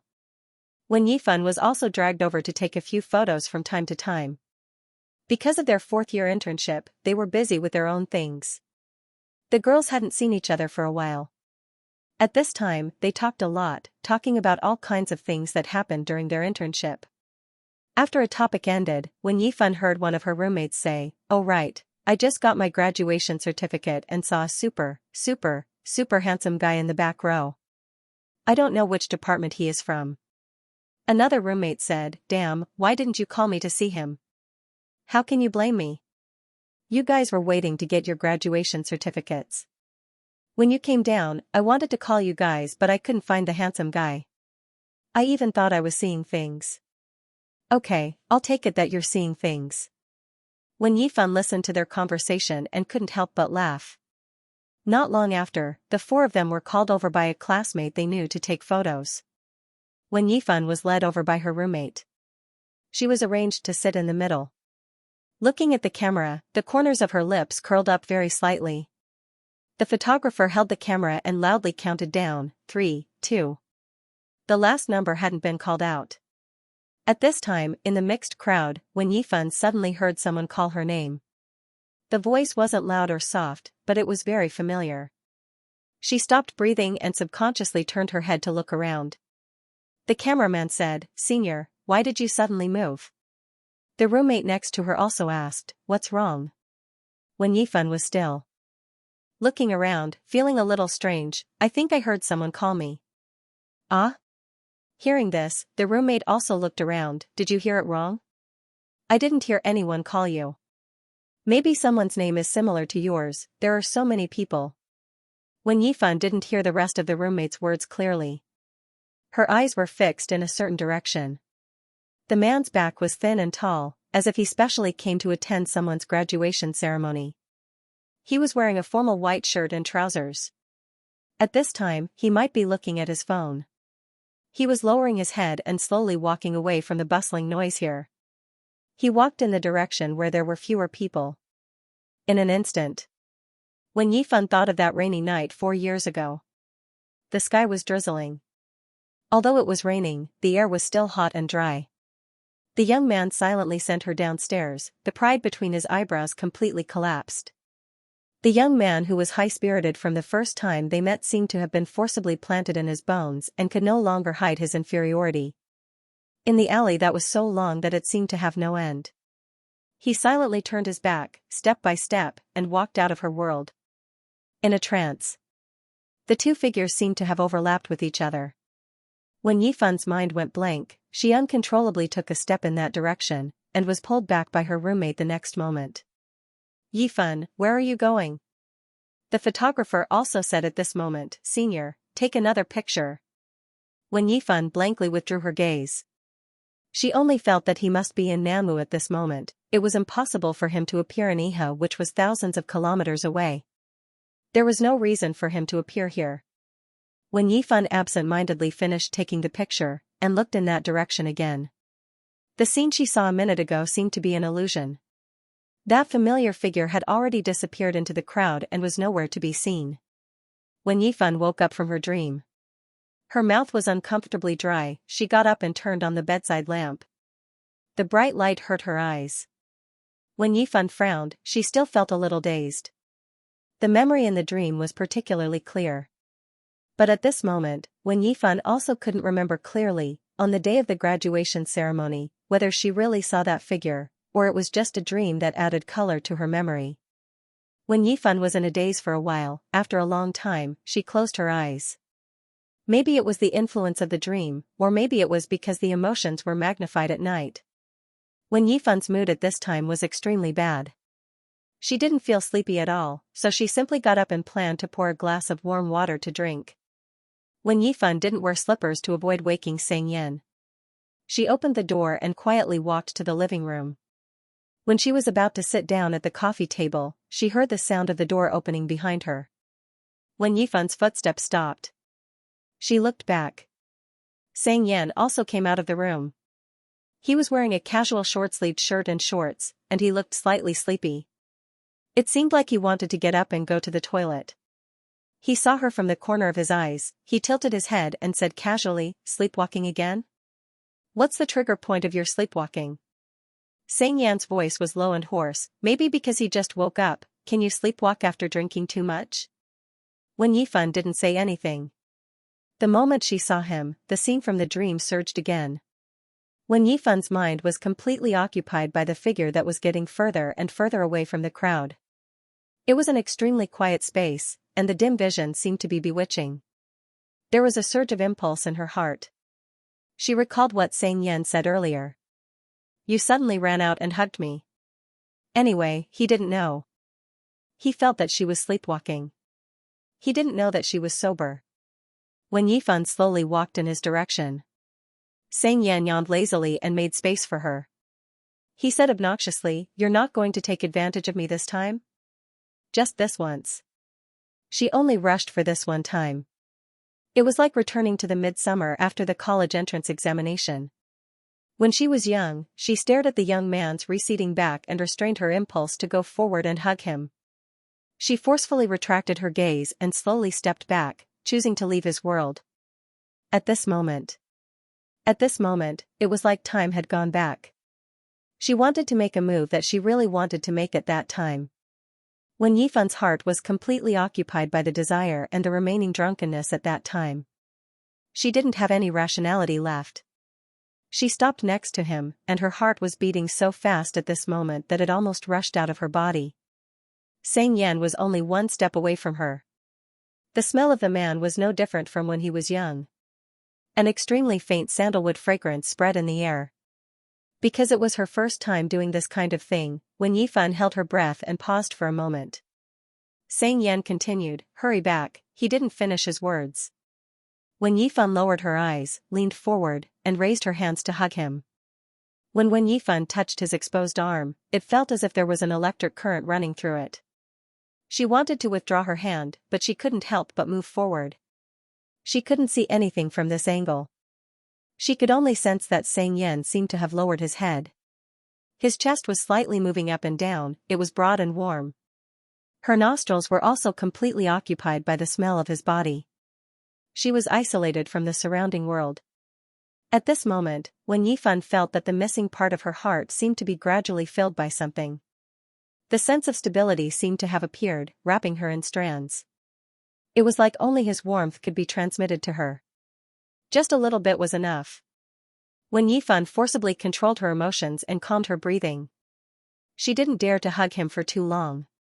After all, it wasn't a glorious thing to pretend to be unconscious and do such a thing to others. Wen Yifan was about to let go.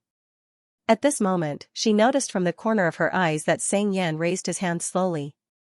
Wen Yifan's expression was slightly stunned. She restrained her emotions in an instant, and what she said to him earlier flashed in her mind. If this kind of thing happens again in the future, just give me a punch. Her sense of guilt rose to the peak. Before his punch landed, Wen Yifan pretended to withdraw her hand naturally. She didn't look at his face, slowly turned around and walked towards the master bedroom. Xianxia's voice came from behind.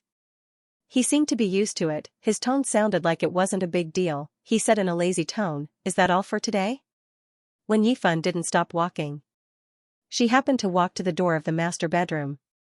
Wen Yifan tried to make her movements look mechanical and stiff according to the description given to her by her university roommate. She slowly pulled the doorknob and walked into the room. Wen Yifan's spirit only slightly relaxed when she heard the door close. Wen Yifan walked back to the bed and sat down. She looked sluggish. After a while, she fell back, fell into the soft mattress, and stared at the ceiling absent-mindedly. 3 seconds later, she seemed to have finally reacted. She grabbed the pillow next to her and covered her face. Wen Yifan rolled around and suddenly sat up. Her whole face turned red at a speed visible to the naked eye. Just now. I did it. What? Did she really pretend to be sleepwalking and hug Xianxia? Did she really take advantage of Xianxia? What? Yes. Hug him. Wen Yifan couldn't believe that she would do such a thing. She was on the verge of breaking down. She stared into the void and suddenly began to mutter to herself. I'm drunk, yes. I'm drunk. Drinking makes things worse. I won't drink anymore. If there is a chance, I hope this wine can apologize to Xianxia. Wen Yifan murmured, instead of pushing the blame to me.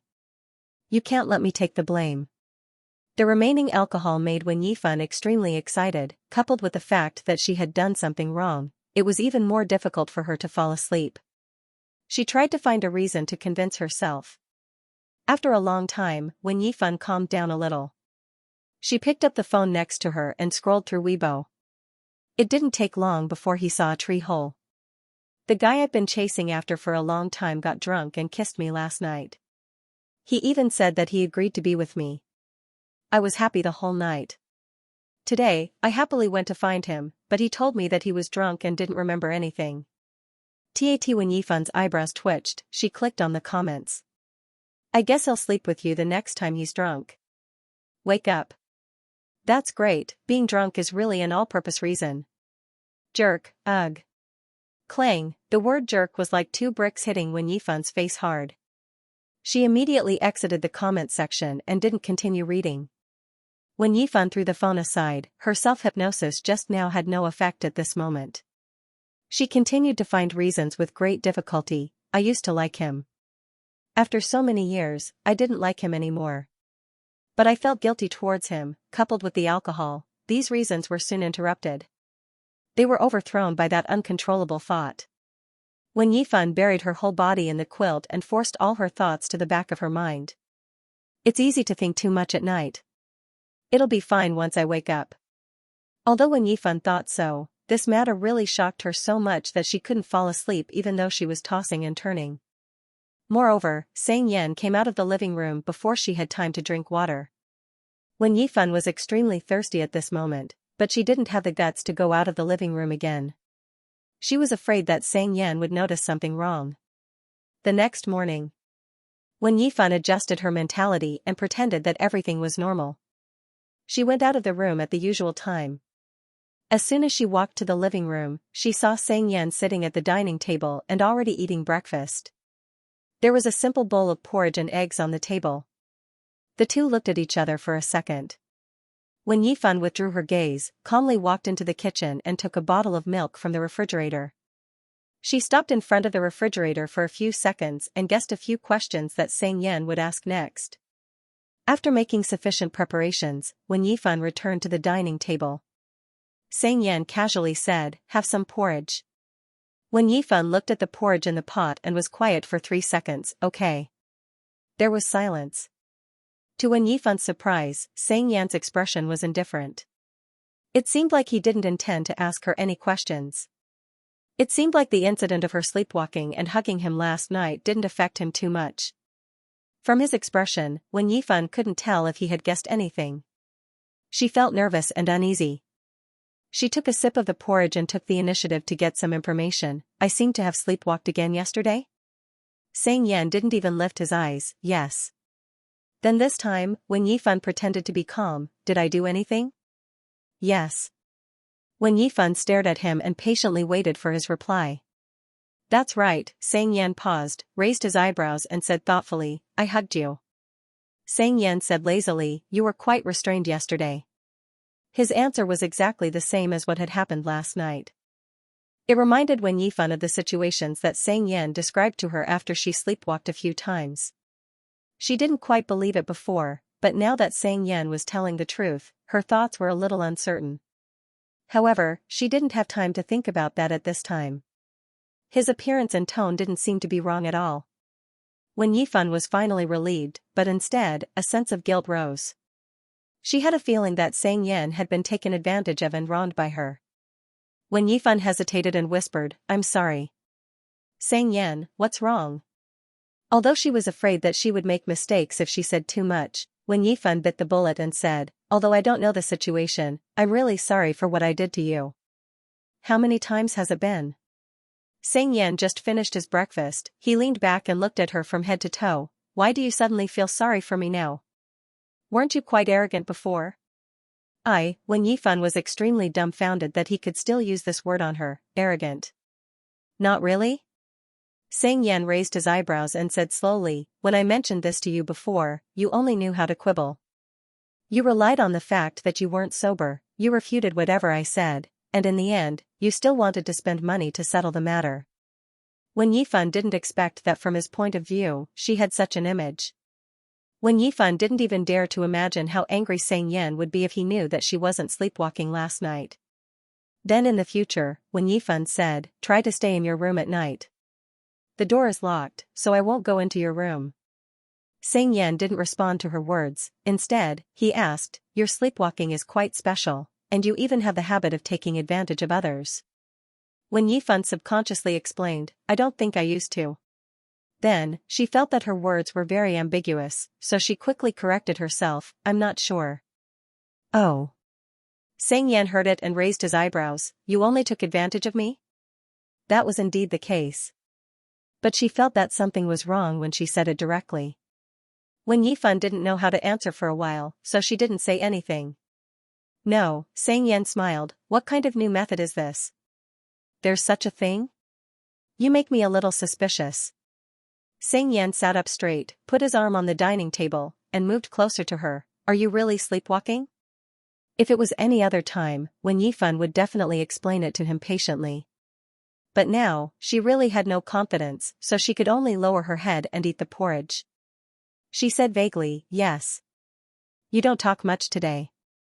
Xianxia stared at her as if he wanted to see something. When I mentioned this to you before, weren't you good at making excuses?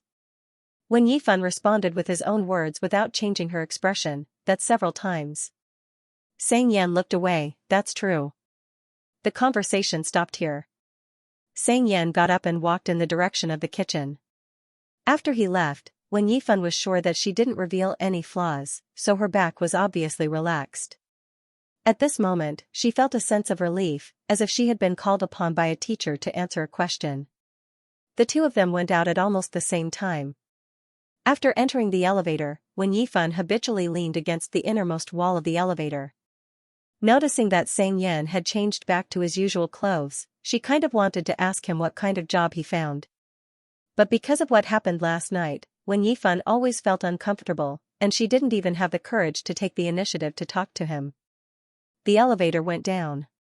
When they went down to the 7th floor, Wen Yifan suddenly noticed that Xianxia only pressed the button for the first floor. She paused, took 2 steps forward, and planned to press the button for the first floor herself.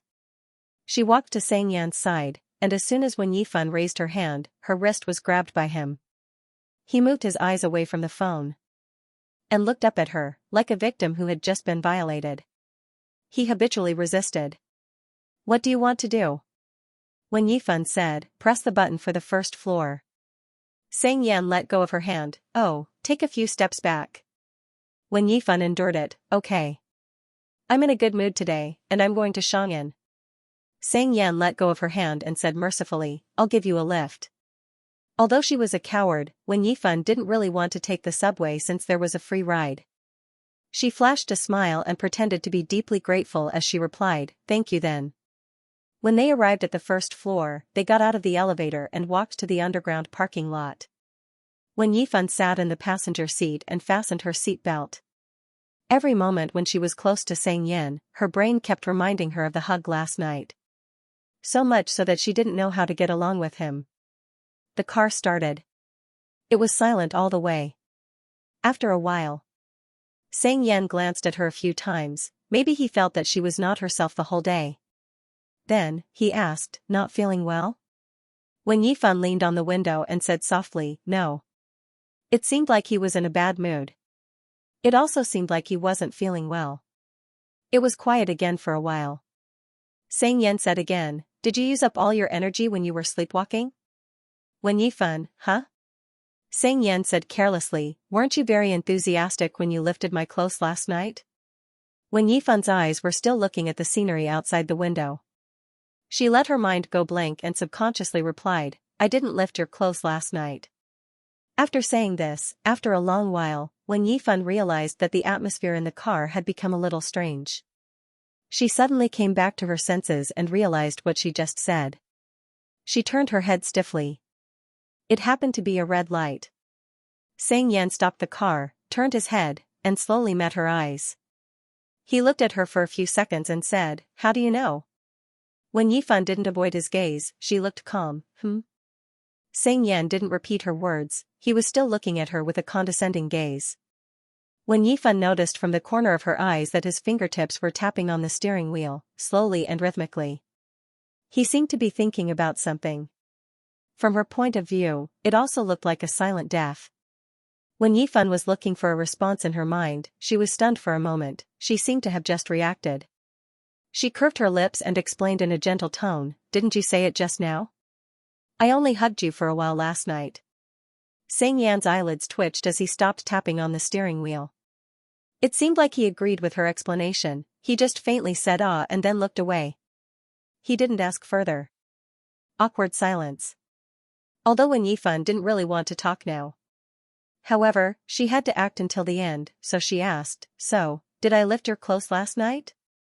Xianxia looked forward, you remembered wrongly. Last time. Xianxia explained slowly as he didn't want to contradict himself, after all, it wasn't the first or second time, I can't remember it clearly every time. When Yifan wanted to say that she couldn't do something like lifting his clothes. But when she thought of how Xianxia was too lazy to resist when she hugged him last night, she felt that a lot of unimaginable things might have happened during her previous sleepwalking. When Yifan didn't dare to imagine those scenes, she could only nod, sorry. After thinking for a while, when Yifan wanted him to feel that there was an end to this suffering, so she comforted him, I'll go to the hospital when I have time. She arrived at Nanwu TV station. When Yifan looked down and unfastened her seat belt. She didn't know if Xianxia was going to the overtime bar or something else, but she didn't ask, she only said, thank you, I'll go up first. Xianxia nodded lazily. When Yifan was about to open the car door, be careful on the road. When Yifan. Xianxia suddenly called her.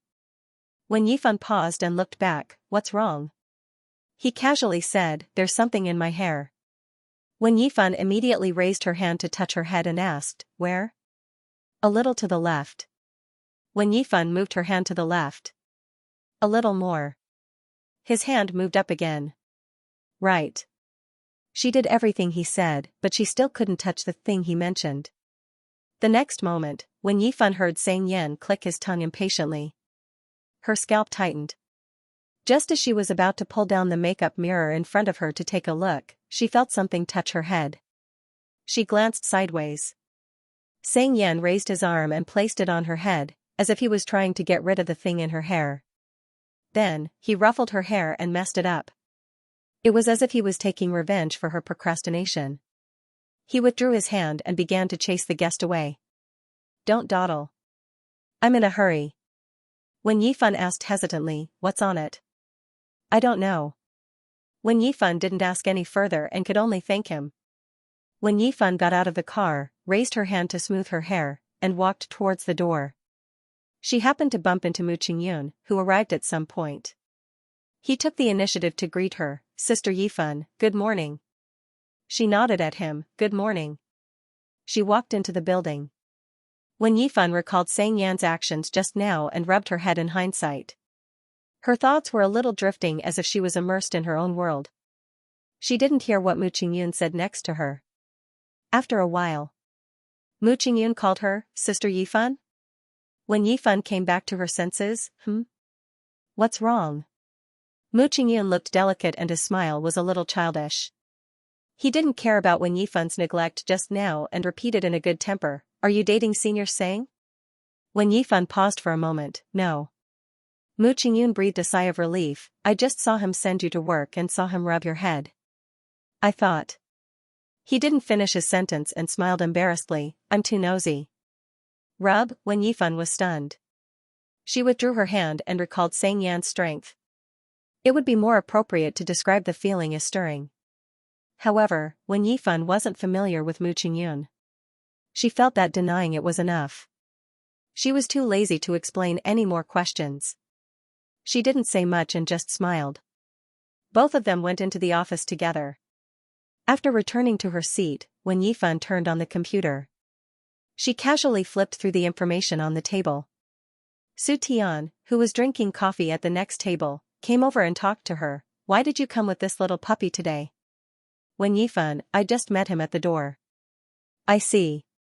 Su Tian was a little apologetic as she recalled what happened last night. By the way, Yifan, the glass of wine I gave you yesterday seemed to have a high alcohol content. I thought I gave it to you because of the fruit wine. Wen Yifan recalled what happened last night again when she mentioned this. Her expression froze for a moment but quickly returned to normal. It's okay, I'll sleep when I get home. It doesn't affect me much. Su Tian, do you have a headache? Wen Yifan didn't feel any discomfort, she smiled, no. Su Tian yawned, I think a lot of people are listless today.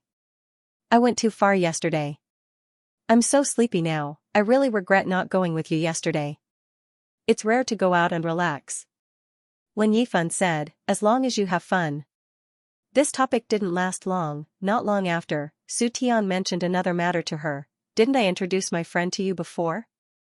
I wanted you two to rent together. Then your roommate didn't want to move, so she found one online. It's a male college student. College student? Wen Yifan thought for a moment, why doesn't he live in school? I think he's a game streamer or something. He doesn't want to affect his roommate's work and rest. Su Tian said, my friend complained to me every day recently that this college student is too unhygienic. What's wrong? Does your roommate behave like this? Su Tian was a little curious when she mentioned this. She complained one by one, he doesn't wash the bowls and chopsticks after using them, he just piles them up, causing the bowls to be full of grease. His dirty clothes are washed once every 2 weeks, his underwear and socks are thrown into the washing machine. He never cleans up, sometimes he even forgets to flush the toilet. Wen Yifan shook her head, no. Thinking of this, Xianxia was very fond of cleanliness. She was a little glad and added, my roommate is quite nice. Then you're quite lucky.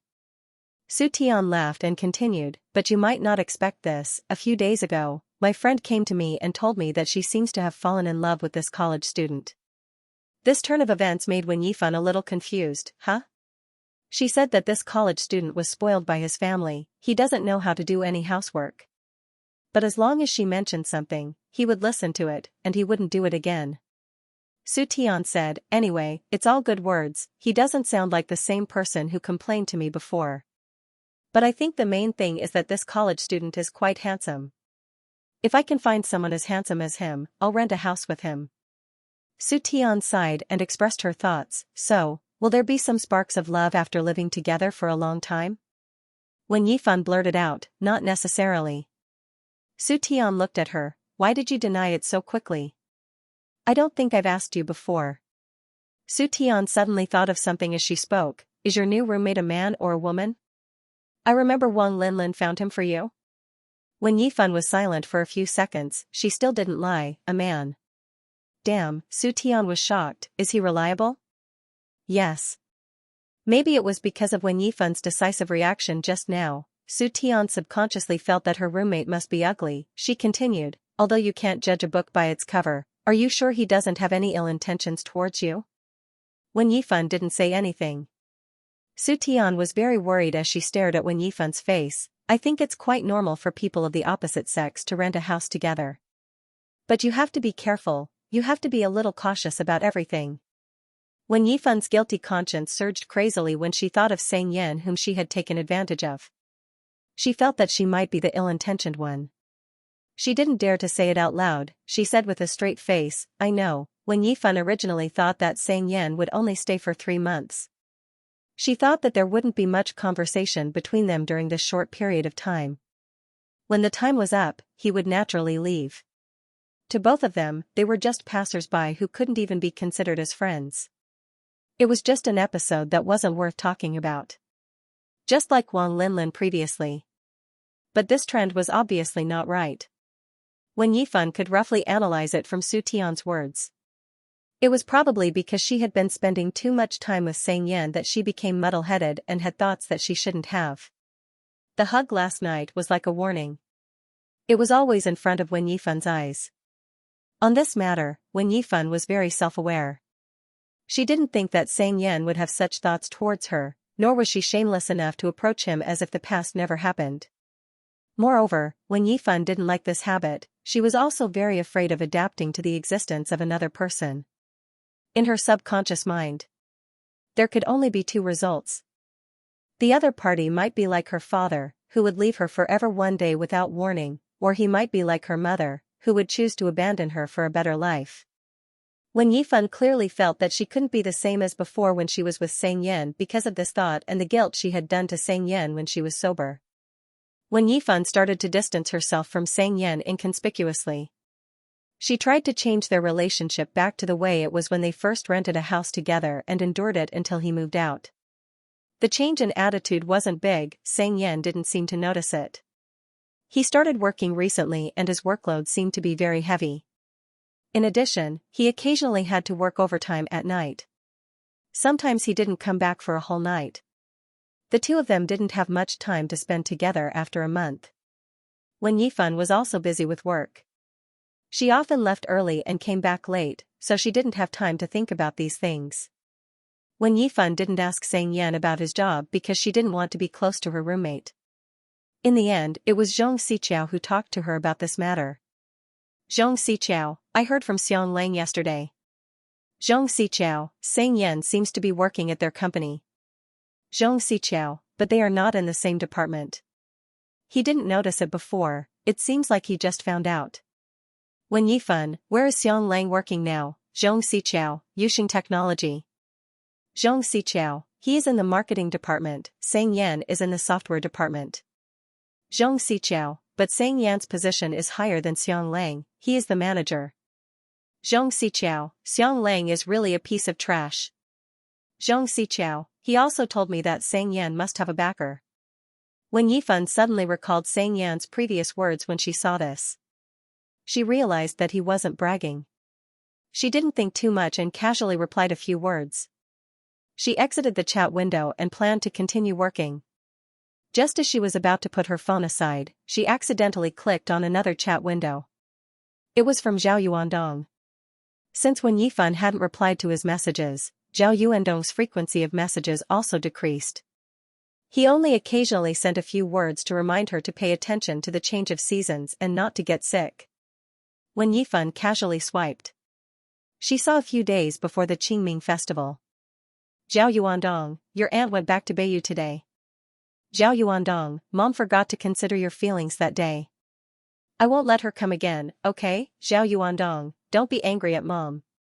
On the day of the Qingming festival. Zhao Yuandong, Jiang, do you want to visit your dad with Mom today? Along the way, it was basically a bunch of nonsense. 3 minutes ago, Zhao Yuandong sent a message again. It was a long paragraph of text. Zhao Yuandong, Jiang, Mom has been chatting with your aunt recently. I wasn't by your side during that incident.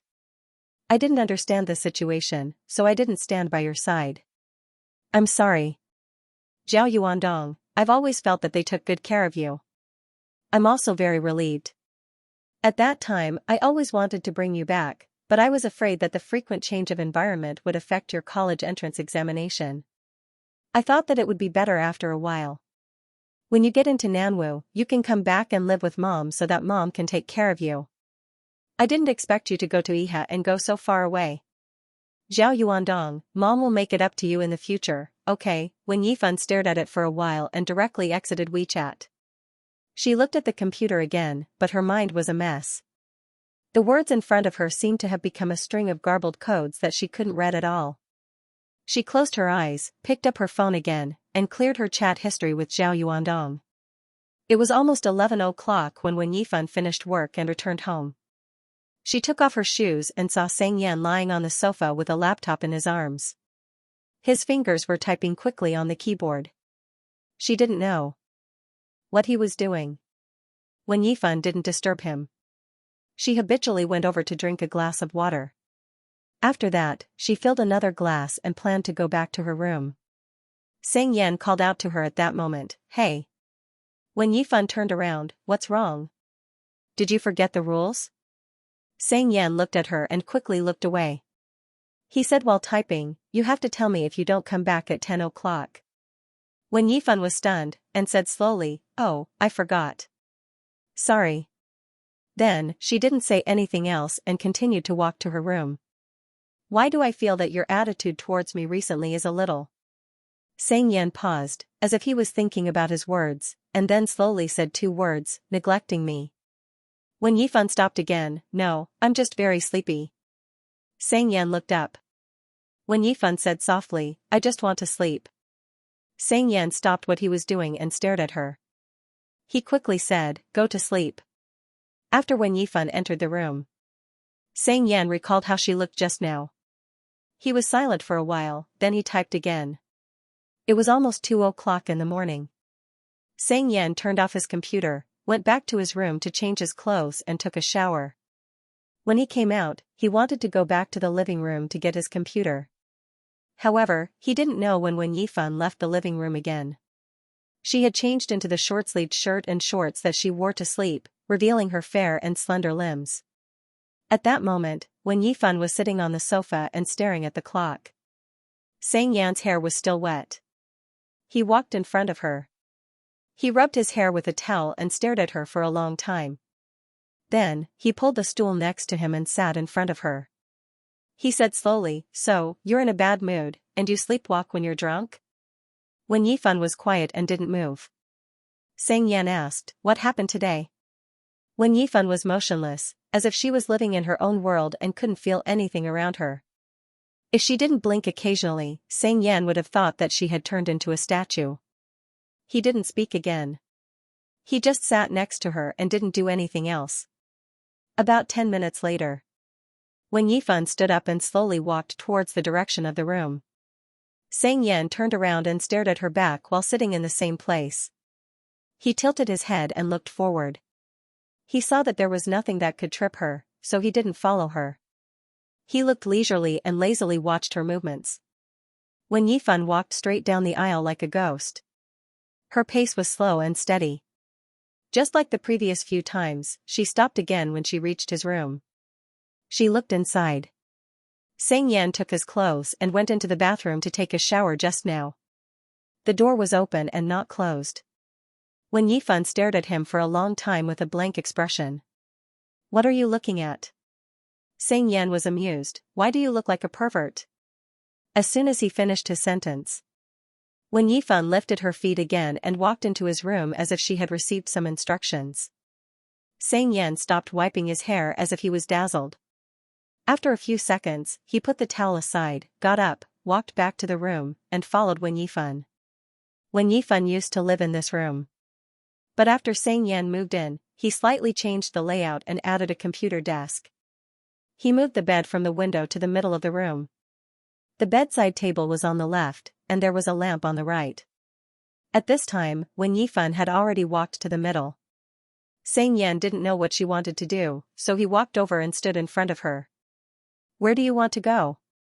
Wen Yifan's forehead bumped into his chin and stopped. She raised her head slightly and looked at him blankly. Then, she slowly walked around him and wanted to continue to walk forward. Xianxia also moved a step and continued to block her way. Wrong place. Wen Yifan looked at him again, as if she was thinking about his words and waiting for him to move away. Like communicating with a child, Xianxia patiently said, "This is not your room." Wen Yifan didn't move. Xianxia didn't touch her either.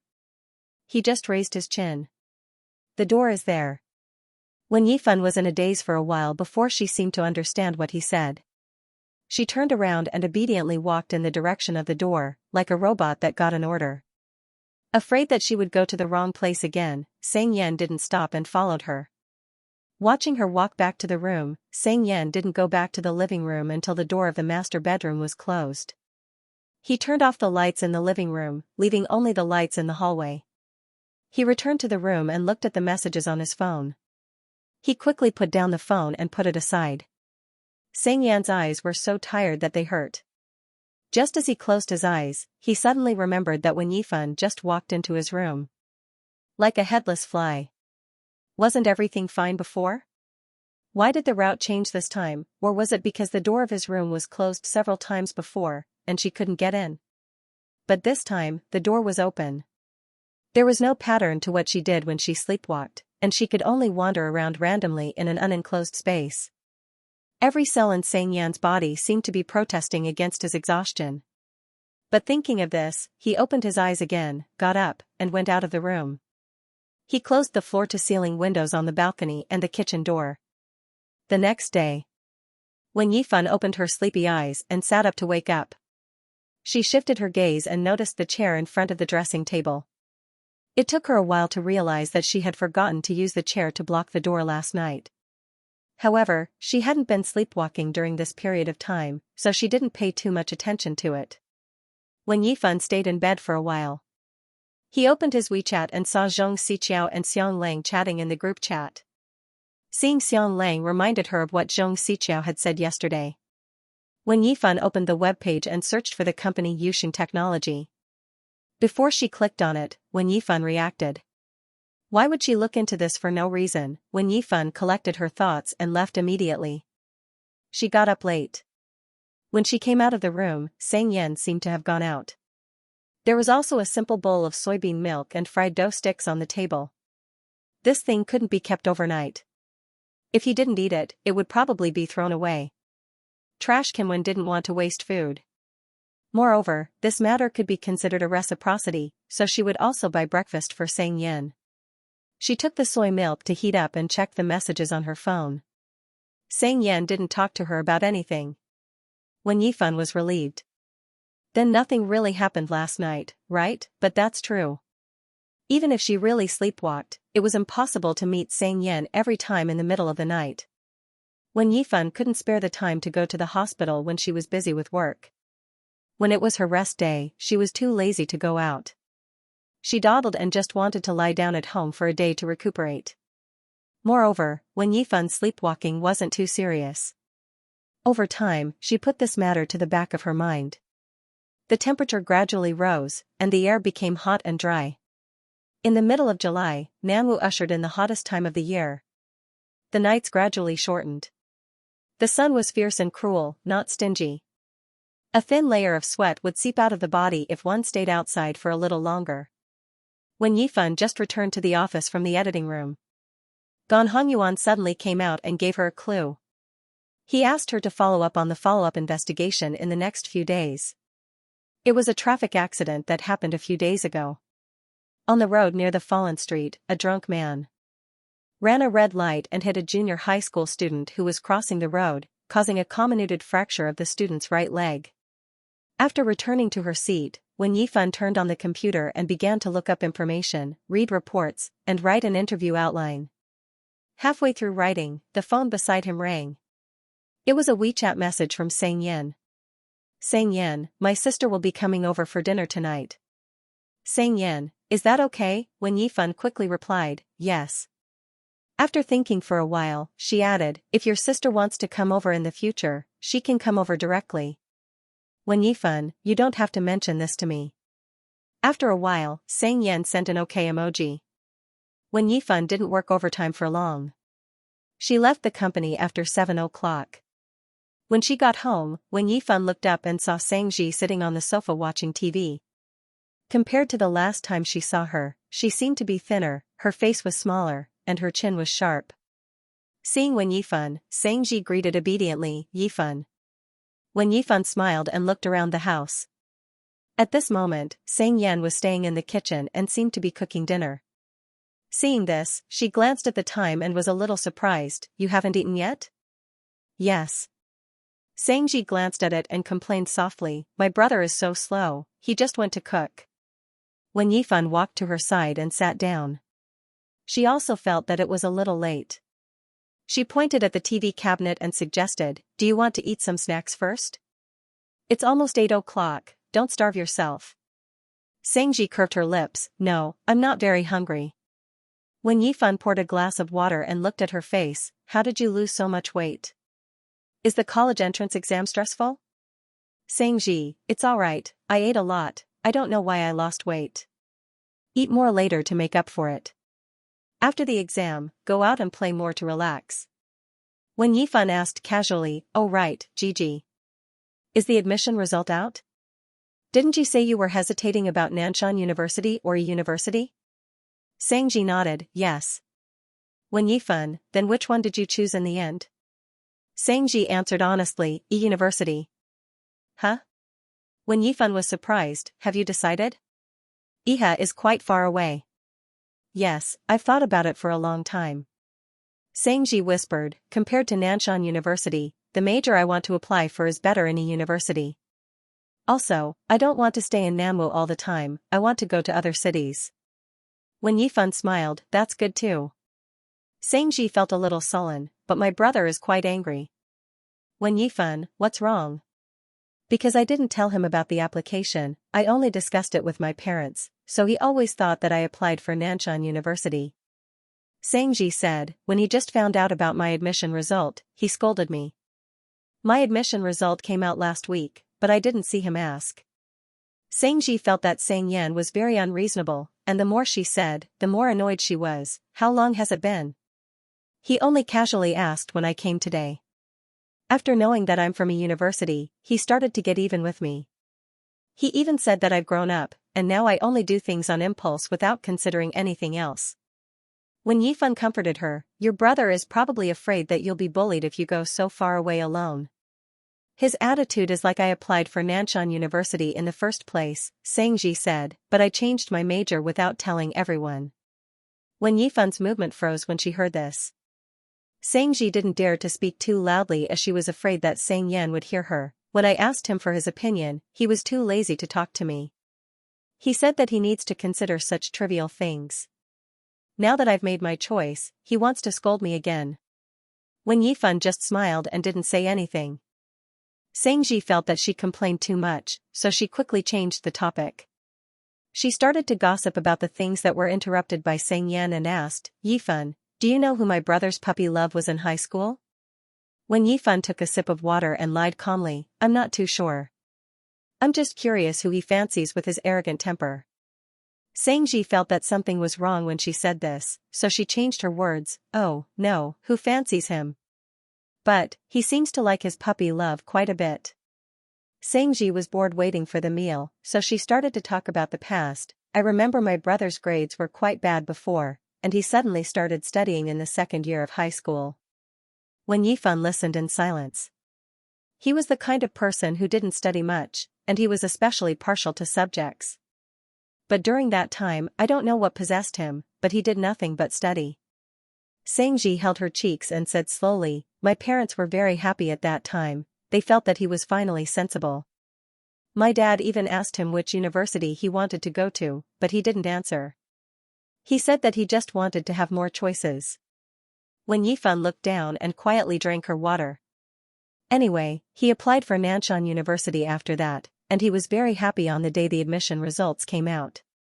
He had been bragging about how he could easily get into Nanjing University. Not long after, he went out and came back very late. Xianxia thought for a moment and guessed, I think he was dumped that day. When Yifan looked up, why? Because his state before and after he went out was completely different. Xianxia said, he didn't mention anything about being admitted to Nanshan University again, and I never saw his puppy love. Until now, I haven't seen him in a relationship. Xianxia seemed to have thought of something and was speechless. He always bragged that he had a lot of suitors, and even his roommates wanted to hit on him. Before Wen Yifan could reply, Sang Yan happened to come out of the kitchen. He saw them whispering to each other, raised his eyebrows slightly, and said with interest, "What are you talking about?" After talking about Sang Yan, Xianxia felt a little guilty and asked, "Are you done?" "Yeah." Sang Yan also walked to the coffee table and poured a glass of water to drink. "Let's eat." Xianxia grabbed Wen Yifan's hand and took the initiative. "Yifan, have you eaten? Let's eat together." When Yifan shook her head, "You guys eat, I ate at the company before coming back." She didn't look at Sang Yan's expression, stood up and said, "I'll go back to my room first." But after a few steps, Xianxia grabbed her again. "Yifan, just eat whatever you want, it's okay if you can't eat, let's chat." She looked at Sang Yan and whispered, "If it's just me and my brother, he'll definitely scold me again." When Yifan had to agree. She only filled a bowl of soup and ate quietly. Xianxia was the one talking most of the time during dinner. After a long time, Sang Yan interrupted her impatiently, "Can you hurry up and eat?" Xianxia felt that she had tolerated him for the whole night, and this time she couldn't help but argue with him. "Why are you always like this? Didn't I tell you about this? You pretended you didn't hear it, and now you're blaming me." "I'm sleepy." Sang Yan was too lazy to argue with her. He looked tired, and the gray color under his eyes was obvious. "Why don't you take a taxi back later? I'm going to sleep." He looked like he hadn't slept well for a long time. Xianxia continued to swallow her anger. "Got it, I'll finish eating soon." After the two of them went out, Wen Yifan cleaned the table and went back to her room. She happened to hear movement at the entrance after she came out of the shower, but she didn't go out.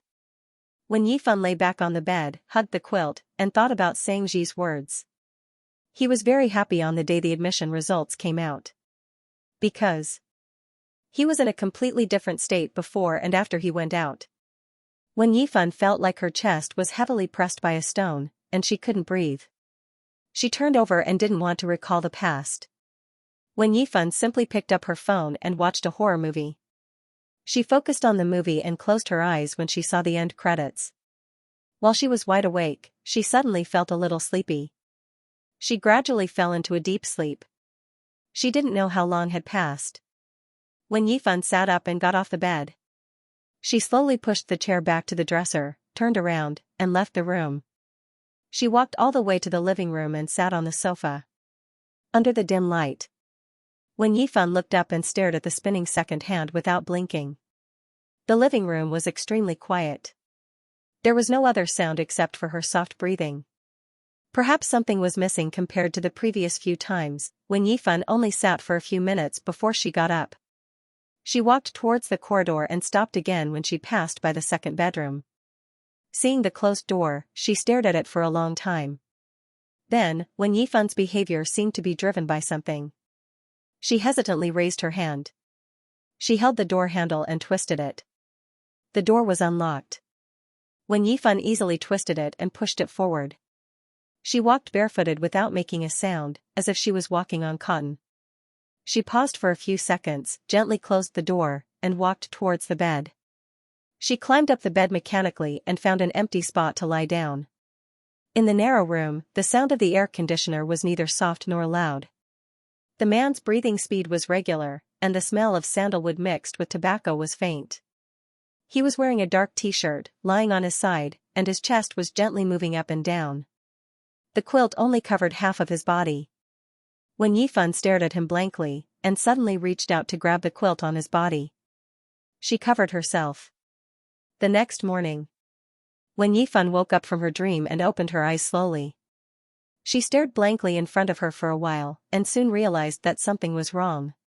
She looked at the inexplicably familiar environment around her, and her expression was a little blank. The next moment, Wen Yifan seemed to feel something. She looked down and saw the arm on her waist. She instantly woke up, and a few cracks appeared on her face. When Yifan turned her head slowly and looked at Xianxia's face that was so close to her, she could clearly see the mole on his eyelid. It seemed like he was still asleep, his eyes were closed, and he was unaware of the abnormality around him. F*CKF when Yifan's brain seemed to have snapped, and she was close to collapsing. She had no idea what was going on, and her mind was blank. Her first reaction was to check her clothes. She was slightly relieved when she saw that nothing was wrong. When Yifan tried her best to calm herself down. This was Xianxia's room. She didn't need to think too much.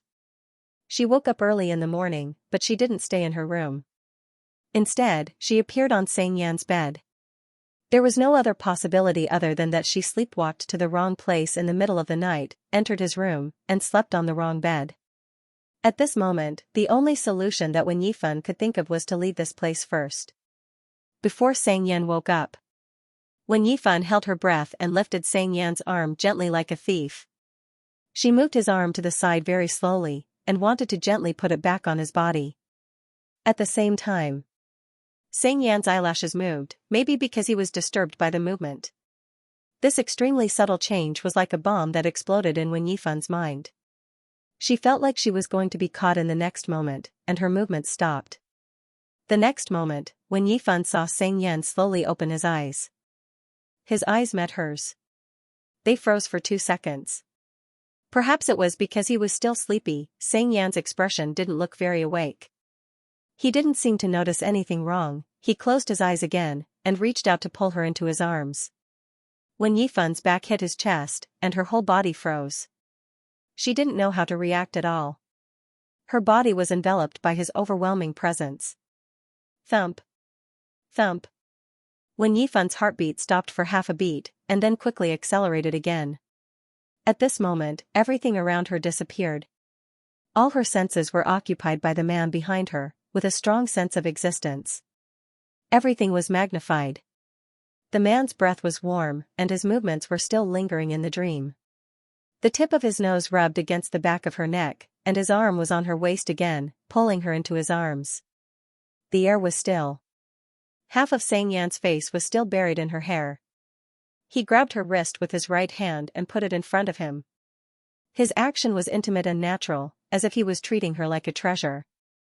But it was also like a prison, making her unable to move. Slowly and painstakingly, he tore apart the only remaining thoughts in her mind. When Yifan's body was stiff. She clenched her fist and didn't even dare to breathe. She had never been so close to the opposite sex. She could clearly feel her face burning. It was completely out of control. Until she couldn't hold her breath, she slowly came back to her senses and exhaled slightly. When Yifan didn't dare to act rashly and didn't dare to look back at him. She was afraid that he had already woken up and she would meet his long-awaited meaningful gaze. She couldn't continue this stable situation. It was like self-deception. As long as she didn't look back, he would never wake up. When Yifan put all her attention on Xianxia behind her. Her mind couldn't fit anything else. She tried to figure out how deep he was sleeping through the frequency of his breathing. A few minutes passed like this. As time passed, she gradually became anxious. She felt that she couldn't just sit still and wait for death. When Yifan mustered up her courage and decided to try a second time. Staring at Xianxia's wrist, when Yifan raised her other hand and carefully pried open his fingers one by one. It wasn't until she put his hand back in place that she relaxed a little. She hesitated and looked back again. The hair in front of Xianxia's forehead was fine and messy. He looked less sharp than usual. His eyes were still closed, covered by his fine eyelashes. He didn't move anymore. When Yifan suddenly felt that dawn was near.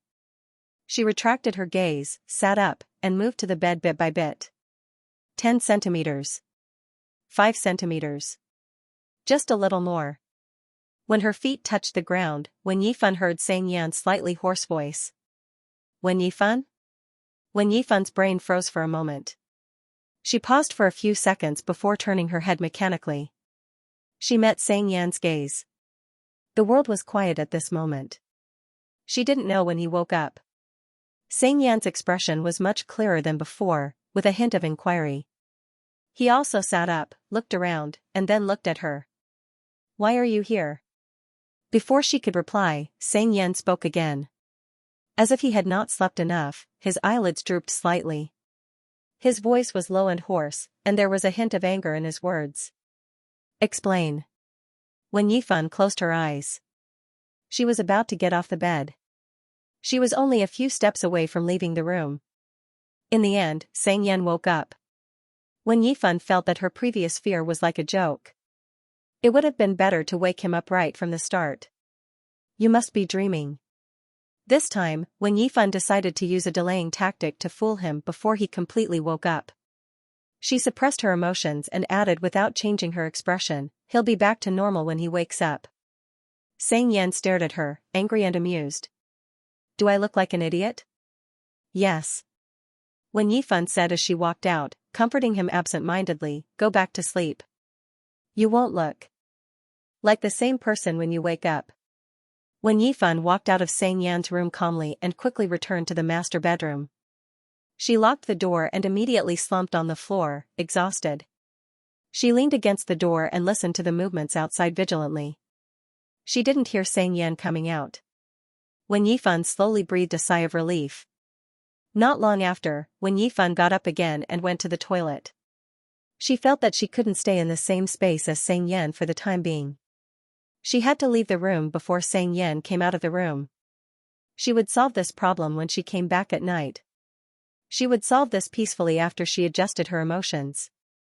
When Yifan tidied herself up as fast as she could, then took her bag and left the room. At this time, the door of Xianxia's room was closed, but the toilet door on the other side was open. She could faintly see Xianxia standing in front of the sink. She could also hear the sound of running water. She stopped and braced herself to walk out. At the same time, the sound of running water stopped.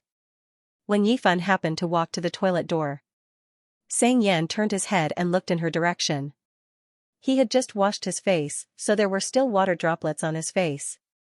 Seeing this, he reached out without warning, grabbed Wen Yifan's arm, and pulled her in his direction. Wen Yifan was forced to stop and took a few steps in his direction. She looked up. She bumped into Xianxia's sloppy eyes. You ran quite fast. Wen Yifan didn't show any emotion on her face and said calmly, what? Xianxia didn't say anything. Wen Yifan couldn't pretend anymore in this situation, so she could only come up with a reasonable reason. I'm not going to pretend that nothing happened, but I'm in a hurry now. There's an interview this morning, and it's almost time. Xianxia looked calm, as if he was waiting for her to say something else. Wen Yifan gently said, wait for me to come back at night, and then we can deal with this matter, okay? Xianxia smiled and said word by word, no. Wen Yifan choked. Xianxia let go of her arm and bent down slightly to look at her at the same level. There were still water droplets on his eyelashes, and the corner of his lips twitched. First, tell me what happened to you this morning. Sleepwalking. When Yifan explained, I can't control this behavior. Didn't you say you wouldn't enter my room? I really don't know what happened this time. When Yifan noticed his expression and said sincerely, sorry, this is indeed my problem. There won't be a second time. Xianxia said lazily, you're scaring me. When Yifan, huh? After all, I don't know to what extent you'll do, maybe one day you'll wake up. Xianxia said shamelessly, my chastity has been ruthlessly taken away by you. When Yifan frowned. You don't have to do that. Xianxia paused deliberately, covet me. Can you? Be reasonable. Be reasonable. When Yifan controlled her temper and said calmly, let's talk about the facts. I just found a place to sleep on your bed. In fact, I didn't touch you at all. Xianxia, how do you know? I woke up earlier than you did. When Yifan was already on the verge of breaking down, and now that Xianxia was still pestering her endlessly, when Yifan decided to go all out. On the contrary, you're the one who doesn't sleep well. When I was about to get up, you pulled me back. When Yifan's rationality came back in an instant. She swallowed the rest of her words. What? You pulled me back, and then? Xianxia looked at her playfully, as if he didn't know what happened after that. He said in an obnoxious tone, you should finish your sentence. In short, you had physical contact with me when you weren't awake. Wen Yifan pursed her lips and said fairly, so we're considered to have cancelled each other out. Sang Yan raised his eyebrows, cancelled what? Wen Yifan said calmly, when I sleepwalked and hugged you. Oh. Sang Yan said leisurely, so that's how it works. When he said that, Wen Yifan instantly realized that there was something wrong with what she said. But I'm still the one who's at a disadvantage. Sang Yan's lips loosened, and he said arrogantly, isn't it obvious who has feelings for who? Wen Yifan's mind was in a mess, and she really didn't know how to deal with this person. Moreover, when she heard what he said before, she only felt speechless, and now she felt a little guilty because her thoughts were exposed. She simply said that she had to rush for the interview and proposed to solve this matter when she came back in the evening. She pretended to be calm. Sang Yan looked at her from head to toe, looking thoughtful, as if he was trying to figure out what was wrong. After a while, he agreed readily. This seemed to be a pardon, so Wen Yifan didn't say anything more and immediately went out. After leaving the space where she was alone with Sang Yan, Wen Yifan didn't feel relaxed at all. She only felt a headache. After all, she had to formally discuss this matter when she came back in the evening. The main thing was that Wen Yifan didn't know what to solve. It wasn't a one-night stand, nor was it a drunken mess. It was just because she sleepwalked to the wrong place, so the two of them slept on the same bed without interfering with each other for a night. At best, it could be said that she rented half a bed from him. Sigh. How could this be solved? Did she have to rent half a bed for him? She was melancholy the whole way. When she returned to the TV station, Wen Yifan put her energy back on work and temporarily put this matter behind her. She applied for equipment and an interview car, and went out with Mu Qingyun, the only free person in the office, for an interview. The two of them walked in the direction of the parking lot. Wen Yifan looked down at the message on her phone. Mu Qingyun chatted with her, Sister Yifan, are you free after work tomorrow? Tomorrow?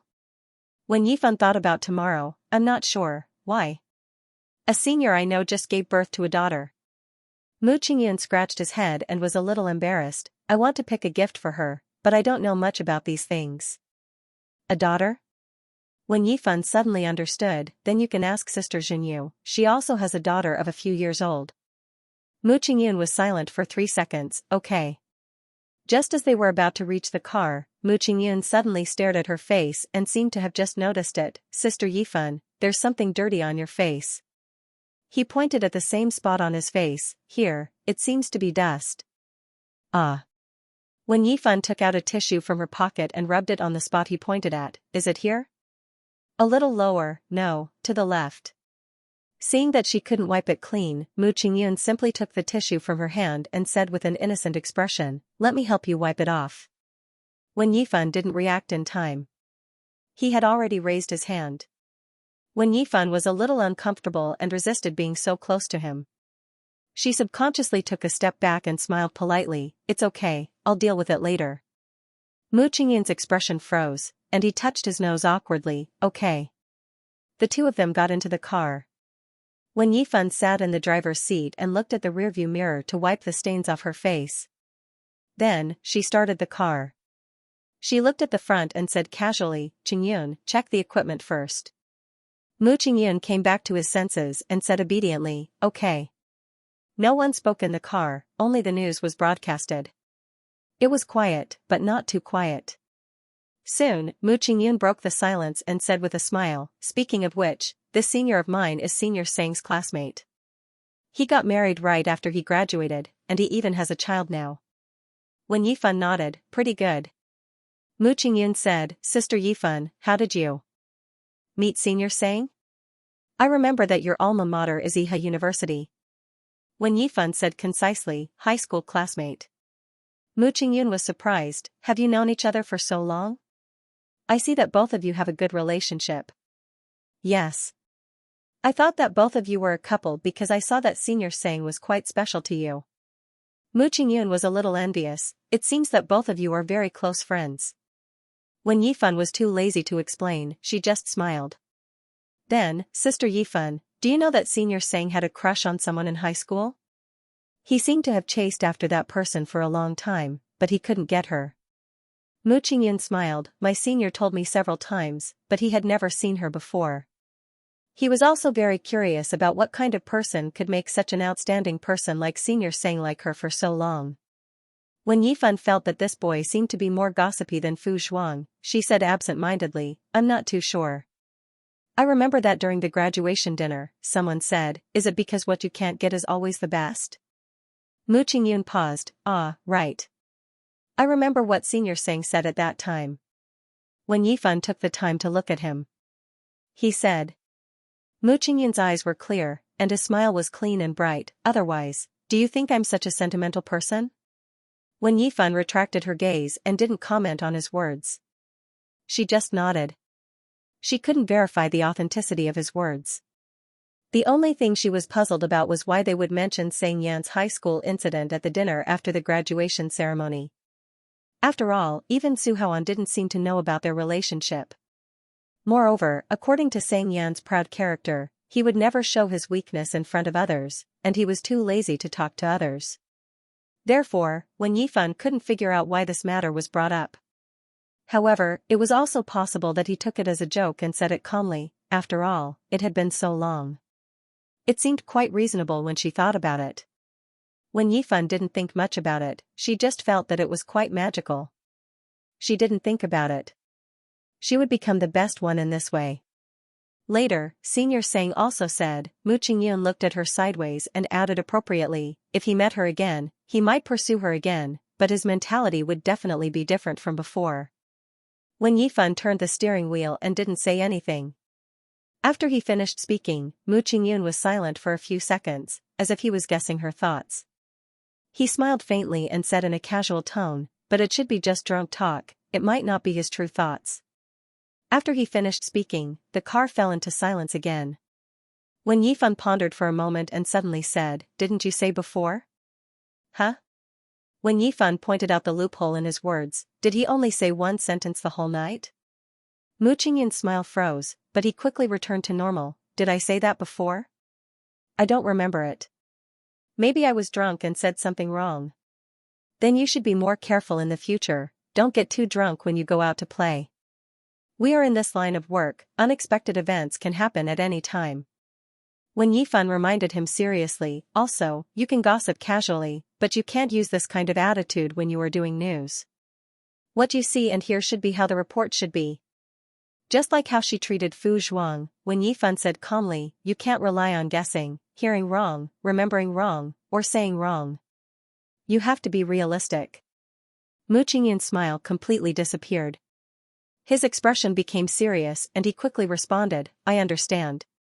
He drove the car to Nanwu People's Hospital. When Yifan found a place to park the car, the two of them took the equipment and got out of the car. They followed the signs and walked to the orthopedics department of the hospital. When Yifan took the opportunity to look at her phone and replied to a few messages.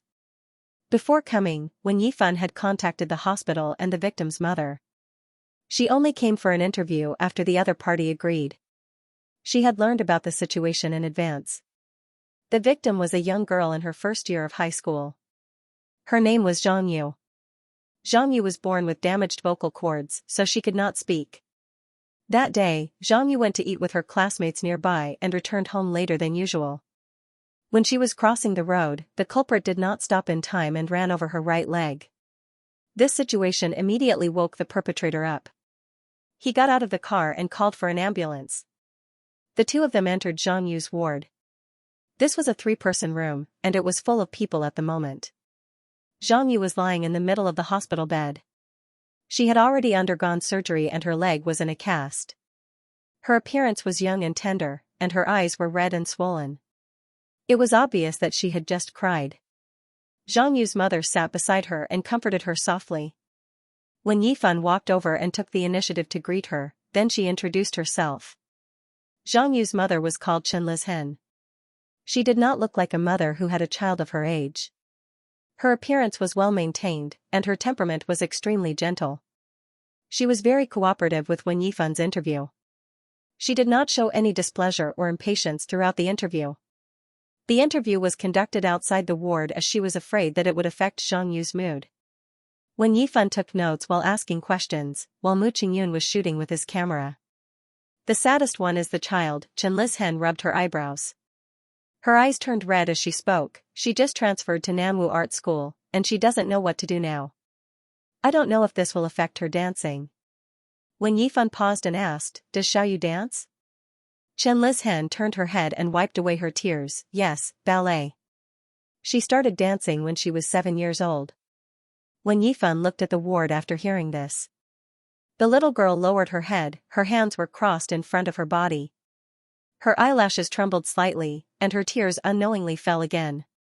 However, she had no way to vent her emotions, and even her crying was silent. Xiaoyu has been very introverted because she can't speak, and she doesn't have many friends. Chen Lizhen said as she took out her phone and showed her the photo. I found out that she has a talent for dancing, so I found a training class for her. She gradually became more cheerful after she started dancing. The doctor said that it would depend on Xiaoyu's recovery, but we can't be sure if it will affect her dancing. Chen Lizhen looked a little tired. I've been discussing with Xiaoyu's father whether to transfer her back to an ordinary junior high school. Wen Yifan's gaze didn't move, and she looked a little absent-minded. She recalled her high school days. At that time, Wen Yifan was also transferred back to an ordinary student from a dance student because of a similar incident. During the summer vacation of her first year of high school, Wen Yifan participated in an out-of-school training organized by the school. Before that, her knee joint had been aching faintly, and it had reached an unacceptable level during the training. Wen Yifan went to the hospital accompanied by Zhao Yuandong. It was found to be a second-degree injury of the meniscus of the knee joint. The doctor prescribed her medicine and asked her to rest for 3 months. She couldn't do any strenuous exercise during this period. Although it wasn't serious, it still had a significant impact on Wen Yifan, who was a dancer. Although she was anxious, she had no other choice. She could only follow the doctor's advice and hope to get better soon. She would work hard to make up for the progress after she recovered. But before the new semester, what caught Wen Yifan off guard was that Zhao Yuandong came to her room one night and asked her if she was willing to transfer back to an art student. She felt that it was ridiculous. She felt that such a small illness wasn't enough to make her give up the dance that she had been doing for almost 10 years. Wen Yifan refused without even thinking about it. But after Zhao Yuandong suggested it one after another, Wen Yifan gradually realized that Zhao Yuandong didn't seem to have made such a suggestion because he was worried about her foot injury. Later, she accidentally heard the conversation between her stepfather and Zhao Yuandong. It was because she was an art student, and the training during the holidays was too expensive. It wasn't just this time.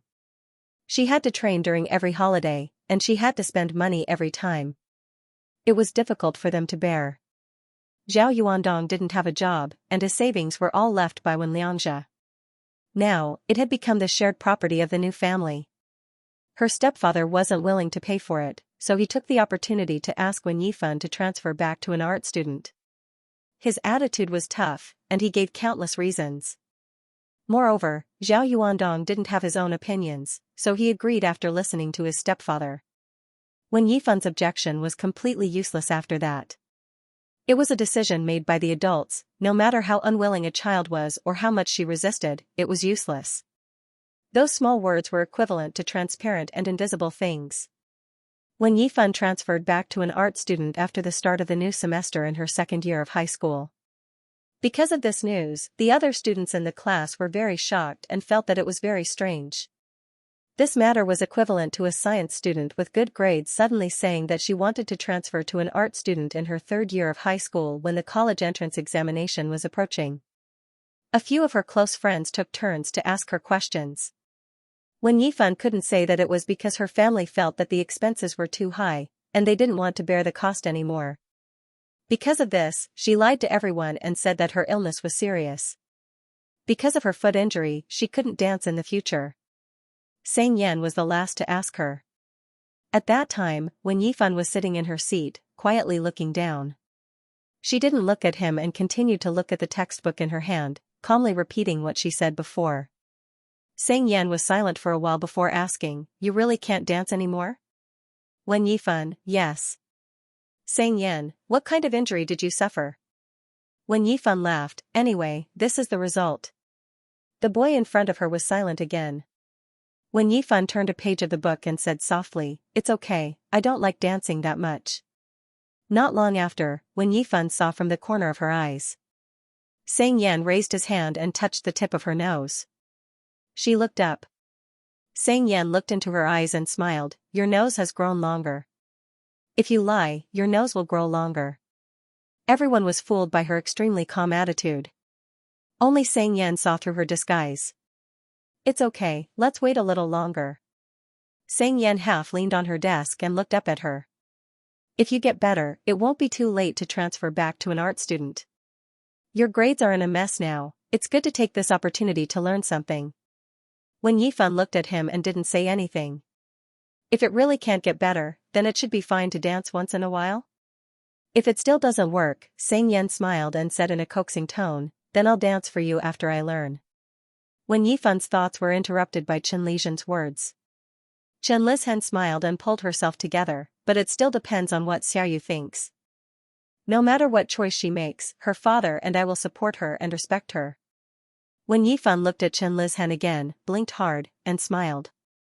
"Yes, it will definitely get better." After the interview, when Yifan and Mu Qingyun went to a few more places. The two of them returned to the station before 4 o'clock. In the editing room, Mu Qingyun imported the material into the system and occasionally asked Wen Yifan a few questions. She answered one by one and listened to the voice recording as she wrote the report. By the time the report was submitted for review, it was already dinner time. Wen Yifan packed up her things and got up to leave the editing room. Mu Qingyun followed her out and asked casually, "Sister Yifan, are you still working overtime tonight? Do you want to have dinner together?" "Yes, I still have some work to do." When Yifan actually didn't have much to do. She should have gone home by now, but she was afraid of bumping into Xianxia. "I'm not eating, you go ahead." Mu Qingyun scratched his head and said softly, "You don't seem to eat much, it's not good for your health." When Yifan smiled, "I know, I'll eat when I'm hungry." "Then I'll pack something for you to eat." "No need." "Then, okay." Mu Qingyun didn't force her and followed her back to the office. "I'll go to the company's cafeteria and eat something. I have to stay here tonight to write the report." When Yifan took out her phone and casually scrolled through the messages, "Okay." When Yifan was busy with work the whole day and didn't have time to think about other things. But now that she was free, what happened in the morning was still vivid in her mind and kept replaying in her mind. When Yifan still hadn't figured out how to deal with this matter when she went back. But with a day's buffer, when Yifan's mentality wasn't as broken as it was at the beginning. When Yifan's mind became clearer and she began to recall what happened earlier. She gradually recalled that when she woke up in the morning, Xianxia opened his eyes and looked at her for a second before pulling her back to the bed and hugging her. She paused. She suddenly felt that this place was a bit strange. The more when Yifan thought about it, the more she felt that it was inconceivable. How could he continue to sleep so calmly when he saw the opposite sex lying on his bed in the morning? Not only did he wake up in an instant, but he even did such a thing. When Yifan was a bit doubtful about life. She didn't know if there was a problem on her side or Xianxia's side. She wanted to find someone to ask, but she felt that it wasn't appropriate to mention this matter. Even if she asked in the name of "I have a friend," the other party would directly admit that it was her. Then there would be a third person in the world who knew that she sleepwalked into Xianxia's bed. She did such a shameless thing. Suddenly, when Yifan suddenly remembered the Shu Donghua that she saw before. When Yifan hesitantly opened Weibo and found the blogger. She slowly typed in the chat box. She didn't dare to completely follow the truth, she was afraid that it was such a coincidence that Xianxia also followed this blogger. After thinking for a long time, when Yifan simply changed the reason. Anonymous code, I went out with a group of friends some time ago. We went to karaoke and booked a private room. Most of the people were drunk, so we directly spent the night in the private room. After waking up, I found that I was lying with a male friend, and he was still hugging me. When I wanted to sit up, he woke up and glanced at me. He didn't look very awake. Then he continued to sleep while hugging me. I want to ask, would a normal person react like this when they wake up and see the opposite sex next to them? After typing out the cause and effect, when Yifan read it again. She looked at the word hug and felt a bit uncomfortable. She hesitated for a long time before sending it over. At the same time, she received a WeChat message. When Yifan opened it, it was a message from Xianxia. When are you replying? His tone seemed to indicate that he was finally free and wanted to hold her accountable for the consequences. When Yifan had a headache when she thought about it. She looked at the sofa in the lounge and made up her mind, I still have some work to do today. When Yifan, you might not be able to go back. When Yifan, why don't you just lock the door? After half a minute. Xianxia, when Yifan, then he stopped. The way he only called her full name and didn't say anything else made her fear the unknown. When Yifan waited for 5 or 6 minutes anxiously. Only then did the person on the other end reply very slowly. You have to be responsible. Since Xianxia said so, when Yifan also felt that her behavior was particularly despicable and shameless. Moreover, she thought about it carefully. It was impossible for her to stay in the company and not go back. She would have to face it sooner or later. There was no use escaping. It was better to solve it as soon as possible. After seeing this message, when Yifan calmly replied, then I will try to finish my work and go back as soon as possible. In order to make her words more credible, when Yifan got up and left the company an hour after sending this message. Along the way, she was thinking about what she should say when she went back. She had to choose her words carefully. It wasn't enough to think about it in her mind. When Yifan decided to be fully prepared, for fear that she would forget her words. She took out her phone and opened the memo. She typed it one by one as if she was writing a script. By the time when Yifan reached home, she had already thought of a very sincere excuse. When Yifan changed into indoor slippers and glanced at the living room, she didn't see Xianxia. When Yifan was slightly relieved, she walked to the sofa and sat down. She poured water into the cup and paid attention to the surroundings. She heard the sound of running water coming from the bathroom. Oh. He's taking a shower. When Yifan took a sip of water and calmed down. She turned on her phone again and stared at the words she chose in the memo. She silently read it a few times in her heart. When Yifan put down her phone when she heard the bathroom door open. She heard the sound of Xianxia's slippers hitting the floor. The next moment, Xianxia appeared in front of Wen Yifan. He had a towel on his head, his upper body was naked, and he only wore a pair of shorts. His body was strong, revealing his well-defined abs. When he saw Wen Yifan, he didn't panic. He only raised his eyebrows, you still know how to come back. This scene immediately made Wen Yifan's head fill with blood. She was caught off guard and looked away. She felt that the calmness that she had just built up was completely destroyed by his behavior. She restrained herself and reminded him, Xianxia, we had an agreement before. We can't wear revealing clothes in public areas.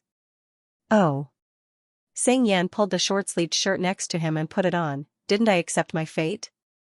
Wen Yifan only looked up when she saw that he was dressed, what? This time, Xianxia didn't sit in his usual seat, but sat next to her. He also leaned over to pour himself a glass of water and drawled, you've kissed me, you've touched me, and you've kissed me. What's the difference if I were close in front of you? The distance between them was shortened. Wen Yifan instantly smelled the sandalwood fragrance on his body, mixed with the faint smell of alcohol.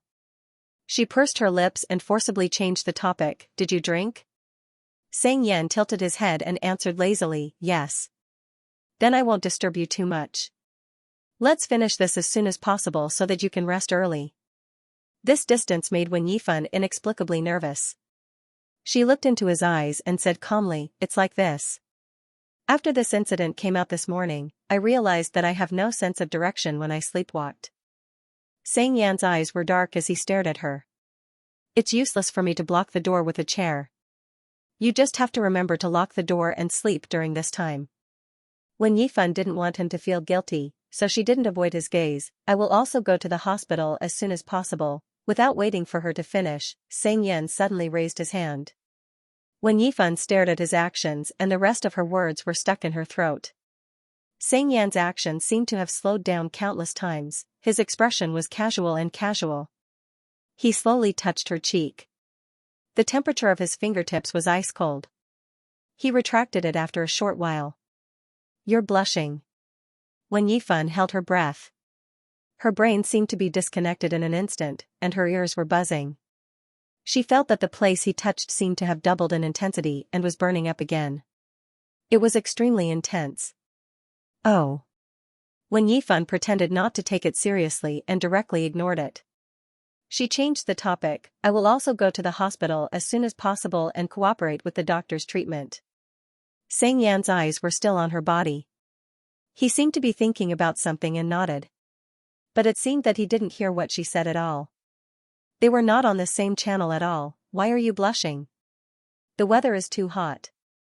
Wen Yifan retracted her gaze and made up an excuse. It's almost 40 degrees recently. Oh. Xianxia leaned back and glanced at the direction of the air conditioner. Isn't the air conditioner on? I didn't see you blushing when I just came back. Xianxia laughed and did not give her a chance to back down. His tone was a little playful. After being in the air conditioner for a while, you blushed. He was so persistent that Wen Yifan was helpless. She simply told him the truth. Xianxia, I have never seen a man naked. Xianxia raised his eyebrows. Wen Yifan tried to let him understand that this matter was entirely his responsibility. Her blushing was very reasonable, and she definitely did not have any other thoughts. Before we rented a house together, I mentioned the requirement of not wearing revealing clothes. You agreed at that time and gave me the answer of in your dreams. I did say that. Xianxia said carelessly, but, I am in a good mood today. I'm happy to give you some benefits. Wen Yifan almost choked. She had never seen such a shameless person. Staring at his extremely arrogant eyes, Wen Yifan did not argue with him. She swallowed her anger and said, that's about it. I will try my best to prevent such things from happening again. Please be more vigilant on your side. Xianxia pointed out, your way of dealing with it is exactly the same every time. Isn't it just a different way of saying it and the order? Xianxia said casually, won't you still do it after saying it? Wen Yifan was silent for a few seconds. She said patiently, then tell me what you think. I'll cooperate if I can. I only have one request. Xianxia leaned against the back of the chair and looked at her indifferently. Before you give me a way to solve this problem, please keep your distance from other men. Wen Yifan paused. Don't be so carefree on one side while you're here on the other. Don't make me someone you can do whatever you want to me. Xianxia deliberately paused for 2 seconds before he spat out 2 words, pitiful. Finally, Wen Yifan returned to her room. Wen Yifan first went to the dresser and looked in the mirror. She saw that her face was indeed a little red. She subconsciously raised her hand and touched the spot that Xianxia just touched. She pursed her lips and suddenly exhaled. Thinking about how Mu Qingyun wanted to help her wipe her face today, Wen Yifan was especially clear about this. If she felt uncomfortable and didn't like it, she would have enough time to avoid it. But this time, Wen Yifan did not dodge. She did not seem to mind Xianxia's touch at all. It was completely different from how he treated other people. He didn't know if Xianxia would notice anything. Wen Yifan picked up the remote control and turned on the air conditioner, trying to cool down the temperature on her face. She sat on the carpet beside the bed, took out her phone and casually scrolled through the content. Wen Yifan absent-mindedly recalled the conversation just now. She thought of Xianxia's words, keep your distance from other men. She felt that this sentence was weird, it seemed to be hinting at something. Or maybe she was just thinking too much. Wen Yifan opened Weibo and refreshed the homepage out of boredom. She happened to see Tree Hole blog. The draft that she sent to him in private before she went home had already been screenshotted and posted by the blogger. There were already hundreds of comments at this time. Upon seeing this, Wen Yifan was mentally prepared and clicked on it. The first comment shocked Wen Yifan to the point that her expression cracked. I'm curious, did he have a morning erection? She immediately logged out of Weibo. Wen Yifan's face burned again. She opened another app and looked at some righteous and pure things that could purify one's heart. After a while, she calmed down and reopened the Weibo post. Fortunately, other than the first comment, the other comments were normal. Maybe he mistook you as his girlfriend or ex-girlfriend. He's probably flirting with you. Is he secretly in love with you?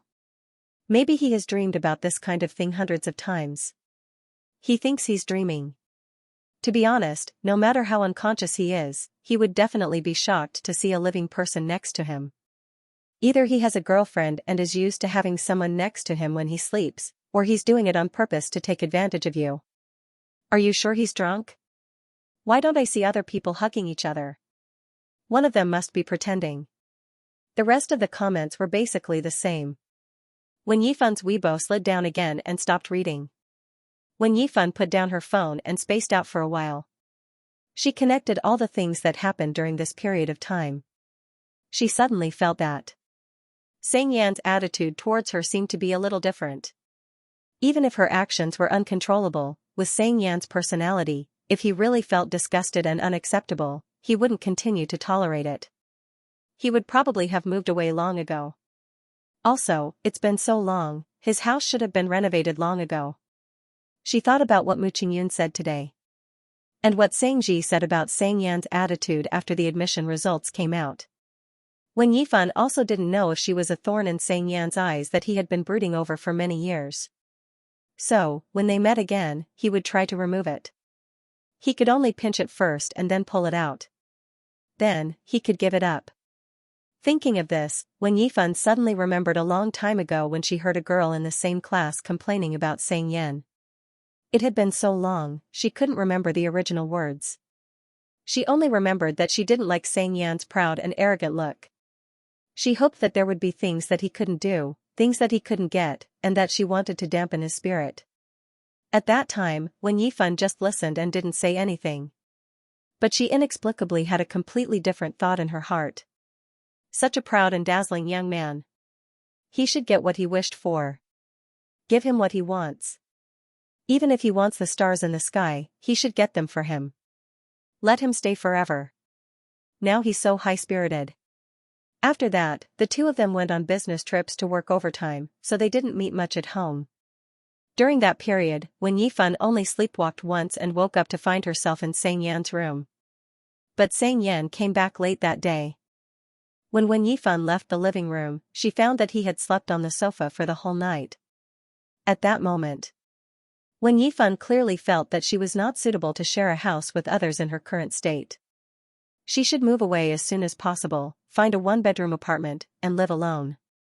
When Yifan had become a permanent employee a few months ago, and her salary was calculated according to the manuscripts. She calculated that as long as she worked hard, it shouldn't be a big problem to find a one-bedroom apartment. But when Yifan didn't make up her mind even if she found a suitable apartment. When Yifan didn't really want to move away. She felt that if she moved away, the two of them would no longer share a house, and they wouldn't be forced to meet each other every day. She probably wouldn't have any interaction with Xiangyan in the future. Although it would happen sooner or later, it was a matter of course. But when Yifan unconsciously delayed it, and she never mentioned to Xiangyan about moving away. She just hoped that day would come a little later. In mid-September, after an interview at the hospital, when Yifan went to the psychiatry department to make an appointment. She did a series of tests at the doctor's request. When Yifan's sleepwalking was hereditary. She had seen the doctor several times when she was in Iha, but it didn't work. In addition, she didn't sleepwalk often, so she was too lazy to care about it as time went by. The situation this time was almost the same. The doctor prescribed some sedative medicine for her, and asked her to pay attention to her diet and rest more. When Yifan thanked the doctor, went to the first floor to get the medicine, and soon left the hospital. On the way, when Yifan pondered. It seemed that after living with Xiangyan, she sleepwalked more frequently. But the number of times was not too much. From her observation, it seemed to be less than 5 times in such a long time. It was just that every time, she happened to come into contact with Xiangyan when she sleepwalked. Sigh. When Yifan was a little helpless and tired. Why does she have such a bad habit? It was scary to think about it, but when Yifan didn't want to move away, so she could only do what she had to do. She couldn't do anything else. Time gradually approached the end of October. When Yifan rested for 3 days in a row because of the National Day holiday. She took a day to go out with Xianxia. They had nothing to do, so they found a dessert shop and stayed for the whole afternoon. They just came out to meet each other and talk about the recent events. After chatting for a while, Zhong Xiqiao suddenly asked, how are you and Xianxia recently? When Yifan didn't react, huh? Zhong Xiqiao, is it really impossible between the two of you? What? When Yifan didn't know why she said this, but she laughed, we are sharing a house, but we are very busy with work, so we rarely see each other at home. I'm just asking. Zhong Xiqiao said, Xiang Lang and Su Haoan are getting along well recently. I heard from him that Xianxia has been arranged by his family for blind dates recently. When Yifan was a little stunned when she heard this for the first time, and the smile on her lips subconsciously disappeared. Blind dates? Yeah, I think he went there a few times. It's quite amazing, what kind of blind dates do he have? But I thought that you two were still single, and you used to be in love with each other. I thought there would be some sparks after seeing each other for so long. Zhong Xiqiao sighed, but nothing happened after so long. When Yifan lowered her eyes and took a sip of milk tea. But Xianxia's temper is so bad, you're lucky. This topic only lasted for a short while, and Zhong Xiqiao changed the topic. By the way, I met a guy during the National Day party, he's super handsome, I'm going to change my target. When Yifan didn't reply, she didn't know what she was thinking. Zhong Xiqiao called her, Dian Dian. When Yifan immediately looked up, ah? Zhong Xiqiao felt strange, what are you thinking about? Why are you ignoring me? I said I'm going to change my idol. Oh. When Yifan smiled, what about the previous one? The previous one is too much of a scumbag. He's the kind of person who gets equal treatment. While chatting with me, he was also chatting with 3 or 4 women. Zhong Xiqiao curled her lips. This time I have to open my eyes. When Yifan nodded. Zhong Xiqiao held her chin and felt a little melancholy, but I don't know if he's interested in me, I'll test him first. I'm too lazy to chase after him. When Yifan, how? Zhong Xiqiao was amused when she heard this, haven't you flirted with anyone before? What's the use of your face, isn't it a waste of God's gift? Zhong Xiqiao said, just be more flirtatious. When he speaks, you can continue the conversation. If you think it can show that you're interested in him. But it can't be too obvious. When Yifan asked, can you give me an example? Example? Zhong Xiqiao thought for a moment and said seriously, just chat casually for a while, when the topic gets deeper, ask him what his zodiac sign is, then say something like you only like boys of this zodiac sign. When Yifan was puzzled, isn't that obvious? Zhong Xiqiao was also silent, okay, I don't know how to do that. Sigh, I haven't really flirted with anyone before. Zhong Xiqiao picked up her phone, flipped through the photo album and showed her the photo. This is the guy I met at the social gathering, he's 1 year older than me. Then, I like his personality very much. When Yifan glanced at her phone screen. The man looked handsome, but his smile was gentle and gentle. Zhong Xiqiao took back her phone, glanced at it and muttered, forget it, I'll try to chase after him if he's not interested in me. Otherwise, I feel like I'll regret it. When Yifan's hand that was stirring the drink stopped for a second when she heard this. I feel like he's quite popular. Zhong Xiqiao was very confident, but I must be the prettiest girl among the girls who chase after him. If I don't chase after him, I'll be at a disadvantage if someone else gets him. The sky was completely dark when Yifan reached home after the party. It happened to be a rest day, and Xianxia was also at home. He was on the phone at that moment. He looked like he had a headache, he seemed to be suppressing his impatience, again? Xianxia only glanced at her when he saw her coming back. When Yifan changed into indoor slippers and walked towards the direction of the kitchen. She could still hear Xianxia saying perfunctorily, no, Mom. Why did you lose your temper? What do you mean by waiting for me for a long time? When did I agree? Xianxia said, all right, we'll talk about it when I'm free. I don't know, let me see. I'm hanging up. Soon, the living room was completely quiet. When Yifan took a bottle of yogurt from the fridge, poked it with a straw and took a sip. She stood in the kitchen, her mind was wandering. She didn't leave the living room, nor did she return to her room immediately. This phone call should be about his blind date.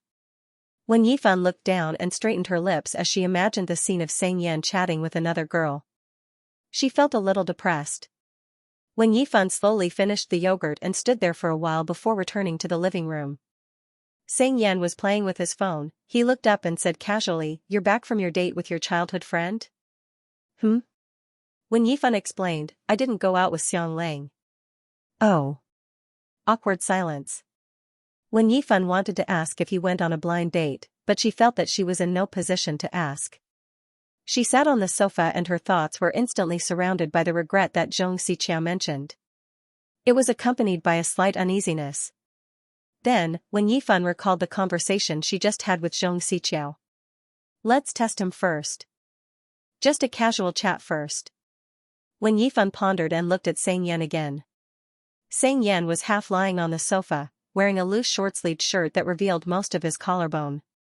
She hesitated for a few seconds and took the initiative to call him Sang Yan. You've been wearing too much in public recently." When Yifan forcefully changed the topic, "It's exposed." "Why?" "You have a lot of opinions." Sang Yan looked up and said lazily, "Are you afraid that you can't control yourself?" "Can't you control yourself?" "I know my face can attract people to commit crimes." Sang Yan calmly looked away and said with a particularly annoying tone, "But we're all adults, shouldn't we have some self-control?" When Yifan was silent for 2 seconds and said softly, "I really didn't." Her response was a little surprising.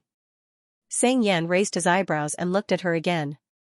"Try to dress neatly, otherwise," when Yifan's mind was occupied by the word ambiguous. She thought of the most suitable words and said sincerely, "I'm afraid I'll commit a crime." Sang Yan's eyebrows twitched and stopped playing with his phone. The atmosphere froze. When Yifan suddenly realized that her words seemed to be more straightforward than the example given by Xianxia. She stared into his pitch-black eyes for 2 seconds before she calmly looked away. The last time something similar happened was when they first met at the overtime bar. But at that time, when Yifan thought that Sang Yan couldn't recognize her, and she felt that it was difficult to explain the situation, so she simply gave up and said, "That's quite a pity." She would never see him again. But this time, both of them were sober and knew each other's background. She didn't try to hide it.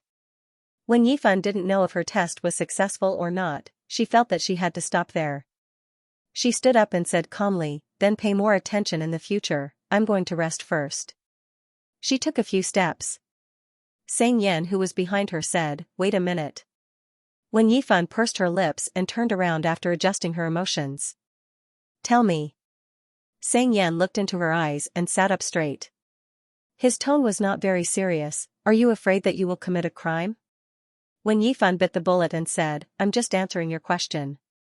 What he meant was, "Nor do I know what crime you mean by inducing sin." "Oh." Sang Yan understood. "You want to kiss?" "Kiss?" When Yifan's eyes flashed unnaturally for a moment. She didn't think so far ahead, she just wanted to use Sang Yan's words to see what kind of attitude he had towards her. She was about to refute. Sang Yan continued to say, "Offend me." "Oh. It's not a kiss, it's an invasion. You want to violate me." When Yifan, it was as if a boulder-sized cauldron had suddenly fallen on top of her. When Yifan was dumbfounded. She frantically tried to think of a way to make him understand that the crime she was talking about was not that serious.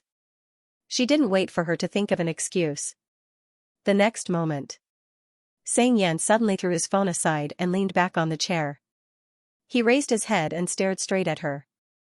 His fine black hair was scattered on his forehead, his eyes reflected the light in the living room. It seemed like a provocation, but it also seemed like a blatant seduction. "Come over if you dare." He returned to his room. After closing the door, when Yifan leaned against the door and slowly sighed in relief. She calmed her breathing and went into the bathroom to wash her face. All she could hear was the sound of her heartbeat. It took him a long time to recover. When Yifan turned off the tap and took a tissue to wipe her face. She stared at herself in the mirror and began to daydream again. Sang Yan's last 4 words stuck in his head like glue. No matter how hard he tried, he couldn't get rid of them. "Come over if you dare." How would she dare? How could she have the guts to do that? Thinking of this, when Yifan washed her face again, trying to make herself more rational. When Yifan remembered that she barely said, "That's not what I meant." Then she turned around and went back to her room without stopping. But it was only a few minutes ago, and she couldn't remember how well she had controlled her emotions this time. He was still calm and composed.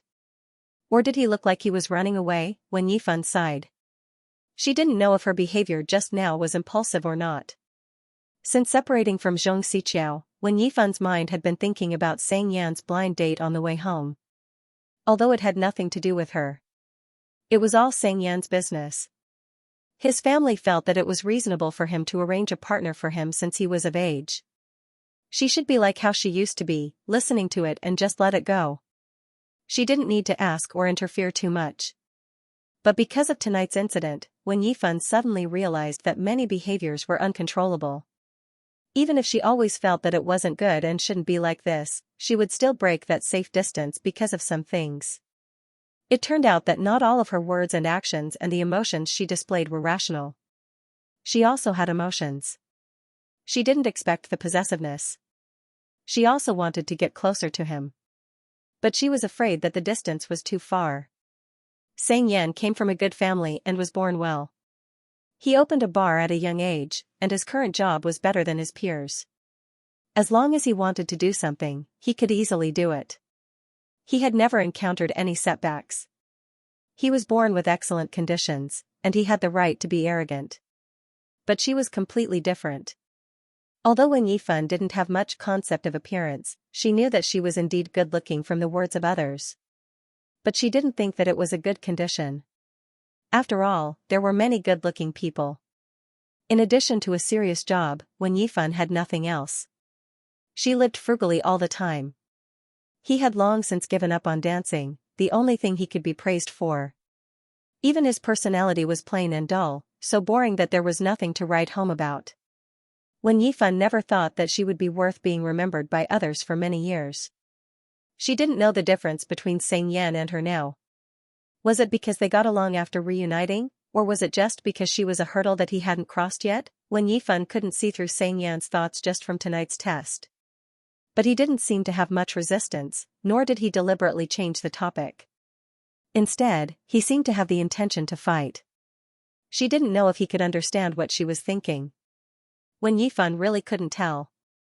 Did he feel that she was imitating his words, or did he really notice something strange? Do I have to test him a few more times? In this regard, Wen Yifan was just a rookie and had no experience at all. She sighed. Wen Yifan went out of the toilet. She thought of Xianxian's expression and tone when he said the last sentence. Sigh, it's true. Top card. Every year, the frost didn't necessarily fall on the same day, October 23rd to 24th. This year, Wen Yifan's birthday was the day after the frost. In the previous years, she would either lie at home for a day, or have a meal with her colleagues after work to celebrate. Wen Yifan ended her rest on that day and went to work early. When she finished working overtime and took the subway home, it was almost 11 o'clock in the evening. She told Xianxian in advance that she would be home late. Xianxian only replied, okay. In addition, there were many unread messages in the message list. They were all birthday wishes. Wen Yifan thanked them one by one, except for Zhao Yuandong. She pulled the ring and looked at her blurred face in the reflection of the window. After a while, she realized that she had aged another year. Unknowingly, it was 24. Xianxian was the same age as her. 24 shouldn't be considered old. Why did he start going on blind dates? She wondered if he had met a girl he liked. Wen Yifan let her imagination run wild all the way home. She only came back to her senses when she got home. It was late. She was afraid to wake Xianxian up, so she quietly closed the door and locked it. When she turned to look at the sofa, she found that Xianxian was still in the living room, looking down at his phone.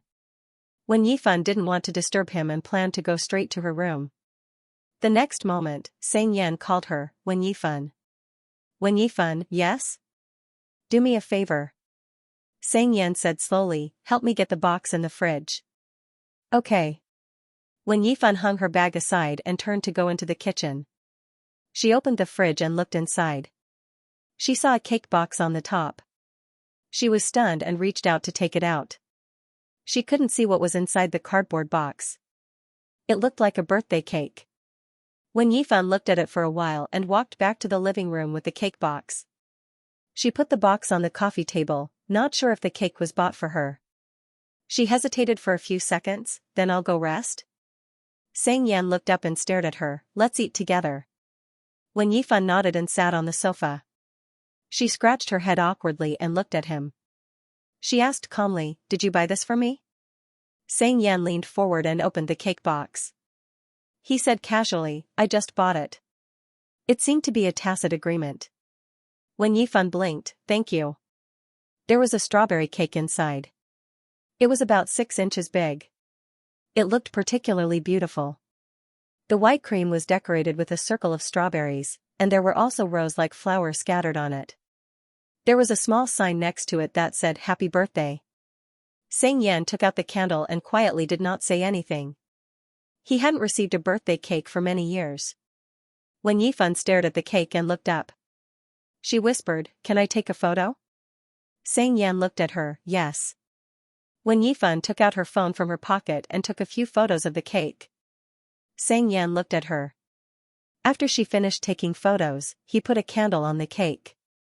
He took out a lighter from his pocket and lit the candle. He said calmly, make a wish. Wen Yifan pulled herself back from her thoughts. She tilted her head and thought for a while. Soon, she blew out the candle. Xianxia asked casually, what wish?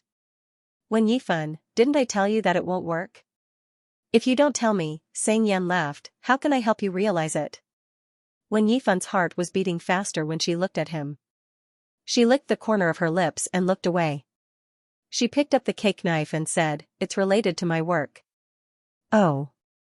Xianxia took out a paper plate from the bag and said in an irritating tone, I thought you wanted me to be your boyfriend. Wen Yifan stopped and didn't look at him when she heard this.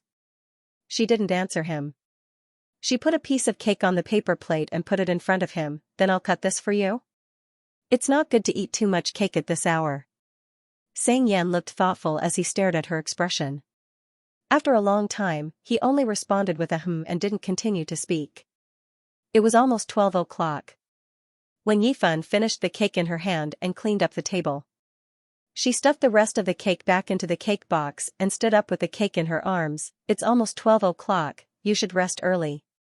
Xianxia, okay. Wen Yifan returned to the kitchen and put the cake box back in its original position. She went out of the living room and was about to return to her room when she bumped into Xianxia, who was also about to return to his room. Xianxia stopped and blocked her path. Wen Yifan stopped as well. Xianxia called her again, Wen Yifan. Wen Yifan, what's wrong? There was silence for 3 seconds. Xianxia looked at the direction of the clock. The gift is under the coffee table. Xianxia raised his chin and said lazily, go. Get it yourself. Wen Yifan didn't react in time. The next second, Xianxia suddenly bent down and looked at her at the same level. Their gazes met for 2 seconds. He raised his hand absent-mindedly and rubbed her head hard. Happy birthday.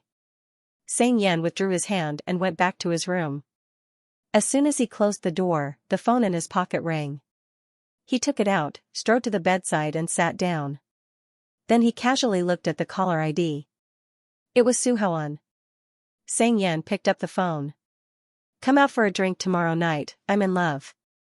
Suhaon smiled, my girlfriend's girlfriends are not bad looking. Come, Dad will introduce them to you so that you can get rid of your single life. Oh, it's none of my business. Xianxia said, I'm hanging up. Are you human? Tell me what you've been doing recently. How long has it been since you last worked overtime? Suhaon was very unhappy, hurry up, if you don't come out tomorrow, I'll go to your house. I've been confirming something recently. Xianxia was in a good mood when he thought of what just happened, I'm not free for a while. How about you? Love, love, love. If you want to drink, drink. Don't bother me. Suhaon, what is it? Xianxia pursed his lips and didn't say anything. Confirming what? Suhaon was kept in suspense, tell me, let me give you some advice. Xianxia still didn't say a word. Suhaon asked a few more questions, but he didn't get any response. He got angry, are you going to tell me or not? Okay. Xianxia reluctantly said, then just say a few words. Recently, a girl wants to hit on me. Xianxia dragged the last syllable and said slowly, I don't have time to deal with others, understand? He didn't rub her head gently, as if he was rubbing a rag, and there seemed to be some warmth left. With the sound of the door closing, Wen Yifan touched her head in hindsight. Wen Yifan stood in place for a while, and after a while, she looked in the direction of the coffee table. The cake had already surprised Wen Yifan. She didn't expect there to be a gift. The lights in the living room were still on, and the bright light was a little dazzling. The coffee table was very clean, with only a kettle and a few cups on it. There were also newspapers and a few magazines on the side. From this angle, she couldn't see what was under the coffee table. Wen Yifan walked back and squatted beside the coffee table to look inside. There were a lot of things inside, and they weren't arranged neatly. Among the pile of milk powder and fruit cereal, the powder blue bag was placed at the outermost, and it looked particularly conspicuous. The gift bag wasn't a pure color, and it was decorated with little white flowers, sparse and not too dense. After staring at it for 2 seconds, Wen Yifan reached out and took it out. Wen Yifan looked inside the bag, and there was a dark black box inside. She stood up, and inexplicably felt that the thing in her hand was like a hot potato, as if she had taken something she shouldn't have. She didn't open it immediately. First, she went to the porch to turn off the light, and then returned to the room. Wen Yifan put the bag on the bed and took out the box inside. The texture was slightly heavy, and it was about one size bigger than her hand. Before opening it, she could smell a faint fragrance. It was extremely special, and there was a hint of sweetness in the cold. After hesitating for a few seconds, Wen Yifan carefully opened it. It was a bottle of perfume. It was a transparent pink square bottle with a dark bow tied around its mouth. 2 English words were engraved in black on it. First Frost. Xianxia. It was her nickname. Wen Yifan's heart skipped a beat. She didn't know if it was a coincidence or something else, but Wen Yifan couldn't help but think of how Xianxia used to call her when Xianxia. She licked her lips, took out her phone from her pocket, and looked up this brand online. This brand of perfume was very niche and not particularly famous. Wen Yifan didn't know much about it, so she skimmed through it and didn't continue looking. Her gaze moved to the perfume bottle. The handwriting on it was clear as if it had been carved by a knife. Wen Yifan rubbed her fingertips on it a few times and recalled the past. It seemed to be during the first semester of high school. When she was chatting with her classmates, Wen Yifan casually mentioned that because she was born in Xianxia, her nickname was also Xianxia. At that time, the students who were present just listened and didn't take it seriously. She didn't care too much about it. Xianxia seemed to be the only one who had listened to this matter. She did not remember when it started, but when the two of them were together in private, Xianxia no longer called her junior sister, and no longer called her by her original name. Instead, he called her Wen Xianxia. This was the first time someone had called her by her pet name and even her surname. At first, Wen Yifan wasn't used to it, but Xianxia was free to shout whatever he wanted, so she didn't care too much about it. After hearing him call her that for a long time, she had gotten used to it. Sometimes, she even felt that it sounded nice. After their reunion, Wen Yifan had never heard Xianxia call her that again. She thought that he had long forgotten about her nickname. Wen Yifan closed the lid, hugged the box, fell back, and lay on the bed. She stared at the dazzling white ceiling for a while, and then she touched her head with her free hand. The man's actions were rough and intimate. Wen Yifan remembered that Xianxia's eyes were level with hers just now. At this moment, a very strong thought emerged in Wen Yifan's mind. She suddenly wanted to fall in love with Xianxia. She wanted to fall in love with Xianxia. Wen Yifan turned over and wanted to calm down, but she couldn't get rid of this thought at all. Her birthday wish this year wasn't too big. Wen Yifan felt that many things shouldn't belong to her, so she didn't want to forcefully ask for it. She only hoped that she could have enough courage. She hoped that she could risk her life for once. She hoped that she could run to that person without considering anything. If that person was Xianxia. Wen Yifan felt that she could work hard and try her best to be the enthusiastic party. If because of this, she could get the result she wanted, that would be great. But if not, then she would walk back again. It didn't seem to matter. Just like what Xianxia said. She wanted to chase after him. She wanted to give it a try. When Yifan sat up and picked up her phone. Through the black screen, she noticed that the corners of her lips were curled up. When Yifan was stunned for a moment. She calmed down a little, opened the WeChat list, and found the chat window with Xianxia. She thought for a long time. When Yifan didn't know what to say, she only typed, "Thank you for your gift, .. but she felt that the latter expression was a little silly. When Yifan raised her hand and deleted it. In the end, she only left the word thank you. The other end replied very quickly. Xianxia, what time is it, Xianxia, I'm going to bed. When Yifan, alright. After thinking for a while, she replied, I'll return the favor on your birthday. It was something that would happen in January next year.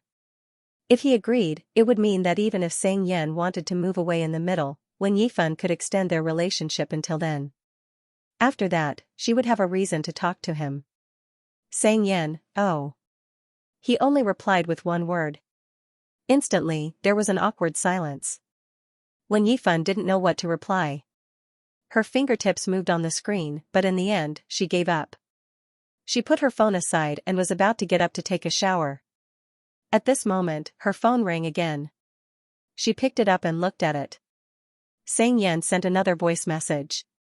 His tone was lazy, his voice was slightly hoarse, and there was a hint of tiredness in his words. There are still 69 days left. When Yifan listened to it several times, and she quite liked the voice messages he sent her.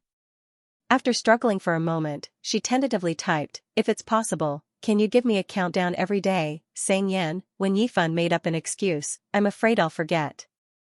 Another 3 voice messages. Xianxia seemed to be annoyed, how can you be so thick-skinned? Xianxia, can you show some sincerity?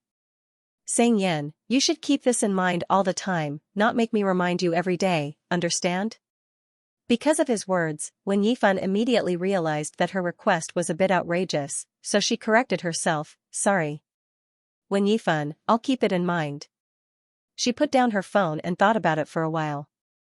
Although When Yifan had decided to pursue Xianxia, she had never done such a thing. So, she had no idea how to do it and how to approach it.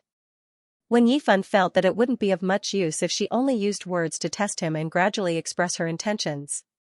After all, Xianxia had said such words many times.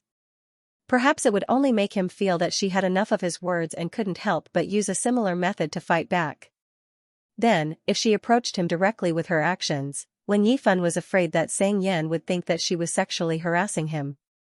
Although she learned from Xianxia that she had done a lot of sexual harassment when she was sleepwalking. But When Yifan didn't think that Xianxia would let her off so easily if she did such a thing when she was awake. Based on Xianxia's attitude towards Cui Jingyu in high school. He didn't seem to like the passionate type. When Yifan still couldn't figure it out after thinking for a long time. When Yifan woke up naturally at 8 o'clock the next morning. As usual, she habitually got up to wash up and change her clothes. As she was about to leave the room, she suddenly caught a glimpse of the mirror in front of the dresser. When Yifan's gaze was fixed on herself in the mirror. The woman's skin was fair, her eyes were curved and her lips were as red as rouge. She wore no makeup and didn't wear any makeup. Her hair was tied into a ponytail, and she wore a simple sports coat and slim pants. She looked casual, but she looked coquettish and sharp. When Yifan silently sat in front of the dresser and simply put on makeup. She saw the perfume that was put aside last night. She picked it up, hesitated, and sprayed it behind her ear and wrist. When Yifan went to the living room after the smell dissipated. It was the weekend, so Xianxia didn't have to go to work.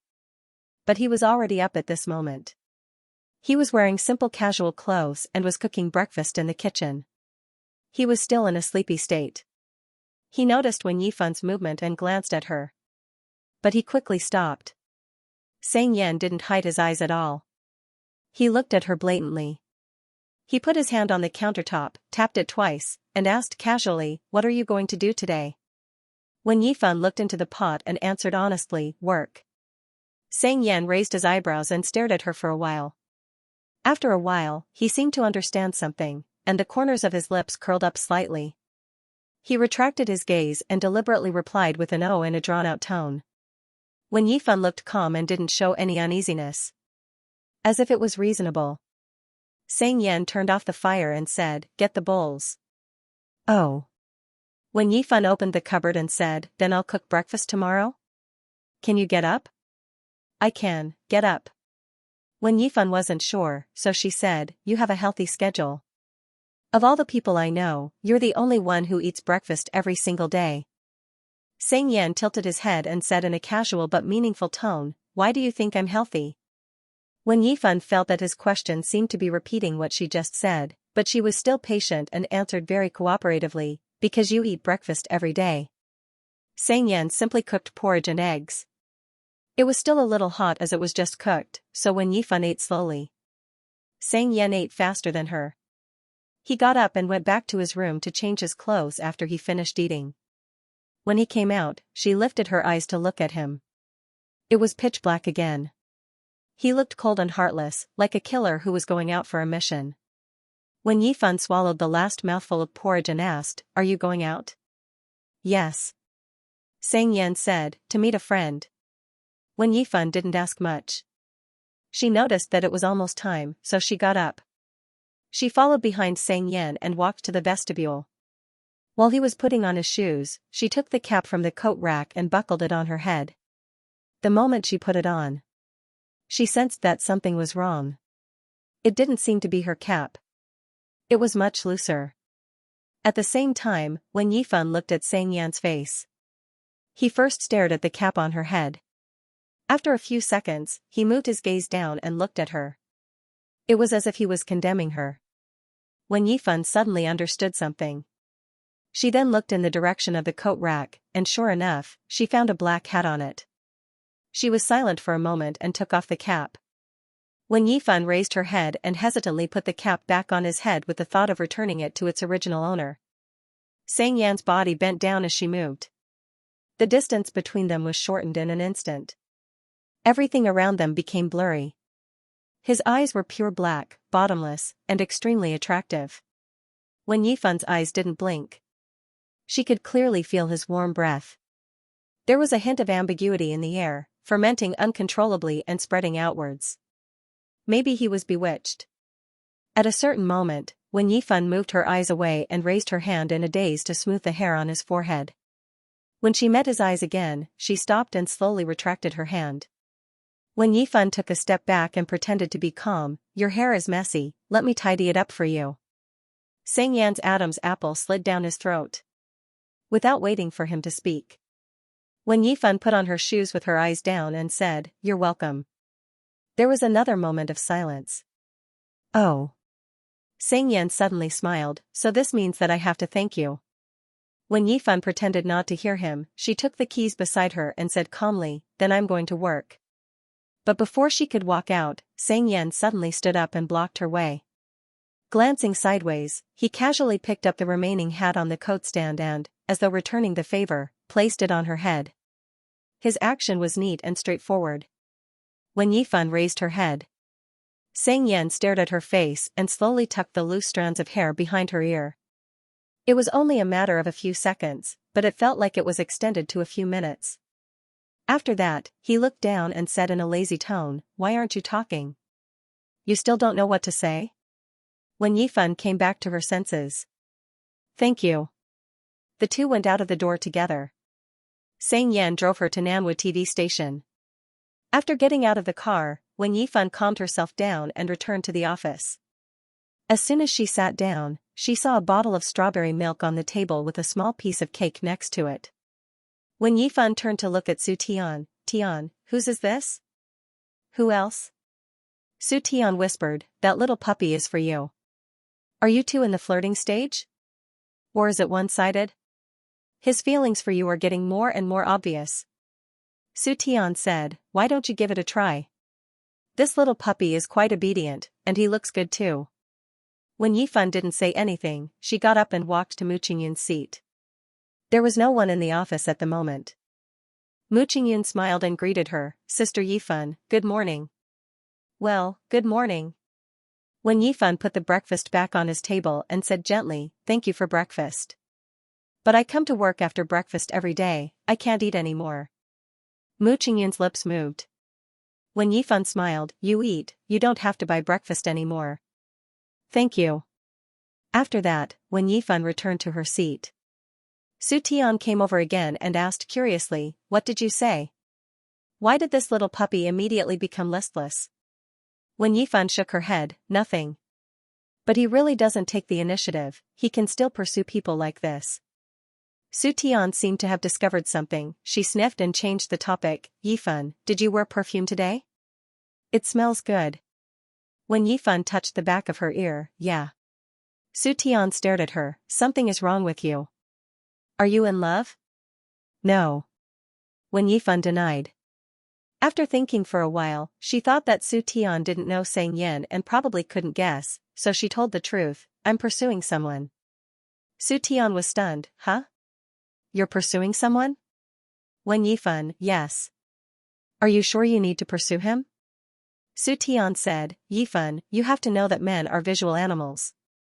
You just have to curl your finger, and he will come up to you without you having to pursue him. When Yifan, no, he's very good looking. Su Tian, how good can he be? The Fallen Street was nearby. When Yifan was afraid that Su Tian had also heard of the named Fallen Street card. She thought for a while and decided to say it in a different way, he's so good that he can do it. Su Tian, The level of the King of Ducks. Sang Yen wasn't back yet when Yifan arrived home. It was not even 8 o'clock yet. She walked into the kitchen and happened to receive a WeChat message from Sang Yen, saying that he would be home late tonight. She replied, okay. When Yifan simply cooked instant noodles and sat at the dining table. She ate the noodles while thinking about what happened today. Based on Sang Yan's behavior today. When Yifan felt that he should have a good impression of her, but she wasn't sure how much. After all, this person was the most unpredictable person she had ever met. She even thought about it carefully. When Yifan felt that today's incident could also be explained by Sang Yan's thought, you took advantage of me, I'm not going to suffer any losses. She wanted to be foolproof. After all, if she made it clear, the other party actually didn't mean it. The two of them probably couldn't rent the house together anymore. For some reason. When Yifan was fine, she quite liked her current state. After eating, when Yifan washed the dishes and returned to her room. She laid on the bed after finishing her bedtime routine and browsed through various news apps out of boredom. After a while, when Yifan opened Weibo, she accidentally clicked on the list of news. When Yifan paused for a moment when she saw the Treehole blog. She reached out and clicked on it again. She stared at the content of her previous submission. She hesitated for a moment and started typing in the input box. Anonymous password, how can I chase after someone I've offended? When Yifan exited Weibo after sending the message. She put her phone aside and let her imagination run wild again. When Yifan turned sideways and curled up into a ball. Drowsiness gradually rose and shrouded her whole body. When Yifan heard her phone vibrating when she was about to fall into a dream. It was particularly clear in the quiet room. When Yifan opened her eyes in a daze, reached out to pick up her phone and casually glanced at it. It was just a few minutes after midnight. It was a voice message from Sang Yen. She didn't know why he sent her a message at this hour. When Yifan half closed her eyes, laid on the pillow, and casually opened it. Sang Yen seemed to be still outside. The background noise in the voice message was a little noisy and crackling. His voice was deep and a little magnetic, but it was particularly clear when mixed with the background noise. There are still 68 days left. End of chapter 44. Don't forget to subscribe, like, and share the video to support the channel.